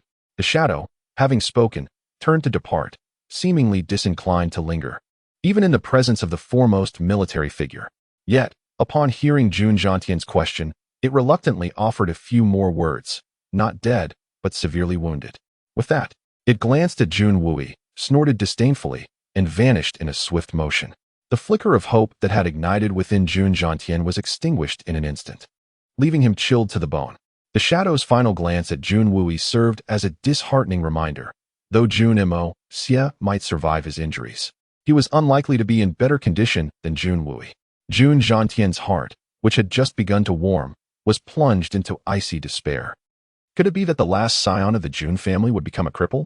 This thought ignited a furious blaze of wrath within the old patriarch. Prior to this, the Meng and Li families had frequently clashed with his grandson. "Curse them," he seethed. "Whether or not today events concern you, I shall make you pay for your misfortunes." With a fierce resolve, he mounted his horse, gritting his teeth. "Follow me, my army. We shall lay waste to their homes." That night, foretold to be one of slaughter, began to unfold. As Jun Zhantian's fury erupted, a crimson shroud enveloped the imperial capital. The streets echoed with the thunder of galloping steeds, as flames ignited in the residences of numerous court officials, accompanied by the clash of weapons and the cries of the anguished. Before the shadow had even made its move, countless figures clad in black emerged from the shadows, as if summoned by the night itself, surging into the homes of officials. Many were caught unawares, unable to mount any resistance before they were met with swift, brutal death. In the homes of the Minister of Punishments, Meng Jiu and Li Qiao, both staunch supporters of the Crown Prince, the night's assault struck first. The war drums reverberated ominously as masked figures infiltrated their estates, beginning with the guards at the door, leaving a trail of bodies in their wake. The unfortunate officials had scarcely the chance to utter a word before their heads were severed. Their families spared no mercy, and soon, flames engulfed their abodes. The imperial censor, Tai Yin, upon hearing the war drums, was seized by indignation. Having long opposed Jun Zhantian due to his son's execution for defying military law, he believed it was his opportunity to dethrone Jun. He hastily donned his attire and began drafting an impeachment edict. Yet, before he could finish, a cacophony shattered the stillness as masked figures stormed in, seizing the unfinished document, mocking him before shoving it down his throat, followed by a swift slash that severed both his neck and the edict. Meanwhile, the 2 officials who had defected from the Jun faction to the second prince's camp, Qian Wangguan and Wu Yun, sensing the impending doom as they approached the city gates, hastily prepared to flee. However, upon arrival, they found themselves besieged by the army. The leading officer bellowed for the capture of assassins, unleashing a rain of arrows without granting them a chance for defense, issuing commands for execution. Over 100 members of the Qian family met a gruesome fate at the southern gate, their identities rendered unrecognizable. At the western gate, nearly 60 from the Wu family were similarly slaughtered, their remains mercilessly mutilated, doused in oil, and set ablaze, the stench of charred flesh permeating the air. Nearby, 2 wooden signs were erected, the fate of assassins. In a tragic turn, a solitary censor, Shun Zhongyun, who had risen in the dead of night, was discovered lifeless, having succumbed to his own bodily constraints. In that moment, the esteemed officials, once powerful and revered, found themselves ensnared like lambs amongst wolves. The imperial capital mirrored an apocalyptic scene, as Jun Zhantian's wrath consumed the entire city. The events of that night far exceeded His Majesty's expectations, resulting in his fury erupting as he shattered everything within reach upon learning the news. The clandestine might of the Jun family unleashed a frenzy of bloodshed, sending shockwaves through the upper echelons of the capital and instilling fear in many, leaving them to ponder their fates in the face of such insurmountable power. Each individual contemplated their next steps, deliberating whether it was prudent to reconsider their allegiances. The 3 princes, in particular, summoned their advisors for urgent discussions. The immense power of the Jun family ignited envy among them. What if such strength were to rest in their own hands? In the midst of their deliberations, chaos erupted as 3 royal manors were set ablaze, severed heads dripping with blood were hurled into their midst, instilling terror in the hearts of these noble heirs. The guards conducted frantic searches, yet not a shadow of the assailants remained, driven back by the patrolling cavalry. However, not all esteemed families suffered the same fate. The Li, Meng, and Song families, with their rich heritage, swiftly rallied their elite fighters to confront the black-clad attackers, though thick smoke and fierce flames still surged ominously. Within the Li family's secret chamber, several individuals strained to contain their desire to charge into the fray. Among them stood a man clad in white, cold and proud, a master of the Tianxin sect, known for silencing adversaries like Qin who under the orders of Lord Tang Wanli. The door swung open, and the eldest son of the Li family, Li Yuran, entered. Yuran, let me out. These black-clad assailants are at most of Jade Xian cultivation. They are hardly a challenge. Any of us could easily subdue them. I fail to comprehend why you remain so lethargic when our home is under siege. If they seek death, we shall oblige these fools.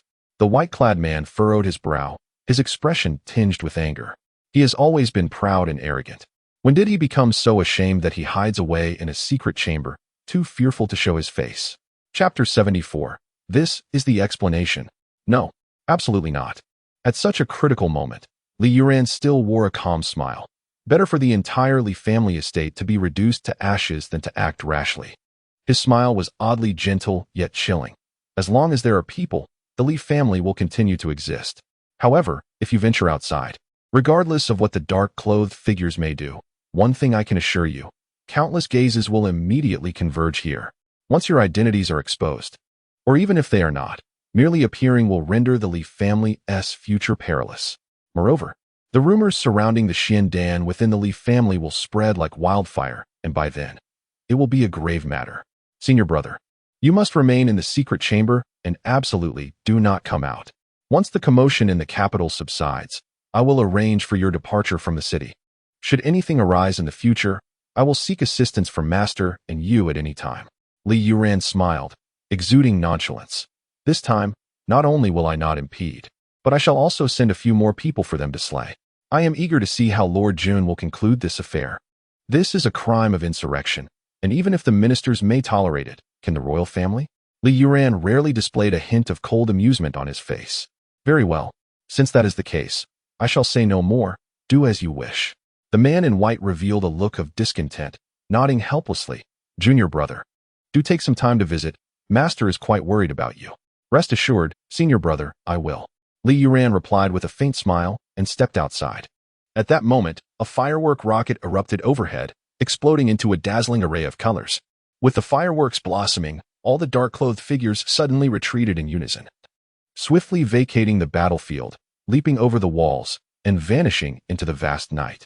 In quick succession, the thunderous sound of hooves echoed. as thousands of ironclad cavalry surged forth like a torrent, their military formation impeccably organized, radiating an air of lethal precision. In the blink of an eye, they had assembled at the entrance of the Lee family estate. A series of commands rang out, and the cavalrymen split left and right, instantly surrounding the Lee family estate with an impenetrable barrier. With a resounding crash, the front gate was smashed open, and Lord Jun Jiantian, exuding an aura of malevolence, strode in. His azure robes shimmered, clearly channeling his own Tianxian energy. Despite his identity, the Li family dared not provoke him, yet one must always prepare for the unexpected. On either side, two squads of elite soldiers entered in a disciplined fashion, swords gleaming. All members of the Li family stepped forward. Assassins have appeared in the capital. The entire city is under search. Lord Jun bellowed, his voice echoing for miles. Ah, so it is Lord Jun himself who has come. How splendid. Grand Tutor Li Shang greeted him with a warm smile, hastening forward as if reuniting with a long-lost twin brother amidst the chaos of war. Lord Jun Jiantian maintained a stern demeanor, stating, Grand Tutor Li, please ensure your servants and relatives are properly managed. Princess Lingming was attacked today, and I am here to apprehend the rebellious assassins. It is my duty, and should there be any collateral damage, I shall bear no responsibility. With a wave of his hand, he commanded, search. Wait. Li Shang, his white beard bristling, took a step forward, his gentle demeanor rapidly transforming as he exclaimed, Lord Jun, while you are indeed the commander of the military and a duke of the empire, I, as the Grand Tutor, also hold the rank of a duke. Without the emperor's direct decree, who dares to act recklessly within my Li family? Jun Jiantian scoffed, a hint of suppressed fury gleaming in his eyes, slowly retorting, are you implying that being a high-ranking official grants you the right to harbor assassins? Search. Anyone who obstructs this search shall be killed without mercy. Instantly, hundreds of soldiers surged forward, preparing to storm the Li family estate. Li Shang trembled with rage, shouting, Jun Jiantian, are you truly so audacious as to act beyond your authority? Do you intend to rebel? Jun Jiantian laughed heartily. Your words are indeed puzzling. For I am here solely to investigate the assassins targeting the princess. How is that overstepping? How am I acting without restraint? The repeated obstruction of my search. Are you truly not connected with those assassins? He ignored Li Shang further, gesturing for the soldiers to hasten their search. At this moment, a young man in white stepped forward with a smile. It was the eldest son, Li Yuran. He respectfully bowed to Lord Jun, saying, should Lord Jun be acting on imperial orders to investigate, the Li family would never dare to defy. However, if you are entering the home of a high-ranking official without the emperor's decree, such an intrusion would indeed be inappropriate. Even if Lord Jun is virtuous and fears not shadows, the Li family still desires a semblance of dignity. Should this word spread, it would not reflect well on anyone, would it? Jun Jiantian coldly regarded the composed youth before him, yet could not help but recall his grandson, Emosia, who could have surpassed Li Yuran but fell victim to treachery. Angered by this thought, he icily inquired, what do you intend to do? I merely wish to pose a simple question to Lord Jun. You claim to be searching for assassins within my household, yet, regardless of how you obtained your information alleging that the Li family harbors assassins, if none are found here, what then? Li Yuran pressed forward with a gentle smile. In such a case, will Lord Jun provide the Li family with an explanation? Lord Jun let out a hearty laugh, suddenly stepping forward and delivering a resounding slap across Li Yuran's face, followed by a kick to his abdomen, sending him crashing to the ground. Furiously, he bellowed, I am here to search for assassins, and even your grandfather Li Shang would not dare to utter a word against me. What are you, a mere child, to come here demanding an explanation? This is your explanation. Spitting derisively, he continued, if no assassins are found, it simply means your family is innocent. However, the search must persist regardless. I must ask you, why is it that every single one of you, from the oldest to the youngest, is risking your lives to obstruct my pursuit of the assassins? What is your intent? Are you planning to rebel, as if you were the masterminds behind the assassination of the princess? If, during your delay, the assassins escape, how many heads of the Li family will bear the weight of that blame? His words were directed at Li Shang, clearly indicating that in Lord Jun's eyes, Li Yuran was unworthy of equal discourse. Even in battle, hierarchy must be acknowledged. Those lacking in status should not venture forth, lest they seek their own demise. Li Yuran understood this, yet witnessing his grandfather's humiliation, with several clandestine individuals remaining in the secret chamber, He feared that should they be discovered, it would be a dire situation. He thus steeled himself, hoping that Lord Jun would exhibit a modicum of decorum befitting the highest military authority, allowing the matter to pass. Little did he know, Lord Jun had abandoned all semblance of decorum today, delivering swift and merciless blows. Although Li Yuran was a martial genius, his youth limited him to the early stages of Jin Xian cultivation, a far cry from Lord Jun's Tian Xian level. Caught off guard, the slap and kick left him reeling, his head spinning, and stars dancing before his eyes. Though Lord Jun did not truly harness his Xian energy, that crisp slap resounded in the presence of nearly 1,000 onlookers, striking deeply at Li Yuran's heart. Chapter 75. Search vigorously. Li Yuran quietly rose from the ground, a fleeting glint of ruthlessness flashing in his eyes. Maintaining his demeanor of elegance, he offered a polite smile, saying, "Lord Jun, your reprimand is indeed justified. It was my youthful indiscretion. I sincerely hope you will not take offense." He smiled genuinely at Jun Jiantian, his expression imbued with a profound sense of remorse, as if he felt embarrassed by his previous transgression. Jun Jiantian's eyes widened, suddenly sensing an intangible pressure emanating from this young man. This lad, with such composure, was undoubtedly not an ordinary character. He might well be a ruthless figure capable of inflicting grave harm. He could not help but sigh inwardly. If Imo Xie were in good health, this young man would surely emerge as the greatest rival among the younger generation. Turning coldly, he scoffed. Indeed, the progeny of the Li family are all underhanded. Grand Tutor Li Shang trembled with rage. For Jun Jiantian's words were tantamount to cursing the ancestors of the Li family for generations. Clear the way. Let me search. If I cannot uncover the assassin, old man Jun, I shall engage you in a thorough debate before the emperor tomorrow. Let us see if you still possess such bravado. Li Shang, coldly waving his hand, turned away to sit beneath a flowering tree, closing his eyes, remaining immovable. Jun Jiantian commanded, "Search meticulously. Leave no stone unturned. Spare not even the slightest clue." Nearly 1,000 soldiers behind him responded in unison, charging forward with ferocity. In an instant, the entire Li family estate descended into unprecedented chaos. A rather ordinary sedan chair stood not far from the Li residence, with 4 individuals stationed at each corner, their expressions impassive. The curtain of the sedan chair was gently lifted, revealing a pair of profound eyes observing intently, listening intently to the commotion. The individual had a lean face, somewhat square, but his eyebrows arched like 2 azure dragons soaring through the clouds, exuding an air of authority even in silence. After a moment of listening, he slightly closed his eyes, murmuring, "Lord Jun's confrontation with the Li family is somewhat excessive. The Li family harbors many secrets vital to their safety. Should they be exposed, their existence may be jeopardized. Jun Jiantian is evidently not one to relent easily, yet the empire cannot afford to lose the Li family either." He frowned slightly, a hint of annoyance crossing his features, and softly said, "Shadow, should anything unusual arise, you shall resolve this farce." Though silence enveloped the surroundings, he understood that his command had been clearly acknowledged. He closed his eyes once more, his fingers gently tapping on a jade tea table beside him, his brows furrowing like 2 dragons. As a sudden thought crossed his mind, Li Shang's grandson, Li Yuran, might indeed be a talent, albeit a perilous one. As Jun Jiantian's soldiers searched relentlessly, rummaging through the estate, the din of destruction echoed throughout, as if they were not there to uncover an assassin, but to wreak havoc. Crash! A massive vase shattered into pieces. Grand Tutor Li Shang's face twitched violently. This was one of a kind. Crash! Crash! With a cold gaze, old man Jun gripped his riding crop, panting heavily, and barked, "Search vigorously." Even in such a grave moment, those behind him could not help but turn their heads and stifle laughter. Search, with vigorously as a descriptor? Surely, Lord Jun's choice of words lacks professionalism. It seemed more like a directive to smash things. This old fellow was quite amusing, as if he feared others would not recognize his intention to create a disturbance. The individuals within the sedan chair could no longer suppress their smiles as the soldiers intensified their search. Nearly 2,000 soldiers surged into the Li residence, akin to an army storming an enemy stronghold, causing destruction that surpassed that of locusts.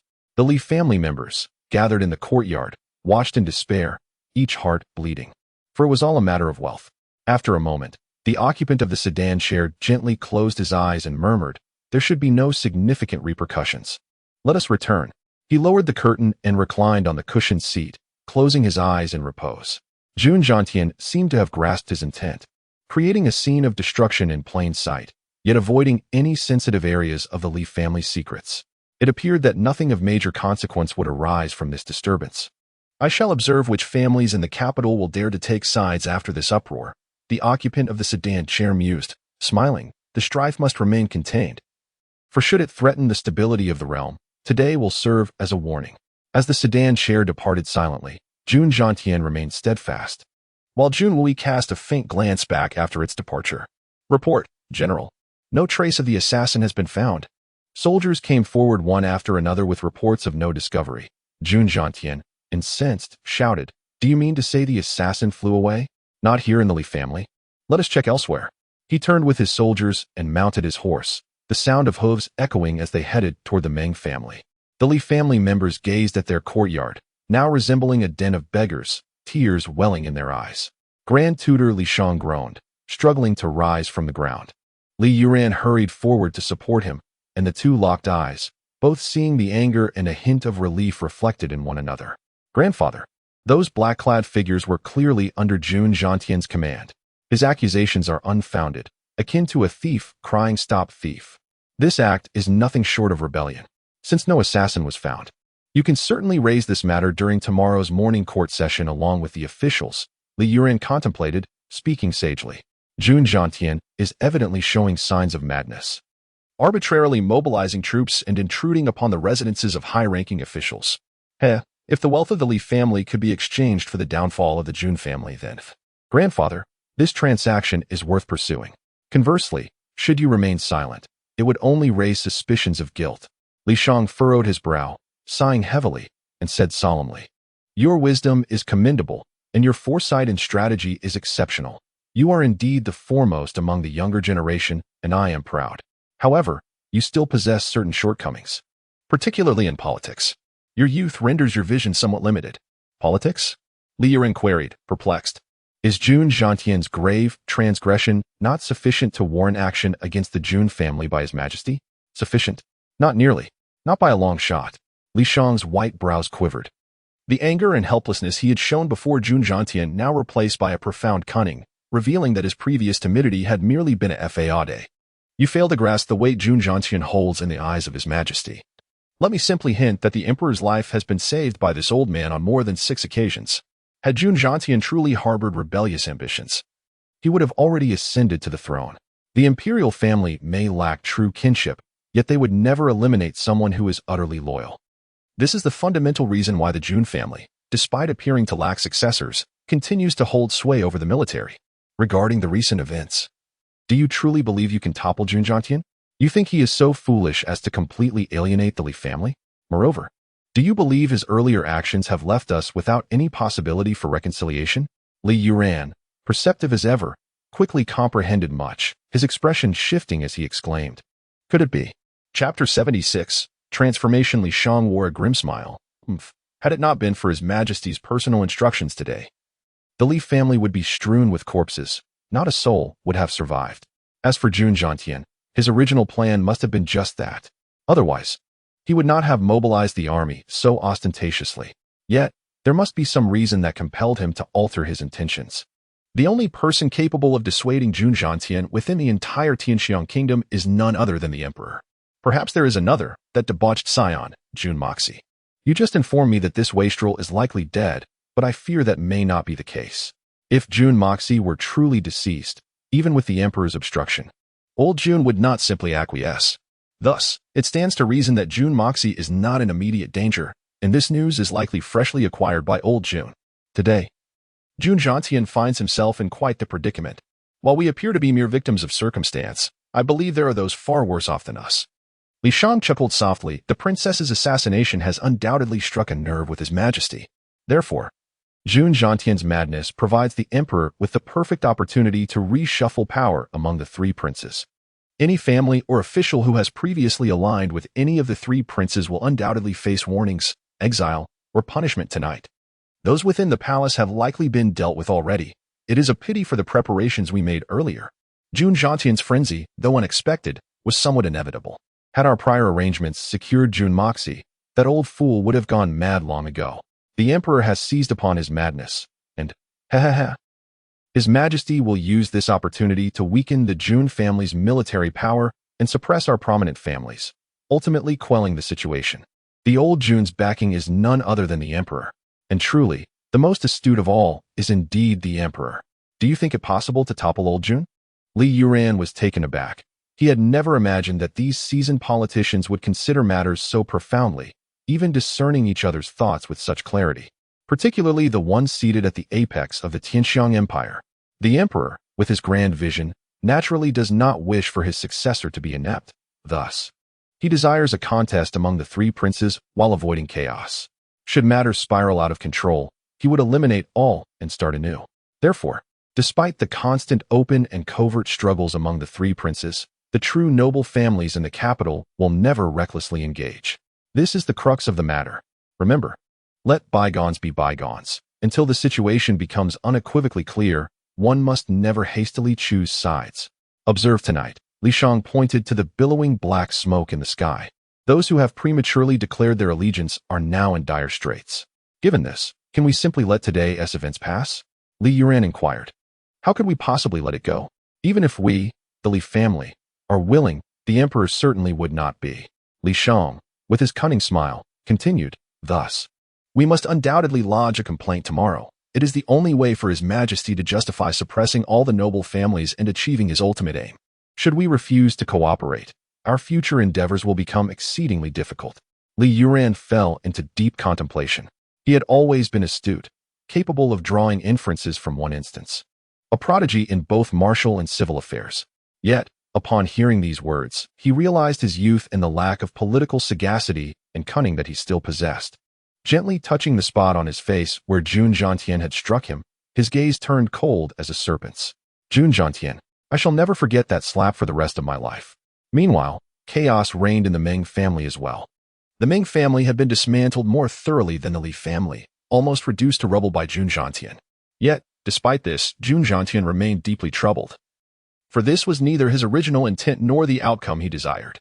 In the aftermath of this incident, the capital would likely witness a period of calm. At least on the surface. However, he could not help but wonder how Moxie was faring now. Was there still hope for recovery? It was truly distressing. Jun Zhantian sighed heavily, mounted his horse, and glanced back at the weeping Meng family members, his expression mirroring their sorrow. Since His Majesty has stated that Moxie is not dead, then I shall once more act as His Majesty's sword. It is still worthwhile.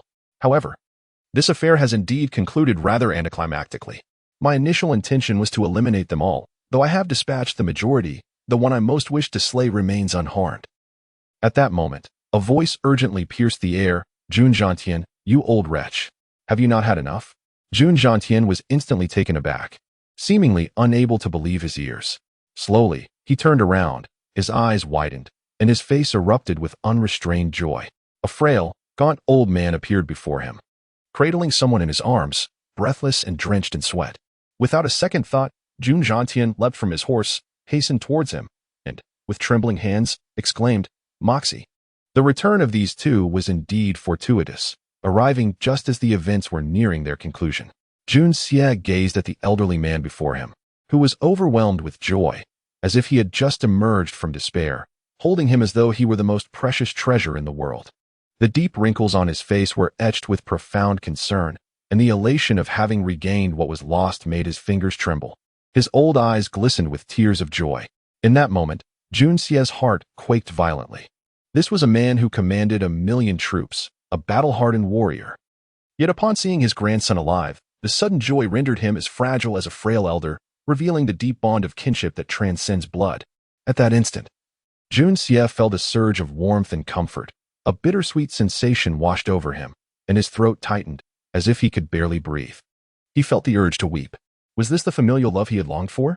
In both past and present, who had ever cared for him so deeply?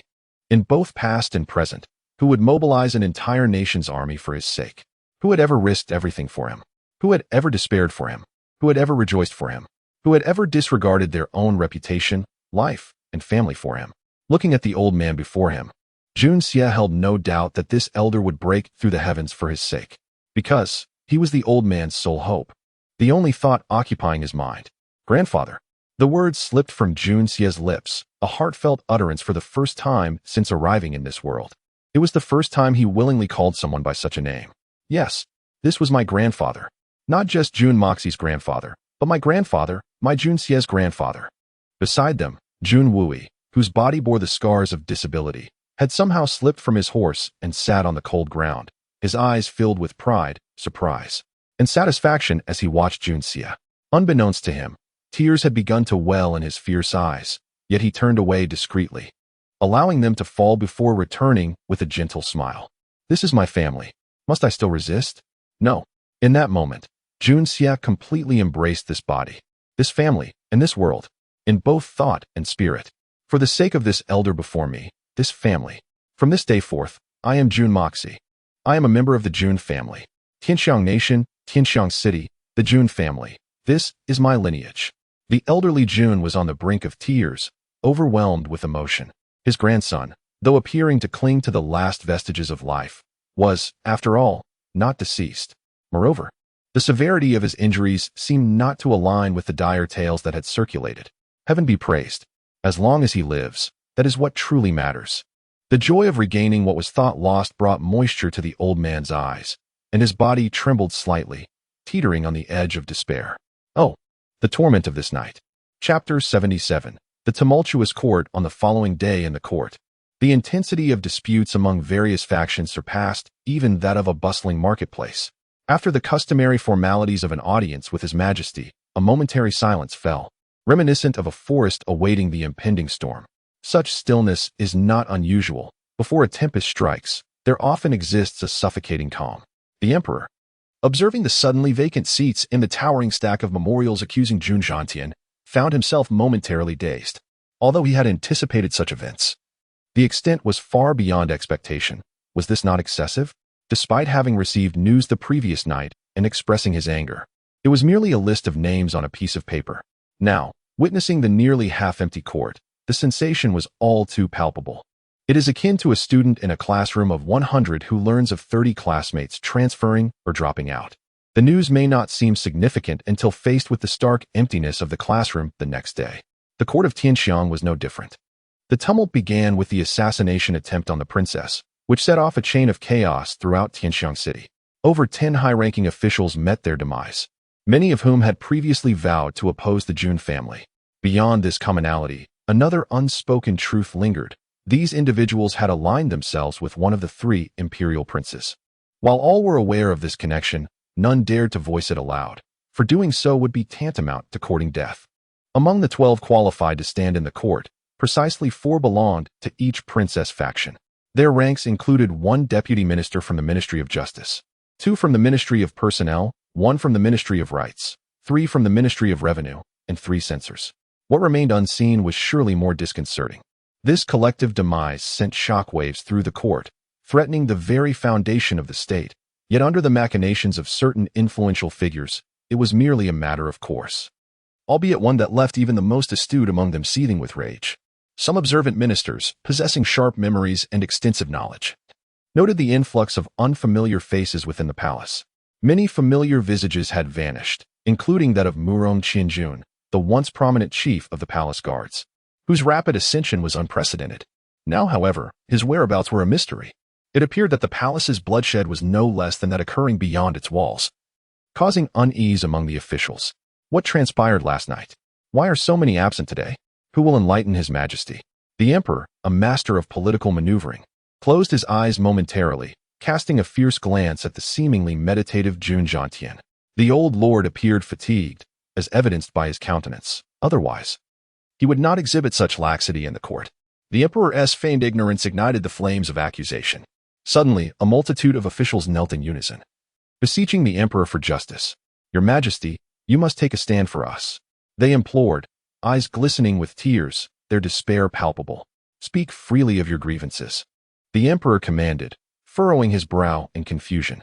At this, dozens of ministers turned their ire upon Jun Zhantian, accusing him of arrogance, of disregarding imperial military law for personal gain, of recklessly endangering the royal dignity, and of permitting his subordinates to wreak havoc. The litany of charges was extensive, numbering 30 or more, each seemingly substantiated with undeniable evidence. They even suggested that Jun Zhantian be stripped of his position, subjected to capital punishment, and his entire family annihilated.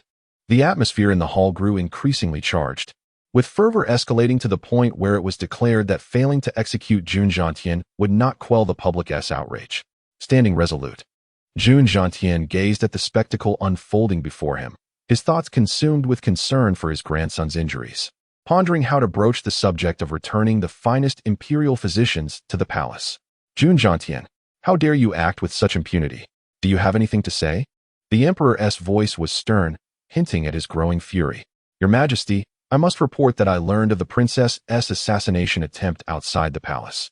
Though she was unharmed, the audacity of the assailants incited my wrath. Hearing rumors of further plots against royal family members and high officials, I feared any delay would lead to catastrophe. Thus, I took the liberty of mobilizing troops to eliminate the threat. I acknowledge my hasty actions and implore your Majesty for forgiveness. The emperor's lips twitched, struggling to contain his amusement. You lay bare your intentions so clearly. And I am to discern the truth? Should I punish you, it would render me a tyrant in the eyes of the court. How am I to respond? Indeed, Jun Zhantian continued, I acted out of concern for the kingdom's safety, hastily riding to the battlefield without proper attire. Though I managed to rally troops swiftly, the assailants were well prepared, leading to chaos within the city. I fought valiantly, ultimately vanquishing the attackers, whose numbers exceeded several hundred, their corpses now displayed at the city gates. Yet, I regret that several officials perished before I could reach them. I bear the weight of this calamity and accept responsibility. With a heavy sigh, Jun Zhantian lamented. Those were the pillars of our Tianxiang nation. He rubbed his eyes, feigning sorrow while feeling a hint of fatigue. The other ministers exchanged glances, bewildered by his self-reproach. What? Accept blame? You saved the entire kingdom. Your decisive actions averted disaster, and you upheld the dignity of the royal family. Surely, failing to reward you appropriately would be a grave injustice. Moreover, many present were aware that the dark-clad assassins were indeed affiliated with the Jun family. The audacity of claiming to capture thieves while orchestrating a massacre was nothing short of outrageous, a testament to an extraordinary level of shamelessness. What a sight to behold!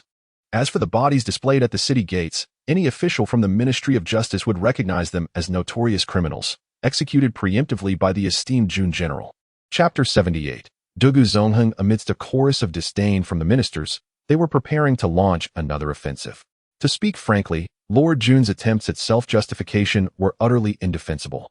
As a martial general, his intellectual resources were regrettably limited. It was already a rarity for him to concoct a semblance of justification. And to demand that this justification be comprehensive and flawless was indeed a folly of the highest order. Unexpectedly, an elderly man with a head of white hair stepped forward with great weight. This man was robust, and when he stood beside Jun Zhantian, they resembled two majestic mountains. His cheeks were adorned with bristly whiskers, his face a canvas of ruggedness, embodying the ferocity of Dugu Zongheng, the second most significant military figure after Lord Jun, and currently the foremost titan of the capital. He was renowned as the most formidable figure in the Tianxiang kingdom, an unparalleled rogue, and a master of the family that commanded the highest authority. Dugu Zongheng, with eyes round as saucers, glared like a bear in the forest. He clasped his fists and boomed, Your Majesty, the princess has been attacked, and the officials have been assaulted. This indeed shakes the very foundations of our nation's stability. It is thanks to Lord Jun's swift actions that we have averted a calamity of monumental proportions. I believe Lord Jun's actions were not only justified, but commendable, truly commendable. Beside him, a gaunt elder with a goat-like beard scoffed. Is it not chilling to consider that such a treacherous minister, who wreaks havoc in the court and the realm, is being credited with merit? This lean figure, Meng Yufang, was the third in command of the Meng family, his household having suffered the most devastation the previous night, to the point where not a single tile of his roof remained intact. As a prominent court official, he had spent the night exposed to the elements in the opulent capital, nearly choking on his indignation. Seeing the two military heavyweights distort the truth before the court was unbearable for him, and he could no longer restrain himself. Dugu Zongheng, incensed, turned to glare at Meng Yufang, his mouth agape, revealing yellowed teeth as he bellowed, You insolent cur, do you mean to imply that my words are incorrect? His fury made his hair and beard stand even more erect, as if he were about to swallow the frail Meng whole, exuding an aura of malevolence. At that moment, the undefeated General Dugu Wudi leapt forth to rally support. Meng Yufang, What do you mean? My father speaks with his majesty, and you, old fool, have no place to interject. He extended a hand as massive as a fan, seemingly intent on seizing Meng by the throat. The other dignitaries cast sidelong glances. This father-son duo was truly audacious, resorting to such brazen tactics in the imperial court. Even the emperor, the orchestrator of this farce, was rendered speechless. Enough. The emperor's voice thundered as he rose in fury, a gathering of civil and military officials. And here you are indulging in foul language and engaging in fisticuffs in the imperial hall. What a disgrace. Are we to resemble a market brawl? At the emperor's outburst, silence fell over the assembly. All but the families of Jun, Dugu, Li, Meng, Song, Tang, and Murong knelt in unison, declaring, "We are guilty and accept your majesty's punishment." Well then, I am aware of the situation, the emperor continued. Though Lord Jun's intention was to apprehend the assassins, his mismanagement has indeed caused turmoil in the capital. I shall impose a penalty of 1 year's salary and require him to reflect in solitude for 3 months. However, due to his success in capturing the assailants, I will reward him with 1,000 taels of gold and a ginseng of 1,000 years. All military matters will be overseen by Duga Zongheng for the time being. Furthermore, your families, without distinction, have hastily accused ministers for your own losses. Each will be demoted by 1 rank. To prevent further unrest, family military powers will be returned to the military for 1 year, after which we shall determine further actions. A year's salary penalty, 3 months of reflection, followed by a reward of 1,000 taels of gold and a ginseng of a millennium. To Lord Jun, was this truly a punishment? It resembled a public reward coupled with a vacation. The phrase about Dugu Zongheng temporarily overseeing military affairs seemed to carry additional implications. Yet it was tenuous at best. The ministers exchanged furtive glances, contemplating that if this were indeed the case, it would be preferable to have Lord Jun continue in command. The Dugu father-son duo was much more unruly. At least Lord Jun was reasonable during normal times, while the Duga duo appeared perpetually unreasonable. With their family militia in the hands of these two, what hope remained? How many could return? In that moment, nearly everyone internally cursed Meng Yufang, who had nearly brought them all to ruin. With Duga Zongheng now involved, how could he dare to interject? Did he not understand the peril he had placed them all in? Almost all present wore expressions of despair, whether feigned or genuine. It was difficult to discern. Yet each appeared authentically affected. In the court, without a modicum of pretense, it was indeed a challenge to endure long. Only a handful remained with bowed heads, their faces etched with genuine anger and indignation. Yet these individuals were quietly noted by the elder statesmen. Those who could not grasp this slight disturbance had little utility. Upon returning, they must discipline their offspring to maintain distance from such individuals. Otherwise, they risked being dragged into the chaos themselves. You are all pillars of the nation. Yet you behave thus in the imperial hall. I am genuinely disappointed. Utterly disappointed. The emperor's fury was palpable, and after announcing the series of punishments, he emphatically stated, "This matter is settled. No further discussion is needed." Dismissed. Minister of Rights Sun Cheng'e hastily called out, "Your Majesty, please hold on." This man was none other than the future father-in-law of the rotund Tang. The elder statesman exchanged glances of disdain, noting how the emperor was eager to return to the palace to relish the satisfaction of having subdued the families of the capital, bringing tranquility to the city. What joy it must be! Yet this fool chose this moment to detain the emperor, thinking to gain favor? Truly a simpleton. What is it? The emperor, clearly irate, was already on the verge of losing his temper.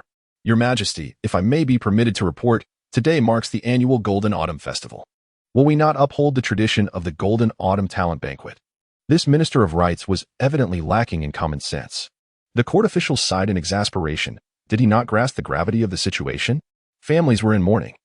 Who had the heart to concern themselves with a banquet at such a time? The emperor's rage erupted. The Golden Autumn Talent Banquet? We are in a time of turmoil. And you dare mention such frivolities? If I recall correctly, the 2 ministers appointed to organize the banquet were among those targeted by the assassins. With this proclamation, he emphatically pointed at the list on the table, shook his sleeves, his countenance ablaze with fury, and stormed out. No one witnessed the moment when His Majesty the Emperor turned away, a subtle smile gracing his lips, seemingly at ease.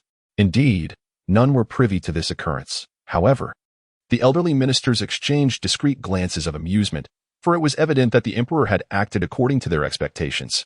As the emperor departed, those who had been kneeling gradually rose, each one patting their knees in relief. The prominent figures shared glances, their eyes reflecting a shared understanding of the situation. Li Shang emitted a scoff, casting a sidelong glance at Jun Zhantian, and with a facade of mirth that masked his true intentions, remarked, "Old Jun, congratulations. Is your grandson well?" Li Shang had deliberately chosen to invoke Jun Zhantian's sorrowful affair, intending to provoke him, even if he could not topple him this time. At the very least, he aimed to irritate the old fellow. Yet, upon hearing these words, Jun Zhantian was immediately reminded of his predicament. He disregarded Li Shang's taunts and hastily rushed in the direction the emperor had taken, calling out, "Your Majesty, Your Majesty. I urgently require the assistance of the esteemed physician, Mr. Busi." The assembly of dignitaries staggered in astonishment. Chapter 79. A blessing in disguise. Duge Zonghan cast a disdainful glance, remarking scornfully, "Look at this old fool. His grandson suffers a mere injury, and he is in such a state of distress. He lacks the demeanor befitting a great general. It is truly lamentable that I, a dignitary, find myself beneath such a commoner. The heavens weep for us." Duge Wudi, grinning widely, nodded vigorously like a chick pecking at grain. Indeed, indeed. Such extreme disdain, truly. The heavens weep.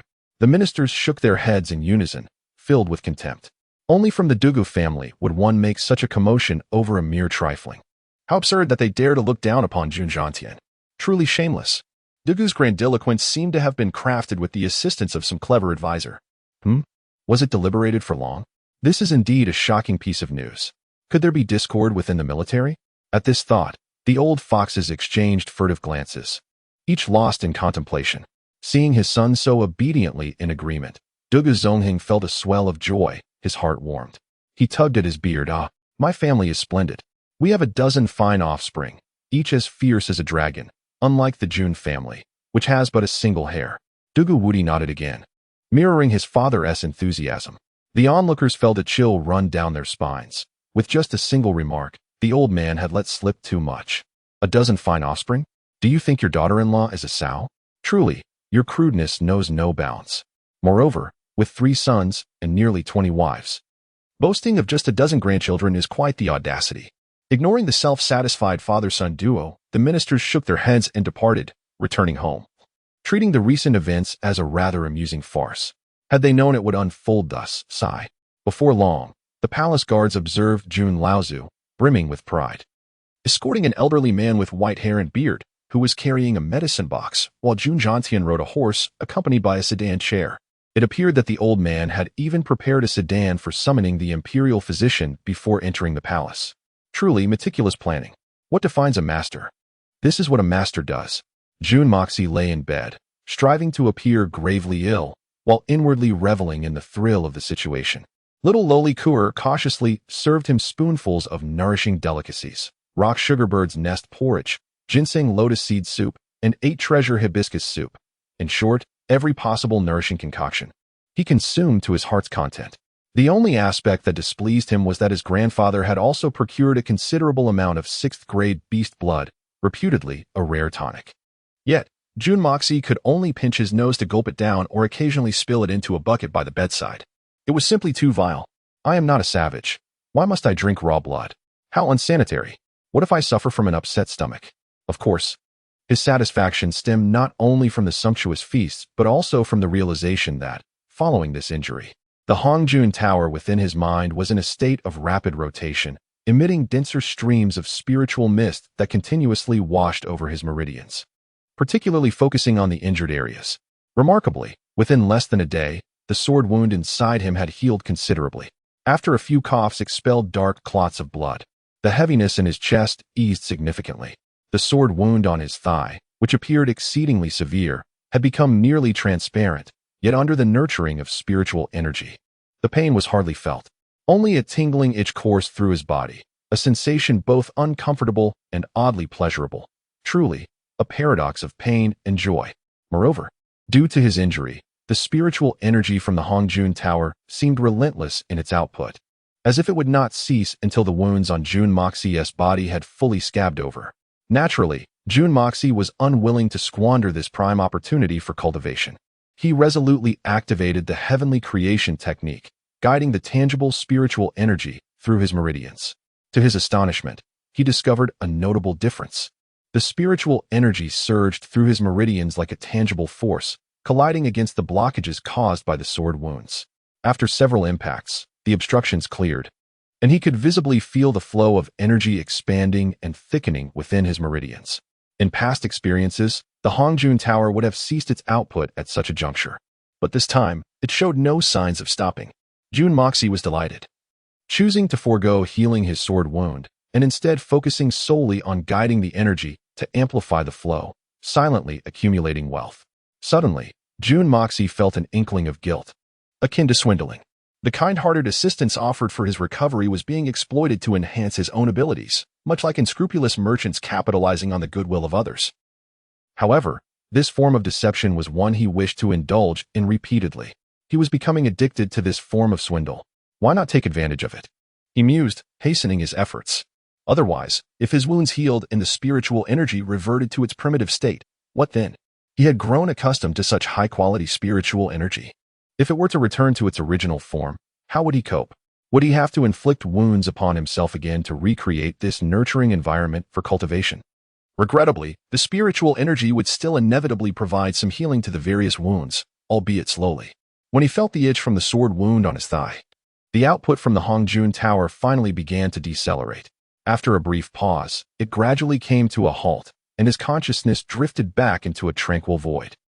Jun Moxie jolted awake, lamenting the loss of such an exhilarating acceleration in his cultivation.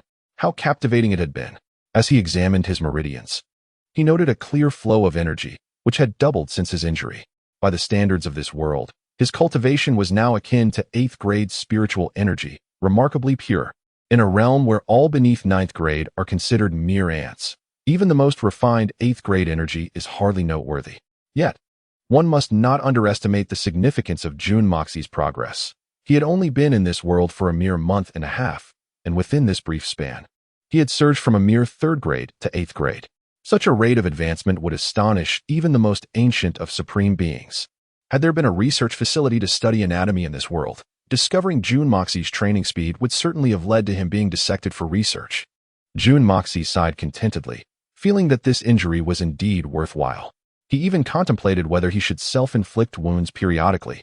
Just then, a guard entered, reporting, "Young Master. Young Master Tang has come to visit you." Jun Moxie responded with a casual acknowledgement, recalling something, and nonchalantly stuffed a cloth bag into his bedding before replying in a weak tone, "Please invite young Master Tang in." With heavy footsteps, the plump Tang Yuan trudged into Jun Moxie's room, the vast chamber suddenly feeling constricted. "Three Shao, you nearly frightened me to death," Tang Yuan exclaimed, astonished. "I heard you went to see the late emperor and wept the whole night. If we truly were separated by death, how could you expect me to live on?" Jun Moxie cast a lethargic glance at the rotund figure, wishing he could leap up and kick him out. However, he needed to maintain his act of being gravely injured. So he reluctantly let him be for the moment, though his gaze was unmistakably predatory. Chapter 80. The Gift from the Portly One. Jun Moxie cast a feeble glance at the rotund figure before him, feeling an overwhelming urge to leap up and deliver a swift kick. However, given that he needed to feign severe injury, he begrudgingly decided to spare him for the moment. Yet, his eyes were unmistakably filled with a desire to devour him whole. "Fortunately, my brother, you are alive. Otherwise, I would be utterly lonely without you. I truly wouldn't know how to cope." Tang the Fat wiped the sweat from his brow and accepted the tea offered by Kerr, relishing a sip before turning back to exclaim, "Come in. Quickly bring in the gifts from the Tang family for young Master Jun." Intrigued, Jun Moxie peered outside, utterly baffled that this gentleman's gift for him required lifting. What on earth could it be? Two individuals entered, laboring under the weight of 2 large chests. In an instant, the room was filled to capacity with Tang Yuan and the 2 enormous boxes, leaving Kerr with barely any space, forcing her to curl up on a chair. Waving his hand to dismiss the others, Tang Yuan chuckled and, with an air of secrecy, opened the wooden chests, casting a sly glance at Jun Moxie before stepping aside. As Jun Moxie leaned in for a closer look, he nearly fainted. Inside were countless exquisite healing potions, boxes, bottles, and packages galore, all impeccably wrapped, their medicinal fragrance wafting through the air, immediately indicating their substantial worth. Jun Moxie could hardly believe it. Had this rotund fellow emptied the city as apothecaries? For an ordinary person, these remedies would indeed be invaluable. Some were so rare that even wealth could not procure them. Yet, therein lay the crux of the issue. Jun Moxie was not like the others. He had no need for such items. To him, they were akin to a heap of useless refuse, at best a mere nuisance. With a groan, he weakly addressed Tang Yuan. My dear friend, you have truly outdone yourself. Even if I were to suffer injuries 7 or 8 times a day until I reached 100 years, this would suffice. You have not come to visit me. You have come to curse me into suffering more injuries. Tang Yuan snapped the lid shut with a triumphant flourish. Young master, what do you think of my prowess? Every healing potion available in Tianxiang City, even the sacred and exceptional ones, are all contained within this box. He then leaned in conspiratorially, whispering, the very bottom layer, however, is something I procured with great effort, rare treasures that are hard to come by. You must guard them carefully. What? Jun Moxie raised an eyebrow, intrigued. What peculiar items are these? What on earth is 100-pound hanging weight? Please spare me. Do not disgust me further. Jun Moxie's head throbbed. Take it away quickly. If my grandfather sees this, you will be the end of me. What are you afraid of? Every man enjoys such things. I bet even old Master Jun possesses them. Despite his age, even if his vigor remains, these items could certainly augment it. Tang Yuan chuckled naively, only to be interrupted by a booming voice. What do you mean by that? Jun Zhantian, the elder, strode into the room, perplexed as he surveyed Tang Yuan and the cramped quarters. What is going on here? What were you just saying? Is my luck truly this terrible? Tang Yuan's face froze, beads of sweat forming as he glanced around, terrified that the elder had overheard him. What is all this nonsense? Old Master Jun's face darkened. Why haven't you cleared this away? Tang Yuan hastily stood, nodding vigorously. Yes, I will remove it at once. It's merely some common medicinal herbs, nothing of consequence. Upon hearing this, Old Master Jun's expression shifted. What did you just say about Old Master having such items? Tang Yuan's face contorted as he turned pale, then flushed red, and finally turned a sickly green, his cheeks trembling uncontrollably. His legs threatened to buckle beneath him. The portly fellow meant to say that you still possess your vigor, and that you, too, have the spirit of a grand elder. However, he felt it might be inappropriate to elaborate further. Jun Moxie quickly interjected, noting Tang Yuan's pitiful state. He feared that another word from the elder would render him utterly paralyzed. What is inappropriate about that? It is merely a fact. Old Master Jun scoffed at Tang Yuan, admonishing him, in the future, refrain from dragging our Moxie into such questionable places. He has learned nothing good from you. What? Tang Yuan exclaimed, bewildered. Elder, how have you reversed the truth? It was plainly I who followed your grandson into mischief. Old Master Jun huffed, firmly convinced that his grandson was inherently good, and the blame for any mischief lay squarely with his ill-fated companions. With a wave, he summoned several guards to remove the boxes. Tang Yuan, in a panic, exclaimed, but what about the second box? Jun Moxie, equally anxious, thought, I dread to think what horrors lie within that second box. It could very well be even worse. Old Master Jun dismissed the matter with a wave, instructing that everything be taken to Jun Moxie's storage room, with Kuer following suit. The two men sighed in unison, relieved. An elder in a white robe with white hair and beard, exuding kindness, entered carrying a small medical box. Tang Yuan, startled, stood up respectfully and addressed him, Dr. Fong. This esteemed Dr. Fong was the foremost physician of the realm, renowned in Tianxiang City by the moniker Fong the Undying, implying that no matter how grievous one's injuries, as long as Dr. Fong intervened, death was not an option. Though such claims were somewhat exaggerated, there was no doubt about his exceptional medical skills, akin to the legendary figures of Hua Tuo and Bien Quebec years ago. When Tang Yuan faced a dire illness and all the doctors in the capital were at a loss, it was Dr. Fong who saved his life. Thus, Tang Yuan held him in deep gratitude, recognizing him as a lifesaver. Dr. Fong nodded with a warm smile, exuding gentleness as he sat by the bedside, extending his hand to check Jun Moxie's pulse while scrutinizing his complexion, lifting his eyelids, and even requesting that he extend his tongue for examination. In that moment, an unexpected thought struck Jun Moxie. Controlling his internal energy, he felt a disturbance ripple through his body. His meridians throbbed, presenting an unusual pattern. This mysterious force, not of this world, remained undetectable to all. Dr. Fong's expression gradually turned serious. Initially, he had thought Old Master Jun's urgency in summoning him was excessive, But upon examining the boy's pulse, he was taken aback to discover the alarming condition within Jun Moxie's body, far worse than he could have anticipated. Chapter 81. The Justification of Wounds. Jun Zhantian noticed the unsettling expression on Jun Moxie's face and felt a wave of anxiety wash over him. Old Fong, how is he? Fong Huixing cast a sympathetic glance at Jun Moxie, shook his head, and sighed. His life is likely not in danger, but the rest is quite dire. Quite dire. Jun Zhantian exclaimed in shock. How bad is it? His meridians are obstructed, showing signs of exhaustion. His internal organs are damaged. Fong sighed again, looking up. Has the third young master undergone any intense physical training? Particularly, something that exceeded his body's capacity? Jun Zhantian felt an increasing sense of dread. Yes. There was a period of 7 days, just before yesterday. That explains it. Fong Huixing retracted his hand, his brow furrowed. Human strength has its limits. The third young master's body was already weak and depleted.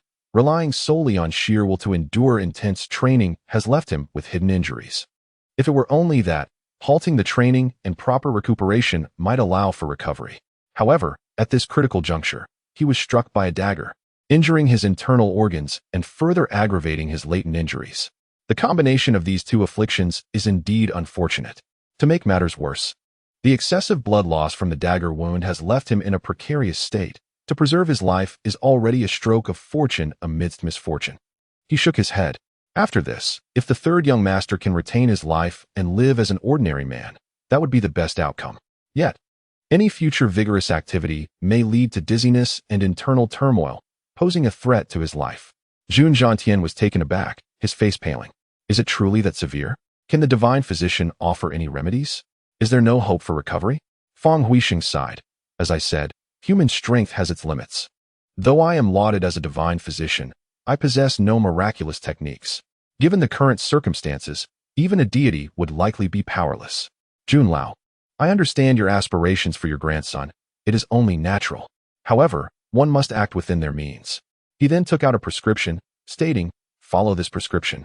3 doses daily, and with careful management, there may be a chance for partial recovery. As for his martial energy cultivation, I fear it is a lost cause for life. Jun Zhantian stood frozen, his expression one of shock. Even Tang Yuan beside him was left dumbfounded. Yet, who would dare question the words of such a medical authority? Who had the right to doubt? With a forced smile, Jun Zhantian darkened his brow. If he can retain his life and move like an ordinary person, that is sufficient. As for martial energy, countless individuals in the Tianshan kingdom have never encountered it, yet still achieved great feats. Though he spoke thus, the disappointment in the elder's tone was apparent, even to Tang Yuan. Tang Yuan attempted to console him. Indeed, our current Chancellor Li is merely a frail scholar. Yet he wields immense power in the court, second only to the emperor.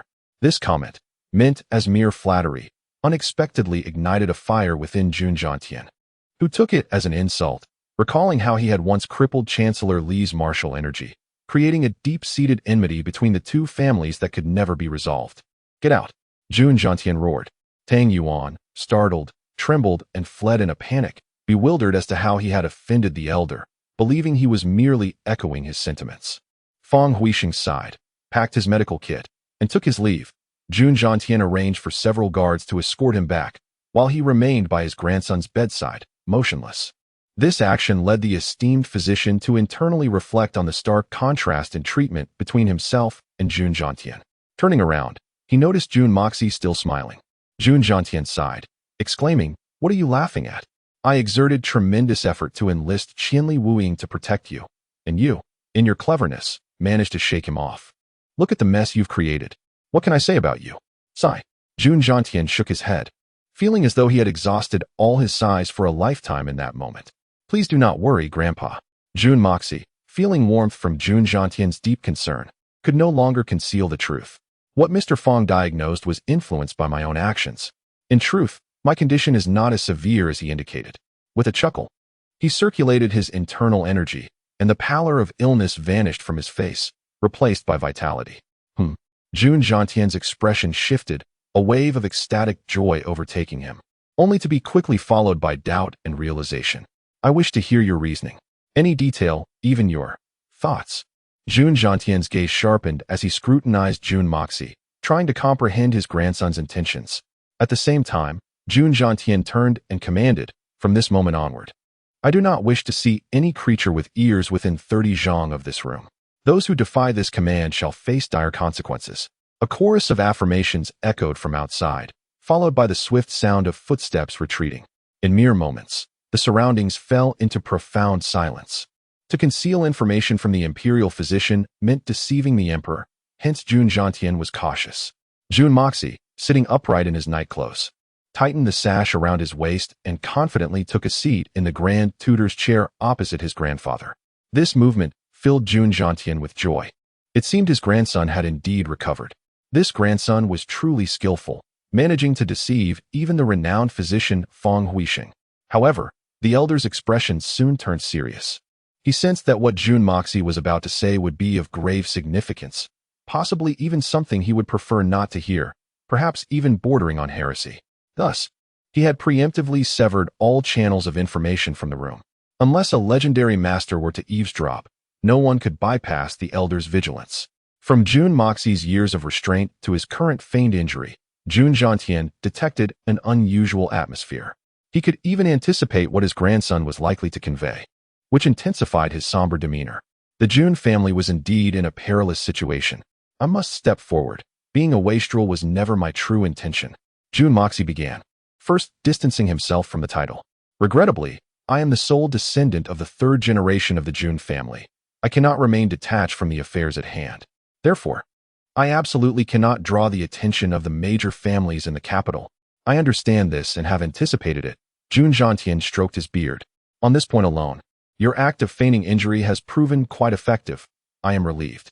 Moreover, while your previous actions have indeed intimidated the prominent families of the capital, the Jun family's might is manifest. Both its influence in the court and its hidden power are excessively vast, a reality the royal family cannot tolerate. This situation is also a significant breach of decorum. Yet, coincidentally, it aligns with the emperor's intentions, facilitating a reshuffling of power in the capital. Additionally, the emperor, considering past ties and your numerous contributions, and with your advanced age and my uncle's grievous injuries, as well as my own shortcomings, has spared us from suspicion. Such occurrences may transpire once, but cannot be repeated. This stroke of luck is already tenuous, and the next may not be so. Even at this moment, should His Majesty discover that the grandson's debauchery is but a fade, and that the pretense of injury is merely an illusion, his suspicions would undoubtedly intensify, and calamity would likely befall the royal household in an instant. This, indeed, is the paramount reason for the grandson's act of feigning injury. Chapter 82. Letting Go and Taking Action. Jun Jiantian remained silent, yet internally he nodded in agreement. The events of recent days had left him in despair, initially intent on a self-destructive course. However, the emperor had ultimately intervened, and with the safe return of his grandson, his mood had undoubtedly shifted. Had it not been for the Jun family, any other clan, even if they had aligned with the emperor's wishes, would likely have been reduced to mere rubble by now. Reflecting on this, he felt a shiver of fear at the narrow escape. Grandfather, your loyalty to the royal family is beyond question. That is solely your perspective. Jun Moxie remarked. Although the Jun family appears to wield immense power at present, the reality is that our influence hinges entirely on a decree from His Majesty. The moment that decree is issued, our foundation could crumble in an instant.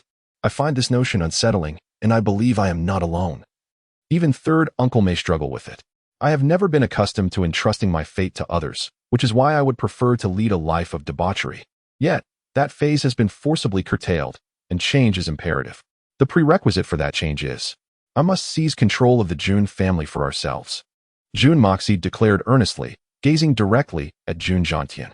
This is my highest aspiration, my ultimate plan, and the very foundation of all strategies. To take one's destiny into one's own hands. Such thoughts suggest you harbor the seeds of rebellion. Jun Jiantian exclaimed, his body trembling, his gaze sharp. Grandfather, you misunderstand. From my perspective, aspiring to be an emperor or being one already is equally foolish, especially those who aim to be virtuous rulers, for they are the most foolish of all. Jun Moxie chuckled lightly.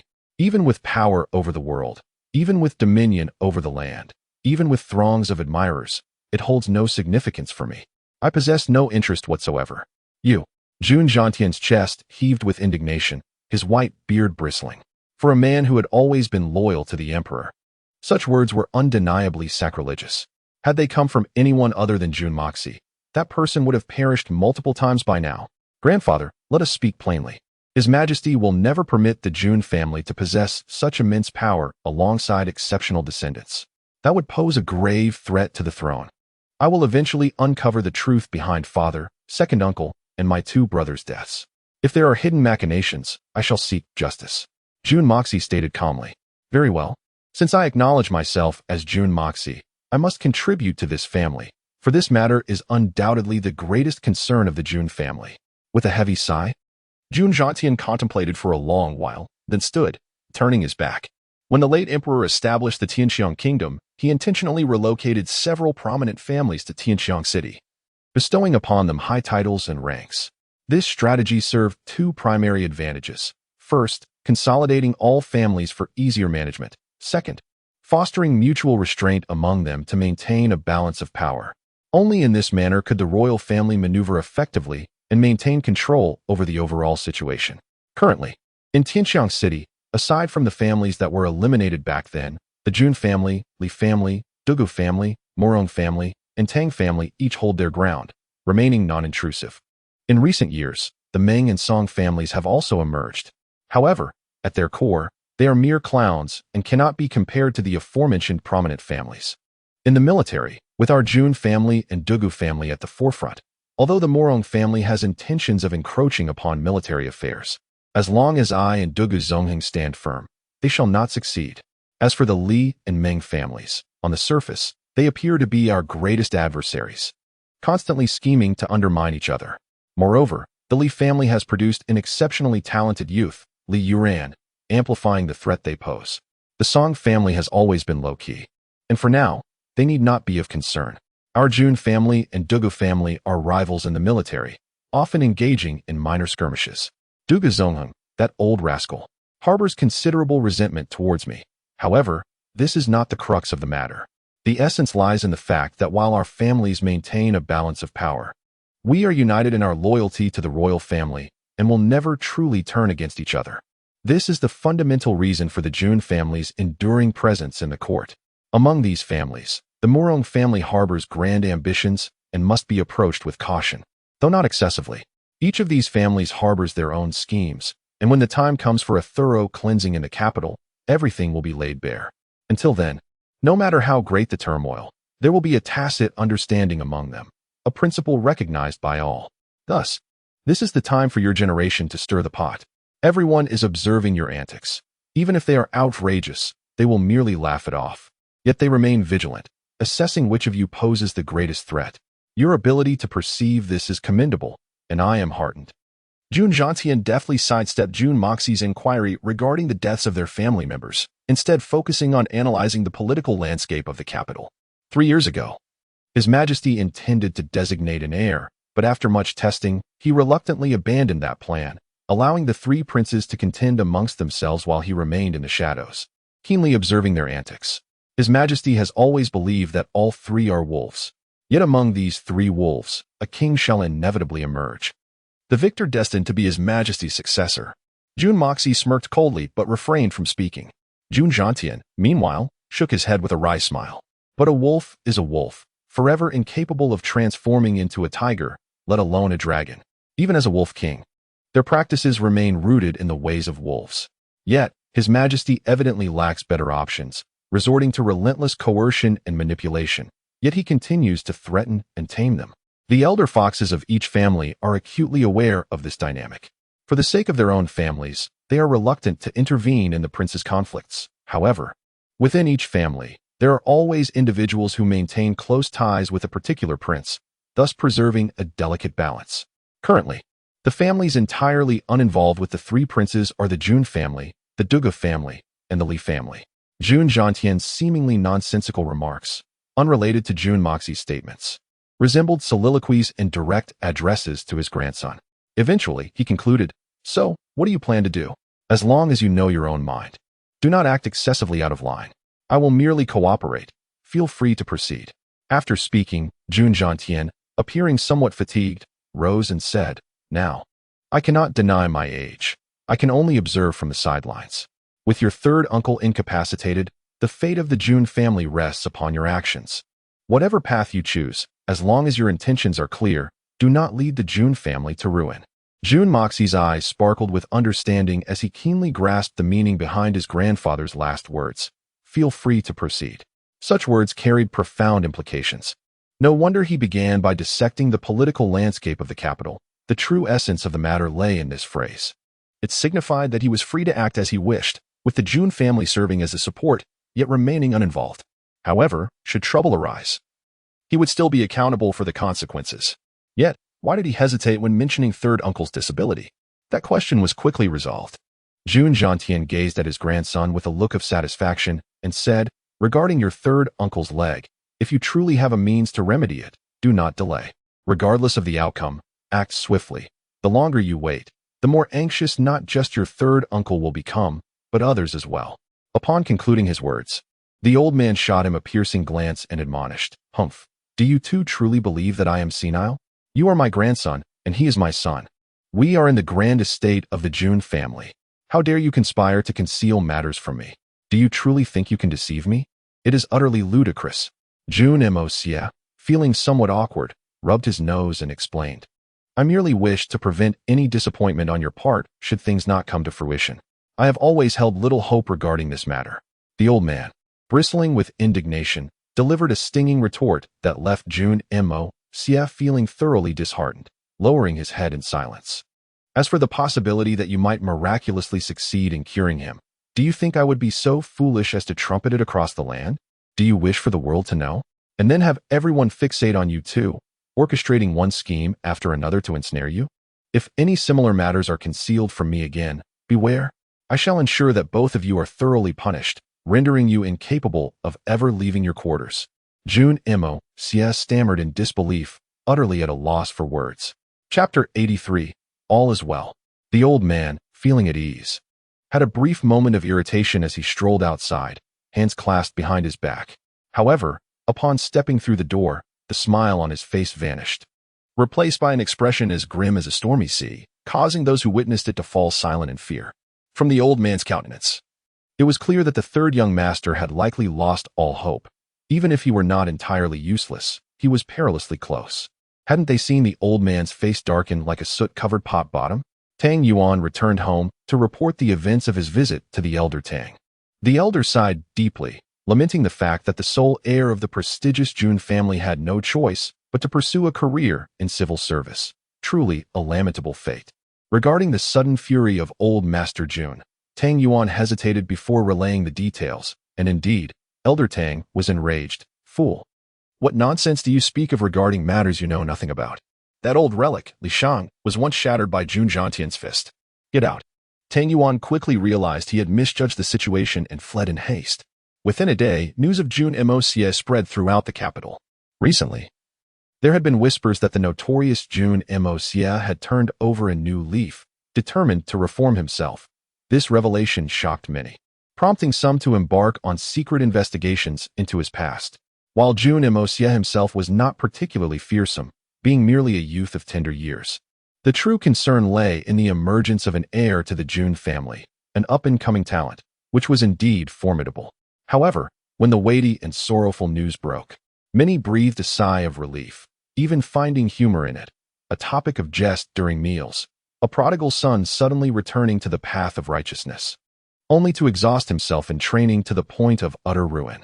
Before, he had possessed some measure of ethereal cultivation, but now, he was entirely wasted. Was there anything more ludicrous than this? As for the authenticity of the news, no one dared to doubt it this time. The sources were twofold and credible. Tang Yuan, a close friend of Jun Moxie, had witnessed the events firsthand. Furthermore, the esteemed first imperial physician, known as the Undying Master, Feng Huixing, had conducted the diagnosis himself. Who would dare question it? Anyone who did would be courting ridicule, as these noble families valued their lives dearly. To befriend Feng Huixing was akin to securing an extra lease on life. Anyone who dared to express skepticism about the esteemed physician's words would likely find themselves drowned in a deluge of scorn within half a day.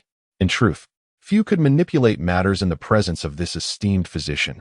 Not even old Master Jun himself possessed such prowess. Who would have thought that Jun Moxie would end up in such a state? Something felt amiss. In the Grand Tutor's residence, Li Yuran regarded the three individuals before him, his elegantly arched brows furrowing slightly. Li Feng, can you truly ascertain that these words originated from the esteemed physician himself? I can confirm it, came a frail voice from outside, and the elderly Grand Tutor Li Shang entered, trembling. Before his grandson, the Grand Tutor's face shone with satisfaction. Jun Zhantian, what does it matter how mighty you are? The Jun family is destined for decline. This is a truth that even deities cannot alter. Jun Moxie pursuing a civil career? Not only is he a hopeless case, but even if he were a prodigious talent, would we allow him the chance to rise? The Empire's civil officials are entirely within our grasp. Li Yuran smiled broadly. Since grandfather is so assured, then the Jun family poses no threat to us. Li Shang nodded, cautioning, therefore, for the time being, we must avoid provoking Jun Zhantian. That old man is truly capable of murder. He cast a wary glance at Li Yuran. Previously, Li Yuran had been publicly slapped and kicked by Jun Zhantian. Although the Grand Tutor knew his grandson could endure, he was also aware of Li Yuran's vengeful nature. While he might not speak of it, the matter weighed heavily on his heart, and should an opportunity arise, he would undoubtedly seek retribution. Li Shang's intent was to dissuade Li Yuran from such thoughts of revenge. After all, Jun Zhantian was now a figure that no one dared to provoke, an old lion. Nearly mad with rage, especially at this moment, with the Emperor so fiercely protecting him, he was not to be trifled with. Moreover, last night, Jun Zhantian had revealed the hidden might of the Jun family in a fit of fury, shocking all who beheld it. Facing such power, any family that recklessly confronted him would meet with dire consequences. Even those families with slightly lesser strength could find themselves utterly annihilated overnight at Jun Zhantian's hands. Li Yuran narrowed his eyes and smiled. Rest assured, grandfather, we will not engage in any foolishness.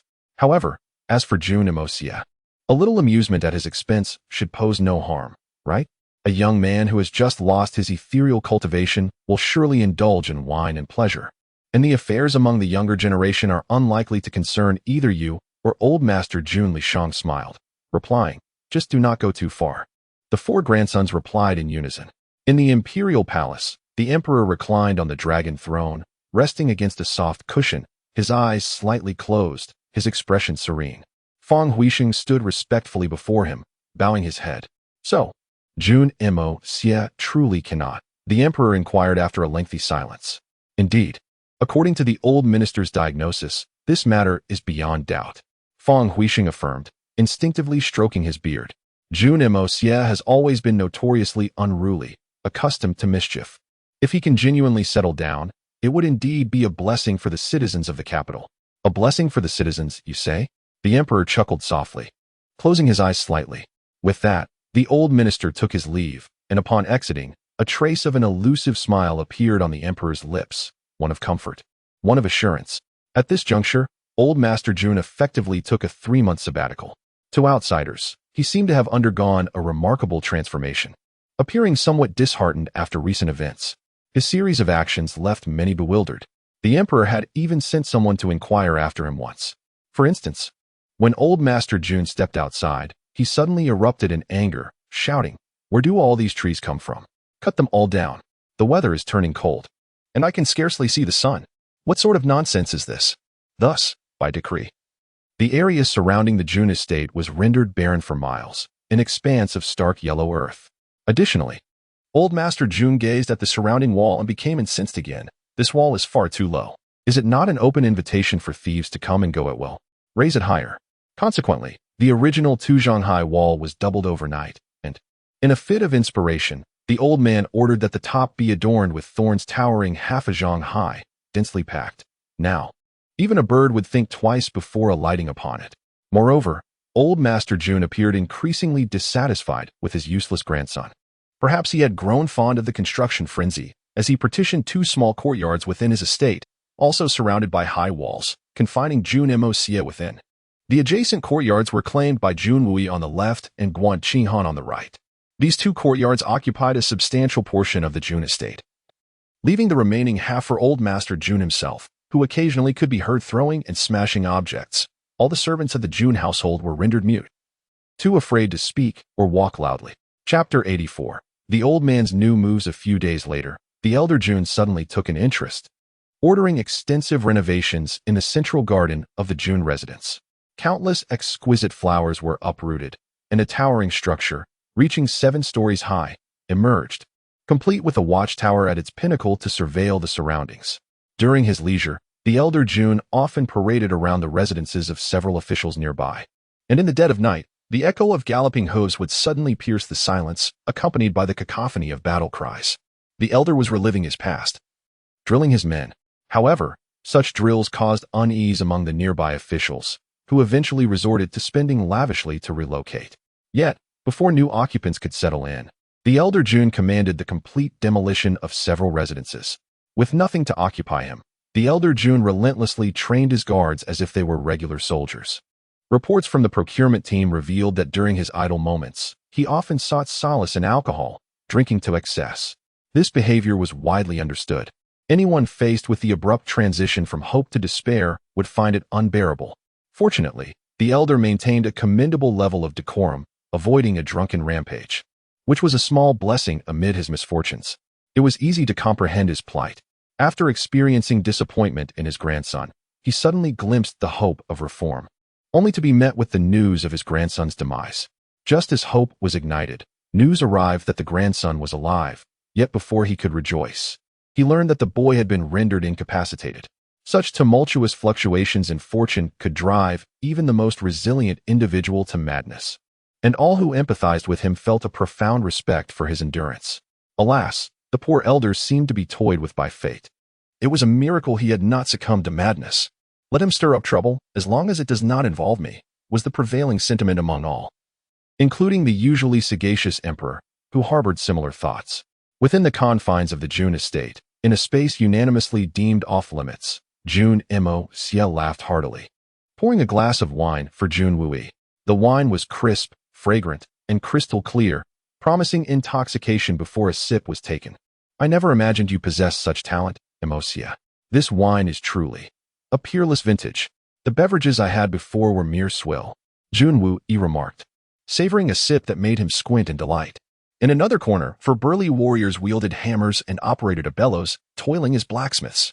The flames blazed nearly silver-white, heating a massive block of iron until it glowed red. They inhaled the intoxicating aroma of the wine while relentlessly hammering the iron, drenched in sweat. Yet the metal showed little change, a testament to its remarkable toughness. The young master had promised that if they could forge the iron to his satisfaction, each would be rewarded with a jug of fine wine. Heavens, such exquisite wine is unlikely to have graced even the emperor's lips. This thought spurred the 4 wine-loving warriors to labor fervently. Brewing wine was merely a minor act in the grand performance of life, preventing them from enduring the agony of subpar drinks. June Mo Xie elegantly sipped his wine, eyes squinting with interest as he asked, "Third uncle, I heard that grandfather got drunk the first time he tasted this wine?" "It is said that he did indeed get drunk," June Wui replied, frowning and admonishing, "Do not discuss elders behind their backs." June Mo Xie touched his nose, still brimming with curiosity, and pressed on. "I also heard that grandfather sang while intoxicated and even fell asleep with his head in a pig's head. You little rascal, are you seeking a beating? Must you speak so freely of such matters?" June Wui chuckled in exasperation. "It's fortunate your grandfather has not sought you out for retribution. He spent the entire morning cleaning his beard." "Ah." June Mo Xie offered a knowing sound, a mischievous smile creeping across his face. "It seems grandfather's tolerance for liquor is rather lacking. Let us not dwell on that." June Wui interrupted, visibly uncomfortable with the topic of the elder June. "You should prepare yourself." June Mo Xie grimaced, raising his cup and drinking deeply as if to drown his sorrows, letting out a long sigh. A few days prior, the elder June had whimsically decided that, due to June Mo Xie's relatively low cultivation level, he could not find a suitable sparring partner and, fearing leaks, had invited Guanqing Han to provide guidance. Thus began June Mo Xie's arduous journey. In truth, this was the elder's intentional prank on his beloved grandson for having concealed matters from him for so long. June Mo Xie felt utterly helpless. He couldn't unleash a fatal blow on his yet-to-be-married sister-in-law, but if he did not subdue her immediately, he would be the one to suffer. After all, while his mastery of the opening heaven technique was remarkable, he had only practiced it for a couple of months, making him no match for Guanqing Han, who had trained in profound energy since childhood and was on the verge of breaking through to the silver grade. With his previous lecherous demeanor absent, Jun Imosie's serious expression put Guan Qinghan on high alert, though it did not provoke discomfort. Moreover, the enticing fruit-infused wine Jun Imosie had brewed was exceptionally delightful. Aside from its slight potency, making it a heavenly brew unobtainable elsewhere, Guan Qinghan quickly grew fond of it, transitioning from reluctance to unwavering commitment. Eagerly anticipating the opportunity to unleash his frustrations on his younger uncle, all while receiving fine wine as a reward. Sighing, Jun Imosie suddenly recalled something and inquired, "Third uncle, how goes the collection of the herbs you requested? Given the time elapsed, there should be some progress, right?" Junwei sighed in response. "We have obtained several of the required herbs, split intestine flower, heart-opening grass, and bone-connecting root, and we have a considerable quantity. However, there has been no sign of the burning sutra lotus.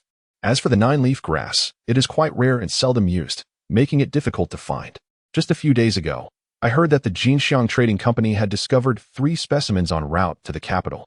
I hastily sent someone to secure them, only to find they had already been purchased." Purchased? Jun Imosie straightened, a sense of vigilance overtaking him. Such a herb would only be used for severe injuries due to blocked meridians.